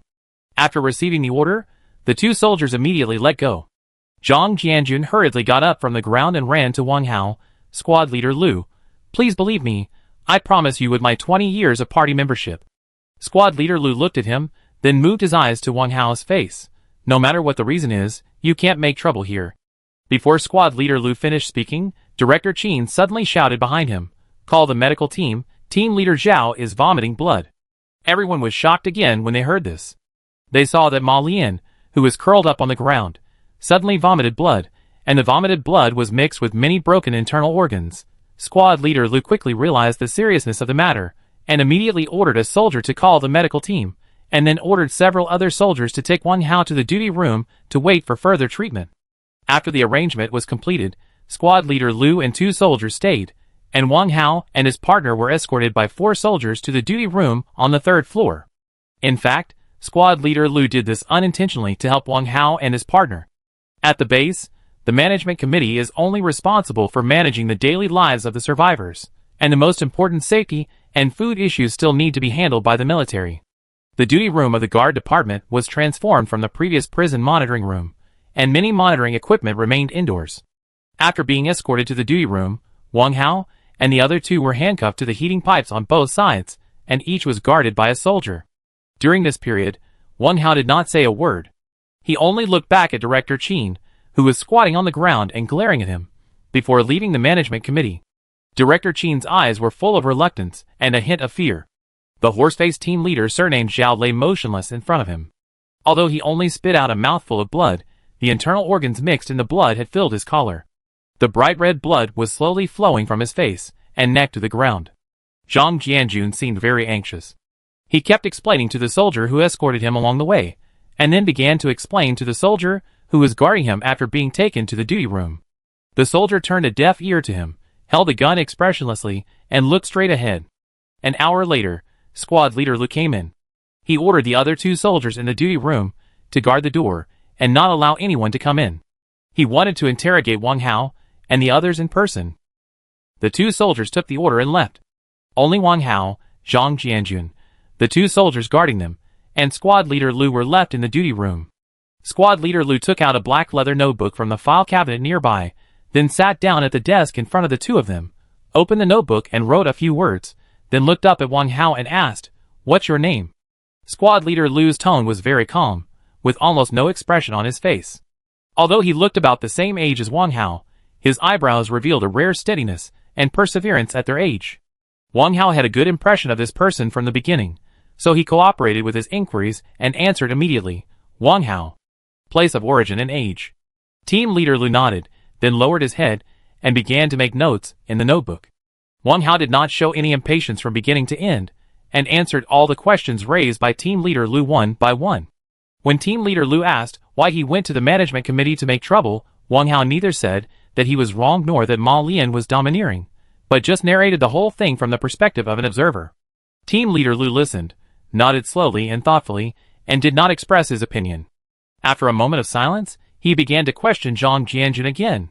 Although Zhang Jianjun was a little excited, he did not say anything excessive, but he deliberately chose to exclude himself a lot in his words. After listening to the two, squad leader Lu did not express his opinion. After taking the statement from the two, he wrote on the notebook for a while, and did not ask Wang Hao and the others to put their fingerprints or signatures on it. After squad leader Lu closed the notebook, he stood up and prepared to leave. At this time, Zhang Jianjun asked him about the situation of Horse Face. Squad leader Lu looked at him, then at Wang Hao, without showing any expression on his face, and walked out directly. After squad leader Lu left, Zhang Jianjun suddenly fell silent. After a moment, he looked at Wang Hao and said with a guilty look, "How you won't blame me." Wang Hao shook his head with a heavy heart, looked at Zhang Jianjun and said, "Brother Zhang, it was actually me who implicated you. You are just seeking truth from facts. What qualifications do I have to blame you? It's good if there is no, it's good if there is no." Zhang Jianjun muttered to himself and nodded. In fact, without Zhang Jianjun saying anything, Wang Hao had already seen it when he was taking notes. Although Zhang Jianjun was speaking truthfully, he was always deliberately or unintentionally exaggerating himself in his words. But this does not mean that Zhang Jianjun is a man who hides when encountering problems and dares not take responsibility. In Wang Hao's opinion, Zhang Jianjun must have his reasons for doing this, and it is very likely that it has a lot to do with Xiao Yutong. Now Xiao Yutong only has Zhang Jianjun as her relative. If he, as a father, encounters any unexpected events again, in this end of the world where zombies are rampant and people's hearts are scattered, adults can't even protect themselves, let alone Xiao Yutong, a child who has just turned 7, she is afraid that she can't even survive for a day. Thinking of this, Wang Hao had already made the worst plan in his heart, but at this moment, the door of the duty room was suddenly pushed open, and a middle-aged soldier in his 40s walked in. Chapter 58. As soon as the middle-aged soldier entered the room, the two soldiers who were responsible for guarding Wang Hao and Zhang Jianjun immediately straightened up and saluted, "Hello, battalion commander." The middle-aged soldier nodded slightly, glanced at Wang Hao and the other man who were handcuffed to the heating pipe, turned to squad leader Lu behind him and asked, "Are these two people?" "Yes." Squad leader Lu nodded, and the middle-aged soldier glanced at the two again and walked directly to the desk and sat down. Only then did Wang Hao see the appearance of the middle-aged soldier clearly. He was tall, with broad shoulders, sword-like eyebrows and big eyes. His skin was a little dark, he had a flat head, and his temples were slightly gray. Against the background of a green military uniform, he gave people a sense of majesty without anger. "Your name is Wang Hao?" The middle-aged soldier looked back and forth at the two, and finally locked his eyes on Wang Hao. Wang Hao nodded. At this time, he and Zhang Jianjun were handcuffed to the heating pipe, so they could only squat on the ground to answer the middle-aged soldier. The middle-aged soldier frowned and pointed at squad leader Lu, who was standing next to the desk, opened the handcuffs, and let them sit down. "Yes." Squad leader Lu immediately stepped forward and opened the handcuffs of Wang Hao and Zhang Jianjun. "Sit down." The middle-aged soldier pressed his hand towards the two of them, and Wang Hao and the other sat down on the two chairs opposite the desk. "Then you are Zhang Jianjun?" The middle-aged soldier looked at Zhang Jianjun again. "Yes, I am Zhang Jianjun." Zhang Jianjun nodded hurriedly. "Were you a policeman before?" The middle-aged soldier continued. "Yes, before the disaster, I worked in the dangerous explosives section of the Shika Public Security Bureau, and my position was deputy section chief." Zhang Jianjun answered in one breath. The middle-aged soldier nodded, pondered for a moment, and turned his eyes to Wang Hao, saying in a calm tone, "Do you know that killing someone means paying with your life?" The words of the middle-aged soldier were like a heavy blow to the head. Wang Hao's brain suddenly buzzed, and the whole person was frozen there. Although he had made all kinds of worst-case plans before, he did not expect to kill the other party with one punch. "What? Dead?" Zhang Jianjun stood up from the chair with a look of astonishment. It seems that the thing he was most worried about has happened. After being stunned for a few seconds, Wang Hao quickly recovered. He looked at the middle-aged soldier and said, "Killing someone means paying with your life. This is a matter of course. I was just defending myself at the time." "Justified defense?" "Justified defense killed a living person with one punch?" "You are justified defense?" The middle-aged soldier's face changed, and he slapped the table hard and stood up from the chair. "He forced me." Wang Hao stared at the slowly stopping swivel chair behind the desk, and said coldly with an expressionless face. Force you? Is that a reason you can kill people? The middle-aged soldier knocked on the desk with anger on his face. If I don't kill him, he will kill me. There is no need for any reason. Wang Hao said lightly, but his eyes always stayed on the swivel chair that had stopped turning. What a no need for a reason. The middle-aged soldier snorted coldly, his face became more and more ugly, and he walked back and forth behind Wang Hao and the other man with his hands behind his back. His face changed again, and suddenly stopped, turned around and looked at squad leader Lu and said, Go and prepare, and execute the execution immediately. Zhang Jianjun's face suddenly changed when he heard this. His legs softened, and he sat down on the chair. He opened his mouth, but didn't make any sound. His eyes were full of despair. Wang Hao was calm after hearing the middle-aged soldier's order. He turned his head and looked at Zhang Jianjun, and said lightly, I killed him. It's none of his business. Let him go. Go. Humph, neither of you can leave today. The middle-aged soldier said this, but saw that squad leader Lu was still standing there, and he got angry immediately. The corpse is still there. Hurry up. Battalion commander, they. Squad leader Lu looked at the middle-aged soldier with a look of hesitation. What are they? If you have something to say, say it. The middle-aged soldier glared at him, and said impatiently, Battalion commander, you can't just listen to Director Qin's one-sided words and convict them. Isn't this a bit? A bit? Squad leader Lu looked at the middle-aged soldier with difficulty, but didn't dare to continue. What? The middle-aged soldier's face darkened, and he looked at him coldly. A bit reckless. Squad leader Lu's words were so soft that he could hardly hear them. Reckless? You dare to say I'm reckless? The middle-aged soldier's eyes widened immediately, and he looked at squad leader Lu with some surprise. Squad leader Lu lowered his head, and didn't dare to meet his eyes. The middle-aged soldier stared at him for a while, and suddenly laughed. Squad leader Lu and everyone present were stunned. After laughing, the middle-aged soldier patted squad leader Lu on the shoulder, and said with emotion, In the last days, everyone is in danger. You can give up your small family to protect everyone. This loyalty alone is rare. I didn't expect that today you would contradict me, your superior, for a stranger, and thus safeguard the justice in your heart. Good, good, you have lived up to the expectations of the country and the people for you. After the middle-aged soldier finished speaking, he walked up to Wang Hao and extended his hand to him. My name is Feng Hetian, and I am the battalion commander of the guard battalion of the U City security base. Wang Hao and Zhang Jianjun looked at each other, confused for a moment, hesitated for a few seconds, and still stood up and shook each other's hands. The middle-aged soldier held his hand and said, Squad leader Lu has told me what happened. I also went to the scene and asked several witnesses. There are indeed reasons for it, but no matter what, killing is wrong. Wang Hao was about to speak, but was stopped by Feng Hetian. Feng Hetian turned and extended his hand to Zhang Jianjun. Zhang Jianjun hurriedly stood up and shook it. Feng Hetian said, As a policeman, I am a soldier. It is our common responsibility to protect the safety of the masses and safeguard the interests of the masses. I hope we can work together in the future. Zhang Jianjun was stunned when he heard it, and he couldn't believe his own ears. He looked at Feng Hetian in confusion and said, Captain Feng, what do you mean by cooperation? Feng Hetian did not answer him, but pressed his hand towards the two of them, motioning for a seat, and then he sat back at his desk, looked at Wang Hao and said, Do you know who you killed?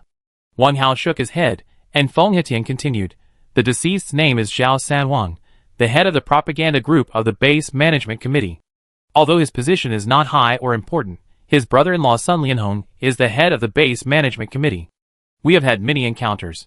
This person is not easy to deal with. If he knows that you killed his brother-in-law, he will expel you from the base at the least, or directly shoot you. The good thing now is that he was taken to Beijing by helicopter by our people a week ago for a meeting, but we received a notice yesterday that he will be back within 2 days. Chapter 59. Feng Hetian paused here deliberately to see how Wang Hao would react, but found that Wang Hao was in a daze, as if he had not listened to his words at all. Feng Hetian's face suddenly showed embarrassment and anger, and at this time, Zhang Jianjun could not hold back. He glanced at Wang Hao anxiously, and then quickly cast his eyes on Feng Hetian. Captain Feng, the incident happened suddenly, and my brother was also impulsive. Since you have said so much, what should we do next? We will listen to your arrangements. In fact, Zhang Jianjun had already heard the hidden meaning of Feng Hetian's words, and thought that Wang Hao would understand, but he did not listen at all, and was in a daze. At that moment, he saw that Feng Hitian's face showed displeasure. No matter who it was for, this deadlock must be broken by him. Feng Hitian's expression eased slightly after hearing Zhang Jianjun's words. He took out a pack of Huangalu from his pocket and lit a cigarette for himself, then threw the cigarette box to Zhang Jianjun. Zhang Jianjun took it and took out a cigarette and touched Wang Hao's arm. Wang Hao was stunned for a moment, then he collected his mind. He took Zhang Jianjun's cigarette and lighted it and took a deep breath. Zhang Jianjun did not light it himself but stood up and put the cigarette on the desk in front of Feng Hitian. After taking a few puffs of his cigarette, Feng Hitian looked at Wang Hao and the others with a frown, and slowly said, "You are also discerning people. I believe you should have seen the current situation of the base. The virus has not been effectively controlled, and the number of victims is increasing day by day. At present, there are at least more than 100 bases of our size in the country. The number of victims has far exceeded the reserve resources. The relief supplies that were originally delivered every 3 days have now been changed to every half a month, and the quality of the supplies is also plummeting. If this continues, I am worried that it will not be long before our supply chain will be broken, and the consequences will not be difficult to imagine." Feng Hitian said this with a worried look on his face. He extinguished the half-smoked yellow crane tower in his hand in the ashtray, sighed softly, stood up from the chair, walked to the window behind him, stared out, and slowly continued. In order to avoid such a tragedy, 3 days ago, after a show of hands by the platoon leaders and above in our battalion, it was decided to set up a search team to search for food outside. The members of the search team are recommended by each class and platoon, and then after our relevant assessment, we select the 10 with the best scores to be included. Feng Hitian slowly turned around and looked at him sincerely. To Wang Hao and the other two, through the previous conflict, I can see that you two are very skilled. On behalf of the base guard battalion, I sincerely hope that you two can join our search team. I can forgive the previous things. As long as you join our search team, even if Sun Lianhong comes back, he can't do anything to you. What do you think?" Feng Hitian's words not only pointed out the interests, but also raised the matter to the height of saving the people. His words were thoughtful, and neither humble nor arrogant. Although it seemed that there was still room for choice, the essence gave people an irresistible feeling. Wang Hao fell into silence again after hearing this, and Zhang Jianjun also looked solemn. At this time, the sound of reporting came from outside the door. Feng Hitian immediately raised his hand to let Squad Leader Lu open the door. Squad Leader Lu opened the door, and a young soldier came in with a thick stack of brown paper file bags. "Xiao Wang, this is the file of all the survivors in the base. See if the person you are looking for is among them." After Feng Hitian said this, he signaled the soldier to hand the file bag to Wang Hao. Wang Hao hesitated for a moment, then slowly reached out and took the 6 heavy file bags. They are classified according to the region and the time of entering the base. The soldier introduced to Wang Hao. Wang Hao nodded, and soon found the file bag with the word Shisha written on it in marker pen from the 6 file bags. Wang Hao hurriedly untied the rope buckle on the top and took out the contents. It was the same as the form they filled out when they entered the base before, a thick stack. Wang Hao hurriedly searched, 1, 2, 3, until he turned to the last one. Wang Hao did not see the name of his girlfriend or her family.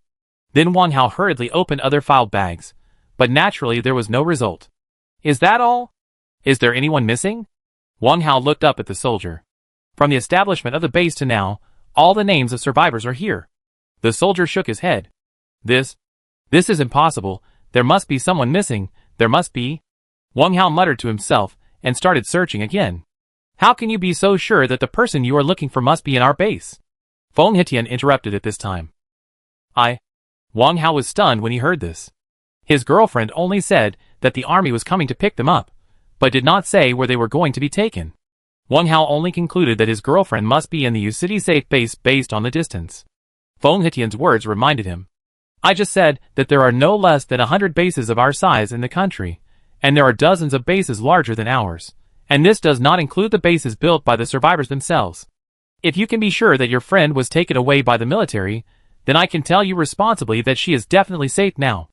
Feng Hitian said, his face a little heavy. He walked slowly to Wang Hao, patted his shoulder gently. "I understand your feelings, and I have no news from my family until now." Feng Hitian said here, his expression became excited. He turned around and pointed at Squad Leader Lu. Lu Xiaoming, followed me here the day after the disaster. Although I passed by their town several times when rescuing survivors, he didn't even look at it. And he Feng Hetian became more and more excited as he spoke, and he kept pointing at the soldiers around him with his trembling fingers. Soldiers, tell me, who among them doesn't have someone they care about? Don't they want to rescue their loved ones? No. Do you think they don't have selfish motives? No. They do. They are flesh and blood like us, and they are also born and raised by their mothers and fathers, but at the same time, they also know that they are soldiers, and they have to protect everyone's safety, not the safety of a family, not the safety of a certain relative. After Feng Hetian finished speaking, his face flushed red, and his lips trembled slightly because of excessive excitement. The scene was silent, and everyone was moved. Captain Feng, I promise you. Wang Hao stood up from the chair at this time, but you must agree to one condition of mine. Chapter 60. Feng Hetian didn't expect Wang Hao to agree so readily. He frowned and looked at Wang Hao in surprise. What conditions? You tell me. After participating in this operation, I will go back to my hometown to find my parents, and then take them to the base. My friends hope that Captain Feng can treat them well, and not embarrass them if anything happens. Wang Hao turned his head and looked at Zhang Jianjun, saying in a calm tone. Feng Hetian heard this, pondered for a moment, and nodded slowly. Okay, I promise you, but if you return to your hometown, no matter what, I have to find them. If something unfortunate happens, I will fulfill my responsibility as a son and personally bury them. Wang Hao sighed softly and said, I hope you can find them soon. Feng Hetian nodded slightly with a serious expression, patted Wang Hao on the shoulder and said, Okay, go back and prepare, and gather in front of the office building at 8 o'clock tomorrow morning. As soon as Wang Hao and the other two walked out of the office building, Zhongyu ran up with a nervous look on his face. What happened just now? Why did I hear gunshots? Zhang Jianjun then told him what happened. After listening, Zhongyu's expression eased a little, but he still looked a little worried. Feng Hetian is right. We have met Sun Lianhong once before. This person is very insidious, and does not show his emotions. If anyone dares to offend him, he will definitely find ways to retaliate, and you killed his brother-in-law. I am afraid that this matter will not be as simple as Feng Hetian promised you. Now we can only take it one step at a time. Zhang Jianjun sighed softly, and turned to look at Wang Hao. Ah Hao, what are your plans next? Wang Hao shook his head with a heavy heart and said nothing. Seeing this, Zhang Jianjun did not ask any more questions. Zhongyu had already learned something about Wang Hao from Zhang Jianjun. He wanted to persuade him, but he didn't know what to say. When they returned to the tent area, the sunset had begun to set. Louis got an alcohol stove from somewhere, and was cooking something on it, with a stainless steel dining pot. Shan Wan hugged her legs, and sat in front of the alcohol stove, staring at the blue flames in a daze. Su Man squatted beside her, and washed the kelp. Hui Xiaodong and Lu Jiaming, who had cocked eyes, sat in front of their tent and talked. Xiao Imo was still sitting in the original position, lowering his head, and drawing something on the ground with his fingers. Xiao Yutong was originally sitting next to Lu Yi, and watching her cook. When she saw her father coming back, she immediately shouted Dad happily and ran over. Zhang Jianjun picked up Xiao Yutong and kissed her face lovingly. Everyone gathered around him. Brother Hao, have you found out about my sister-in-law? Lu Yi asked as she turned around while stirring the contents of the jar with chopsticks. Wang Hao shook his head, but looked at the burning alcohol stove with some curiosity. Where did you find this thing?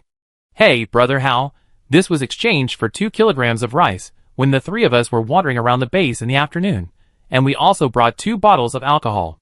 How about it? Hui Xiaodong said excitedly. Zhang Jianjun said at this time, I heard from Zhongyu that there is an underground trading market in the base. As long as you have gold or food, you can exchange for what you need, and there is everything. Oh, where is it? Wang Hao asked curiously. The place is uncertain. Zhongyu told me that I must have an acquaintance to get in. Zhang Jianjun said this and looked at Hui Xiaodong with a puzzled look on his face. How did you get in? Do you have acquaintances? This is not easy to deal with. As long as you carry food and walk around the base, someone will take the initiative to talk to you. Why do you need acquaintances? Hui Xiaodong said this and looked at him with disdain. I'm not like you office workers, who only know to ask acquaintances for help when encountering problems. Zhang Jianjun laughed at himself. At this time, Wang Hao accidentally saw Shan Wan's eyes.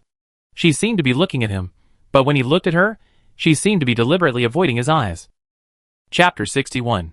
From Shan Wan's eyes, Wang Hao felt that she seemed to have something to say to him, but she didn't speak because there were so many people around. So Wang Hao was ready to get up and go over. Unexpectedly, Shan Wan suddenly got up, and went back to the tent after seeing his action. Wang Hao was stunned for a moment, and then sat down again. At this time, Zhang Jianjun was telling everyone about what happened to him, and Wang Hao and the management committee during the day, and Feng Hetian's invitation for them to join the base search team. Everyone expressed their concerns after hearing this. Some said Feng Hetian was threatening them in disguise, and some said they were all in the same boat. Feng Hetian did this out of his own selfishness.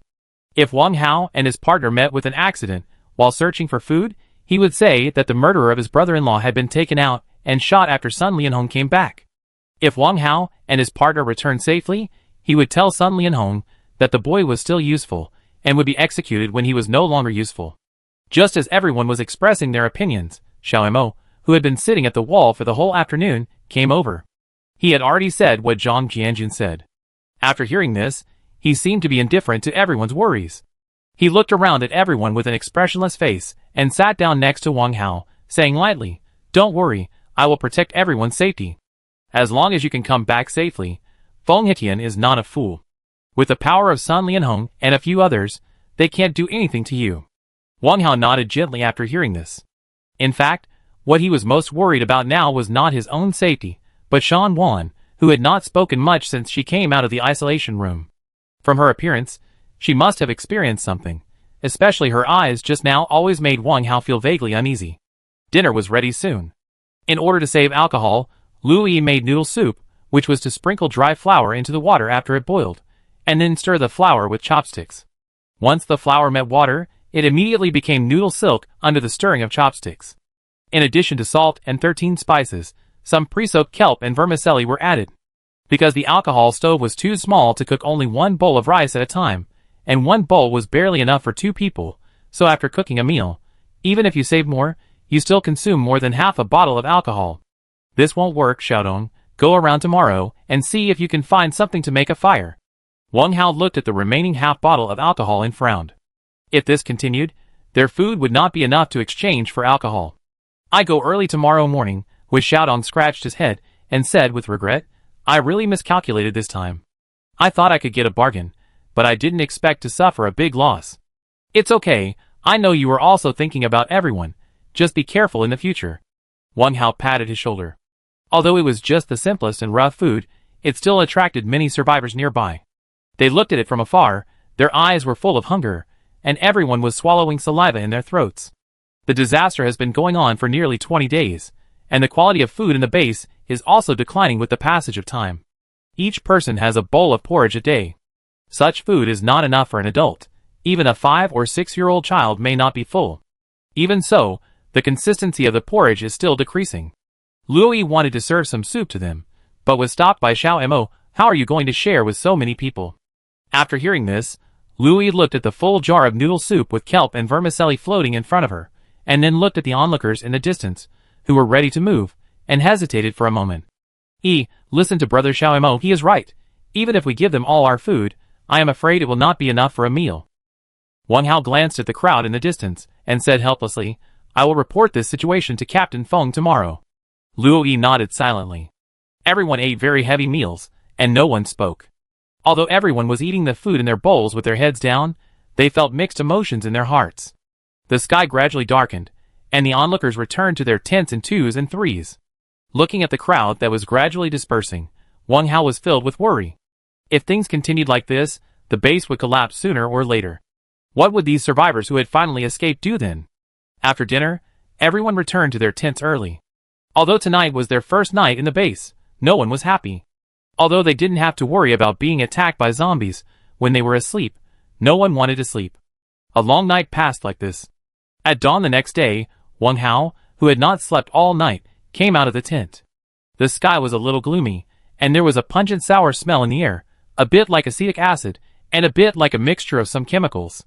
Wang Hao frowned and looked around, only to find that Lu Yi was squatting in front of the alcohol stove cooking something.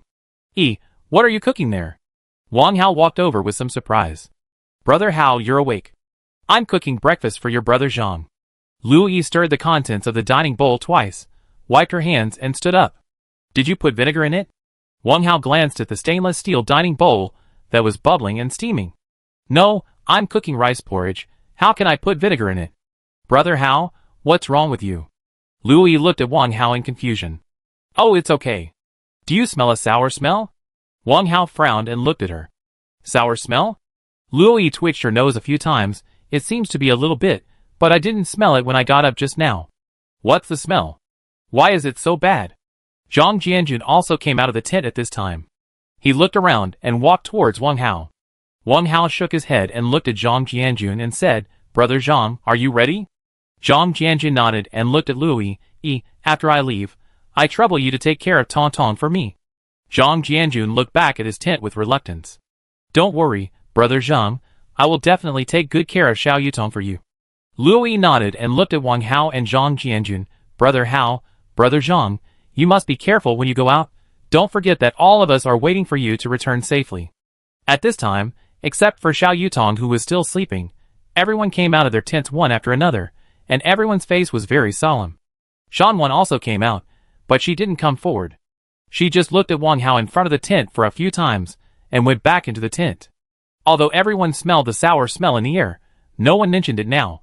Everyone was worried about Wang Hao and the others, because everyone knew that this time was different from the past. In the past, when searching for food, they adopted a strategy of avoiding and attacking as a supplement. If it didn't work, they would give up the food. But this time, the initiative was not in their hands. This time, they were carrying the heavy responsibility of finding food for hundreds of survivors in the base. They followed the principle of knowing that there were tigers in the mountain, but they went to the tiger mountain. In Feng Hetian's words, if you don't go into the tiger's den, you can't get the tiger cub. As long as you find the target, you must get it at all costs. Although they were well equipped and had advanced weapons this time, they were not facing enemies or criminals after all. They were facing zombies, who had no thoughts, no pain, and would fight endlessly as long as their brains were still there. Such enemies should either not be provoked or completely destroyed. After breakfast, Wang Hao and Zhang Jianjun left the tent area in everyone's worried eyes, and walked slowly towards the office building. When the two arrived at the gathering place, two black SWAT anti-riot vehicles had already parked. A fully armed soldier was distributing weapons and equipment to the 8 soldiers participating in the operation one by one in front of a table filled with various weapons. Feng Hetian was discussing something with several other officers. As soon as he saw Wang Hao and the other two, Feng Hetian waved and walked over. Is everything arranged? Wang Hao and the other two nodded. Feng Hetian turned to the soldier in charge of distributing weapons and shouted, Platoon Leader Zhou, these two are Wang Hao and Zhang Jianjun, whom I mentioned to you yesterday. See what weapons and equipment they need and try to meet their needs. Yes. The platoon leader Zhou, who looked to be about 30 years old, of medium build and sturdy, looked at Wang Hao and the others, and responded immediately after hearing Feng Hetian's order. Okay, Xiao Wang, Xiao Zhang, hurry up and get ready. We set off in 10 minutes. Feng Hetian glanced at his arm and said. Wang Hao and the others nodded and lined up behind the last soldier, who was waiting to receive weapons and equipment. Each soldier received a set of combat uniforms, a pair of combat boots, a steel helmet, a 95 fully automatic rifle, a military pistol, several rounds of bullets, a bayonet, and a high-intensity flashlight. Platoon leader Zhou distributed the equipment quickly, and soon it was Wang Hao's turn. Like the 8 soldiers before him, Wang Hao and the others received the same equipment. Just as Wang Hao and the other two were about to leave, platoon leader Zhou called him. What else do you need? Wang Hao hesitated for a moment, and remembered the nameless short knife that Xiao Mo gave him, and immediately said, I want my short knife back. Short knife? What short knife? Platoon leader Zhou was stunned for a moment. It's all black, about 2 feet long. Wang Hao said. It's all black. Platoon leader Zhou frowned, as if he remembered something. Are you talking about the short knife with strange symbols engraved on the scabbard? Symbols? It seems to have. Wang Hao was stunned, and recalled carefully. He vaguely remembered that there seemed to be something engraved on the scabbard, but he had never looked at it carefully. Wait a moment, I get it now. Platoon leader Zhou turned around and ran towards the office building. Why do you care so much about getting a knife? Looking at platoon leader Zhou's back, Zhang Jianjun looked at Wang Hao with some confusion and asked. I don't know either. Wang Hao shook his head and said with a puzzled look, although it is very ordinary, when Xiao Mo gave it to me, I felt that this knife was very familiar, as if I had seen it somewhere before, but I couldn't remember. Oh. Zhang Jianjun nodded as if he understood. Just when the two of them had just put on their equipment, platoon leader Zhou ran back with a short knife. Is it this? Platoon leader Zhou brought the short knife to Wang Hao. Wang Hao nodded and took it, paying special attention to the symbol on the scabbard, which seemed to be a Taoist talisman, and also seemed to be Sanskrit of Buddhism. Wang Hao pulled out the short knife. After not seeing it for 2 days, the blade became darker. As soon as it was unsheathed, Wang Hao immediately felt a pressing chill. Chapter 62. Under the expectant gaze of the crowd, 2 anti-riot vehicles carrying all the members of the search team drove out of the gate of the base one by one. Wang Hao, Zhang Jianjun, platoon leader Zhou, and 2 other soldiers rode in a car to lead the way, and the remaining 5 members followed in another car. The search team was directly led by Feng Hetian, but he did not participate in the operation. This operation was in charge of platoon leader Zhou. The 10 members of the search team, except Wang Hao and Zhang Jianjun, were selected through layers of selection and finally assessed and determined by Feng Hetian himself. Each of these 8 people was extraordinary, not only well-trained, but also proficient in various tactics. The 2 anti-riot vehicles kept a certain distance and drove at a constant speed on the winding mountain road. Platoon leader Zhou sat in the co-pilot seat with a map, his eyes fixed on the front. Wang Hao turned his face to the window and stared at the scenery along the way in a daze. Zhang Jianjun looked down at his toes and remained silent.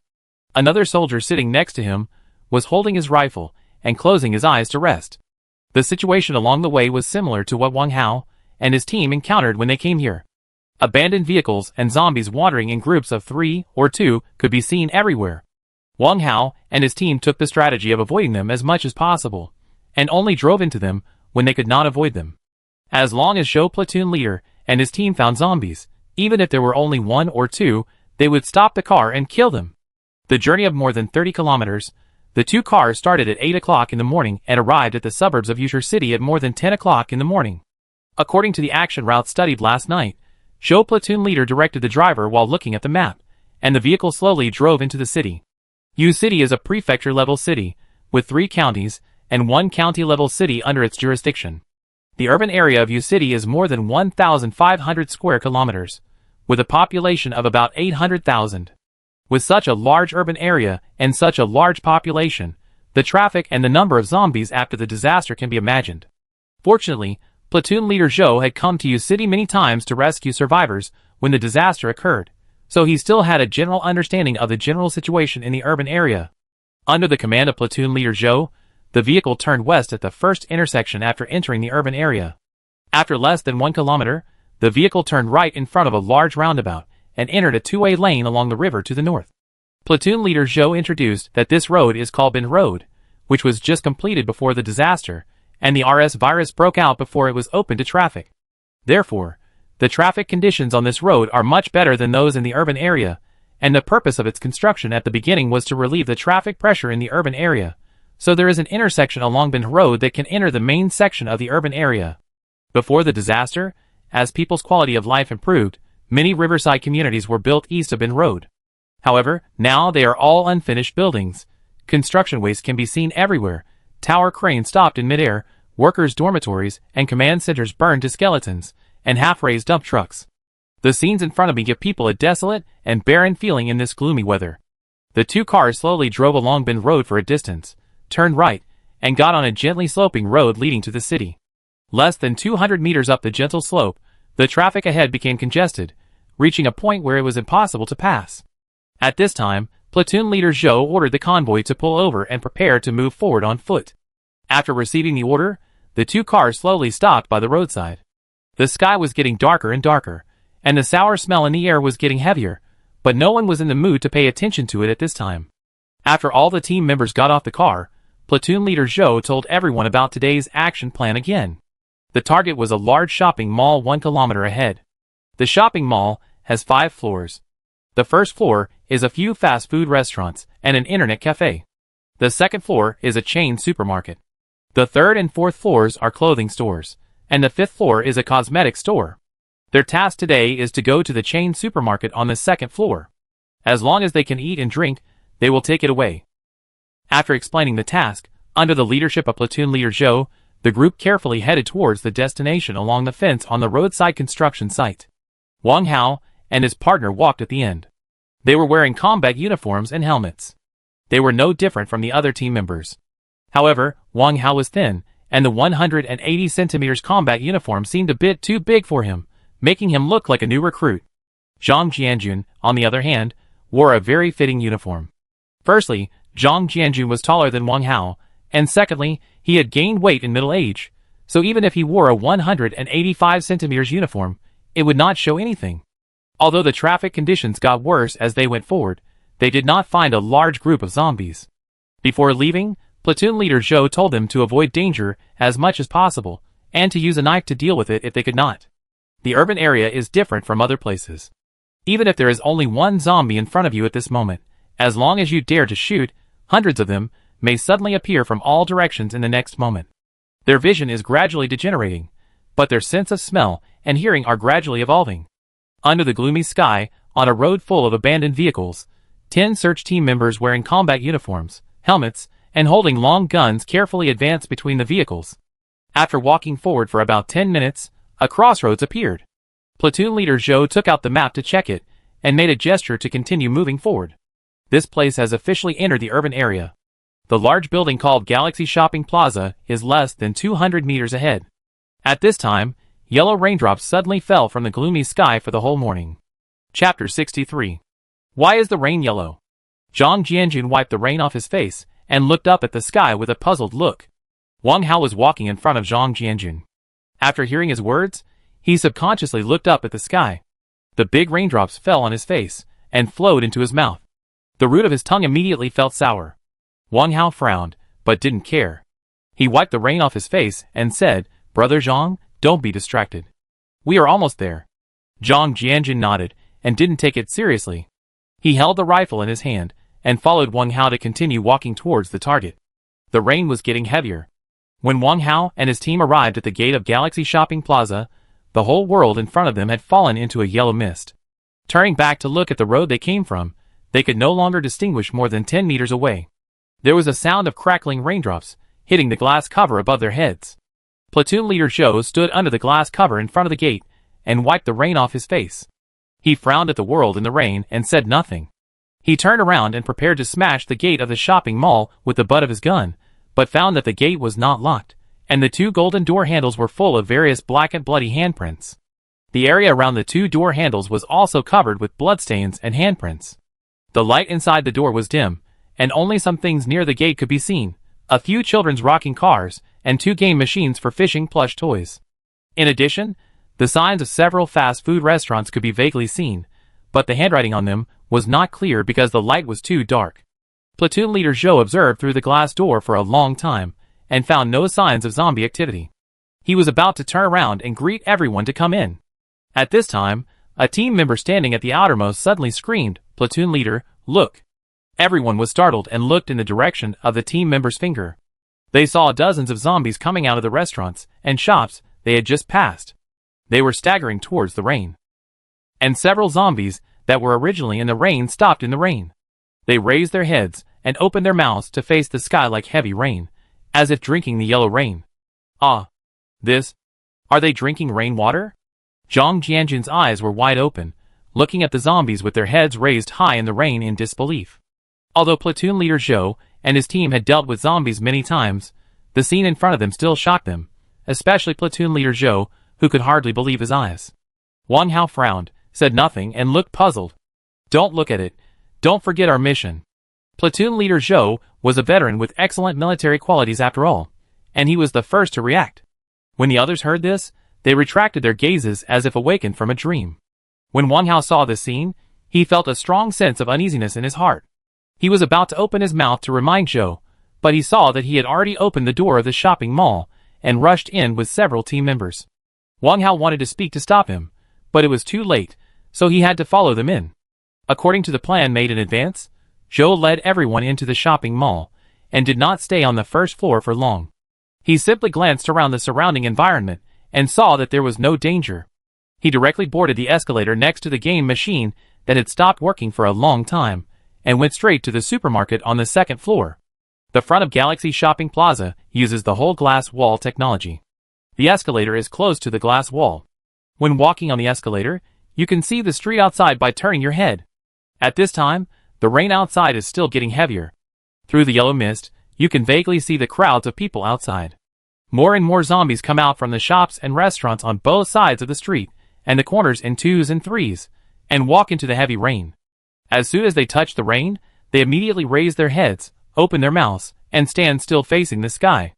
It seems to be bathing in the rain, or it seems to be thirsty for a long time and meet the spring, or perhaps it is more like a ritual of worshipping the sky. At this time, everyone's nerves are very tense, and everyone's feet are carefully stepping on each step, and the rifles in their hands are always tightly facing the unknown dark place at the front of the stairs. When they were still 4 or 5 meters away from the staircase, all the team members turned on their strong flashlights. Because the glass wall on the second floor was full of billboards of supermarkets and other businesses, the light was not very good even at the staircase next to the glass wall. They could only see a few billboards and some scattered bagged foods at the staircase. With platoon leader Joe leading the way and 3 team members behind them covering them, the 3 of them quickly formed a battle formation as soon as they reached the second floor. At the same time, Wang Hao and his team and several other team members also rushed up quickly to occupy the advantageous terrain. The beams of flashlights intersected around the building entrance for a while, and it was temporarily safe. Platoon leader Zhou then made a few gestures, indicating that everyone should act separately, and each group of 2 people should advance between several shelves in the supermarket at the same time. Although this saved time, it increased the danger invisibly. If you encounter zombies in the open, it's okay, 7 or 8 of them won't be a problem, but once you are attacked by zombies hiding in the dark, the risk factor will increase if there are more than 3 zombies, and the supermarket shelves are very long. Even if other team members come to help, they may not be able to make it in time. Wang Hao hurriedly grabbed platoon leader Zhou and told him his thoughts. Platoon leader Zhou glared at him before he finished speaking. Do what you should do. Can you take this responsibility if you can't complete the task? After saying that, he waved his hand and walked in from behind the cashier. Wang Hao watched the other team members file in and wanted to speak to stop them, but was pulled down by Zhang Jianjun. Hao, the command power is in their hands now. No matter how much we say, it's useless if he doesn't listen. Let's go, let's be careful. Wang Hao watched the backs of platoon leader Zhou and others disappear in front of the rows of shelves. Although he was anxious, he was helpless. At the moment, he could only hope that he was worrying too much. With a sigh, Wang Hao and Zhang Jianjun entered the supermarket.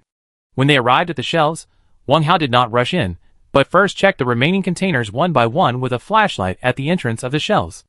After confirming that it was safe, he chose one of them and entered carefully. The shelf they chose was marked as the fast food area, but most of the original 5-story shelves had been emptied. After searching, the 2 only found half a box of Master Kong barrel noodles and a large bag of unopened noodles on the top shelf. In addition, Zhang Jianjun also found a few King of King sausages in the mess on the ground. It seems that someone has looted here before us. Zhang Jianjun picked up the sausages from the ground and wiped them on his body. He looked around and quickly put them in his arms. Let's go, let's put the things on the cashier counter and then go to other shelves to have a look. At this time, Wang Hao picked up a sausage from where Zhang Jianjun had just picked it up and stuffed it into him. Zhang Jianjun nodded at Wang Hao with gratitude. Wang Hao and the others put the food they found on the cashier counter and turned to another shelf. This shelf was even emptier than the previous one. Wang Hao and the others searched for a long time, but found nothing. In fact, after the shelf, it was considered to be the inside of the supermarket, but because the light inside was too dark and the terrain of the supermarket was very complicated, Wang Hao did not intend to go deeper. After reaching the end, Wang Hao was about to turn to the last row of shelves and go back, but at this time he found that Zhang Jianjun's flashlight stopped in the depths of the supermarket. Hao, look at what that is. Zhang Jianjun's voice was slightly trembling because of excessive excitement. Wang Hao followed his flashlight and saw 2 small piles of rice behind several empty counters 10 meters away. This discovery immediately made Wang Hao's heart move. If he could move these 2 piles of rice back to the base, it would at least be enough for a week. But Wang Hao did not rush forward. Instead, he used a strong flashlight to check the situation along the road and the environment around the 2 piles of rice. Behind the rice pile was a row of glass cabinets with signs of the cooked food area on them, and behind that was the back wall of the supermarket. Wang Hao and the others were now at the far right of the supermarket. The glass cabinets in the cooked food area extended all the way to the left. Judging from the more than 10 cash registers in the supermarket, the scale of this supermarket would definitely not be as small as what they saw in front of them. It is possible that the left side was the main area of the supermarket. Chapter 64. After confirming that there was no danger around the 2 piles of rice, Wang Hao and his companions walked forward cautiously. After walking out of the shelves, Wang Hao subconsciously turned on the flashlight to the left. When searching the previous row of shelves, Wang Hao found that there was a platform area on the left where fruits and vegetables were placed. Because he saw that there was nothing on the top, Wang Hao did not continue to move forward at that time.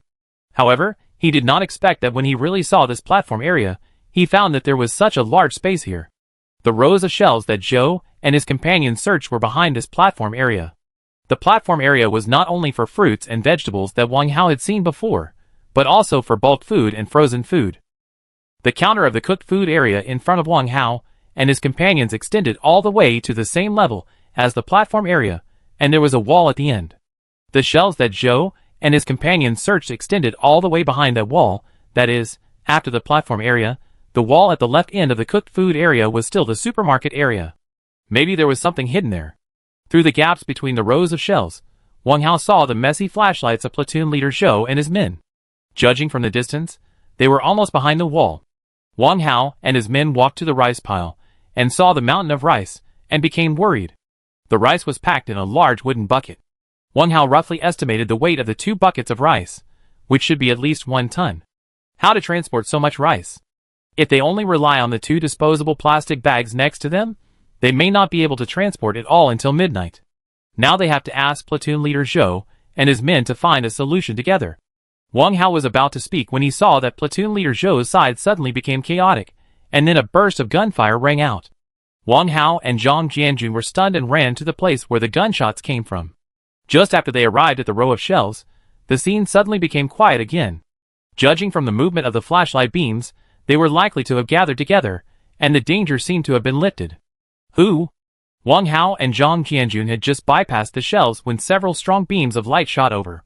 However, when they saw that it was Wang Hao and Zhang Jianjun, they still did not put down the strong flashlights in their hands, but heard the sound of guns. Why are you here? Behind the light came the voice of platoon leader Zhou, and his tone was very alert. We just heard the gunshots and rushed over. What happened? Zhang Jianjun said, blocking the light that shot into his eyes with his hands. Don't ask, get ready to withdraw. Platoon leader Zhou said coldly, and the flashlights moved away from Wang Hao and Zhang Jianjun's faces. Wait! Wang Hao hurriedly spoke, but before he finished speaking, the strong light shot over again. What's the matter? Platoon leader Zhou hesitated and said after the strong light. We found 2 large piles of bulk rice over there. Do you want some? Wang Hao said. Oh! Platoon leader Zhou was obviously surprised. How much is it? It should be around 1 ton. Wang Hao said. As soon as he said this, the rays of light shining on Wang Hao and the others' faces could not help but waver. Platoon leader Zhou pondered for a moment and said, You go first. I arranged for some people to come soon. Wang Hao nodded, and the rays of light moved away from the 2's faces again. Just as Wang Hao was about to turn around and leave, he was surprised to find that there seemed to be a person lying behind platoon leader Zhou and the others. Wang Hao was shocked, but he did not speak at the moment. He and Zhang Jianjun walked around the shelves and went to the 2 piles of rice. Brother Zhang, did you find the person behind platoon leader Zhou? Walking to the rice pile, Wang Hao turned around and looked, and whispered to Zhang Jianjun's ear. Ah! People? Who? Zhang Jianjun was shocked and almost shouted. I don't know, I just saw it. Wang Hao whispered. Could it be a zombie? Zhang Jianjun looked back at platoon leader Zhou with a nervous face and said. It shouldn't be. If it was a zombie, why would he hide it from us? Wang Hao frowned and shook his head. Then, what would it be? Zhang Jianjun couldn't help but take a breath of cold air when he heard it. At this moment, several flashlights shot over from a distance, and Wang Hao and the others hurriedly stopped talking. The people who came were the platoon leader Zhou and his men. When they approached Wang Hao and the other 2, they found that there were only 5 people. Although they felt strange, neither of them asked. But the platoon leader Zhou walked over as if nothing had happened. He walked around the 2 piles of rice with a flashlight, and finally returned to the crowd. With so much rice, it is impossible to transport it in a short time with only a few of us. So, everyone should look for empty flour bags or other larger containers nearby. We can transport as much as we can, and we will transport the rest another day. Everyone heard this, and quickly searched around. Sure enough, soon someone found a dozen empty dough strips in the workshop behind the cooked food area.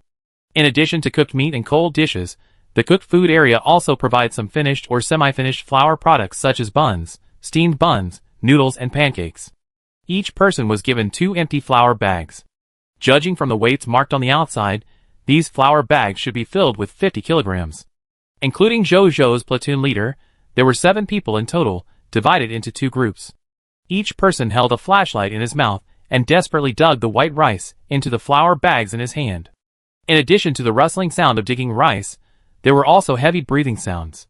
It can be seen that everyone wanted to put as much rice as possible.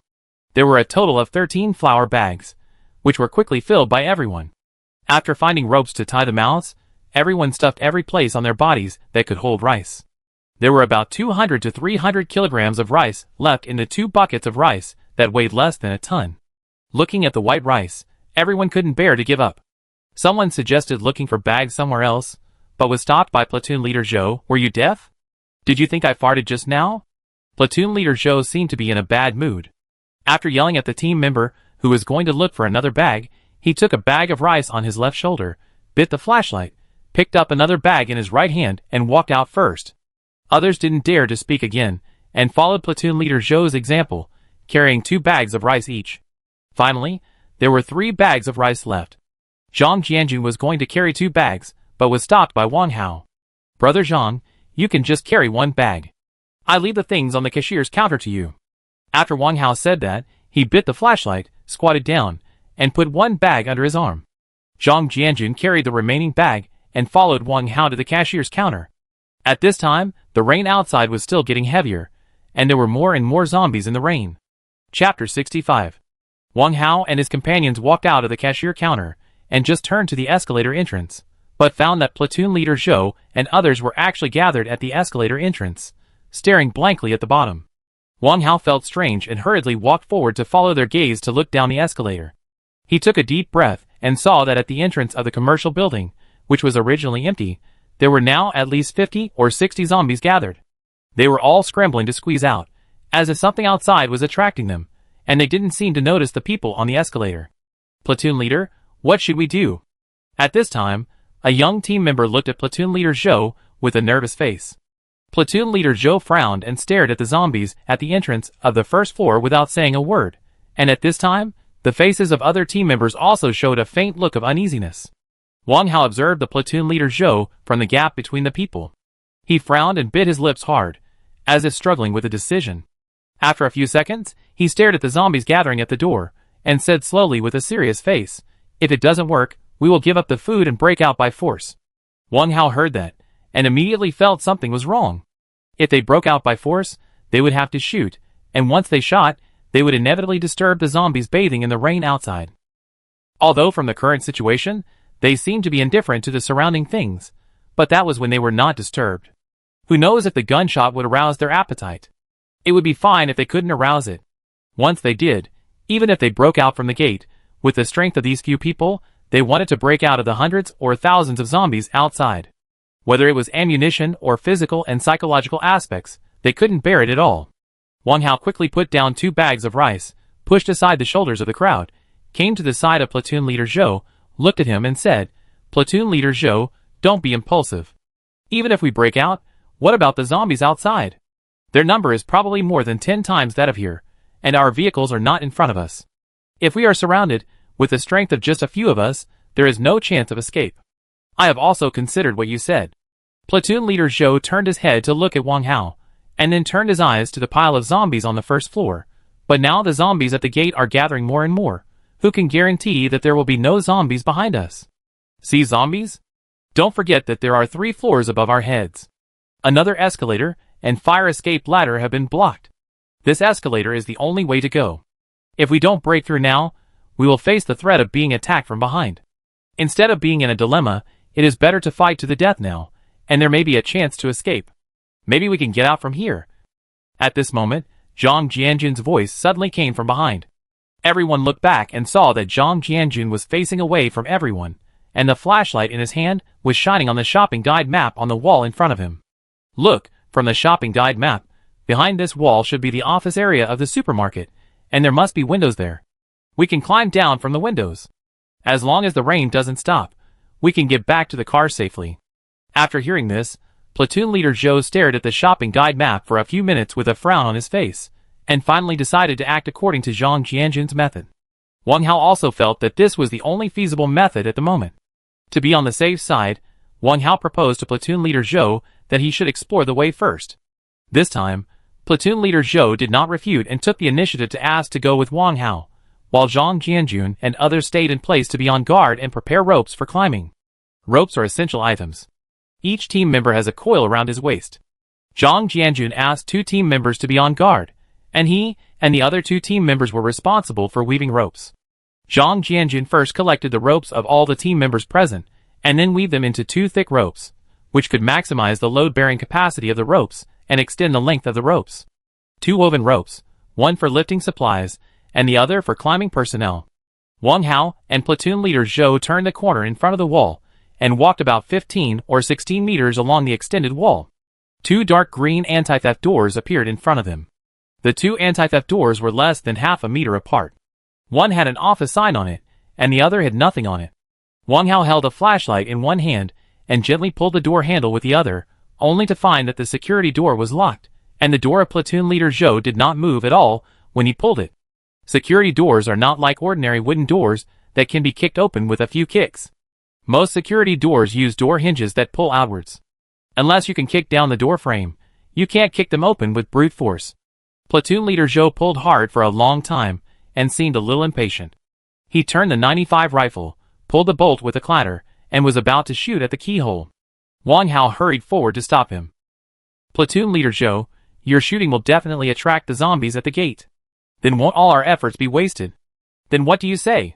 This broken door can't be kicked open. Platoon Leader Zhou put down his gun and kicked the door hard with annoyance. Let me try. Wang Hao pulled Platoon Leader Zhou aside, walked to his security door, took a deep breath, and gently grasped the door handle. Chapter 66. Bang! A muffled sound. Wang Hao had not had time to exert force, and suddenly felt a shock in his hand, and a huge force came from the security door. Wang Hao quickly let go of his hand and retreated. Platoon Leader Zhou also reacted immediately, and hurriedly stepped back, and pointed the muzzle of the gun at the security door. Bang! Less than 5 seconds later, another muffled sound came, and the white wall around the door frame suddenly cracked into thin cracks. Platoon Leader Zhou, be careful. Wang Hao hurriedly reminded him. The distance between Platoon Leader Zhou and the security door was too close. If there was any danger, he would not have time to react. But before Wang Hao finished speaking, bang! Another sound, voila! The security door suddenly fell down with the surrounding walls, and the light suddenly became bright in the dust. Fortunately, Platoon Leader Zhou reacted quickly. When the wall collapsed, he had already retreated 5 steps away. However, before he could stabilize himself, he saw a long black tongue suddenly rolled over from the dust. Platoon Leader Zhou panicked immediately. Bang, bang, bang. A string of bullets was fired, but it did not stop the long black tongue at all. Before the gunshots fell, an orange-red figure rushed out, and the long tongue rolled out from its mouth. Wang Hao also raised his gun and shot. The orange-red figure looked like a middle-aged woman in her 40s, with disheveled hair and a short and fat figure. After being attacked by Wang Hao, she suddenly turned her head towards Wang Hao. Her face had rotted, and her gums and cheekbones were exposed. The more than 2-meter-long black tongue turned in the air, and suddenly swept towards Wang Hao. Wang Hao hurriedly rolled on the ground, and barely avoided it. At the same time, he quickly pulled out the black short knife from his waist. The long-tongued zombie missed the first attack, and the long tongue quickly rolled back. With a hoarse roar, it waved its arms, and rushed towards Wang Hao. The previous 2 experiences told Wang Hao that he could only attack the long-tongued zombie from close range, not from a distance. Wang Hao had no time to hesitate, and took advantage of the moment when the long tongue rolled back to accumulate power to pounce on it. But Wang Hao didn't expect the long tongue to roll back so fast. In less than 2 seconds, the black long tongue shot towards Wang Hao again. When the long tongue zombie shoots out the long tongue to attack, the movement speed will also be relatively slow. Wang Hao pounced, and was less than 2 meters away from the long tongue zombie that was also rushing towards him, but he was just within the attack range of the long tongue. The moment Wang Hao stood up, he found that the tip of the tongue with tentacles was already in front of him. He quickly dodged and suddenly felt a burning sensation on the left side of his neck, as if he was stabbed by something. However, the situation was critical at the moment, and Wang Hao did not dare to hesitate at all. While dodging to the right, the short knife in his hand suddenly chopped at the long-tongued zombie's messy head. Caw. However, because there was no force point under his feet, the knife was not strong enough, and the blade was embedded diagonally into the left head of the long-tongued zombie. Only half of the ear was cut off, and the blade only went in 1/3. Wang Hao wanted to pull out the short knife, but it was already impossible, and his body fell heavily to the side. The long-tongued zombie was completely enraged, with the short knife embedded in its head, and the long tongue in its mouth suddenly swept towards Wang Hao's head again from midair. Without the short knife in his hand, Wang Hao hurriedly touched the 95 rifle behind him, but found that the rifle had disappeared without a trace, and at this time the long black tongue had already swept to his ear. At this moment, a burst of gunfire rang out, and the long tongue suddenly retracted. The middle-aged woman's body shook a few times, and then quickly rushed towards the direction of the gunfire. Wang Hao quickly got up from the ground, pulled out the saber on his leg, held it in his hand, flew up, and stabbed at the top of the head of the middle-aged woman, who had just turned around. Gotcha! He stabbed it with a knife. Wang Hao took advantage of the situation, and pulled out the short knife. The middle-aged woman had a saber with only the handle left on her head. She fell in front of Wang Hao with a plop, and the long tongue in her mouth, that had just been half unrolled, jumped twice on the ground and stopped moving. Wang Hao swung the short knife again, and chopped it down on the middle-aged woman's neck. He bent down, and picked up the hideous head with a long black tongue, and threw it aside. Thank you. Wang Hao walked in front of platoon leader Zhou, and stretched out his hand to him. The bullets that turned the situation around just now were fired from the muzzle of platoon leader Zhou. He saved his life, and Wang Hao thanked him from the bottom of his heart. Platoon leader Zhou was staring at the headless corpse on the ground at this moment, his eyes full of disbelief, and he kept muttering this. How is this possible? How is it possible? Platoon leader Zhou, what's wrong with you? Wang Hao patted his arm, and looked at him with a frown. Oh, I'm fine. Platoon leader Zhou finally reacted, his eyes still looking at the corpse on the ground in disbelief. I didn't expect that there would really be a liquor, he didn't lie to me. Wang Hao was stunned when he heard this. Why did platoon leader Zhou have such a big reaction? Could it be that he had never encountered a long-tongued zombie before? This might be possible, but what liquor he was talking about? And what about that him? Wang Hao looked at platoon leader Zhou with a puzzled look on his face, and then turned his gaze to the wall that had been hit by the middle-aged woman. Inside the security door was a 6-square-meter office. There was an aluminum alloy sliding window opposite, and on the left of Wang Hao's field of vision, and the light came in from the 2 sliding windows. Wang Hao stepped over the bricks and gravel, and walked in carefully on the security door. The security door he had opened before was next door. Wang Hao listened against the wall, and there was no movement next door. From the perspective of the structure, even if there were windows next door, they would face the street, so there was no need to go to great lengths to open them. Wang Hao first opened the window on the left. At this time, the rain outside was still heavy, and the surrounding buildings were still shrouded in yellow mist. There seemed to be a small parking lot outside the window, with 2 medium-sized vans parked on it. The parking lot was next to the road. If they went down from this window, they could not only avoid the zombies gathered at the gate, but also save a short distance. Wang Hao then opened the window opposite, which faced the street outside. Wang Hao was shocked when he saw it. Although less than an hour had passed, the street outside was almost full of zombies. Although the outside world was filled with yellow fog, Wang Hao still saw people in the haze in the distance.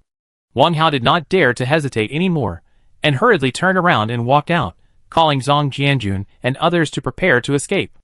As soon as he went out, he saw that platoon leader Zhou had already led everyone to run over, and his face had returned to normal at this time. Hurry up, the zombies at the door have discovered us. Platoon leader Zhou glanced at Wang Hao and walked in first. The other team members were all shocked when they saw the headless body on the ground, but no one dared to stay for a moment, and hurriedly followed behind platoon leader Zhou. Zhang Jianjun walked in last. When he saw the headless body on the ground, he was stunned for a moment, and quickly looked at Wang Hao. I just heard the gunshots. I was about to rush over when I saw platoon leader Zhou running over. Are you okay? Oh! Wang Hao subconsciously felt a burning sensation on the left side of his neck when he heard this, but he immediately shook his head. It's okay. Let's go quickly. Chapter 67. In the pouring rain, 7 people climbed down the ropes one by one, and all the supplies were also hung down. The 2 ropes were fixed to the table in the second-floor office and could not be taken down. The rope for hanging supplies was thrown down by Wang Hao, who was lowering the rope after hanging the last bag of rice. In the end times, all kinds of supplies are in short supply, especially necessities, like ropes, which are necessary tools for survival and escape. Wang Hao will never give up unless it is absolutely necessary. The group of people carried the supplies and moved forward quickly in the heavy rain, while the zombies standing around them just turned their heads and devoutly accepted the baptism of the yellow rain, and completely ignored the food passing by them. At first, everyone was still afraid, but later they found that the zombies would stand still once they came into contact with the rain. Some people even accidentally rubbed their bodies, but the zombies remained indifferent. So the team members running in the heavy rain gradually relaxed their vigilance, and began to take shortcuts among the zombies. Wang Hao wanted to speak up to stop them, but everyone had already followed the team member, who first brushed against the zombies and rushed in. Wang Hao was worried that if he spoke up to remind them at this time, it would wake up the zombies standing still, so he had to endure it and ran carefully to the parking place with Zhang Jianjun along the way they came. Although Wang Hao was puzzled by the strange behavior of the zombies, it was better to leave as soon as possible since he was in a minefield. There was no danger along the way, and the two black riot control vehicles soon appeared in front of everyone. Wang Hao kept wondering where the three team members of Platoon Leader Zhou had gone, and who was the person lying on the ground. Why didn't Platoon Leader Zhou mention it? With a lot of questions in their minds, Wang Hao and his team almost arrived at the riot control vehicle at the same time as Platoon Leader Zhou and his team. At this time, the door of one of the vehicles was opened, and two team members who had entered the supermarket with them jumped out of the vehicle. Wang Hao was relieved immediately. It turned out that they had returned early. Why are there only two people? According to the number of people who just came back from the supermarket, there should be 3 less people. Why are there only 2 people coming down now? Wang Hao was startled, and his mind quickly thought of the figure lying on the ground. Could it be?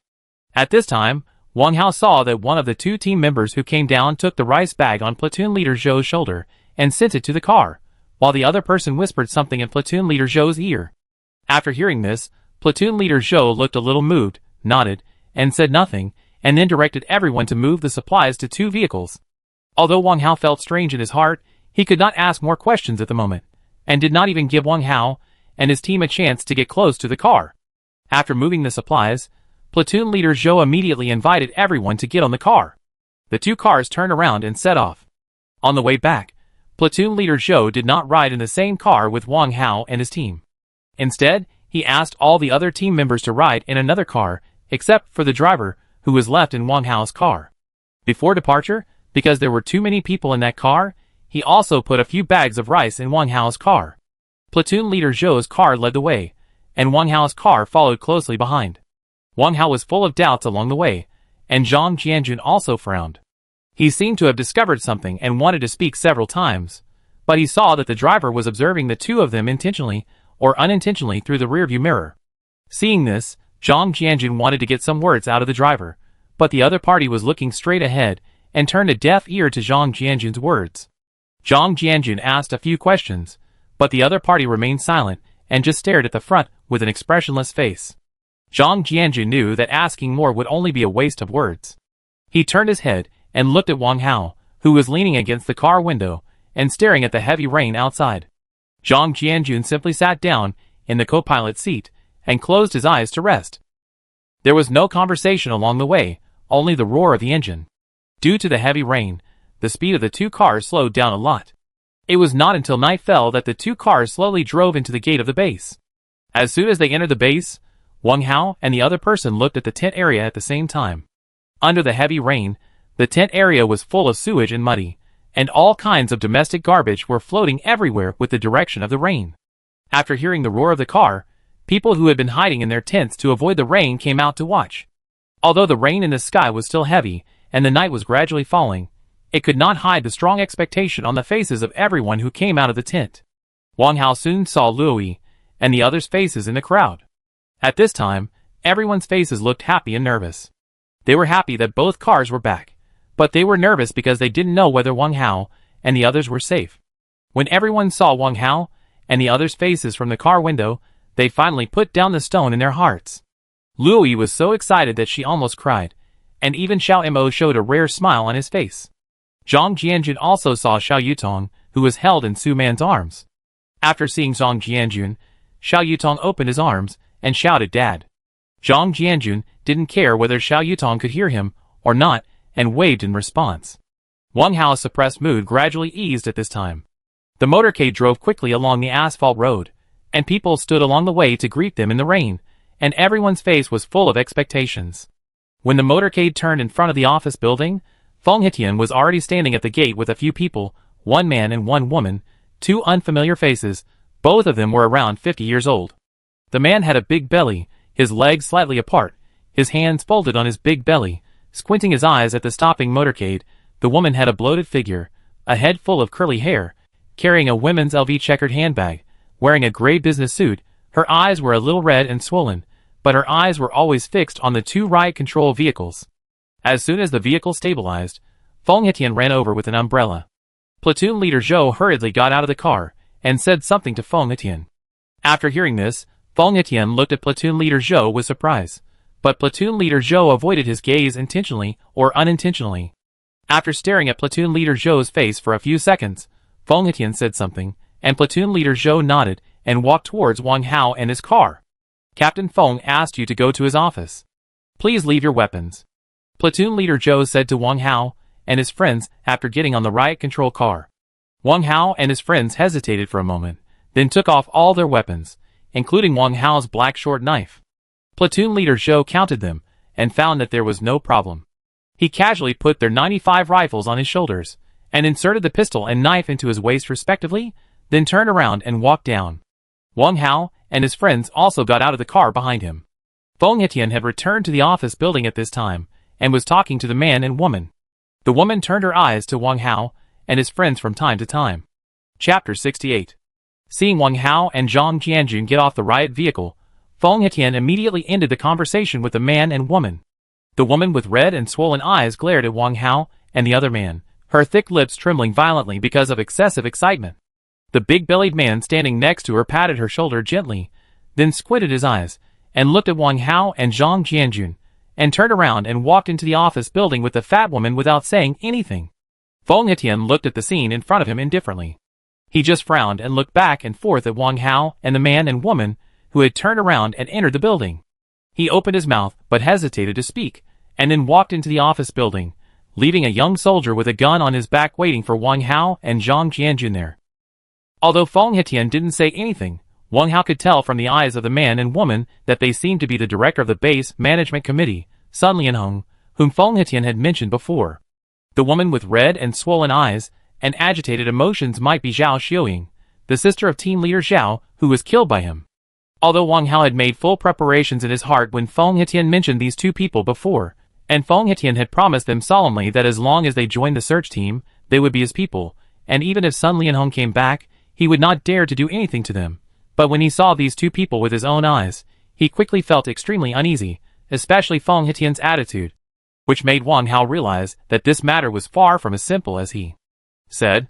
Zhang Jianjun, who was following behind Wang Hao, looked pale at this time. He seemed to have noticed that something was wrong. He wanted to speak several times, but because the soldier with the gun was too close to them, he didn't say anything in the end. He just rubbed his hands back and forth in front of his stomach. It can be seen that he seemed to be more nervous than Wang Hao. As soon as Wang Hao and his partner walked into the hall, the two riot control vehicles behind them turned around and drove away. However, no one was in the mood to care about the whereabouts of the two vehicles or the team member who disappeared strangely. How to deal with what was about to happen was the top priority. Along the way, many worse results appeared in Wang Hao's mind, but in the end, it was nothing more than death. Although he still couldn't help thinking of his parents far away and his girlfriend whose life and death were uncertain, sometimes, when you think too much about one thing, your spirit will become tired, and the excitement of what is going to happen, whether good or bad, will gradually turn into calmness. Wang Hao's mood at this time was like this. Although it was only a short journey of a few minutes, he thought about it all the way. First, he thought of various bad results, then thought of his parents and girlfriend who worried him the most, and all the things that happened to him in the past 20 years, and then started to think about this matter again. So many times, but he didn't expect that he would be relieved in the end. Although Zhang Jianjun behind him was much calmer at this time, he still had a deep worry on his face. In fact, he was not afraid of death. He was just worried about who would take care of his daughter after his death. She was just 7 years old. In such an apocalypse, zombies were rampant and people's hearts were scattered. How could a 7-year-old child survive? A few minutes later, Wang Hao and the others were taken to a room at the end of the corridor on the 3rd floor. After pushing open the door, Feng Hetian was sitting behind a desk with a frown on his face. Next to him stood squad leader Lu. The man and woman were sitting on the sofa on the side of the desk. Next to them stood Director Qin and Fang Wanping from the reception desk. In addition, there were 2 soldiers with live ammunition and 2 burly men in plain clothes. The room was large. From the blackboard and 2 chairs piled in the corner, it seemed that this place used to be a meeting room or something like that. The soldier left after bringing Wang Hao and the other 2 to the room, and closed the door with a bang. One of the soldiers who stayed in the room stepped forward and locked the door, and stood side by side, with another soldier holding a gun to guard the door. At this time, Zhao Xiuying seemed to want to stand up from the sofa, but Sun Lianhong beside him gently pressed his shoulders. He turned his eyes to Feng Hetian behind the desk and said, "Captain Feng, although the epidemic is raging now, our country's state machinery is still running, and the relevant laws before the disaster are still valid. Let's not talk about the previous things. Now that the 2 murder suspects have been brought to justice, should they be handcuffed and shackled first according to the relevant laws?" Although Sun Lianhong's tone was tepid, his words were all aimed at Feng Hetian's weaknesses, and he brought up the national laws. He knew that as a soldier, this was Feng Hetian's weakness. Feng Hetian was embarrassed when he heard this. Sun Lianhong had just returned from Beijing. It was said that the central government had already formulated a plan for this epidemic, and he also brought back living supplies that could sustain the base for half a month. So at this time, Sun Lianhong's words were invisibly increased to Feng Hetian. Moreover, Sun Lianhong did not make excessive demands at the moment. According to relevant laws, Wang Hao and the other 2 were indeed to be handcuffed and shackled as he said, but he had made a promise to Wang Hao and the other 2 at the beginning, but now he put himself in it. Just when Feng Hetian was in a dilemma, Sun Lianhong spoke again, with the same calm tone. "Captain Feng, this time I pushed you out in front of the old leader. The old leader has promised to greet Commander Shi of your military region in the next 1 or 2 days. At this juncture, you dare not make mistakes for personal gain." Feng Hetian hesitated to speak. His face suddenly became uncertain. He pondered for a moment, but his eyes involuntarily looked at Wang Hao and the others, only to find that Wang Hao was looking at him expressionlessly, and Zhang Jianjun beside him was also looking at his face, but his face looked a little anxious. His Adam's apple kept moving, as if he wanted to say something. "Captain Feng, it is natural to pay debts, and pay for murder. We were all there at the time. What are you hesitating about in the face of this ironclad fact?" Seeing that Feng Hetian did not express his opinion for a long time, Director Qin could not help but interrupt. "Yes, Captain Feng, now that Team Leader Zhao's body is still warm, you must give justice to our management committee. Don't let everyone down." Fang Wanping looked at Sun Lianhong and Zhao Xiuying with his big belly and echoed. Feng Hetian placed his arms on the desk with his fingers clasped tightly, frowning and not saying a word. His eyes were fixed on the pile of documents on the desk. It was obvious that he was struggling fiercely. As long as he put handcuffs and shackles on Wang Hao and Zhang Jianjun, it would be tantamount to admitting that Wang Hao and Zhang Jianjun were guilty. Since they admitted their guilt, Sun Lianhong would definitely let him shoot them next. Although he was not present when the incident happened, Zhao Sanwang's character was well known to everyone, and squad leader Lu witnessed the whole incident with his own eyes, so he didn't need to speak to Wang Hao and the others. It was an indisputable fact that Wang Hao killed Zhao Sanwang with 1 punch, but the premise was that Zhao Sanwang wanted to take the gun and shoot Wang Hao, and Wang Hao killed him in self-defense. If Wang Hao had to be convicted, excessive defense would be a stretch. After all, Zhao Sanwang's infringement was ongoing, and his goal was clear, which was to kill Wang Hao. Wang Hao fought back at the moment of danger. If he was convicted according to the facts, it was just legitimate defense. But Sun Lianhong's previous words were indeed very tempting. Although he knew that this was a soft threat from Sun Lianhong, what if it was true? Sun Lianhong's background was indeed not to be underestimated. Feng Hetian saw it with his own eyes. After the disaster, Sun Lianhong was sent down directly by a helicopter sent by the central government. Even his superior, Captain Peng, was respectful to him when he came to the base to count the number of survivors. When I made a promise to Wang Hao and the other 2, I thought that Sun Lianhong would give me face after I told him what I was thinking, but I didn't expect that now he would put me in it. Feng Hetian was always undecided. Almost everyone in the office focused their attention on him. The scene was silent for 2 or 3 minutes. Feng Hetian finally made a decision. Just when he was about to speak, the voice of squad leader Lu came to his ear. "Battalion commander, you must not believe what Sun Lianhong said. He is threatening you in disguise. Once they are handcuffed, it is equivalent to sentencing them to death. Squad leader Lu's voice was very light, but he seemed very anxious, because he could see that Feng Hetian had begun to waver at this time. He was at the scene, and closest to Zhao Sanwang at the time. It was Zhao Sanwang who grabbed the gun first, and then pointed the gun at Wang Hao. Wang Hao fought back at the moment he fired the gun. He saw all this clearly. Wang Hao was indeed acting in self-defense. Hearing this, Feng Hetian turned his head to look at squad leader Lu, hesitated for a few seconds, and then turned his gaze to Sun Lianhong, and said in a negotiating tone, "Director Sun, I think this is how it is. Just put on the handcuffs, and don't smash the shackles. Anyway, they can't run away." When Feng Hetian said this, squad leader Lu beside him suddenly became anxious. He hurriedly reminded Feng Hetian, but was stopped by Feng Hetian's stern voice. Squad leader Lu had to retreat to the side in dismay. Wang Hao was not surprised when he heard Feng Hetian's decision. When Sun Lianhong said those words before, Wang Hao had already noticed Feng Hetian's eyes. Compared with Sun Lianhong, he was just a small grass squeezed out in the cracks of the end of the world. Sun Lianhong was the big tree. Captain Feng could only get shade under this big tree. Besides, he and Feng Hetian were neither related nor had any friendship. He just made a verbal promise to him.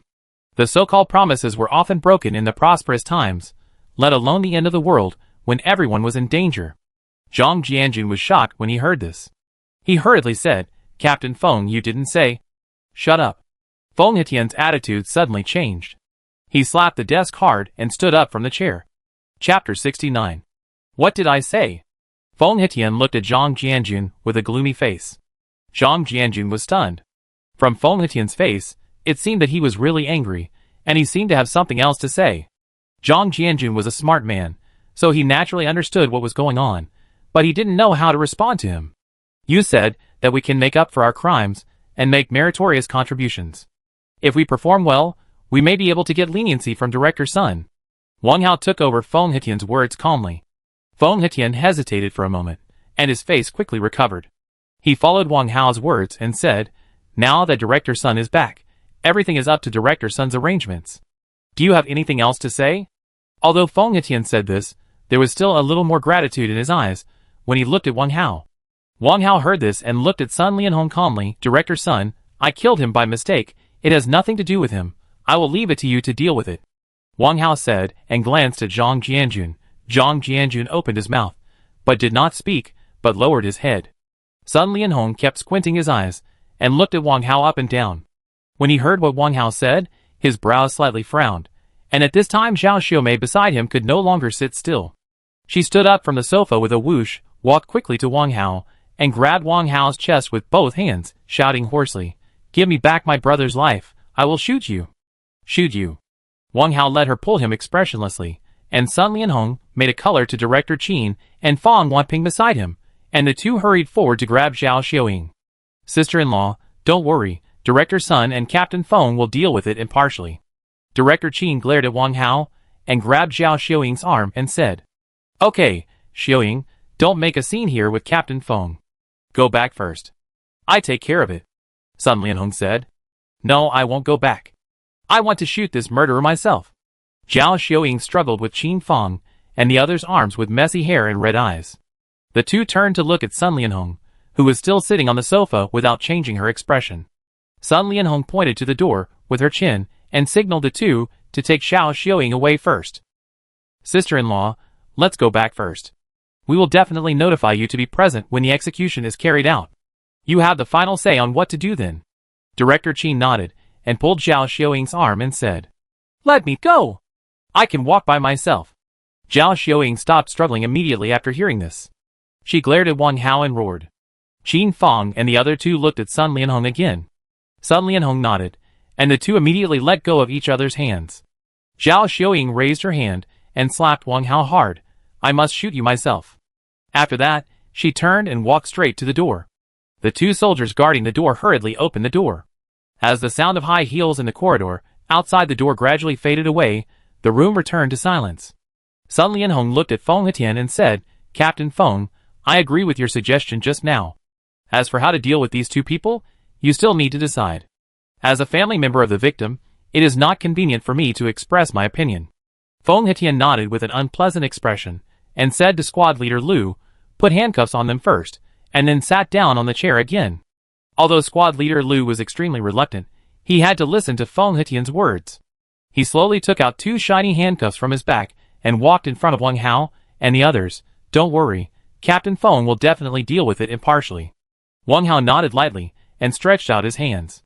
Squad leader Lu sighed lightly and helplessly handcuffed Wang Hao's wrists. Suddenly, a cold chill came from his wrists and quickly spread throughout his body. This was the coldness of despair and humiliation. But Wang Hao did not show any uneasiness during the whole process. His eyes just looked at the handcuffs on his wrists lightly, as if the handcuffs were not worn on his hands, but on the hands of someone who had nothing to do with him. I don't know if Zhang Jianjun was influenced by Wang Hao. He was also calm when facing the handcuffs, but his calmness was the kind of despair after struggling in vain. During the whole process, Feng Hetian's eyes stayed on a document in his hand. He never looked up to look directly at Wang Hao and the others. However, Sun Lianhong and others were puzzled by Wang Hao and Zhang Jianjun's behavior. As the head of the management committee, Sun Lianhong also had the power to fire guns in the base. He had already made plans. As long as Wang Hao and Zhang Jianjun showed any reaction during the handcuffing process, he would immediately shoot and kill them on the spot. Unexpectedly, Wang Hao and Zhang Jianjun seemed to have seen through his thoughts and behaved very submissively. Did they know that they were doomed and gave up struggling? Or did Feng Hetian convey some news to them, giving them hope? The night was long and dreams were many, so he had to continue to put pressure on Feng Hetian to execute the two as soon as possible. "Captain Feng, as a family member of the victim, I should indeed avoid suspicion, but we also have the power to supervise the case, so I hope that Captain Feng can give me a clear statement today," Sun Lianhong said here, and then changed the subject, looking at Feng Hetian meaningfully and said, "Before boarding the plane, the old leader repeatedly told me that you must not dare to do anything bad during this period. Otherwise, he will not be able to speak to Commander Shi. Director Sun, you don't have to say anything, I understand everything." Feng Hetian was repeatedly threatened by Sun Lianhong. With his temper, Feng Hetian had been patient to the extreme. He waved his hand and stopped it.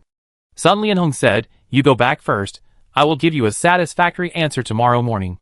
"I understand, Captain Feng, you must not let down the old leader's painstaking efforts." Sun Lianhong saw Feng Hetian's face, and knew that if he continued to push, it might be counterproductive. Now that it was over, both sides were embarrassed. Sun Lianhong slowly stood up from the sofa. "In this case, I won't bother you anymore. I just got off the plane and haven't had time to report the current situation of the base to the central government. Goodbye, Captain Feng." After Sun Lianhong said that, he took Director Qin and Fan Wanping and pushed the door away, and the 2 burly men who had been standing beside Wang Hao and the others also followed the 3 out. After Sun Lianhong and the others left, only Feng Hetian, squad leader Lu, and the 2 soldiers guarding the door were left in the office. "Captain, how can you let Sun Lianhong do whatever he wants? He is threatening you nakedly. I just can't swallow this." As soon as Sun Lianhong and others left, squad leader Lu became excited. He looked at Feng Hetian with a frustrated look on his face. Not to mention squad leader Lu, even the 2 soldiers guarding the gate were dissatisfied. In fact, Feng Hetian's heart was the same. He was a rural kid with no background. He gradually worked his way up from a recruit to his current position. Only he could understand the hardships. To bring honor to his family and return home in glory was his biggest dream from the day he joined the army until before the disaster. After the disaster, he thought all this had come to nothing, but he didn't expect to meet Sun Lianhong. He had seen Sun Lianhong's background, and after learning about his experience, Sun Lianhong showed great enthusiasm and promised to help him find connections and ways. This rekindled the hope that Feng Hetian, who was already middle-aged, had originally shattered.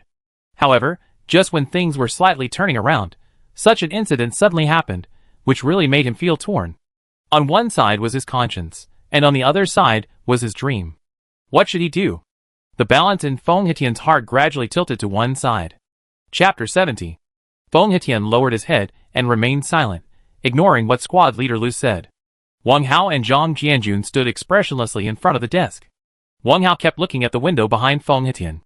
Through the half-open window, Wang Hao saw that the rain outside was still going on, and a wisp of yellow and black mist drifted in from time to time from the rain and mist outside the window. Zhang Jianjun, who was handcuffed, had his arms hanging weakly on his lower abdomen, staring blankly at the ground in front of the desk. He might be thinking about Xiao Yutong, or thinking about his wife and Xiao Yutong's brother, who were killed by Xiesin, or maybe he didn't think about anything. Squad leader Lu looked back and forth at Wang Hao and Feng Hetian, and couldn't help but look at Wang Hao again. Why didn't you defend yourself just now? Do you think you'd be fine if you admit your guilt? I tell you, Sun Lianhong will not let you go. You can't. Don't you see that he has already used a knife to kill someone? Maybe tomorrow, you will be executed. I am not exaggerating. Sun Lianhong can do anything. Enough. Feng Hetian suddenly slammed the table, glared at squad leader Lu, and interrupted him harshly. Don't make indirect accusations in front of me. You don't need to teach me a lesson. Stand aside. Squad leader Lu's face was flushed. His chest was heaving violently. He bit his lip hard, looked at Feng Hetian, slammed the door and walked out. Bang! The room was quiet again. Feng Hetian stood behind the desk and stared at the door for a few seconds, then sighed slowly, took out a pack of cigarettes from his pocket, took out a cigarette, lit it, turned and walked to the window. When he saw the black and yellow mist floating in from outside, his brows frowned immediately. But he didn't take it seriously. He looked at the foggy world outside the window, took a few puffs of cigarettes, and then turned and walked in front of Wang Hao and the others. Xiao Wang, Xiao Zhang, don't worry, what I, Feng Hetian, said is absolutely true. I will save your lives even if I have to sacrifice my official hat. Feng Hetian said excitedly. Thank you, Captain Feng. I am responsible for my own actions. No matter what the result is, I hope you will not pursue Brother Zhang's responsibility. He has nothing to do with this matter. I implicated him. Wang Hao glanced at Zhang Jianjun and said to Feng Hetian. Hao, don't say that. If it weren't for you, Yutong and I would not have reached the safe base. You saved our lives. How can I blame my savior? Zhang Jianjun looked at Wang Hao with gratitude and said, besides, the responsibility for the whole thing lies with team leader Zhao. He brought it upon himself. We were just defending ourselves. I believe everyone present can see this. Zhang Jianjun said, and turned his eyes to Feng Hetian. I believe Captain Feng will handle it impartially. Seeing Zhang Jianjun's eyes, Feng Hetian's face was a little uncomfortable. He nodded and patted Wang Hao and the other two on the shoulders. I let you off for a bit today. You can follow these two colleagues to the basement to stay for one night. I try to deal with Director Sun later. If it doesn't work, I notify you to leave the base overnight and return the guns and vehicles you brought with you. You can find another way out. After Feng Hetian finished speaking, a hint of helplessness appeared on his face. Although the words of squad leader Lu just now were not serious, they touched the most sensitive nerve in his heart. Although Feng Hetian longed for promotion and glory, he was not the kind of person who was willing to be used by others to achieve his goals. Squad leader Lu's words were like a revelation, which made Feng Hetian's mind clear up instantly. Wang Hao and Zhang Jianjun were surprised when they heard this, but they saw a firmness on Feng Hetian's face. Feng Hetian patted Wang Hao and Zhang Jianjun on the shoulders, and then he pushed the door open and walked out. Two soldiers escorted Wang Hao and Zhang Jianjun down to the underground floor of the office building. The lights in the corridor were dim, and the two soldiers took Wang Hao and Zhang Jianjun to a room near the stairs with the words interrogation room written on it. I'm sorry for the injustice, but I believe that Captain Feng will definitely give you a fair treatment. After locking Wang Hao and Zhang Jianjun into the iron bars of the interrogation room, one of the soldiers turned around and said before leaving the room, Wait a minute. At this time, Zhang Jianjun suddenly called the soldier who was about to close the door. After hearing this, the soldier pushed the door open again, looked at Zhang Jianjun and said, What's the matter? Please go to the tent area to report to our people that you are safe, and tell them that Captain Feng has something to discuss with us and can't go back tonight. Zhang Jianjun said. The soldier paused, nodded and said, Okay, tell me the name of one of them. I go there later. Zhang Jianjun was about to speak, but Wang Hao interrupted. Go to the wall of the tent area. There is a circle surrounded by 4 tents. Go there to find Xiao Mo and tell him the situation. The soldier nodded, turned around and closed the door, and then the sound of locking the door came from outside. The interrogation room is in a semi-basement. There is a small horizontal window on the top of the wall behind Wang Hao and the others. Although iron railings have been installed outside, a glimmer of light can still be seen from outside, and the sound of raindrops hitting the ground. There is only one interrogation chair in the interrogation room. Wang Hao and the others did not sit there. They sat down against the walls on both sides, looking at the dim light above their heads. After the two soldiers left, there was only the sound of rain outside. From the sound, it seems that the rain has subsided at this time. After a while of silence, Zhang Jianjun spoke first. He put his hand into his arms and took out a sausage, throwing it to Wang Hao. Ah Hao, eat some first. Wang Hao caught the sausage, looked at it, and threw it back to Zhang Jianjun. Keep it, go back and give it to Xiao Yutong. Zhang Jianjun nodded, put the sausage back again, got up and walked to Wang Hao's side and sat down, looked at the direction of the door, and said, Ah Hao, do you think we should believe what Captain Feng said? I think this person is too fickle. If he and Sun Lianhong fail to negotiate tonight, do you think he will let us go? Wang Hao shook his head, leaned his head against the wall, looked at the dim energy-saving lamp on the ceiling, and said, I don't know. If the soldier just now can bring my words to Brother Xiao Imo, I believe he will make arrangements. Zhang Jianjun nodded as if he understood, looked at Wang Hao and said, Do you have any plans? Chapter 71. Wang Hao shook his head, with a tired look on his face, and slowly closed his eyes.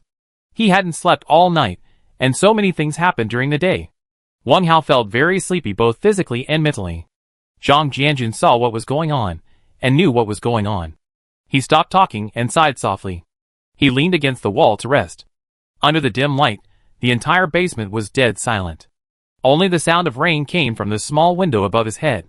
Half asleep and half awake, Wang Hao faintly heard a muffled sound from outside, but it was soon drowned out by the sound of rain. He was very sleepy at the moment, and didn't listen carefully. No words were spoken all night. At dawn, Wang Hao was awakened by a burst of heat. He turned to look at Zhang Jianjun, and saw that he was still sleeping. Wang Hao didn't disturb him. He stood up gently from the ground, and subconsciously looked at the small window. He found that the rain had stopped and the sky was gradually getting brighter. Wang Hao walked back and forth in the interrogation room, stretched his body, and felt a slight burning pain on his left neck. He reached out to touch it but couldn't feel anything. Ah Hao, what's wrong with you? At this time, Zhang Jianjun also woke up. He stood up from the ground after seeing Wang Hao's actions. It's okay, maybe it was bitten by some insect. Wang Hao didn't tell Zhang Jianjun about the fight with the long-tongued zombie yesterday, because the experience of the previous 2 times told him that if it was going to mutate, it would have mutated long ago, and it wouldn't take so long. But what surprised Wang Hao was that he didn't react as much as last time. He just felt a heat in his sleep, and when he woke up, the heat gradually dissipated. The reason why he didn't tell Zhang Jianjun the truth was because he didn't know how to explain it to him. If he said that he was injured by the long-tongued zombie, it would definitely cause Zhang Jianjun to panic. If he said that he was not infected, he was indeed injured by the long-tongued zombie. And what puzzled him most now was that every time he was injured by a zombie, he would find some changes in his body and mind when he woke up, but this time it didn't happen. Instead, he felt weak in his limbs and dizzy. Are you sure you're okay? Seeing Wang Hao's face was a little pale, Zhang Jianjun stepped forward and asked with concern. Wang Hao shook his head weakly. At this time, there was a sound of footsteps in the corridor, outside the door, followed by the sound of opening the door. The door was quickly opened and 2 familiar figures rushed in. Ah Hao, are you okay? The people who came were Xiao Imo and squad leader Lu. After opening the iron railings, Xiao Imo hurried in. Brother Xiao Imo, what happened? When Wang Hao and squad leader Lu saw their appearance, they were shocked. Xiao Imo and squad leader Lu were both covered in blood, and each of them was holding a 95 automatic rifle with a bayonet in their hands, and the bayonet was also bloody. The rain collapsed the mine behind the isolation wall, and all the zombies inside ran out. An hour ago, the zombies pushed down the isolation wall and entered the base. Squad leader Lu interrupted. Don't ask anything, let's go. Xiao Imo glanced at the direction of the door and said. Wang Hao and squad leader Lu hurriedly followed Xiao Imo and squad leader Lu and ran out. Brother Xiao Imo, how are you? Wang Hao was worried about Luoyi and the others, so he asked while running. Fortunately, we discovered it early, and everyone retreated to the guard building. Only the 3rd and 4th prison areas closest to the isolation wall were attacked, and the casualties were heavy after all, Xiao Imo said without looking back. Wang Hao felt a little relieved after hearing this. The 4 of them quickly went up to the 1st floor. The basement was at the entrance of the stairs on the 1st floor. As soon as they reached the entrance of the stairs, they heard bursts of gunfire. Captain Lu, which floor is the weapons depot on? While hiding behind the stairs to observe, Wang Hao asked Captain Lu. The 3rd floor. Captain Lu turned around and said. From his face, Captain Lu seemed a little nervous. What do you want to do? Go get weapons. The situation is critical now. 1 more person means more strength, Wang Hao said. No, there are zombies on the 2nd and 3rd floors. The entrance of the stairs has been locked by us. If you go up now, you will die, Captain Lu said. Wang Hao had noticed before that there was an iron gate at the entrance of the stairs on each floor. This was there before the disaster. From its function, it seemed to be to prevent riots and control the danger to the minimum range. However, he did not expect it to be used now, but it also blocked the way out. In the end times where zombies are rampant, if there is no weapon to protect yourself, the chance of survival is almost zero. How many are there? Wang Hao frowned and asked. At least 20 to 30. Squad leader Lu said. Are there any other passages besides the stairs? Wang Hao asked. No. Squad leader Lu shook his head. We can climb up from the sewer pipe outside the building, Zhang Jianjun said. It's too dangerous. There are zombies everywhere in the base now. When we came to pick you up just now, we drove here. Squad leader Lu pointed to a riot control vehicle parked outside the building. Squad leader Lu, you and brother Zhang go drive the car to lure away the zombies around the building, then you go back to the guard building, and Hao and I will go upstairs to get guns. Xiao Mo glanced at the zombies wandering around outside and said, It's still too dangerous. Even if you can get to the third floor safely, there are still 20 to 30 zombies waiting for you there. How can you deal with them? Squad leader Lu still shook his head. I can't care about that. Let's go up first. And I found that you don't have many bullets. You can only hold on for half an hour at most. What should we do then? If the zombies in the base are not cleaned up, can the remaining survivors be transported away with just those few cars? Xiao Mo said. Squad leader Lu frowned and pondered for a few seconds after hearing this, then nodded and said, I go with you. I'm more familiar with the situation on the third floor than you are. Then he turned to look at Zhang Jianjun and handed him the gun in his hand. Brother Zhang, the task of driving the zombies is now yours. The riot car is very strong. As long as you don't let up, a dozen zombies can't trap you.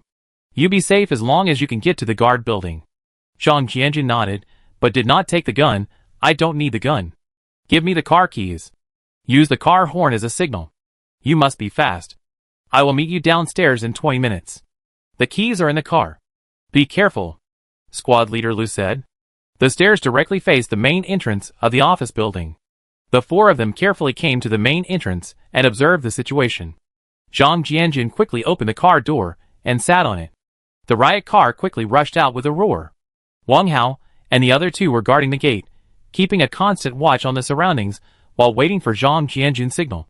This is for you. When you get to the third floor, don't go in yet. We will lead the way, and you can go in when it's almost time, Squad leader Lu said, as he removed the bayonet from the muzzle of his gun and handed it to Wang Hao.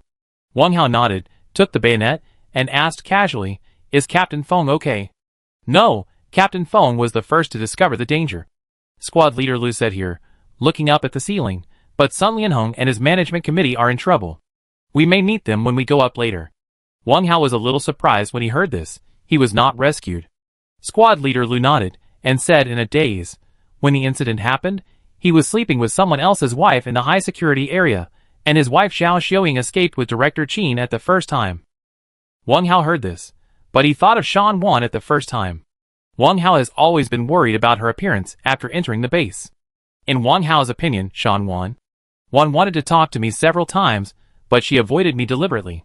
There was only one reason for this, that is, she must have suffered some unspeakable harm, and her strong sixth sense told him that this matter must be related to Director Qin.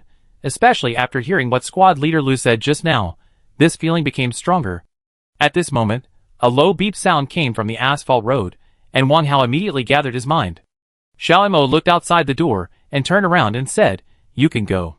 Wang Hao and the others heard the words and looked outside. They saw that behind the black riot car driven by Zhang Jianjun, there were more than 100 zombies following in a mighty manner. Zhang Jianjun slowed down the speed of the car, and several zombies had already grabbed the spare tire of the riot car. Chapter 72. Time is tight, and the opportunity is fleeting. With Xiao Mo leading the way, Wang Hao in the middle, and Squad leader Lu at the rear, the three of them kept shooting and carefully filed out of the gate of the office building. At this moment, the large group of zombies had been attracted by Zhang Jianjun to a distance of more than 100 meters. After walking down the stairs, the three of them kept their formation and quickly turned to the right, because the right side of the office building was next to the prison wall, and the left side was next to the asphalt road where Zhang Jianjun led the zombies. Even if Zhang Jianjun attracted most of the zombies, there was no guarantee that there would be some that slipped through the net. The three of them walked along the wall for a few steps and reached the right corner of the office building. The building of the office building was less than 5 meters away from the wall, with a long cement floor in the middle. At the end of the cement floor, there was a wall connected to the wall horizontally, with almost the same height, extending to the right, to a bungalow building behind the office building. Judging from the geographical location, this bungalow building should be the canteen area behind the office building at the end of the asphalt road, and between the colored steel isolation wall. 2 PVC drainage pipes more than 10 meters long flowed down from the roof along the tall building of the office building. Wang Hao went forward to test the firmness of the drainage pipes. He immediately put the bayonet behind his back, climbed the pipe with both hands, stepped on the pipe buckle used to fix the pipe with both feet, and then climbed up very easily like a gecko. The distance to the 3rd floor was not too high, just a little more than 9 meters. Wang Hao only took 1 or 2 minutes to climb to the window of the armory on the 3rd floor. There was an air conditioner installed under the window. Wang Hao stretched out his foot to measure the distance, which was about half a meter. He then retracted his foot, leaned slightly towards the window, stretched out his left hand to grab the stainless steel railing outside the window, and then stretched out his left foot to step over. Although this series of actions took Wang Hao less than a minute, it made squad leader Lu downstairs break out in a cold sweat. However, Xiao Mo did not seem worried at all. He just stood there with his head raised and watched calmly. After holding the stainless steel railing with both hands, Wang Hao tested the firmness of the air conditioner outside his feet. Although the fuselage and bracket were a little rusty, it did not affect its bearing capacity. As long as he could stand on it, Xiao Mo and squad leader Lu would definitely be able to do it. Wang Hao did not take the stainless steel railing in front of him seriously. With the confidence of opening the locomotive lock before, Wang Hao did not hesitate this time. He held the 2 stainless steel railings with both hands, took a deep breath, and exerted force with both arms. Suddenly, the stainless steel railings as thick as thumbs began to bend slowly to both sides in his hands. It didn't take long for him to pull out a round hole the size of a wash basin. This made squad leader Lu dumbfounded. He would never have thought that a person's strength could reach such a limit, and Xiao Mo was still calm as usual, but he looked at Wang Hao with a faint confusion occasionally, as if for Wang Hao, and as if for himself. The window in the round hole was a sliding type, and was not locked. However, Wang Hao did not rashly push the window open directly. Instead, he first observed the room through the glass for a moment. He did not find any signs of zombie activity, and the door was closed, which means that the door of the armory was not opened in time when the incident happened.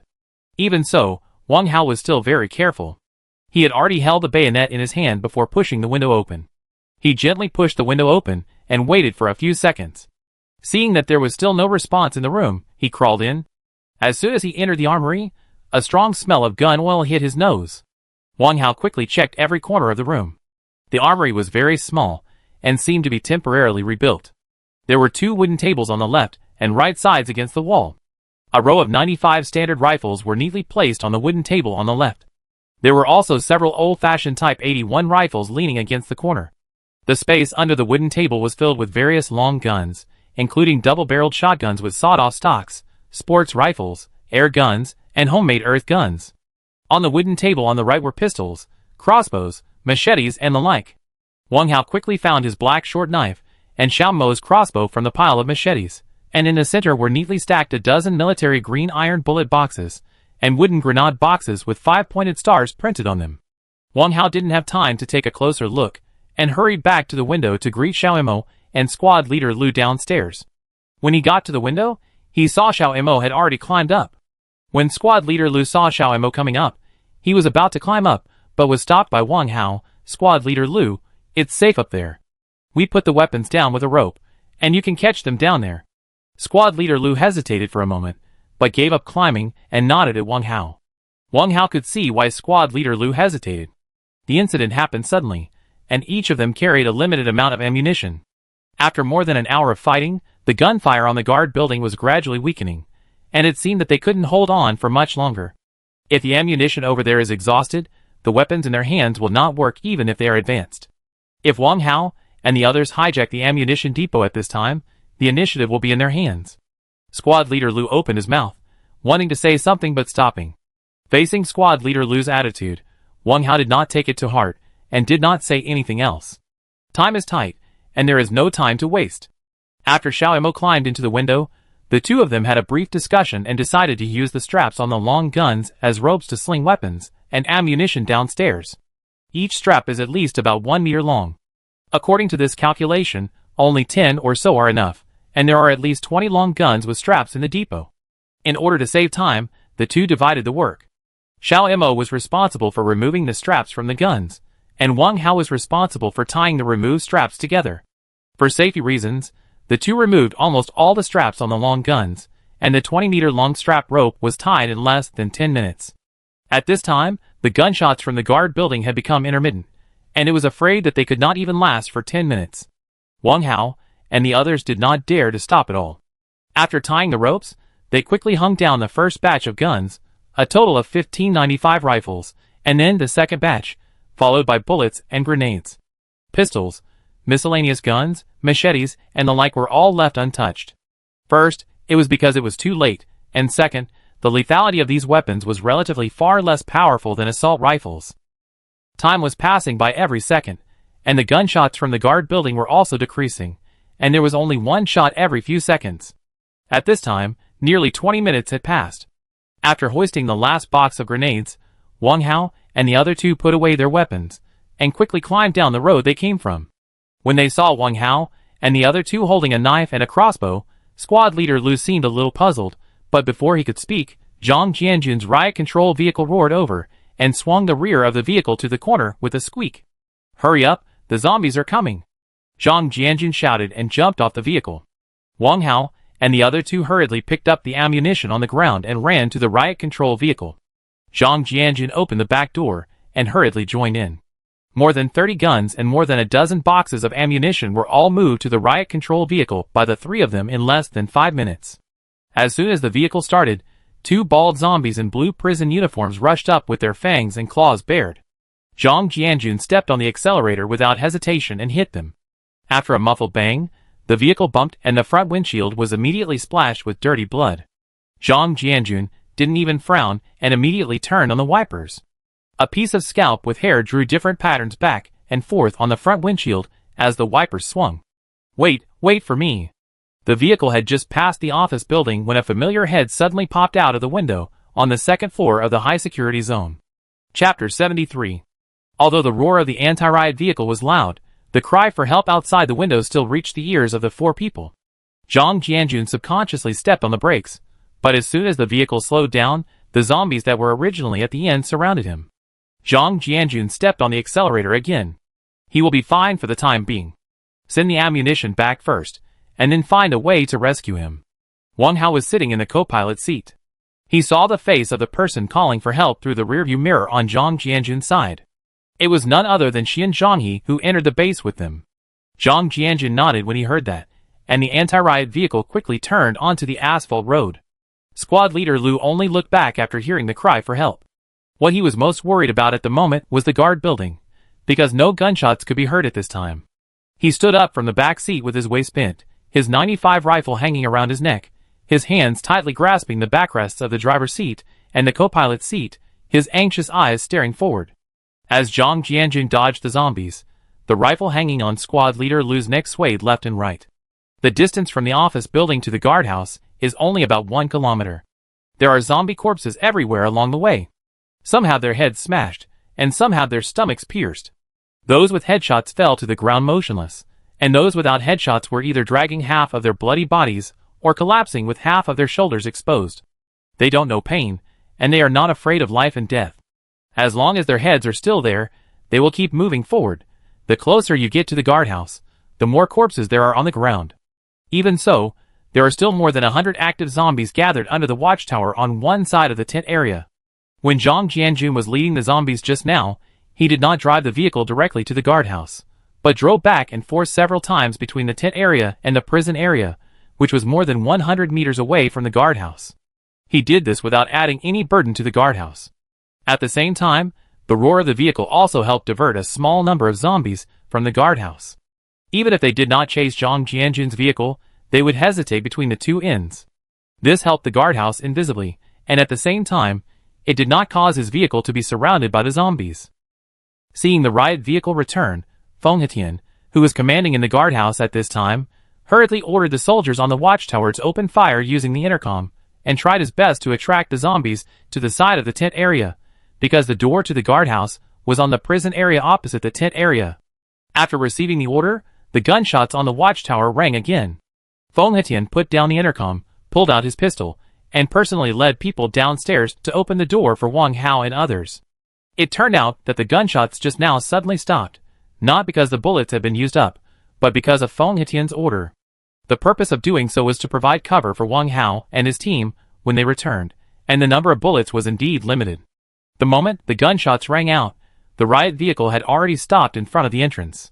At this time, the zombies following the riot vehicle were still some distance away, and they should not be able to catch up within 3 to 5 minutes. Some zombies that had originally gathered under the watchtower were about to turn around and walk over here after hearing the roar of the riot vehicle, but they did not expect the gunshots above their heads to start again, so they were attracted back again. As soon as the vehicle stopped, the anti-theft door at the entrance was opened. Squad leader Liu hurriedly opened the door. Time was tight, and no one spoke. There was strength in numbers, and all the weapons and ammunition were moved in less than a minute. Just when everyone was about to leave, Wang Hao got back into the car, and Xiao Imo quickly followed. Wang Hao glanced at him without saying anything, and at this time Zhang Jianjun also followed. Brother Zhang, you and Captain Feng go back first. I go save Xian Zhanhe and be back soon. Wang Hao closed the car door and looked at him and said. Zhang Jianjun heard this and was about to speak, but Wang Hao stepped on the accelerator, and the car made a sharp turn and rushed out the way they came. Zhang Jianjun and Feng Hetian stood there and hesitated for a few seconds, then turned around and ran into the security door. The vehicle just turned around and met the group of zombies following them. The distance between the two sides was less than 10 meters.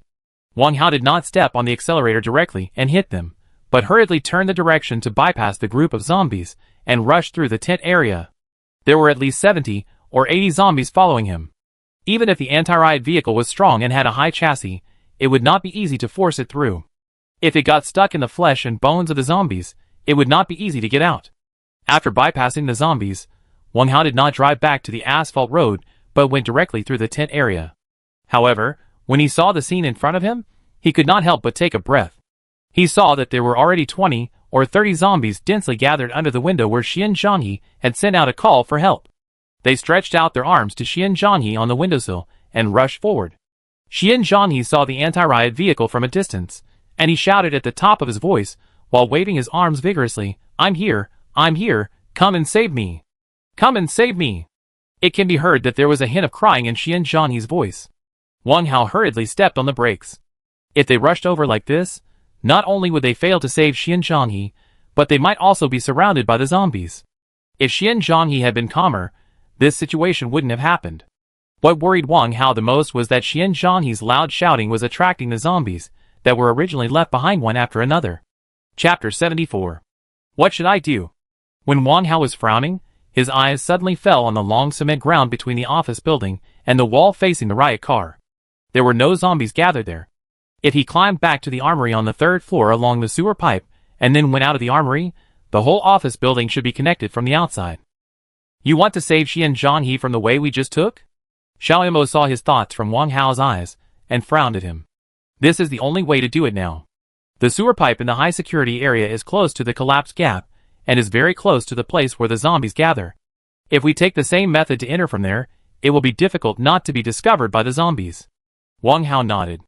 But have you ever thought that the number of zombies outside the armory may not be less than that there? Xiao Imo looked at the office building 100 meters away through the windshield and said with worry. It's important to save people right now. We can't worry about so many things. Maybe there are more people in the office building besides Xian Zhanhe waiting for us to save them. Wang Hao shook his head and said. Xiao Imo nodded when he heard this. Wang Hao immediately released the brakes. The riot car started slowly and moved forward steadily towards the cement next to the office building. Xian Zhanhe saw that the riot car did not drive towards him, and he immediately became anxious. He took off his shirt and kept waving at the riot car, I'm here, I'm here. At this time, the gunshots behind him became more intense. It seemed that the weapons and ammunition had been sent to the watchtower. The gunshots soon drowned out Xian Zhanhe's shouts. The sky had cleared up at this time. In early April, after a strange heavy rain, the temperature rose suddenly. Although it was only about 9 o'clock at this moment, the sky was scorching hot, as if it had reached the midsummer season overnight. The roar of the riot car was very loud, but with the cover of gunfire, Wang Hao increased the speed appropriately. 2 minutes later, The riot car slowly stopped at the place where Zhang Jianjun had parked before. This place was only 40 to 50 meters away from the window where Xian Zhanhe asked for help. Xian Zhanhe shouts, and the low roars of the zombies could be clearly heard at this time. The zombies gathered under the window were mostly prisoners, wearing blue prison uniforms. But there were also zombies wearing police uniforms and military uniforms. In the past, one of them was a disciplined officer, and the other was a disciplined officer, but at this moment, they had become a common family. A zombie family, and they had a common goal. Fragrant humans. After checking their equipment, the two carefully opened the car door and quickly entered the corner of the building. The gun belt used to sling weapons and ammunition was still hanging there, so the two did not hesitate and quickly climbed up along the sewer pipe. After arriving at the armory, Wang Hao and the other man each selected a few pistols with plenty of bullets. They did not have spare magazines, and the rifle bullets in their hands were running low. Although they both had their own weapons to protect themselves, zombies were different from normal enemies. They only needed to bite you or scratch you a little to infect you, and this injury would not kill you in the process of fighting with normal enemies, so guns were still the most appropriate choice as long as conditions allowed. Wang Hao listened to the movement in the corridor, outside by the door. There didn't seem to be many zombies. The door was an ordinary anti-theft door, and was not locked from the outside. Wang Hao opened the door with a slight turn. Holding the door handle, Wang Hao looked back at Xiaomo, who nodded at him with a gun. Wang Hao took a deep breath, and suddenly opened the door. The two zombies wandering at the door turned their heads, and rushed over as soon as they saw Wang Hao, and the other person in the room. Wang Hao and Xiaomo didn't give them a chance to rush in, bang bang. After 2 shots, the two zombies with their heads bloomed suddenly fell on the corridor. The two quickly stepped out of the door on the left and right, bang bang bang. After a burst of fierce gunfire, 7 or 8 zombies in the corridor fell down one after another. At this time, Wang Hao found the room at the end of the corridor where he and Zhang Jianjun were taken before. He vaguely remembered that there was an iron gate diagonally opposite the room, and there seemed to be a corridor behind the door leading to the high security area. Wang Hao quickly found the iron gate. Through the gap between the fences, Wang Hao saw that on his right-hand side was a row of windows facing the sun, and on his left-hand side was a row of doors facing the windows, about 4 or 5 in total. It seems that this should be the corridor leading to the high security area. If I am not mistaken, the door to the office building is below the corridor. Wang Hao turned his head and looked at Xiaomo. Xiaomo followed his gaze to look at both sides of the corridor inside the iron gate, nodded, and finally set his eyes on the door lock in front of him. Get out of the way. Xiaomo took a step back and kicked the gate open with a sudden kick. What Wang Hao did not expect was that although Xiaomo's kick seemed to be without force, it kicked the entire security door out. While he was amazed, Xiaomo had already rushed in first. Wang Hao hesitated for a moment and hurriedly followed. The doors in the corridor were all closed. Time was running out, so neither of them had the mood to open them one by one to see what was inside. At the end of the corridor was another iron gate, which Xiaomo kicked open in the same way. The layout behind the gate was similar to that of the corridor outside the armory. It was also a mess, and the walls on both sides were also stained with blood. Except for a few incomplete corpses lying on the ground, no active zombies were found. To be on the safe side, Wang Hao still pulled out a short knife and stabbed each corpse in the head. Through the open door next to him, Wang Hao saw that the room was filled with bedroom furniture. It seemed that this should be the high security area.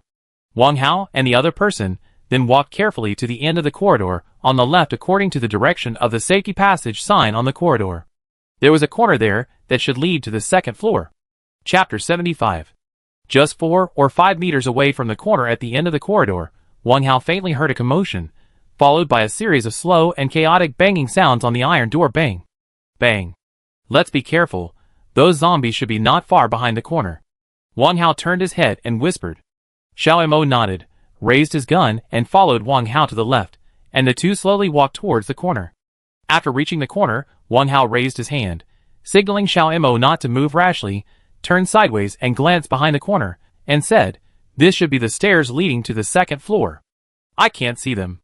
The sound should come from the corridor on the second floor. From the sound, I know there must be a lot of zombies on the second floor. Are you sure you want to go down?" Xiaomo frowned and looked at Wang Hao.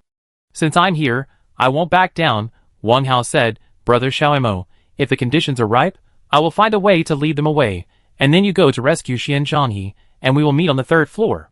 Xiaomo frowned and didn't comment. The two of them then walked cautiously to the corner. The stairs extended downward in a circuitous way. When they reached the corner, they found that there was another iron gate at the end of the stairs. Behind the door was the corridor on the second floor. The sound seemed to come from the right side of the corridor.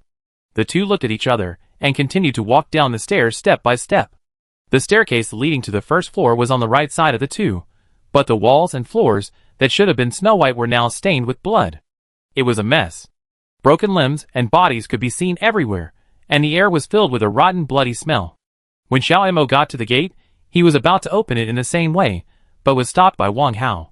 He leaned over the railing of the stairs to look at the corridor on the right and the stairs on the first floor, then turned and said, "This iron gate may be a natural barrier for us. Even if the zombies want to push it down, it may not be so easy. As long as we can hold on for 5 minutes, we can use the gaps between the fences and use knives to deal with some of them. The rest will be much easier to deal with the strength of the two of us." Xiao Mo frowned and pondered for a moment after hearing this, then nodded to indicate that it was feasible, so the two of them drew their own weapons and started knocking on the iron gate. This trick worked quickly, and soon, several zombies staggered out from the right side of the corridor. When they saw Wang Hao and the other two demonstrating against them, they immediately opened their arms and rushed towards the fence gate. However, since the gap between each iron fence was too small to extend their arms, the zombies changed from grabbing to slapping after they pounced on the fence gate. Clatter. Clatter. The fence gate made a shaking sound. Wang Hao and his buddy seized the opportunity, aimed at the gap, and used a black knife and a steel arrow to stab and pull. After a few sounds, the zombies on the door fell down, and then more zombies rushed over from the corridor on the right. Wang Hao and his buddy did not dare to stop at all. Soon, the corpses of zombies were lying outside the fence. The zombies who came later stepped on the corpses of their companions without any scruples. They'd lost their minds from the day they became zombies. Now they were only interested in fresh flesh and blood. The fence door had begun to become shaky under the impact of the zombies. Fragments of the wall kept falling down, and only about 3 minutes had passed. Wang Hao and his buddy soon discovered this situation. Now they had to seize the time and kill as many as they could. Amid the zombies' low and hoarse roars, dirty blood splattered continuously. Wang Hao and the other man outside the door fought back and forth, and the zombies inside the door continued to fall one after another. The smell of blood in the air became heavier, and the corpses in front of the fence door piled up more and more. There was more and more blood on the faces, hands, and bodies of Wang Hao and the other man. The shaky fence gate finally couldn't hold up anymore, and with a clang, it fell to the stairs on the second floor. Wang Hao and the other two retreated to the corner of the stairs immediately, and quickly raised the 95 rifle, and aimed at the zombies stepping on the fence gate, and the bodies of their companions, and started firing. Duh. Duh. Duh. Amid the sound of rifles, some zombies fell on the stairs, some fell backwards, and some fell on the stairs on the first floor. The bullets of the rifles were quickly used up, and Wang Hao and the other two hurriedly took out their pistols. After a burst of fierce gunfire, the corridor finally quieted down. At this time, the air was filled with a mixture of gunpowder and blood. This was a smell of excitement for the strong, but it was a smell of fear and death for the weak. To be on the safe side, the two stayed at the corner of the stairs for a while, and after confirming that it was safe, they carefully stepped over the bodies of the zombies, and went down to the corridor on the second floor. The layout of the corridor on the second floor is similar to that on the third floor, with a row of doors facing each other on the left and right of the staircase. Judging from the direction where the zombies gathered just now, Xian Zhanghe should be in a room on the right. Wang Hao and the others walked to the right, and heard Xian Zhanghe's hoarse cry for help as soon as they reached the third door. "Come and save me, I'm here. Come and save me." Wang Hao and the others couldn't help but frown, but they didn't expect that this guy had been shouting until now. Everyone has the desire to survive, especially when he sees hope, it will be stronger. But people are often the easiest to make mistakes at this time. It's like a person who has been lost in the dark for a long time suddenly sees a light in the distance, and immediately runs desperately, but he didn't expect that there is a bottomless abyss waiting for him in the darkness ahead. Bang, bang, bang. Wang Hao knocked on the door, and the noise inside suddenly quieted down. Wang Hao knocked several times in a row, and finally a timid voice came out from the door. "Who?" "I'm here to save you," Wang Hao said. Hearing Wang Hao's voice, footsteps were heard from the door, and the door was quickly opened. At this time, Xian Zhanghe's lips were chapped, his hair was messy, and the gold-rimmed glasses on his nose had slipped to the wings of his nose. When he saw Wang Hao, he immediately rushed up to hug Wang Hao's shoulders, as if he had seen his own parents, and cried, "You are here. Okay, President Xian, let's go." Wang Hao felt a little uncomfortable being hugged by him, and immediately pushed him away. "Oh, okay. Xian Zhanghe stood up, took off his glasses, wiped his eyes, and put them back on. He was about to leave with Wang Hao and the others, but suddenly remembered something. "Wait for me a moment." After saying that, he turned around and walked to the head of the bed in the room, squatted down, and dragged out a small pink suitcase from under the bed. Wang Hao had seen this suitcase before entering the base. This suitcase was always dragged by Li Menglu. Seeing the suitcase now, he couldn't help but think of Li Menglu again, so he asked casually, "Why are you the only one here? Alone, where is Miss Li?" "Oh." Hearing this, Xian Zhanghe's expression became uncomfortable, and hesitantly said, Lulu is not here. On the night of the incident, she was called by Secretary Zhao to play mahjong." Hearing this, Wang Hao glanced at him, and didn't ask any more questions. The three of them walked out of the room. Just as Wang Hao and the other two were about to take Xian Zhanghe back the same way, a door on the left side of the corridor suddenly opened. With a clang, a tall woman with long hair staggered out. "Lulu?" Xian Zhanghe screamed immediately. Wang Hao quickly drew out the dagger, and after a closer look, it was really Li Menglu. But at this time Li Menglu had turned into a zombie. She was only wearing a black leather bra on her upper body, a black leather thong, black leather shoes on her legs, and a whip in her right hand. Seeing Li Menglu's look, Wang Hao's face suddenly turned red, while Xiao Mo seemed indifferent. He glanced at Wang Hao, and was ready to shoot him. At this time, another fat-bellied figure walked out of the room where Li Menglu just came out. Wang Hao was stunned when he saw this person. This person was none other than Sun Lianhong, who wanted to put him to death. Chapter 76. Sun Lianhong? Wang Hao was stunned, while Xian Zhanghe beside him had a livid face. His eyes were filled with hatred, and the pink suitcase in his hand fell to the ground with a thud. "Sun Lianhong, you beast!" Xian Zhanghe stared at Sun Lianhong and gritted his teeth. As Sun Lianhong gradually walked out of the darkness, Wang Hao and others could see clearly that Sun Lianhong's whole body was tied behind his back, with a dog collar around his neck. A thin iron chain on the collar hung down to his lower abdomen, and his swollen lower body swayed left and right with his body. Wang Hao and Xiao Mo were confused after seeing Sun Lianhong's look. Did Sun Lianhong want to do something bad to Li Menglu, and then be subdued by Li Menglu? Although Sun Lianhong was nearly 50 years old, he was still strong and healthy. How could Li Menglu, with her thin arms and legs, resist him? At this moment, Xian Zhanghe beside him spoke angrily. He said to Li Menglu, who was only 10 steps away from him, "Lulu, didn't you promise me that you would only be my queen? Why do you still want to be with him?" When Xian Zhanghe said this, his eyes fell on a gold necklace on Li Menglu's neck. He was immediately furious, and his tone quickly changed from resentment to anger. "You are a money-grubbing bitch. When have I ever treated you badly? A gold necklace conquered you. I will kill you 2 dogs today." As Xian Zhanghe said this, he tried to dodge the dagger in Wang Hao's hand, but was blocked by Wang Hao. "What do you want to do?" Wang Hao glared at him. "I'm going to kill this couple." Xian Zhanghe's glasses slipped down to his nose again, and he grabbed Wang Hao's arm tightly with both hands and shouted. Wang Hao saw the flame of hatred in Xian Zhanghe's eyes, but Wang Hao ignored him. He shook off Xian Zhanghe's arm, and stepped forward quickly.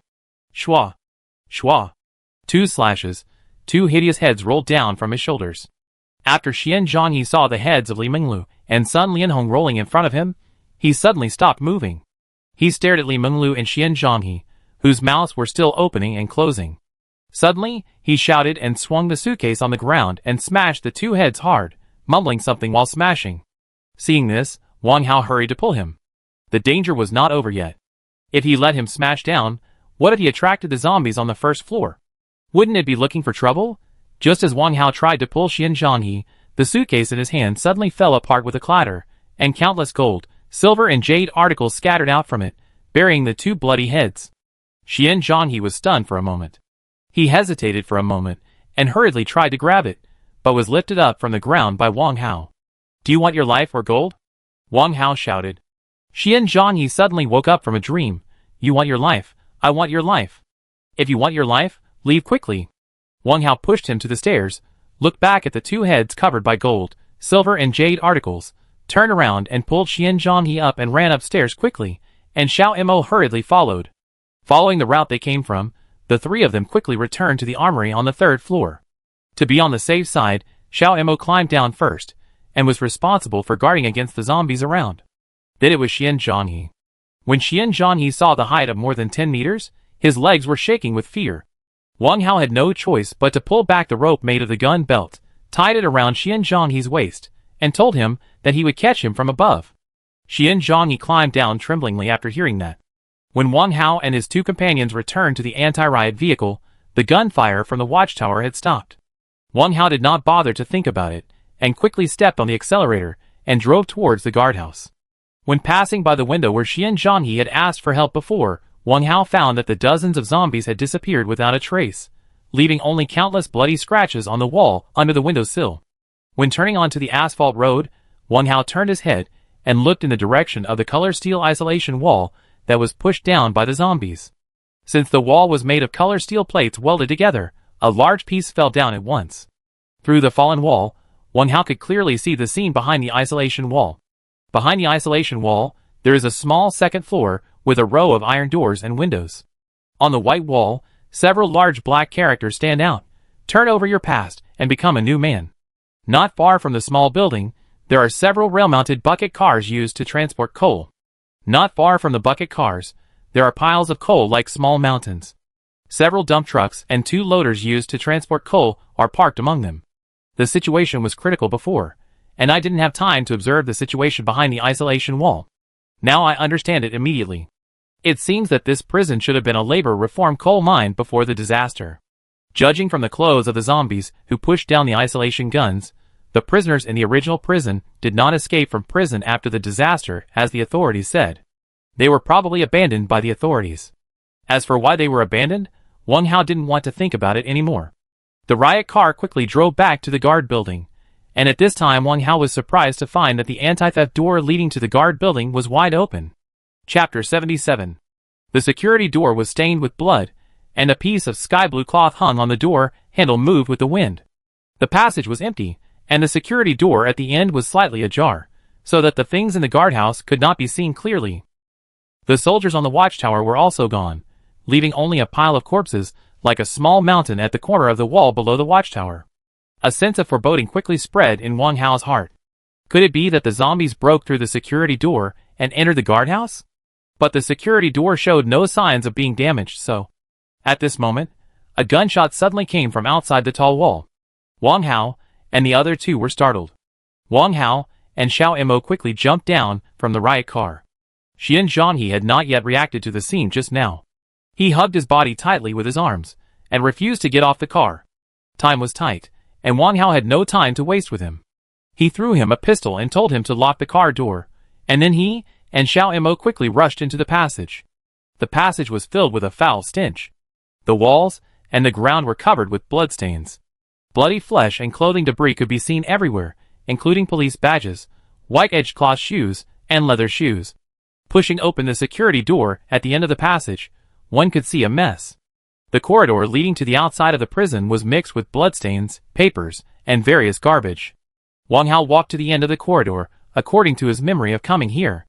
As they walked, they paid attention to the movement tracks of the zombies, and found that the zombies' walking routes were actually the same as theirs, heading towards the room where they were disarmed before.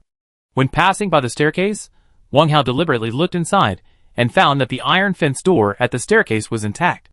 Wang Hao stepped forward and pulled it, but the fence door was locked. This means that the zombies did not go up to the second floor, but entered the guard building and rushed directly to the outside of the prison. Seeing this, Wang Hao hesitated for a moment. Could it be that the zombies were deliberately led into the guard building by Feng Hetian, and then led out from the guard building? Why not just open the prison gate and lead them out from there? Wouldn't that be easier and safer than leading them into the guardhouse, and then leading them out from there? Bang, bang, bang.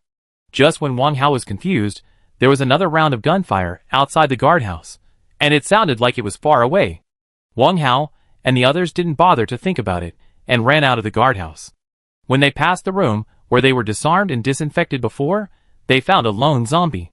Judging from its clothes, this zombie should have been a prison guard before the disaster, but at this time, half of his left arm was gone, and a large piece of flesh on his right face was torn off. The gray eyeballs hung on his cheekbones like grapes, and his back molars hung hideously under his right ear. The prison guard zombie got excited when he saw Wang Hao and the others.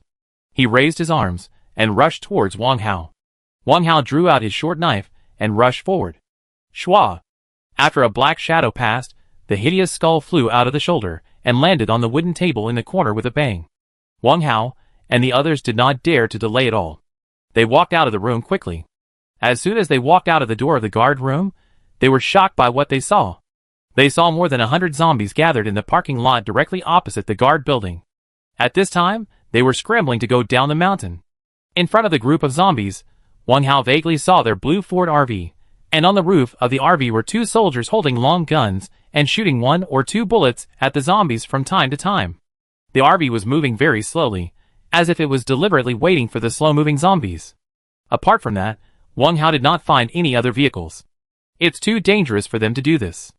Wang Hao looked at the RV that gradually disappeared at the corner, and muttered to himself with a worried look on his face. I can't care so much, let's go back and find everyone first. Xiao Mo retracted his gaze, and looked at Wang Hao and said. Wang Hao nodded, and the two turned around and walked back to the guard building.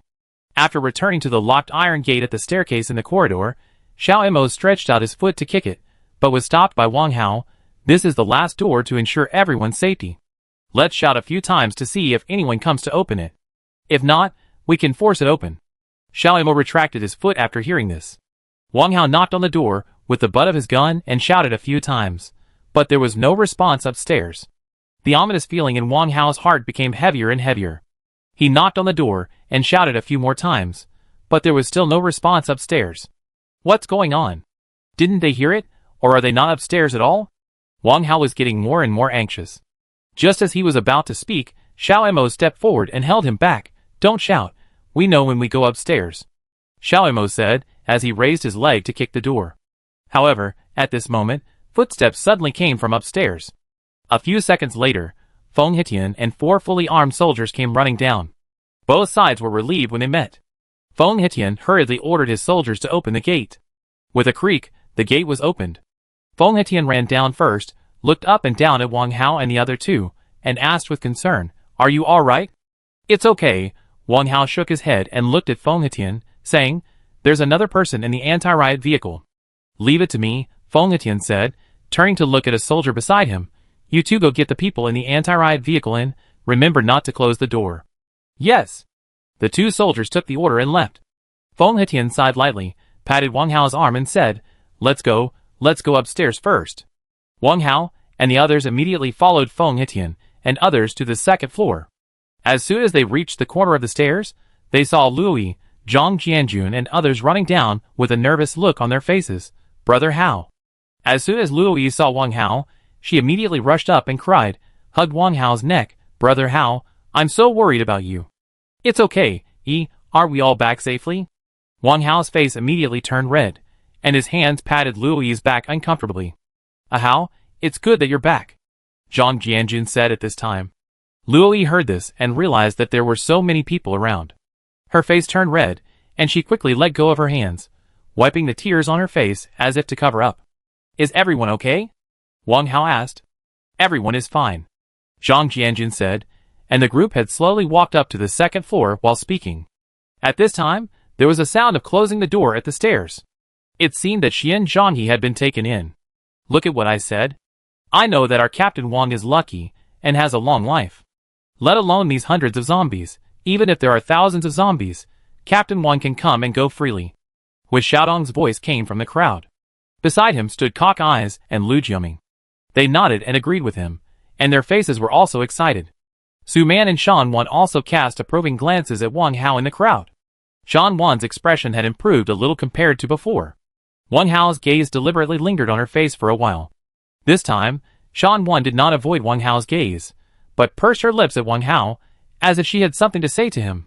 In fact, to be more precise, she had something she wanted to discuss with Wang Hao. Chapter 78. Everyone, please disperse. I have something to discuss with Xiao Wang. Feng Hitian shouted at this time. At this time, Wang Hao and Xiao Mo were surrounded by Hui Xiaodong and others, talking to each other. After hearing Feng Hitian's words, the scene gradually quieted down. Captain Feng, You are not going to put our Captain Wang and Brother Mo in solitary confinement again, are you? If so, we will not agree. Hui Xiaodong walked in front of Feng Hetian and looked him up and down. Yes, we will not agree. Cockeye and Lu Jiaming stood on the left and right beside Hui Xiaodong and echoed loudly. Don't get excited, I apologize for what happened before. I really have something to discuss with Xiao Wang this time. Don't misunderstand. Feng Hetian looked at Wang Hao with a guilty look on his face and explained patiently. Okay, Xiaodong, the previous things are over. You and everyone wait for me in the corridor. I will be out soon. After saying that, Wang Hao patted Hui Xiaodong on the shoulder, glanced at Shan Wan, and turned to walk to a room at the end of the corridor with Feng Hetian and others.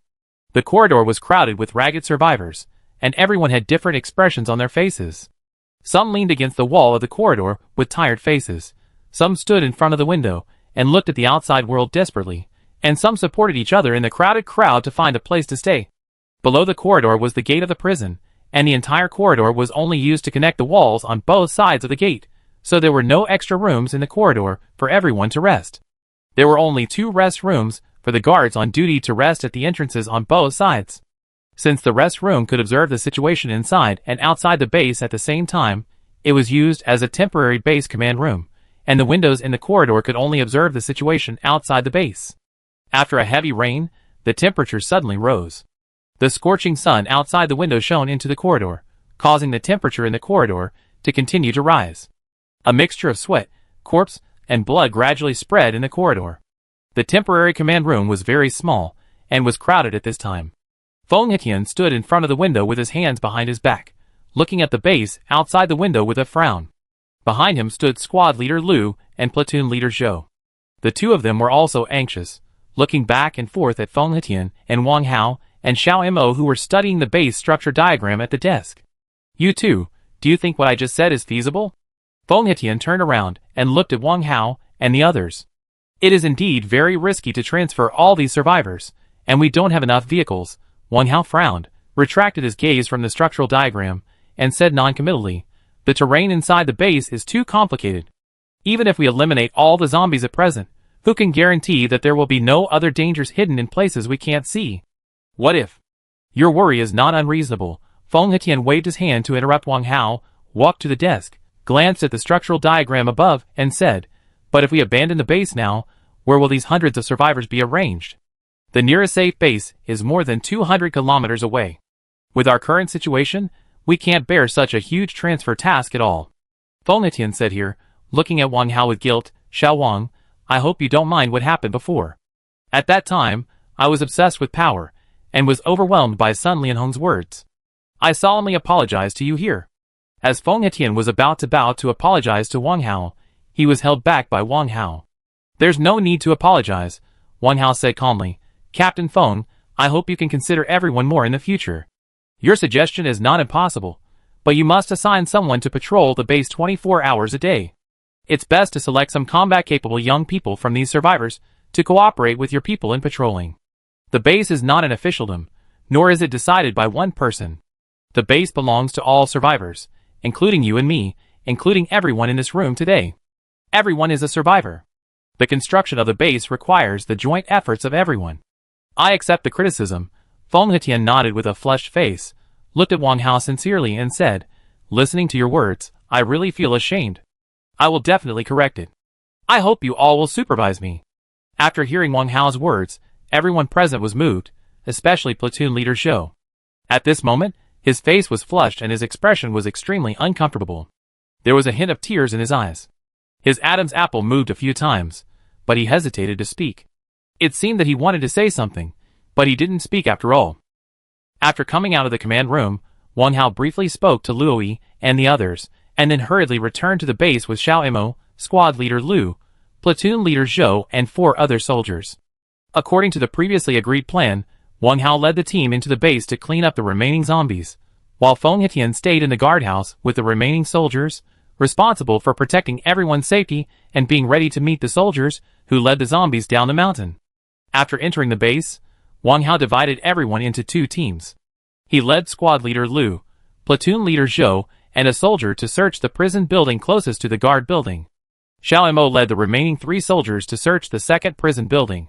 At this time, Everyone was equipped with enough ammunition, a 95 fully automatic rifle with a bayonet, 5 spare magazines, 2 .64 pistols, and 4 spare magazines. Before leaving, Feng Hetian handed Wang Hao 2 walkie-talkies, asking them to keep in touch with him at all times, so that they could be notified in time to go and respond in case of danger. After the teams were divided, Wang Hao briefly announced the action steps to everyone, and then he and Xiao Mo each took a walkie-talkie and led their respective team members to walk carefully towards the 2 prison buildings. The layout of the prison building had been studied before. The stairs leading to the second floor were directly opposite the entrance, and the cells were on the left. There were 10 cells, a toilet, and a washroom on each floor. The scene inside the prison building was similar to what we had seen in the high-security area before, with daily necessities all over the floor, bloodstains everywhere, and incomplete bodies. Although it was less than a day since the incident, as the temperature outside continued to rise, the temperature inside the prison building was also gradually rising. At this time, green-headed flies were already circling back and forth on the incomplete bodies, and the smell in the air was becoming more and more overwhelming, mixed with a strong stench of corpses and blood. The first floor was quickly checked, and a total of 7 dead bodies were found, including 2 zombie bodies. The layout of the second and third floors was the same as the first floor, and the inspection was also completed half an hour later. A total of 23 dead bodies were found on the 2 floors, but most of them were incomplete, and there were only 5 zombie bodies. The entire prison area has a total of 36 rooms on the 3 floors, including the toilet and the washroom. Wang Hao and his team searched all the places where people could hide, including under the bed, behind the door, and in the closet, but no living zombies were found. After leaving the prison building, Wang Hao was about to use the intercom to ask Xiao Mo about the situation, when he saw Xiao Mo and his 4 companions coming out of another prison building not far away. The situation Xiao Mo encountered was similar to that Wang Hao and his team encountered, but the number of corpses was more than 10 more than Wang Hao's. The remaining 2 prison areas were also searched by Wang Hao and his 2 teams after 40 minutes. As they got closer to the isolation wall, the number of corpses increased. Among them, Wang Hao also found 3 zombies hiding under the wash basin. It seems that these 3 zombies should have hidden in it after being bitten. Because the RS virus has been transmitted through the air to date, the main transmission route now is completed by the teeth and nails of zombies. Once they bite or scratch, depending on the different physical conditions of each person, the injured will become a corpse within 24 hours. Of course, most of the injured will be eaten by zombies before they turn into zombies. The too rapid metabolism makes the zombies always in a state of hunger. As long as they find fresh flesh and blood, they will move forward bravely until the moment their brains are completely destroyed. Chapter 79. The 2 teams met on the asphalt road in front of the last prison building. After reporting their respective situations, they briefly discussed the next cleanup target. Wang Hao's suggestion was to eliminate the zombies and trace their source. To prevent future troubles, we must go straight to the source and start from its root. We must not isolate the zombies or seal them in a space as before. We must root out the zombies, otherwise we will bury a time bomb that will explode at any time. This is a living example. The zombies in the office building have been almost eliminated. The most important thing now is the mining area behind the isolation wall, which is the root cause of this emergency. Moreover, the terrain in the mining area is complex. According to the information provided by Feng Hetian, the mining area has been in production before the disaster. The working area in the mining area is very large. The kiln alone can accommodate nearly 100 people working at the same time, not to mention the ground. There are more than 200 coal workers alone, not to mention the operators of more than a dozen equipment and the prison guards responsible for supervision. From this, it can be inferred that the number of zombies in the mining area after the disaster was at least 300, if not 400. Feng Hetian said that when they took over the prison, there was only a wire mesh wall at the location of this isolation wall. For the convenience of management, the gates on the wire mesh wall were locked except when going to and from work. Since most of the prisoners in the prison were working in the mining area when the disaster occurred, only the armed police and prison guards were able to control the situation after the disaster. However, the authorities did not expect that after just 20 hours, these armed police and the people around them were infected one after another, and then turned into zombies. The authorities realized the seriousness of the problem, so Feng Hetian and his team were sent here. When the incident happened, the prisoners working on the ground desperately ran to the bottom of the kiln, while the prisoners under the kiln desperately ran to the ground. The 2 sides met in a narrow corridor. Those inside wanted to get out, and those outside wanted to get in. Both sides ignored each other and refused to give in.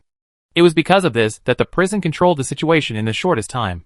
Human rights and morality have become unimportant at this time. Keeping oneself safe is the only truth.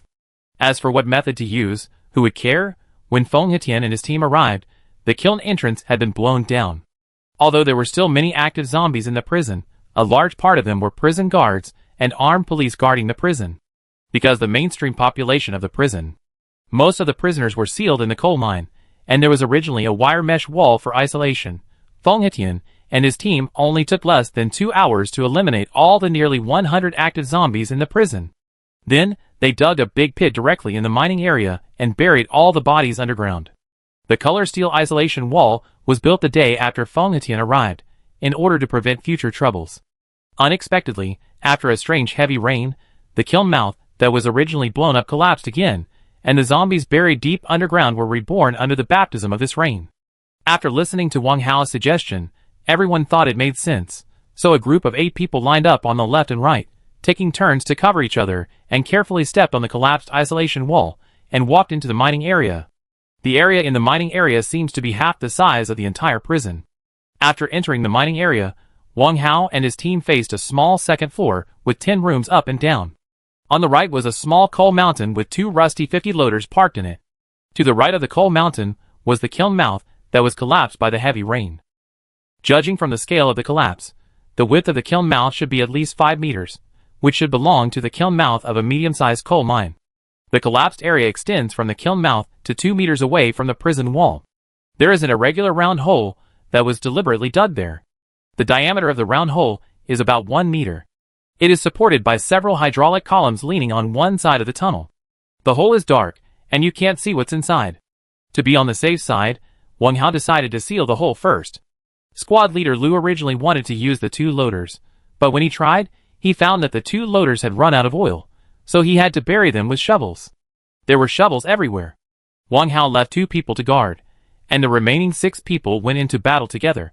They quickly filled the hole tightly, and then reinforced other places that might collapse again. After ensuring that there would be no collapse again, they patrolled to other places. With the 2-story building directly opposite the first entrance isolation wall as the center, the right side is the collapsed kiln mouth, and there is a row of 3 low bungalows horizontally between the kiln mouth and the isolation wall, with several thick pipes connected in the middle. And the open space between the kiln mouth and the 2-story building is a pool the size of an ordinary swimming pool, and next to the pool is a plastic steel drainage pipe that is now buried inside the kiln mouth. On the left side of the coal mountain, opposite the middle of the 2-story building, there is a weighing room. The weighing room is not very big and has only 1 room. Wang Hao went around the front door and saw that the door of the weighing room was wide open, and there were scraps of paper all over the floor, a mess, and a pool of dried blood on the ground.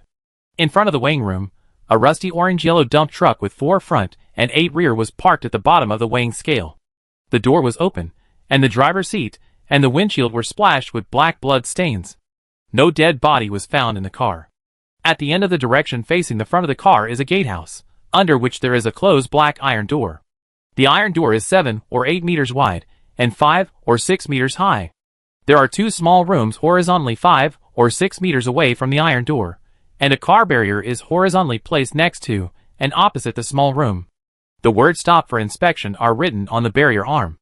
There is a yellow cordon drawn on the ground 3 meters in front of the barrier arm, and there are 2 speed bumps in front of the cordon. This door is a special door for coal transport vehicles. The security here is usually stricter than the main gate. The small room next to it is the duty room of the armed police. Squad leader Lu walked to Wang Hao and introduced. Wang Hao nodded at the iron gate. It turned out that the road beside the parking lot outside the base gate was a special line for coal transportation. He was puzzled by the direction of this road before, but he didn't expect that it was the route to the back door of the prison. Behind the wall opposite the armed police duty room was the concrete floor where they climbed up to the arsenal on the 3rd floor of the office building. The situation outside the mining area is still safe at the moment. If there is no accident in the 2-story building with 10 rooms, only the office building will be left. At the current speed, everyone should be able to return to the base before dark. In order to speed up the cleaning, Wang Hao divided the group according to the previous grouping. He was responsible for the 2nd floor, and Xiao Mo was responsible for the 1st floor. After the division of labor, the 2 teams started working quickly. Judging from the appearance of this two-story building, it should have been built in the late 1990s. The corridor on the second floor is the eaves of the first floor, and the stairs are built on both sides of the building. Wang Hao and his 4 companions climbed up the stairs to the second floor, and after reaching the second floor, Wang Hao divided them into 2 groups. He and platoon leader Zhou formed one group, and squad leader Liu and the soldier formed another. The 2 groups occupied the 2 ends of the small building and advanced in opposite directions. Wang Hao did this to save time. Secondly, through his observation just now, Wang Hao found that although the small building was not very large, there were 20 rooms on the upper and lower floors, which meant that the area of these 10 rooms would not be too large. If 4 people act together, in case of danger, there is no room to hide. Even if you have good skills and accurate shooting skills, you may not be able to use them at all. Chapter 80. At Wang Hao's suggestion, the 4 of them were divided into 2 groups, one with Wang Hao and platoon leader Zhou, and one with squad leader Liu and the other soldier. Wang Hao's group was responsible for the last 5 rooms, while squad leader Liu and his 2 men were responsible for the first 5 rooms. After the division of labor was completed, Wang Hao and his 2 men quickly ran to the end of the corridor, knocking on the iron railings on the corridor while running, in order to attract the zombies hidden in the dark rooms. Once the enemy is exposed, they can react in time. If the enemy is hidden in the dark, even if they are careful, they will inevitably panic. When they saw Wang Hao and his 2 men safely arrived at the end of the corridor, squad leader Liu and his 2 men behind them began to enter the first room next to the stairs to start the cleaning task. After arriving at the end of the corridor, Wang Hao first observed the situation on the stairs on this side. Compared with the other side, the stairs on this side seemed much more dilapidated. On the platform at the corner of the stairs, Wang Hao saw a highly decomposed corpse. Groups of green-headed flies were flying around the corpse, making a buzzing sound. The head of the corpse had already become skull-shaped, and dozens of fat white maggots were drilling in and out of the nostrils and eye sockets. Judging from the remaining clothing of the corpse, it seemed to be the body of a male prison guard. A black police baton rolled down the middle of the stairs leading to the first floor. After a few seconds of silence, neither of them spoke.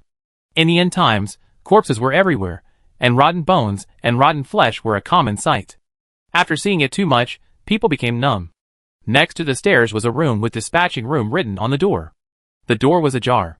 Wang Hao and the others opened the door and walked in carefully. In the middle of the room, 5 connected industrial computers were placed horizontally. Several armchairs were lying in front of the computers. A large piece of blackened blood was splattered on the display screen of the computer at the edge, and dusty papers were scattered everywhere around. 2 meters behind the computer desk was an electronic display screen that almost occupied an entire wall, but at this time, the screen was completely black and had stopped working. At the bottom right of the electronic screen was a rectangular wooden table. There were originally 2 desktop computers on the wooden table, but now only one was left, and the other was scattered under the window next to the door in a completely unrecognizable state. As Wang Hao had speculated before, the area in the room was very small, and the situation was clear at a glance. The first room was quickly searched and confirmed to be safe. Then the 2 pushed open the door of the second room, which was the substation room, and no danger was found inside. When the 2 pushed the door of the third mining lamp room, they found that the door was locked. Wang Hao wiped the dust off the window and looked inside. There were 5 large mining lamp charging racks placed against the 3 walls and in the middle of the room. Each charging rack had 4 layers, and each layer was hung with various mining lamps. The things in the room were neatly arranged. It seemed that there was no attack from zombies. Wang Hao wanted to kick the door open and check if the mining lamps were still usable, but time was tight. Wang Hao hesitated for a moment and said nothing. He went straight to the 4th door. After coming out this time, platoon leader Zhou looked a little dazed. He hardly spoke along the way. He followed Wang Hao wherever he went, looking absent-minded, as if something was holding him back in his mind. The 4th room was the prison guard duty room. The door was wide open. Wang Hao had taken a look inside when he passed by before. It was empty. There was an office desk next to the window. On the wall next to it were 7 or 8 police rubber sticks and a few black helmets. Further in, there were 2 bunk beds on each side of the room. A milky white iron filing cabinet blocked the bunk bed directly opposite the door. Next to the filing cabinet, there was an old-fashioned wooden desk against the wall, with a few stainless steel lunch boxes, 3 thermoses, and a few teacups on it. There was a simple red wash basin stand upside down at the entrance, with 2 towels wrapped around it that could no longer be distinguished. A light blue plastic washbasin was buckled next to the washbasin stand, and a piece of soap that had been used to the size of a disposable lighter was scattered next to it. The fourth room was also confirmed to be safe. As soon as Wang Hao and platoon leader Zhou walked out of the door, they saw squad leader Liu and his partner, who were 2 rooms away from them. The two nodded to each other, and squad leader Liu turned around and quickly pushed open a door beside him. The 2 figures quickly flashed in. At this time, the 5th door in front of Wang Hao and his partner was closed, and the curtains were tightly drawn. Wang Hao gently turned the door handle, and the door lock popped open. The words disciplinary office were written on the door. As soon as Wang Hao opened the door, a strong stench of corpses rushed out. Wang Hao immediately became alert, quickly raised his gun and aimed at the door, and kicked it hard. With a clang, the door hit the wall heavily and bounced back quickly, swaying back and forth for a few times, and finally stopped in a half-open state. At this time, the platoon leader Zhou beside Wang Hao also reacted. He stood beside Wang Hao with his gun raised, staring at the door, and his arms seemed to be shaking. The two waited outside the door for a few seconds. Seeing no movement in the room, Wang Hao stepped forward and carefully pushed open the door. Although the window was curtained, the strong sunlight outside the door did not affect the light in the room. As soon as he entered the room, Wang Hao immediately found the source of the stench.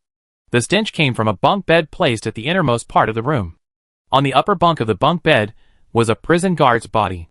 The head and right arm of the body drooped under the edge of the bed. Because the head was facing the door, Wang Hao and the others could not see the body clearly.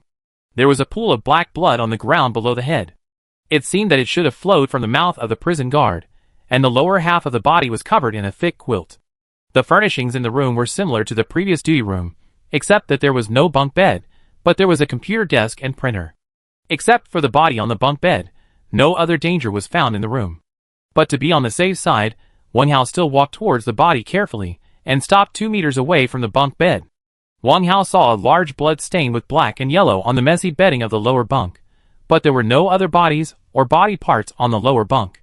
Seeing this, Wang Hao couldn't help but tilt his head to look under the upper bunk bed board.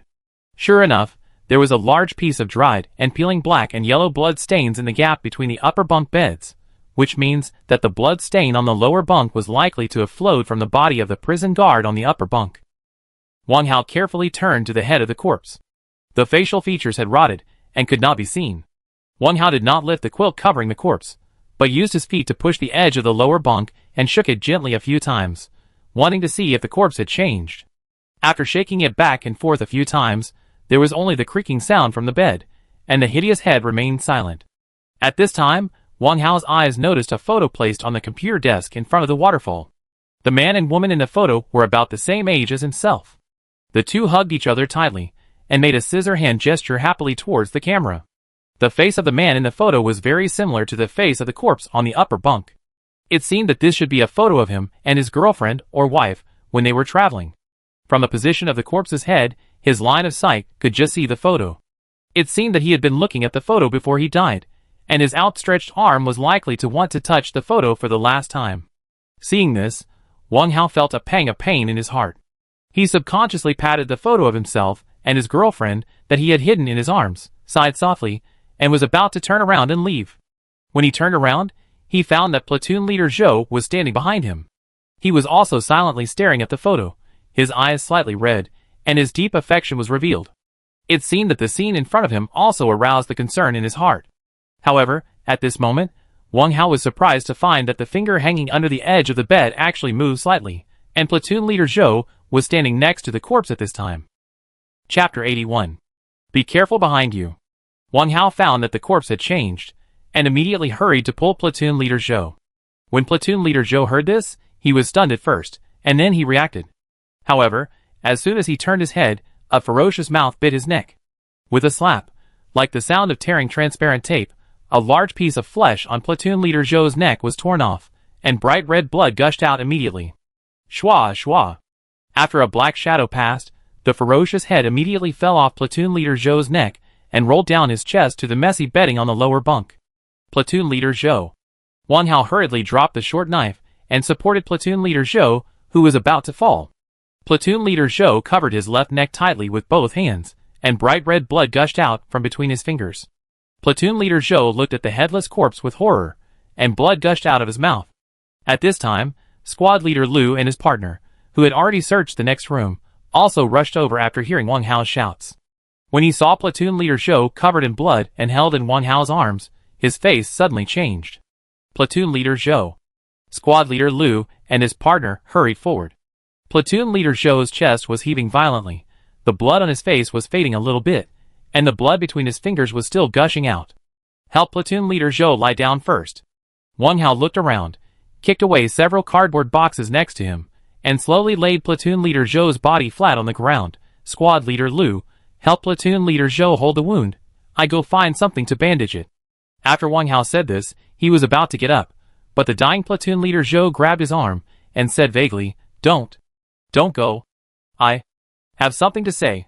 Platoon leader Zhou, I go find something to bandage you, and I be back soon. Wang Hao said. No. Platoon leader Zhou blinked his eyelids weakly, but he still refused to let go. Brother Wang, just listen to what the platoon leader has to say. Squad leader Lu put his hands on platoon leader Zhou's neck, looked at Wang Hao anxiously, and said with a sob, Okay, you tell me. Wang Hao nodded, and his other hand gently covered the back of platoon leader Zhou's bloody hand that was holding his arm. Before in the supermarket, didn't you ask me why there was one person missing? Cough cough. Platoon leader Zhou coughed heavily a few times when he said this, and another mouthful of blood came out of his mouth. Don't be anxious, tell me slowly. Wang Hao quickly took his hand away and wiped his mouth with his sleeve. Actually, the missing person was already dead at the time. I killed him by mistake. Platoon leader Zhou said weakly. The three people present were shocked when these words came out, especially squad leader Lu. He could hardly believe his ears. Brother Zhou, who had been his squad leader since he joined the army, was the person he admired and imitated the most. How could he make a mistake? And such a big mistake? Although Wang Hao was also a little surprised for a while, he recalled the doubts at that time and felt relieved at this time. Captain Feng and Delay have been keeping this a secret for me, but if I don't tell it today, I won't feel at ease even if I die. Platoon leader Zhou said intermittently at this time. Platoon leader Zhou, you won't die. I will find someone for you now. He must be able to save you. Wang Hao suddenly thought of Xiao Mo. When he was scratched by the zombies before, wasn't it Xiao Mo who pulled him back from the brink of death? Although the current injury of platoon leader Zhou is more serious than his own, he will definitely have other ways. No. It's useless. Platoon leader Zhou's hand was always tightly grasped on Wang Hao's arm. At this time, there was no blood flowing out of the fingers of squad leader Lu, and his face and lips began to gradually turn blue. It seemed that the blood in his body had been exhausted. Now he was only supported by the last breath in his chest. He looked at Wang Hao in a weak voice and said, Don't let Captain Feng know about this. He is a good man. After saying this, platoon leader Zhou slowly closed his eyes, and the hand grasping Wang Hao's arm also fell off immediately. Platoon leader.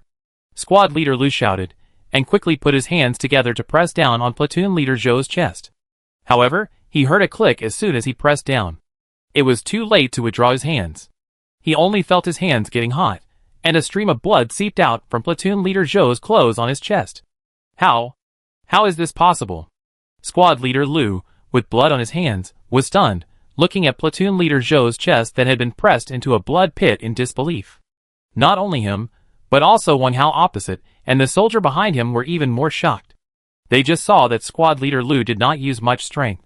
Besides, how could a person's sternum be so fragile? However, just as the three were shocked, platoon leader Zhou's eyes opened again, but his eyeballs had turned gray and were covered with bloodshot. Not good. Squad leader Lu, get out of the way. Wang Hao immediately noticed the change on platoon leader Zhou's face. Before he finished speaking, platoon leader Zhou had already grabbed squad leader Lu's collar with both hands and raised his head to bite his neck. Squad leader Lu had already reacted at this time. He quickly pulled out the pistol from his waist and pointed it at platoon leader Zhou's forehead. Bang! With one shot, platoon leader Zhou's skull was immediately blown away, and the gray brain mixed with blood splashed all over the floor. A strong smell of rust immediately spread in the room. Platoon leader, have a good journey. Squad leader Lu stood up slowly from platoon leader Zhou's body with tears in his eyes, put away his gun, turned around, picked up the hideous head that still held the upper half of platoon leader Zhou's neck in its mouth and fell on the bedding of the lower bunk, and threw it aside casually, and pulled the bedding on the bed to cover platoon leader Zhou's bloody head. At this time, There was another sound of footsteps outside the door. The people who came were Xiao Mo and his 4 companions. They had just finished searching the rooms on the first floor when they heard gunshots from the second floor, so they hurried up. "Are you okay?" Xiao Mo glanced at the body on the ground, walked up to Wang Hao and said, "Platoon leader Zhou died." Wang Hao shook his head, looked at Xiao Mo with a heavy face and said, "What did you find downstairs?" "Nothing, only a few dead bodies were found in the inspection room," Xiao Mo said. "Squad leader Lu, it has already happened, and it is useless for you to be sad now. Let's go! The office building and canteen warehouse in front have not been cleaned up yet. If we delay any longer, we will not be able to complete the task before dark." Wang Hao walked up to squad leader Lu, patted him on the shoulder and said. Squad leader Lu nodded, and the group slowly walked out the door.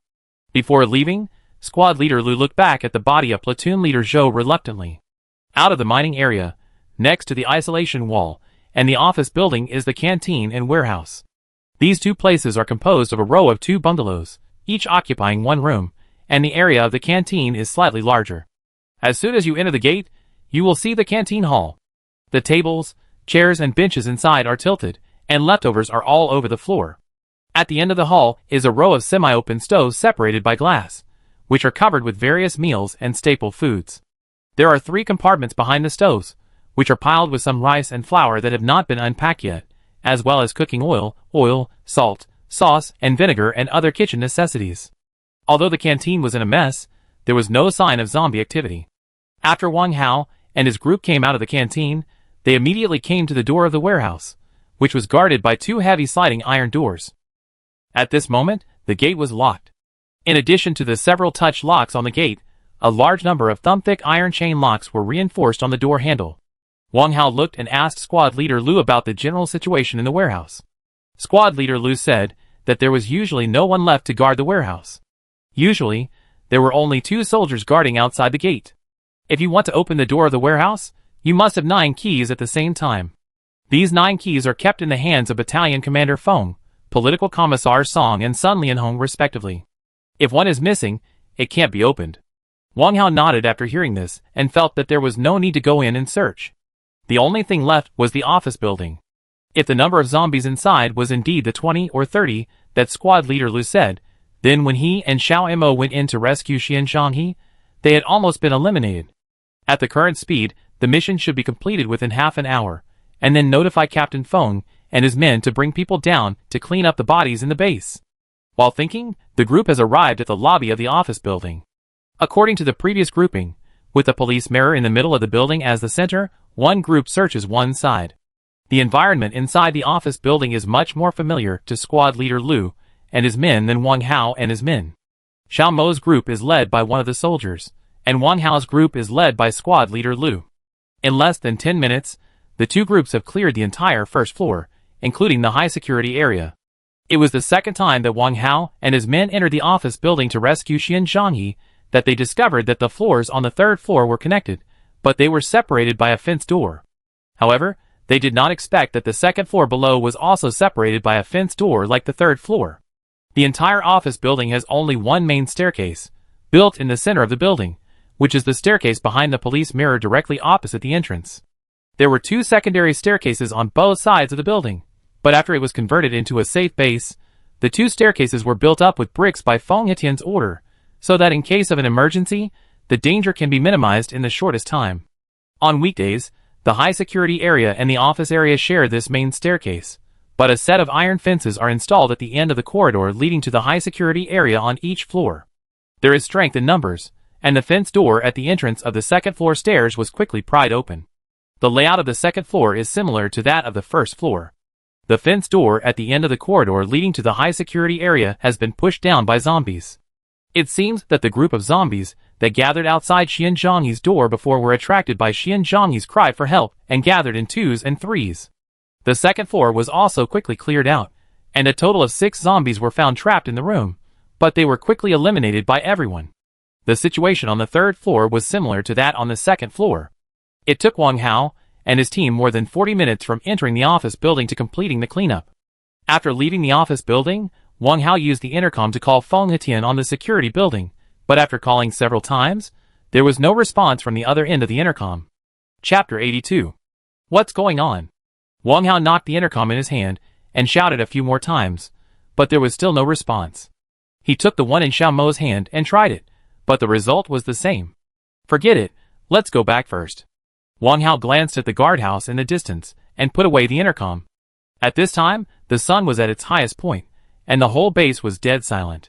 The steaming air was filled with a hot and stinking smell of corpses. As soon as the group entered the guardhouse, a soldier ran over in a panic. Squad Leader Liu. Squad Leader Liu ran a few steps to meet him and asked, "What's wrong, Xiaoguan?" Not long after you left, Battalion Commander Feng saw the signal flares sent by Squad Leader Qin and others, so he took 3 people to meet them. 20 minutes ago, Battalion Commander Feng lost contact with us after the last call. The soldier named Xiaoguan said anxiously. Wang Hao frowned upon hearing this, walked up to Xiaoguan and asked, "Where did the flare rise from?" Captain Feng said it should be halfway up the mountain. Xiaoguan looked at Wang Hao and said, "Don't worry." Wang Hao nodded thoughtfully. "You go open the gate of the base. I drive to pick them up." "No, the base's backup power supply ran out this morning, and the gate can't be opened without electricity," Xiaoguan said anxiously. "Then how did the Ford car and Captain Feng get there?" Wang Hao said with a puzzled look on his face. "It's like this." Squad Leader Liu took over Wang Hao's words and said, "In order to save space in the base, all the survivors' vehicles were left outside the gate on the coal-carrying lane leading to the back door." "That's it," Wang Hao nodded and said, "Squad Leader Liu, you take everyone upstairs first. Brother Xiaomo and I will drive to meet them. After we leave, close the front and back doors. You just need to pay attention to the movement outside the gate at all times." Wang Hao turned his head and looked at Xiaomo, who nodded. "I go with you," Squad Leader Liu said firmly, and turned to look at Xiaoguan. "You stay and take the rest of the people to protect everyone's safety." "No, Squad Leader Liu, let me go. You stay to protect everyone," Xiaoguan said again. "Okay, don't argue. If we delay any longer, Captain Feng and the others will be in real danger." Wang Hao interrupted the two of them. "You all stay. The base is our last safety guarantee. If everyone goes out to meet Captain Feng, what if there is danger in the base? But if only the two of you go, this is too dangerous." Squad Leader Liu looked at Wang Hao and the others, and said with some worry, "I know what you mean. Don't worry. As long as Captain Feng can hold on until we get there, Brother Xiaomo and I will definitely bring them back safely." Wang Hao looked at him and said, "Okay, you must pay attention to safety." Squad Leader Liu nodded. "The keys are in the car. Oh, by the way," at this point, he suddenly remembered something, and he turned to look at Xiaoguan and said, "Go upstairs and bring some more ammunition." Xiaoguan nodded and left. "Brother Wang, Brother Xiaomo, Captain Feng's safety is in your hands," Squad Leader Liu said with gratitude. "Don't worry about the base. As long as I'm here, there will never be a living zombie." After leaving the guardhouse, Wang Hao and his partner looked around the parking lot. There were several abandoned police cars scattered around the parking lot, with yellow rust spots all over the bodies. Several bodies wearing prison uniforms and yellow miners' lamp caps were lying in the hot sun. A large group of green-headed flies were circling around them, making a buzzing sound. Deformed white-edged cloth shoes and leather shoes were scattered everywhere. The two did not stay for long. After looking around, they went straight to the coal transportation lane next to the parking lot. As soon as they turned around the wall, a long row of neatly arranged vehicles appeared in front of Wang Hao and his partner, including buses, minibuses, off-road vehicles, cars, trucks, and even several agricultural tricycles and hand tractors. All the vehicles were facing the wall, lined up horizontally. From a distance, there were more than 100 vehicles. Perhaps because of the heavy rain yesterday, all the vehicles were covered with yellow rust. But Wang Hao and his partner did not pay attention to the rust at this time. In order to save time, Wang Hao and his partner did not deliberately look for other vehicles, but chose a Toyota coaster nearby. Next to the coaster was a black Land Rover. The reason for choosing this coaster was the number of people. Feng Hetian brought 3 people. There should be at least 3 people in the original Ford RV. Including Wang Hao and Xiaomo, there were 9 people. With so many people, ordinary off-road vehicles could not accommodate them at all, and ordinary commercial vehicles did not have such a large horsepower.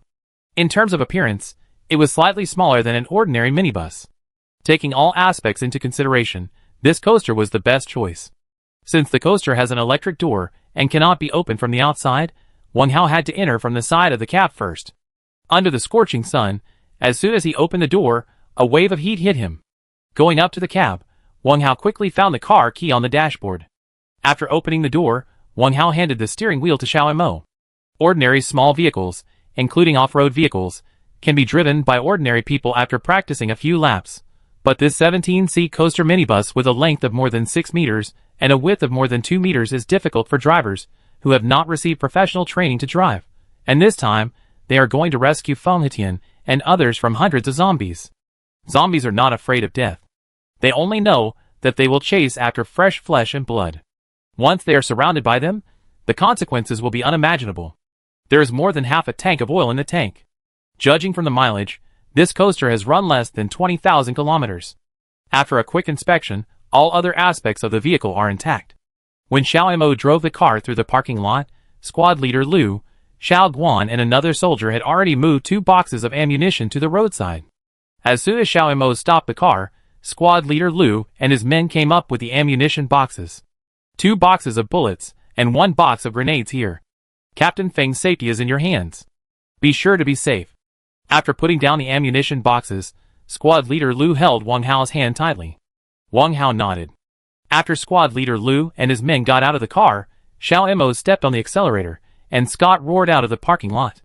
At this time, Louis, with Xiaodong and others who were watching Wang Hao and his men leave on the guard building, everyone's face was as worried as squad leader Liu and his men. Looking at the direction where the vehicle disappeared, Louis's eyes were filled with tears, but the only face she could not see was Shan Wan. Chapter 83. The vehicle quickly drove onto the winding mountain road, and the speed also slowed down. At this time, Xiao Mo turned his head to look at Wang Hao, who was sitting in the passenger seat with a heavy heart, and asked, Hao, what are your plans for the future? Not yet. Wang Hao shook his head and looked ahead with worry. Wait until the base is stable and everyone is settled, then I will go back to my hometown to pick up my parents, and see if I can find out where Xiao Wan is along the way. Hearing this, Xiao Mo nodded lightly, holding the steering wheel with both hands, looking ahead and pondering for a moment, and then asked again, have you ever thought about when to build your own base? Your own base? Wang Hao was stunned for a moment, and looked at Xiao Mo with some confusion. The end of the world has just begun, and it won't be over soon. Instead of being ruled by others, we might as well create a new pure land and take the initiative. By then, you can not only bring your parents and girlfriend here, but we can also live together every day, just like a family. When Xiao Mo said this, the confusion in his eyes surged again. You mean that after the base stabilizes, we will all leave together? Wang Hao said. Yes. Xiao Mo nodded, looking straight at the road ahead and said, although we have only been together for a short period of more than 10 days, I can see that everyone has already regarded you as the backbone. If you abandon everyone like this, people's hearts will inevitably be scattered. The autumn of the end of the world is a season of cannibalism. If everyone loses cohesion, it won't take long for everyone to become the object of being eaten, and you will also be unable to move. The food will always be eaten one day, but the danger is always there. Think about it carefully. Xiao Mo's words were like a revelation, instantly clearing up the knot in Wang Hao's mind that had been bothering him for a long time. He nodded slowly without commenting, but his heart gradually became cheerful. The coaster was driving slowly on the winding mountain road. Zombie bodies wearing prison uniforms and mining lamps could be seen everywhere along the way. Of course, there were also some police and armed police bodies that had turned into zombies. Just when the vehicle had just driven to a fork in the road halfway up the mountain, a burst of gunfire suddenly came from the right side of the vehicle. Xiao Mo hurriedly stepped on the brakes. The two listened carefully and found that the gunfire came from the fork next to them. At that moment, the two quickly prepared for the battle. Xiao Mo suddenly turned the steering wheel and stepped on the accelerator. The tires suddenly made a harsh friction sound. The huge coaster was like a running lion.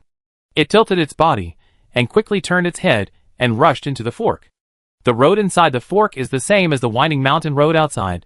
Both are asphalt roads, and the width is similar, but the road inside the fork is a gentle slope down, and there is a big left turn at the end, while the winding mountain road is a gentle slope up, and there is also a big turn at the end. Two roads, two completely different directions, one up the mountain and one down the mountain. The closer to the bottom of the slope, the clearer the gunshots, and Xiao Mo also slowed down the speed suddenly. As soon as the vehicle turned the big turn at the bottom of the slope, the view in front of him suddenly became clear. Less than 100 meters away is a huge quarry, which is about 40 to 50 acres in size, and surrounded by steep mountain walls. At this time, the hundreds of zombies were staggering down along a dirt road in the quarry, and the gunshots came from under the stone pit. It seems that Feng Hitian and his team are planning to lead all the zombies to the quarry. In order not to alert the enemy, Wang Hao and his companions did not disturb the zombies that were heading down the quarry, but stopped the vehicle slowly on the spot. What should we do? Xiao Mo gently pulled up the handbrake and turned to look at Wang Hao. Wait a minute. Looking at the huge zombies, Wang Hao frowned. He was not clear about the environment at the bottom of the pit and could not make a judgment. Now, he could only make corresponding countermeasures according to the environment at the bottom of the pit after all the zombies went down to the bottom of the pit. Time. At this moment, the walkie-talkie on Wang Hao's waist suddenly made a sound. Wang Hao was startled and hurriedly took off the walkie-talkie to turn it off, but suddenly stopped. Just now, he was only thinking about how to rescue Feng Hitian, but he forgot about the walkie-talkie. It is very likely that Xiao Guan and his companions lost contact with Feng Hitian, because the distance of the walkie-talkie was too long and the signal could not be received. Although Feng Hitian was still invisible, judging from the distance of the gunshots, he should be no more than 500 meters away from him. If they could get through, they could learn about the situation in the pit in advance, so that they could make plans in time. Captain Feng, I'm Wang Hao, please answer if you hear me. Wang Hao turned down the volume, walked to the back of the car, and called Feng Hitian in a low voice. Cici. Xiao. Ci. There was no movement after just one word came out of the intercom. Wang Hao glanced out the window. At this time, most of the corpses had been attracted by the gunshots, and only the last 10 or so were left. Captain Feng, can you hear me? Wang Hao whispered and tried to move a few steps to the front of the carriage. Ci. Is that Xiao Wang? I'm Feng. Ci. Where? Although the signal on the other end of the intercom was still intermittent, the call was finally connected. Wang Hao looked up at Xiao Mo with a look of surprise, and quickly stopped talking. Captain Feng, we are in the quarry. Are you at the bottom of the pit? Ci. Feng Hitian's response came quickly from the intercom. We are all down there. Ci. You must not alarm the zombies, otherwise all your efforts will be wasted. Ci. Did you hear? In vain? Do not. Ci. Alarm them. Received. Understood. How is your situation down there? Can you get out? Wang Hao said. 5 minutes. You go to the stone pit. To the left. And then? Shoot at the zombies. From there. I will get away. The signal was sometimes strong and sometimes weak, and Wang Hao kept the walkie-talkie to his ear and listened carefully. Understood. Be careful. Wang Hao ended the call, and at this time, the last few zombies also staggered down the dirt road. Time passed by minute, and Wang Hao and the others kept an eye on the gunshots. The walkie-talkie was tightly held by Wang Hao, and he raised his wrist from time to time to check the time. This watch was given to him by his girlfriend Lin Xiaowan on his birthday, when he was a junior in college. Wang Hao has always cherished it as a treasure. In the past few years, he has never been willing to take it off except when taking a bath or sleeping. He had to eat plain noodles for 2 months to save enough money to buy a thin gold necklace for his girlfriend. His girlfriend only wore it for 1 month in the month Wang Hao gave it to him, and she never wore it again. Ah Hao, it's almost time. At this moment, Xiao Mo's voice came to his ear. Oh! Wang Hao came back to his senses immediately. Xiao Mo had already put down the handbrake, and the car started to move slowly. He was worried about scaring the zombies before, so Xiao Mo did not turn off the car. The car slowly moved to the left side of the quarry. 2 or 3 meters away from the pit, Xiao Mo turned the car around and stopped. The two of them quickly jumped out of the car. The quarry was about 7 or 8 meters above the ground where they were standing. There were more than a dozen large crushers and climbing conveyor belts scattered in the pit. In addition, there were 5 or 6 loaders and 7 or 8 excavators parked. In addition, there were piles of various stones. From a distance, it was very spectacular, and it felt like watching a secret factory hidden in the mountains in a foreign blockbuster. At this time, the Ford RV and a black civilian Hummer were circling back and forth between various equipment and piles of stones. The speed of the 2 cars was not fast. Behind them were those tireless zombies. But at this time, the zombies were in chaos, and their shadows were everywhere in the quarry. Wang Hao and the other 2 were about to raise their guns and shoot, but suddenly saw a tall zombie in military uniform following the black Hummer suddenly stopped, then lowered his body, and suddenly fell to the ground with his hands. Chapter 84. Due to the complex terrain in the quarry, various equipment and stone piles are located in it, so once entering the working surface, the zombies were quickly disrupted. Although they were still following the direction of the two vehicles, the retreat behind them that could allow vehicles to pass was occupied by them. The quarry was surrounded by steep cliffs, and there was only one passage that could go up and down, which was the 10-meter wide dirt road that they had led the zombies to the bottom of the pit before. At this time, Feng Hetian and his team could be said to have entered a dead end. Unless they had enough ammunition, they would not be surrounded by the zombies that followed them in a short time. From the line of sight, the distance between the Hummer and Wang Hao and the others at the pit entrance was no more than 100 meters, and the strange behavior of the zombie following closely behind was seen clearly by Wang Hao and the others. But before Wang Hao and the others could react, they saw that the zombie crawled forward 2 or 3 meters quickly on all fours, and then suddenly jumped onto the roof of the black Hummer. The people in the Hummer noticed this situation immediately, and the speed of the car increased instantly. The engine roared forward, and the black car body swayed from side to side, as if trying to throw the zombies on the roof off. Not good. There are mutant zombies in the zombie group. Wang Hao immediately realized the urgency of the situation, and the two of them raised their guns and aimed several times but failed to hit. At this time, the zombie on the roof had already started to swing its arms to smash the windshield of the Hummer. The shaking of the car body seemed to have no effect on it. The panicked Hummer was now driving towards a blind spot at high speed. The situation was extremely critical. If there was any delay, the Hummer would be surrounded by the zombies following closely behind. Wang Hao did not have time to hesitate.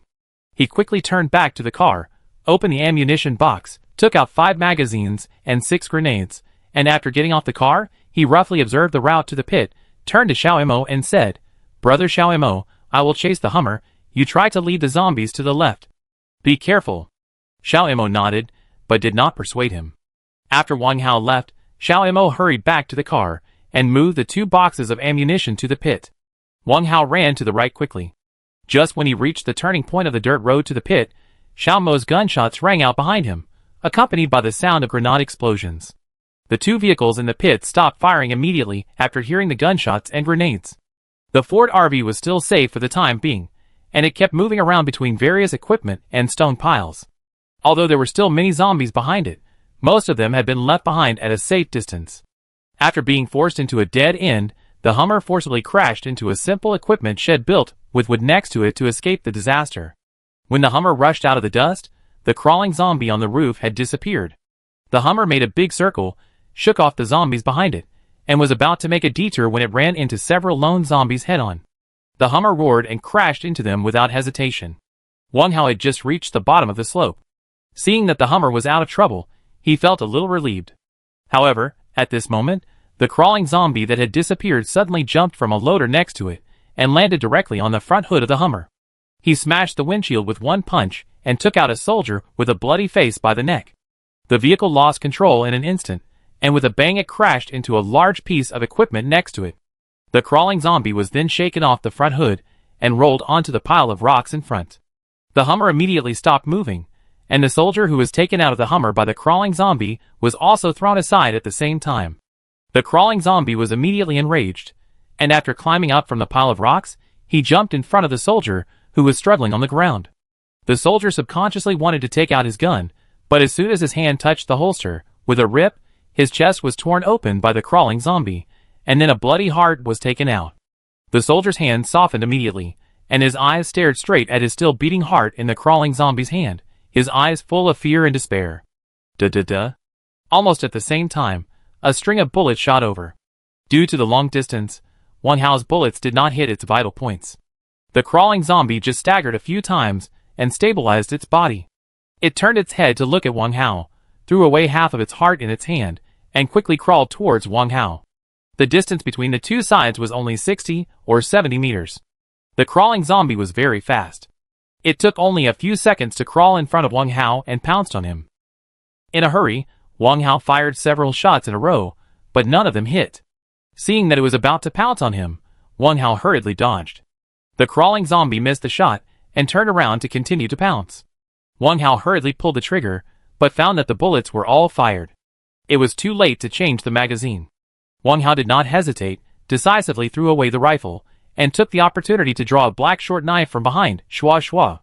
He stabbed the zombie twice, but the zombie dodged it easily by slightly turning its body to the side. After landing, it did not give Wang Hao any time to react and quickly rushed back. Wang Hao quickly stepped back and stabbed the zombie again.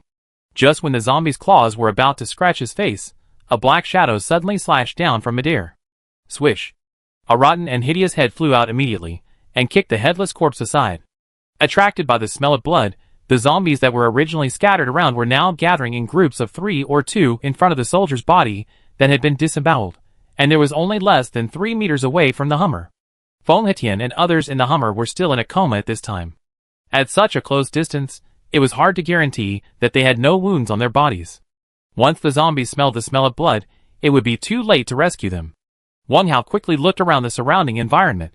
The Ford car was basically out of danger. Some of the zombies following the car were attracted by the gunfire from Xiaomo, and the rest were attracted by the smell of blood. At this moment, the Ford car had turned around and was preparing to return to the stone pit. Perhaps it saw the situation here, and now it stopped again, firing intermittently at the zombies that had been attracted. After seeing the situation clearly, Wang Hao did not hesitate at all. He swung the short knife and rushed towards the Hummer car quickly, clearing the zombies blocking the road like cutting melons and vegetables. The zombies fell one by one, and the ground was soon stained black and red with dirty blood. When Wang Hao ran to the corpse, he found that the corpse had already shown signs of transformation, so he raised his knife without hesitation to send him off. The front of the Hummer had been hit and dented, and the engine cover was bulging. The soldier sitting in the passenger seat was lying on the deflated front airbag with blood all over his head. Feng Hetian and another soldier were sitting in the back seat. At this time, Feng Hetian's eyes were slightly closed, his head drooped in front of his chest, and he leaned against the right door. The soldier next to him was kneeling on the seat with his legs, and his upper body drooped behind the seat. Judging from the direction of his face and the open rear window, he should have been shooting at the back of the car at that time. Wang Hao tried to start the engine, but he didn't expect that the engine would start to work with a hum sound after shaking a few times. Great! Wang Hao was excited, and immediately put the car in reverse gear and stepped on the accelerator. The Hummer slowly fell backwards, straightened the steering wheel, and stepped on the accelerator. The huge Hummer immediately rushed out while digging the stones on the ground. The Ford stopped shooting immediately when it saw the Hummer restart, and rushed up the slope with a roar after the Hummer. When the two cars drove up the slope safely, Xiaomo had parked the coaster minibus at the slope. Everyone hurriedly got off the car and lifted Feng Hetian and others in the Hummer up. The zombies who were led to the pit realized that they had been fooled. They turned around and shook their rotten bodies to gather on the slope. Wang Hao and others quickly placed explosives on the mountain wall beside the slope. In order to solve the worries at one time, Wang Hao also tied the remaining half box of grenades to the explosives. The Hummer was severely damaged, and was also left by Wang Hao as a booster for the explosives. After all vehicles were safely evacuated to a safe distance, Wang Hao gave an order, and with a loud bang, half of the mountain wall collapsed, forming a small hill at the slope, isolating the hundreds of zombies forever under the quarry. Chapter 85. When Wang Hao and his team returned to the base, it was already past 2 in the afternoon. The ground, which had been exposed to the scorching sun for nearly 6 hours, was now constantly rising with waves of heat, and the air was filled with a hot and stinking smell of corpses. As soon as the vehicle entered the parking lot, squad leader Lu and his team ran out of the guard building. After lifting Feng Hetian and his team and settling them in a room on the second floor of the guard building, squad leader Lu held Wang Hao's hand tightly and said with gratitude, "Thank you, brother Wang." Wang Hao shook his head and looked around subconsciously, only to find that the originally crowded corridor was now empty, with only a few soldiers in a hurry going in and out of the room where Feng Hetian and his team were lying. "Squad leader Lu, where are the others?" Wang Hao looked at him with a puzzled look. "Oh, that's right. After you left, I took people to patrol the base for a week. After confirming that it was 100% safe, everyone is now helping to clean up the bodies in the base," squad leader Lu said. Wang Hao heard this, glanced at the room where Feng Hetian and the others were and said, "Captain Feng and the others were just hit hard. They should be fine. You stay and take care of them. We will go to help." "Yes." Team leader Lu nodded. Wang Hao and the others just turned around, but were stopped by team leader Lu again. "Thank you, brother Wang."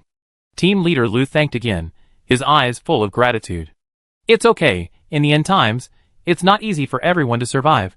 We should help each other, Wang Hao said lightly. After walking out of the guard building, Xiao Mo turned his head and looked at Wang Hao. What do you think of my previous idea? I have no objection. As long as everyone is willing to follow me, I will never abandon anyone, Wang Hao said slowly with a firm face. Okay, in that case, I will announce this to everyone in the evening, Xiao Mo said excitedly. After entering the base, Wang Hao and the others saw people carrying corpses everywhere. They didn't know where they found several carts. At this time, corpses were being carried onto the carts. Then the personnel responsible for transporting the corpses began to push the carts carefully towards the mining area. Men were responsible for pushing the corpses, while women, the elderly and children were responsible for carrying plastic bags to pick up the rotten shoes, clothes, and rotten flesh that fell from the zombies in the base. Everyone was busy. Although the air was filled with a strong stench of corpses, no one even frowned. There was hardly a lazy person, including Wu Xiaodong, who was squatting in front of a corpse whose belly was crushed by a riot vehicle, carefully putting the scattered internal organs into the corpse's belly with his hands. When he saw Wang Hao and the others coming, he immediately stood up and greeted them, wiping the sweat from his forehead with his forearm, and turned back to shout to Luo Yi and others not far away. Everyone come quickly. Captain Wang and Brother Xiao Mo are back. Everyone put down their work and ran over quickly after hearing this. Ah, how are you? Are you okay? Zhang Jianjun looked at Wang Hao and the others with blood on his hands. It's okay. Captain Feng and the others have all returned safely, Wang Hao said. Captain Wang, I say you shouldn't have rescued them. It was Feng Hetian who personally ordered you and Brother Zhang to be locked in the basement. They were all torn to pieces by zombies, Wu Xiaodong said indignantly. That's right, they deserve to be eaten by zombies, Cross-eyed echoed. It's over, let's not talk about it anymore, Wang Hao said calmly. Brother Hao, Xiaodong is right, that kind of person is not worth saving at all, Luo Yi said with a look of anger on her face, but her eyes were full of heartache when she looked at Wang Hao. Even Su Man, who usually didn't talk much, had an injustice on her face at this time. Shan Wan was still standing behind everyone silently as before, looking at Wang Hao with a complicated expression without saying a word. Look, Captain Wang, what did I say? Even Miss Yi thinks you shouldn't save them. Wu Xiaodong interrupted without losing time, then turned his gaze to Luo Yi and said jokingly, Miss Yi, you haven't even married yet, but you've already started ruling the country from behind the curtain. It's none of your business, Chief Steward Hua. Luo Yi glared at him and said unhappily, Chief Steward Hua? Wu Xiaodong was stunned for a moment, then reacted, Okay, Luo Yi, you dare to say I'm a eunuch. See how I deal with you. Wu Xiaodong's appearance immediately attracted a burst of laughter from the people around him. Okay, stop making trouble, let's hurry up and work. Wang Hao was embarrassed and immediately took the opportunity to interrupt the two of them. Let's go to work, today our Miss Yi is going to be favored. Wu Xiaodong made a face at Luo Yi and ran away in a hurry. Big eunuch, don't run. Luo Yi's face flushed immediately. She secretly glanced at Wang Hao and hurriedly chased after him. Amidst the laughter, everyone dispersed, except Shan Wan who stayed. Chapter 86. Have you always wanted to tell me something? Wang Hao walked up slowly, looked at Shan Wan with concern and asked. Lend me the gun. Shan Wan said coldly, her eyes fixed on the 64 on Wang Hao's waist. Shan Wan, if you have anything, you can tell me, I will definitely help you. Wang Hao looked at his waist, raised his head, and said with a worried look. I'm fine, even if I have, you can't help me. Shan Wan turned her face to the side, as if she was deliberately avoiding Wang Hao's eyes, but her eyes had begun to turn red. No matter what it is, you have to tell it, otherwise no one can help you. Wang Hao carefully observed the changes in Shan Wan's face, and said, I said, you can't help me, will you lend it to me or not? Shan Wan turned around, looked at Wang Hao with red eyes, and said impatiently, I can give you the gun, but you must tell me what you want it for? Wang Hao said, looking at Shan Wan's expression. Kill someone. Shan Wan said without hesitation. Kill someone. Although her answer was already expected by Wang Hao still pretended to hesitate for a moment, looked at her and continued to ask. Kill who? Don't ask again. If you don't want to lend it to me, forget it, I will find a way myself. Shan Wan turned around and was about to leave. I will lend it to you. Wang Hao stopped her at this time, pulled out the 64 style gun from his waist and looked at it, and walked to Shan Wan, but you must agree to one condition of mine. What condition? Shan Wan was immediately excited when she heard this, and she looked at Wang Hao with shining eyes. I go with you to kill this man. Wang Hao said calmly. Shan Wan hesitated when she heard this. She kept her eyes fixed on the black gun in Wang Hao's hand. After a moment of silence, she slowly nodded at Wang Hao and said, I promise you, you can give me the gun now. Shan Wan looked at Wang Hao impatiently. Wang Hao pondered for a while, and said, Not now. I will give you the gun when we take action. Shan Wan hesitated for a moment and said, Okay, tonight, at 3 o'clock in the morning, we will meet in front of the office building. I hope you won't break your promise then. No. Wang Hao shook his head. Shan Wan glanced at him and turned away. Looking at Shan Wan's back, Wang Hao frowned, searching for the person she wanted to kill in his mind. Soon, a bald man wearing glasses emerged. Could it be him? Thinking of this, Wang Hao looked around, as if he wanted to find the man who appeared in his mind from the busy crowd, but in the end, he did not see his shadow. At that moment, he couldn't help but worry about Shan Wan's experience. What happened to this girl? Why did she have to kill that man? Is that person the one she thought of? If so, what did he do to Shan Wan? A series of questions followed one after another, and the ominous feeling in Wang Hao's heart rose again. After more than 3 hours of fighting, at around 5 o'clock in the afternoon, the entire base was finally cleared out, and all the bodies were thrown into a newly dug pit in the mining area. In order to prevent future troubles, after burning, the collapsed part of the original coal mine mouth was also deeply buried. After moving all the materials that could be used in the mining area back to the base, the color steel isolation wall was rebuilt, and 2 more wire mesh walls were reinforced on the original basis. Finally, they found a way to open the gate of the base, and drove 2 heavy trucks from the parking lot on the coal transportation lane to block the isolation wall. The backup power supply of the base has been exhausted. Seeing that the sun has set and night will soon fall, Wang Hao hurriedly asked squad leader Lu and others to count the number of people in the base. There are now 265 survivors in the base, including Feng Hetian and the base management committee. Wang Hao arranged more than 200 survivors in the first and second prison buildings respectively. Feng Hetian and the staff of the management committee are still in the office building, and the high security area has been removed. After arranging the accommodation, the lighting equipment began to be distributed. The lamps used were the lamps that Wang Hao had found in the mine lamp room in the mining area before, 2 in each room. Before nightfall, squad leader Lu and several soldiers brought a pickup truck of dry firewood from outside the base, and set up 4 large bonfires in the open space in front of the office building for cooking. The ingredients were all moved from the warehouse. As for the 9 iron chain locks on the warehouse door, with Xiaodong, Lu Jiaming and Cross Eyes directly cut all the chains down with 2 fire axes. Squad leader Lu wanted to step forward to stop him, but the warehouse door was pushed open by Hui Xiaodong before he could say anything. He couldn't say anything at the moment, so he had to arrange 2 soldiers to guard it 24 hours a day. Dinner was prepared by Luoyi and several other survivors who could cook. The canteen had cooking utensils, and drinking water was not lacking. There were 2 sweet water wells dug in the base. After a busy period, large pots of 20 steamed buns were ready, and then 2 large pots of stewed vegetables were stewed with the existing ingredients. Regardless of adults or children, each person had a bowl of stewed vegetables and steamed buns to fill their stomachs. With the blazing bonfire, the open space in front of the office building was crowded with survivors eating steamed buns and drinking stewed vegetables, standing, squatting or sitting. No one spoke, and from time to time 1 or 2 people would walk past the bonfire with rice bowls and chewing their cheeks to get steamed buns. Under the shade of the bonfire, regardless of adults or children, everyone's face was tired, and their eyes were full of confusion. Wang Hao deliberately searched in the crowd for a long time, but still did not find the figure that appeared in his mind, which further confirmed his original inference. Shan Wan had been sitting silently behind Luoyi and Su Man, eating the steamed buns in her hand bite by bite, her eyes always staring blankly at the ground in front of her feet. Wang Hao found the face of Sun Lianhong's wife Xiao Xiuying in the crowd. Her hair was messy, and her eyes were dull. When she saw Wang Hao looking at her, she subconsciously turned her face away with her bowl of rice. At about 8 o'clock in the evening, Feng Hetian woke up and walked out of the office building with the help of squad leader Lu. At this time, everyone had gone back to rest after dinner.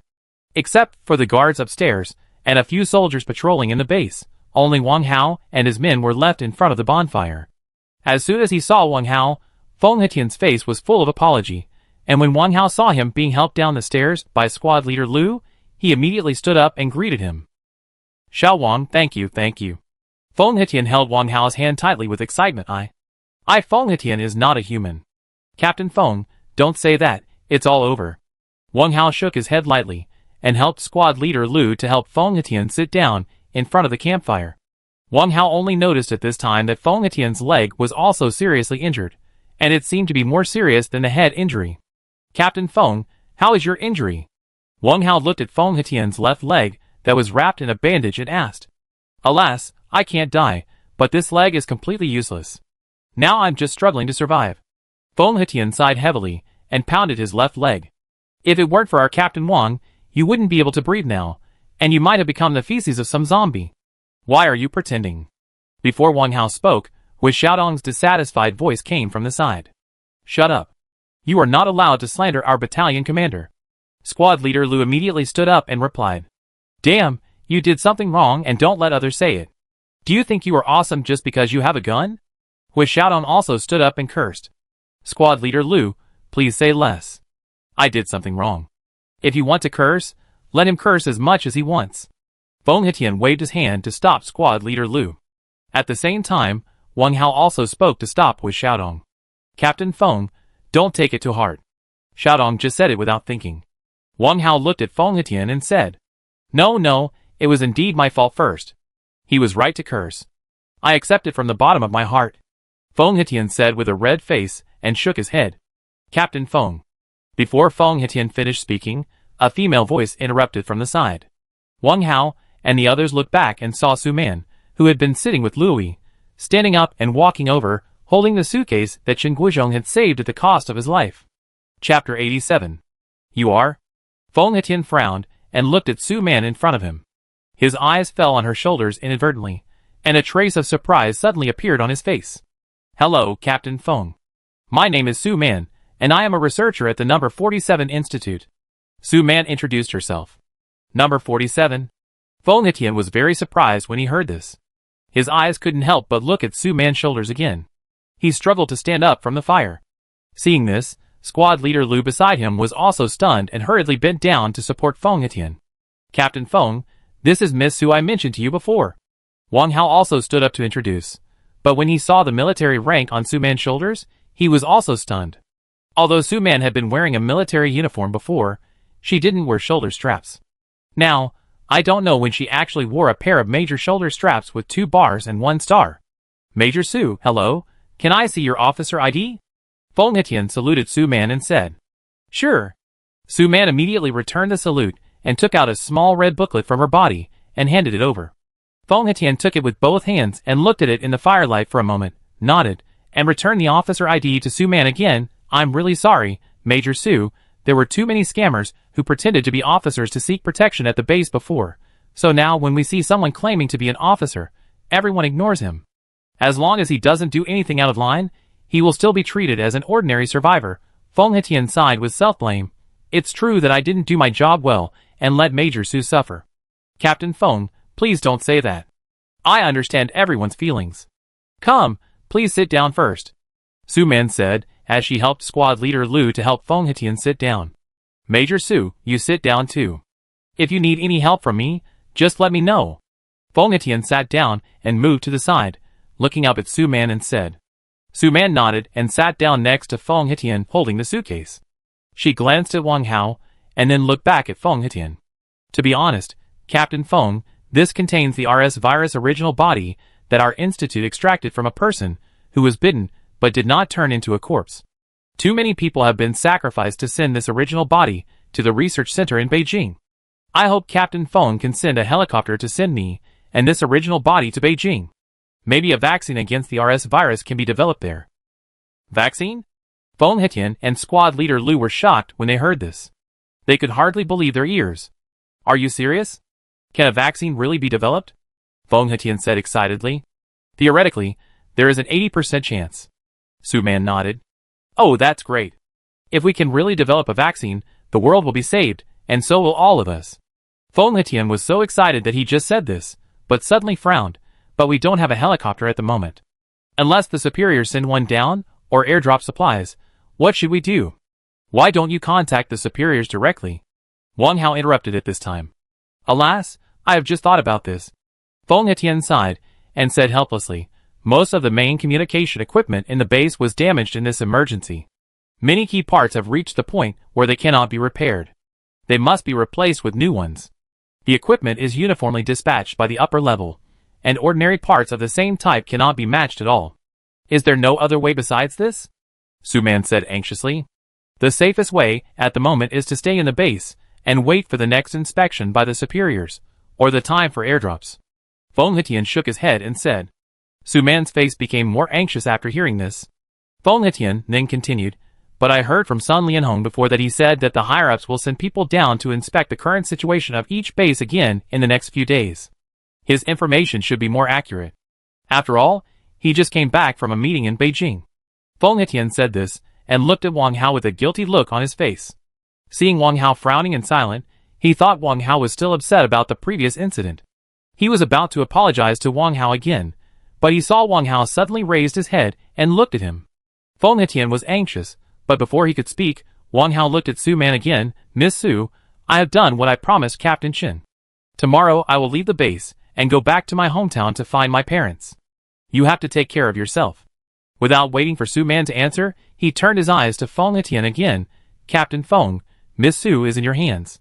I hope you can help her get to Beijing as soon as possible. Although Sun Lianhong is hateful, he is dead after all.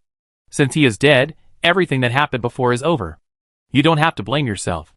In the end times, it is not easy for everyone to survive. Don't take those illusory things so seriously. Survival is the only truth. You are right.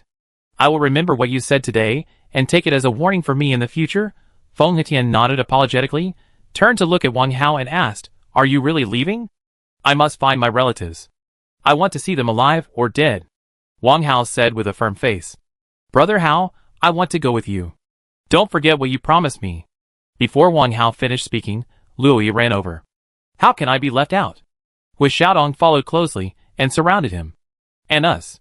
Lu Jiaming and Cockeye also walked over from the fire nearby. Su Man's face was a little moved, and she seemed to want to speak, but she remained silent in the end. Zhang Jianjun held Xiao Yutong and stood up but slowly sat down again. Xian Zhanhe had been sitting in front of the fire farthest away, pretending not to hear, and Shan Wan was sitting alone in front of another fire, looking at the flames that were burning out without expressing any opinions. Zhong Yu, who was sitting with Zhang Jianjun and his daughter, had been secretly paying attention to Shan Wan's every move. He wanted to get up, but when he saw that Shan Wan didn't move, he sat down again. Chapter 88. Ahau, since everyone wants to follow you, you should express your attitude. Xiao Mo also stood up from Wang Hao's side at this time, looked around at everyone and said, the implication of which was not only to Feng Hetian, but also to show his determination to follow him all the time. To some extent, it also had an inspiring effect. After all, Xiao Mo's skills were obvious to all. Thank you for your trust in me. I will never abandon those who are willing to follow me. I believe that Captain Feng will treat you well, if you are willing to stay. Maybe we will meet again one day in the future. I hope you will take care of yourself. Wang Hao stood up and looked around. Zhang Jianjun was a little hesitant when he heard this, but when he saw Xiao Yutong sleeping in his arms, he hesitated. Zhong Yu seemed a little restless. His eyes kept wandering between Wang Hao and Shan Wan, but Shan Wan kept staring at the fire in front of him. It can be seen that he really wanted to leave with Wang Hao and the others, but Shan Wan's attitude now always made him feel torn. Xian Zhanhe simply propped up his legs and buried his face in his knees, pretending to take a nap. Xiao Wang, if that's the case, I won't force you to stay. If you have any other requests, just let me know. I will definitely satisfy them. Feng Hetian pondered for a moment, raised his head, and looked at Wang Hao and said, Let me ask. Xiao Mo walked slowly to Feng Hetian, looked at him and said, Is it okay, Captain Feng? Oh, of course, please go ahead. Feng Hetian hesitated for a moment, then spoke quickly. We need a minibus and an off-road vehicle, and you can arrange the weapons and supplies. Xiao Mo said calmly. Okay, I promise you. Feng Hetian answered without hesitation. You can pick any vehicle, and each person has an automatic weapon, 1,000 bullets, 100 grenades, and you can pick any food from the warehouse. Take as much drinking water as you want, and you don't have to worry about fuel. As long as the car can hold it, you can have as much diesel and gasoline as you want. In addition to these, what else do you need? Ahau, do you think there is anything else to add? Xiao Mo turned to ask Wang Hao for his opinion. He could propose conditions, but in the end, Wang Hao had to decide, because Wang Hao was the backbone of this team, and everyone was rushing to Wang Hao. Wang Hao shook his head and looked at Feng Hetian and said, "Thank you, Captain Feng, these supplies are enough for us to reach our destination. In addition, I hope you can treat the people who stay behind well. Don't worry, I will never make the same mistake again." Feng Hetian nodded sincerely. "Thank you." Wang Hao looked back at Zhang Jianjun and his daughter, as well as Su Man beside him, and finally his eyes fell on Xian Zhanghe. "Captain Feng, there is something I have always wanted to ask you, but I have never had the chance." Wang Hao looked at Feng Hetian with a puzzled look on his face. "What is it?" "Tell me, as long as I know it, I will tell you," Feng Hetian said. "Before, when platoon leader Zhou and I went to the supermarket to search for food, we found a long-tongued zombie. Platoon leader Zhou accidentally said liquor, and I wondered if the military has already divided the zombies into different levels?" Wang Hao frowned and said, "In fact, this can only be regarded as a preliminary conclusion of the military. These conclusions are based on the several zombies that the military has encountered so far. So far, a total of 5 zombies have been discovered. The situation of each zombie is different, and their attack power is getting stronger and stronger as their appearance changes," Feng Hetian said with a worried look on his face. 5? Wang Hao was shocked. He had only encountered 3 types so far. Ordinary zombies move slowly and have average attack power. As long as they are not surrounded by them in groups, they can usually get away. The long-tongued zombie has also fought several times. It is agile and can climb walls and trees. Especially the long tongue with tentacles. Once it is entangled or swept by it, there is almost no chance of survival. Compared with the upright long-tongued zombie, the long-armed zombie is more difficult to deal with. Although it does not have a long tongue, because it is in a crawling state, its speed is many times faster than the agile long-tongued zombie, and its attack power is also stronger. At present, these 2 types of zombies are already difficult to deal with, not to mention there are 2 higher-level zombies. Captain Feng, if the zombies we encountered in the supermarket before were lickers, then what kind of zombies were the ones that climbed onto the roof of your car in the quarry? Wang Hao frowned and looked at Feng Hetian. "That should be a crawler. It's the first time we have encountered it. In addition to these 2 types of zombies, there are 2 other types. I have only seen their photos on the facts." Feng Hetian paused, and then told Wang Hao and the others about the appearance and attack power of the remaining 2 types of zombies.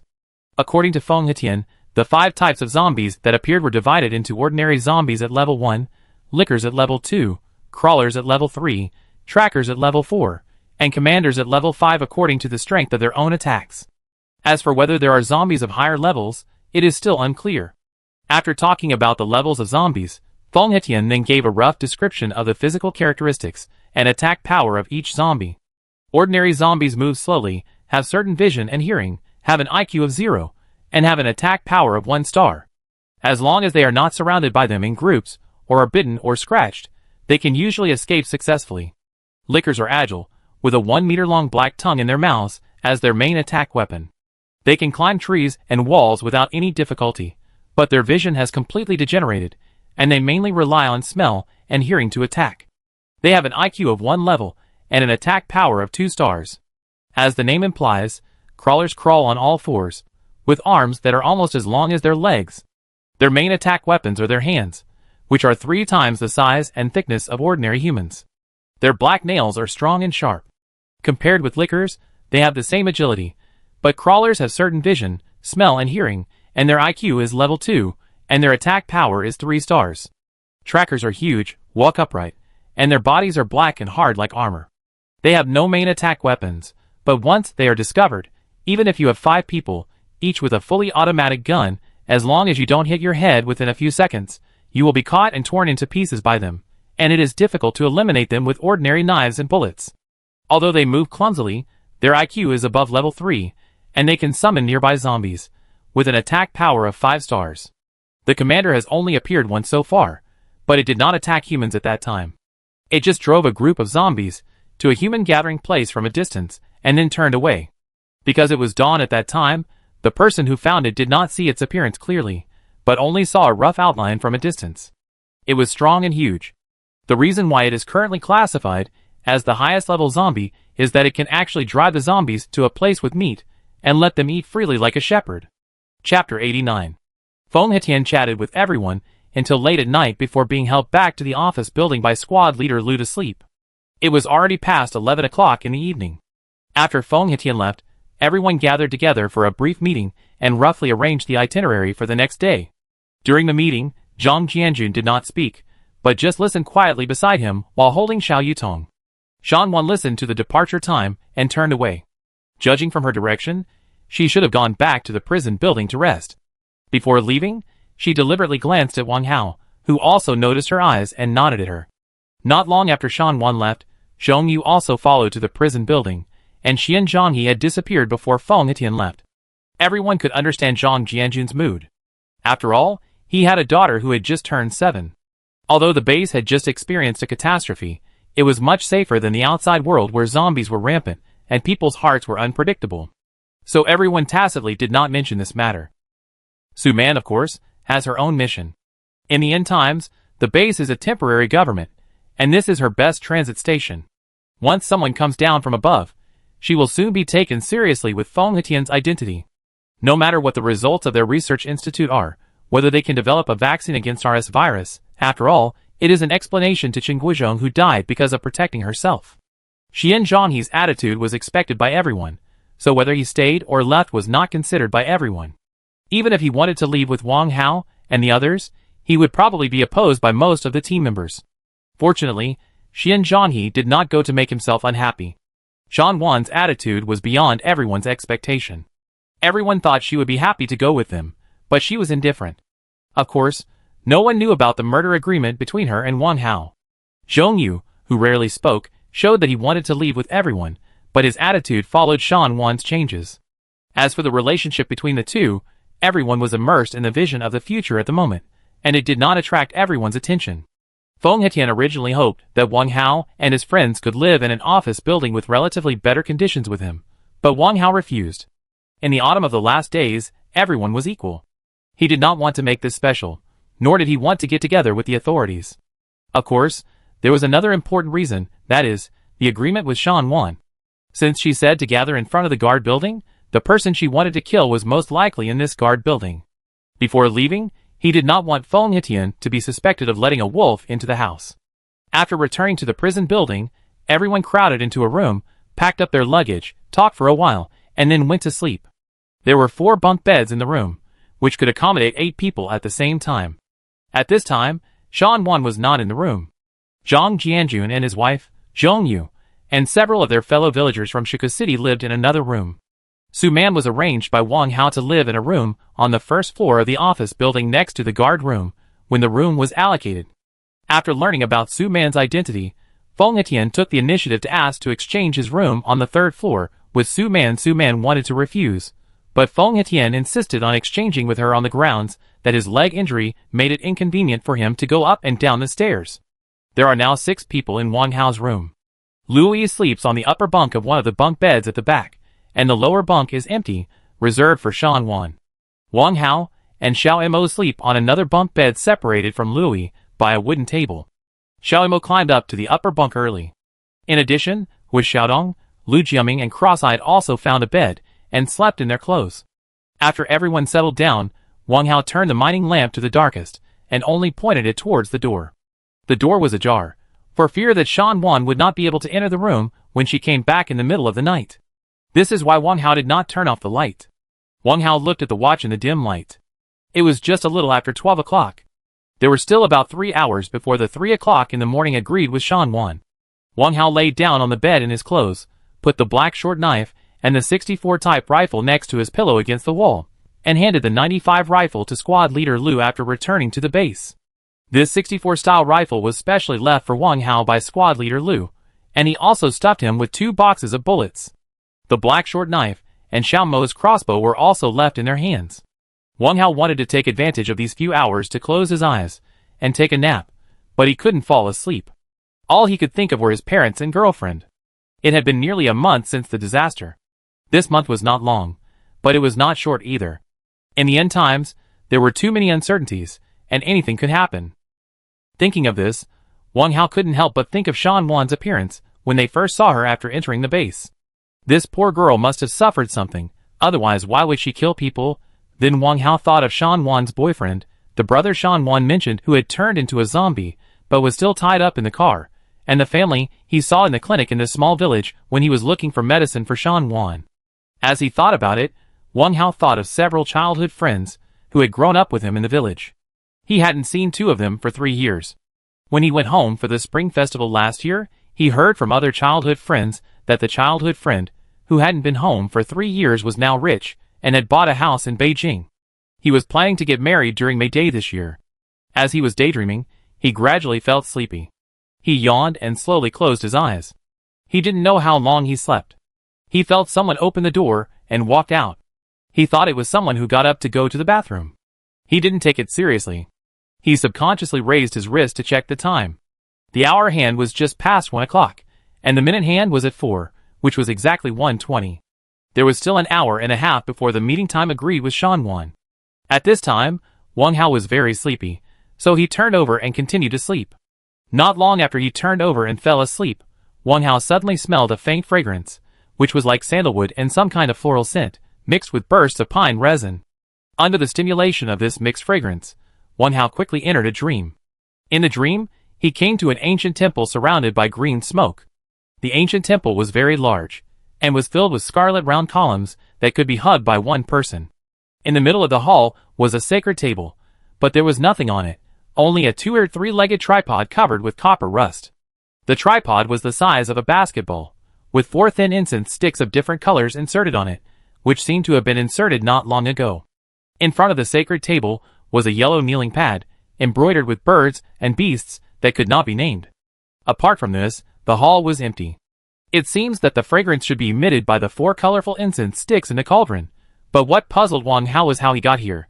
In his dream, he subconsciously turned around and looked outside the palace, but found that the palace door was blank and almost nothing could be seen. When Wang Hao was feeling depressed and puzzled, Hui Xiaodong, who was sleeping at the door, suddenly shouted, waking Wang Hao up from his dream. He hurriedly got up and looked in the direction of the sound, but found that it was just Hui Xiaodong's mumbling in his sleep. He looked at his watch in the dim light, but was shocked. He didn't expect that he had slept for more than 4 hours. It was already 5:40. Looking at the sky outside the window, the distant horizon had already turned pale. Wang Hao hurriedly turned around to get the short knife and pistol that he had placed on the pillow before, but when he looked at the pillow, he found that the black short knife and the 64 style pistol full of bullets had disappeared. He also found a black flat burning body that looked like a standing incense on the edge of the wooden table between the 2 bunk beds. The black burning body was only half the length of a cigarette, and was inserted in a narrow crack on the edge of the wooden table. A strange fragrance mixed with pine resin was rising from the gradually darkening incense head and entering Wang Hao's nostrils. Everyone pay attention. Chapter 90. Could it be that the fragrance I just smelled in my dream was emitted by it? Wang Hao frowned, reached out and carefully pulled out the black burning body from the crack of the table, looked at it for a long time, but still couldn't figure out what it was, and who inserted it here and when. That's a drug incense. At this moment, Xiao Mo's voice came from his ear. A drug incense? Wang Hao was stunned and turned his head in a daze, only to see that Xiao Mo had sat up from the bed at some point, and he was wearing a white mask that he got from somewhere, revealing only a pair of eyes. If it burns for a few more minutes, none of us in this room will be able to leave today. Xiao Mo took off the mask slowly, and jumped down from the upper bunk. Is it that serious? Wang Hao's face immediately became confused when he heard this. He looked at the thing in his hand, then looked at Xiao Mo. What is going on? I heard your previous conversation. Xiao Mo took the thing in Wang Hao's hand, and threw it to the ground, then stepped on it. Are you talking about Shan Wan? Wang Hao was stunned for a moment, and suddenly said, that was a miserable girl. Xiao Mo nodded, then opened the window, and a morning breeze mixed with the fragrance of grass blew in. Then Xiao Mo opened the door again, and then took out a thumb-sized white porcelain bottle from his arms, uncorked it, and shook it in front of everyone's nostrils one by one. I had already discovered her when she came in to place the incense just now. She didn't want to implicate you. No, I can't let her go alone. It's too dangerous. Wang Hao's heart moved, and he turned around and went out. It's too late. If something was going to happen, it would have happened a long time ago. Xiao Mo said lightly. Wang Hao was stunned when he heard it. Now it has been nearly 3 hours since Shan Wan and her agreed to go. These 3 hours are more than enough to kill a person in such a close range. It is indeed as Xiao Mo said, if something happened, it would have happened a long time ago, but now the whole base is still immersed in the tranquility of dawn, and the direction of the office building is even more silent. Even so, Wang Hao still worried about Shan Wan. He turned to Xiao Mo and said, Brother Xiaomo, you and everyone should prepare first. I will go to the office building and come back soon. Go ahead, just come back before leaving. Xiaomo did not stop him, but packed his luggage by himself. After Wang Hao came out of the prison building, he ran quickly to the office building. The office building was dark at this time. Only a thick candle that had burned out was lit in the hall. 2 soldiers guarding the gate were sitting behind the wooden table. One of them was dozing on the table, and the other was reading a book in the weak candlelight. From the outside, everything seemed normal, and nothing unexpected happened. Wang Hao hesitated at the bottom of the stairs and walked up. As soon as he reached the glass door, the soldier who was reading inside immediately stood up with a gun in hand. Who is it? Oh, it's me. Wang Hao gently pushed open the glass door and walked in. At the same time, the soldier who was sleeping on the table also woke up. When the two saw that it was Wang Hao, they immediately relaxed their vigilance. After standing up, they looked at Wang Hao with respect and said, "It's Brother Wang. What's the matter with you so early?" "Oh, I'm here to say goodbye to Captain Feng." Wang Hao paused, quickly glanced around, and then asked, "Did you find anything unusual?" "A peaceful night." The soldier who was reading the book before replied, "Brother Wang, where are you going so early?" "Home." Wang Hao forced a smile. "Home?" The two were stunned for a moment, looked at each other with doubts, and said, "Brother Wang, are you talking about going back home?" Wang Hao nodded slowly, looked at his watch and said, "It's getting late. I should say goodbye to Captain Feng. Goodbye." Wang Hao couldn't bear to say anything more at the moment, because he had seen a trace of tears in the eyes of the two soldiers. Yes, the end of the world suddenly came, and the originally happy family was almost destroyed overnight. Such a fact is indeed difficult for ordinary people to accept. The two soldiers in front of them looked only 18 or 19 years old, and the childishness on their confused faces had not yet been removed. They should be new recruits who joined the army last fall. Their psychological endurance is the most fragile now. They have just left their relatives, friends, and even their girlfriends in love. They have not yet gotten over the pain of separation, but they have to bear the despair and worry of the end of the world. A word or a tear will touch the most fragile nerve in their hearts. Wang Hao was about to raise his hand to knock on Feng Hetian's door, but the door opened automatically. Feng Hetian, who looked tired, was leaning on a cane and preparing to go out. "Huh? It's Xiao Wang. Why are you here so early? Is there something wrong?" Feng Hetian looked at Wang Hao outside the door with some surprise. "Oh no, I came to say goodbye to Captain Feng." Wang Hao paused and said hurriedly, "You came just in time. I was just about to get supplies for you. Let's go together and see if there is anything else we need." Feng Hetian patted Wang Hao's shoulder and said with great energy. He seemed to have not slept all night. His hair was disheveled, his eyes were black, and he smelled of cigarettes. "Captain Feng, your injury is not healed yet. You should take care of yourself." Seeing Feng Hetian's look, Wang Hao said with a worried look on his face, "Hey, this little injury is nothing. I am not so delicate." Feng Hetian waved his hand indifferently, and limped out of the office building with the help of Wang Hao. "Xiao Wang, what are your plans for the future?" After walking down the stairs, Feng Hetian turned around and looked at Wang Hao and asked. "I don't know either." Wang Hao shook his head and looked into the distance blankly. "There are too many uncertainties at the moment, so we can only take one step at a time." "Yes, in the last days, no one can be sure that they will live to see tomorrow." Feng Hetian sighed lightly and said helplessly, "What on earth is going on? I still can't believe that our world has become what it is today. Sometimes I really hope that all this is just a dream." The two of them had already arrived at the door of the warehouse behind the office building while they were talking. At this moment, squad leader Lu and two soldiers wearing mining lamps were carrying supplies to a Ford Black Raptor parked at the door in the warehouse.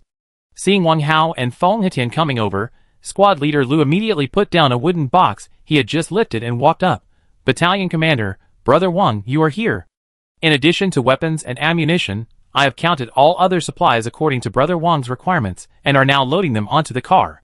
Squad leader Lu turned back and shone his light into the warehouse. Following his light, Wang Hao saw the general outline of the warehouse. Although the warehouse was large, there were very few supplies inside. Most of them were rice and flour, and there were some bagged food, dried vegetables, cooking oil, salt and other condiments, but not many. In addition, there were several boxes of medical supplies. At this time, the already limited supplies had been divided into two parts, and one of the smaller ones was being carried by the two soldiers to the Ford pickup truck at the door of the warehouse. Seeing this, Wang Hao hurried forward and stopped the two soldiers. Don't move. What's wrong, Xiao Wang? Feng Hetian looked at Wang Hao in confusion. Captain Feng, this is enough. There are so many people in the base who need to be fed. If all are given to us, the remaining ones may not even last a week. Wang Hao said with a worried look on his face. If you can't hold on, you can look for more. This time, I, Feng Hetian, will never break my promise again. Feng Hetian said firmly, and turned to the two soldiers who had just put down 2 bags of rice and ordered, move quickly. Captain Feng. You don't have to say anything more. Feng Hetian waved his hand to interrupt Wang Hao. The strategic reserve grain will arrive in the next few days, and the remaining food is enough to hold on until they come. Wang Hao didn't say anything when he heard it. He knew that Feng Hetian would not change his mind no matter how much he said at this time. So when everyone was ready to leave after loading the supplies, Wang Hao quickly pulled the 3rd generation of flour from the car and threw it into the warehouse door. Although Feng Hetian didn't notice this scene, squad leader Lu and the 2 soldiers saw it. Wang Hao shook his head gently at them, indicating that they should not make a fuss. Squad leader Lu and the other 2 immediately nodded to Wang Hao with gratitude. The ammunition depot is still on the 3rd floor of the office building. According to the quantity Feng Hetian mentioned yesterday, 6 boxes of ammunition and 6 95-style rifles and 6 64-style rifles were quickly moved to the Ford pickup truck. Wang Hao wanted to secretly leave 2 rifles, but squad leader Lu told him, this time, that there were many guns in the base, and there was another one in addition to this arsenal. After hearing this, Wang Hao took the gun back to the car. The fuel depot is located in 2 rooms on the 1st floor of the guard building. According to the vehicle requirements proposed by Xiao Mo yesterday, Wang Hao's opinion was consulted, and finally the Toyota coaster that was used to rescue Feng Hetian and his team, and another Ford F-350 pickup truck were decided. The reason for choosing this Ford F-350 pickup truck is that it can carry both supplies and people, and it has strong horsepower. The most important point is that it takes into account its fuel. Both this Ford F-350 and the Toyota coaster are diesel engines, so it is more convenient to find fuel, and there is no need to look for this and that. After everything was ready, it was already around 8 in the morning. After a simple breakfast, everyone waited for Shan Wan for more than 2 hours, but still could not find her. They searched the entire base, but could not find her. There were 2 other people missing with him. One was Zhong Yu, who had been watching his every move in the dark last night, and the other was the bald man who kept appearing in Wang Hao's mind. Director Qin.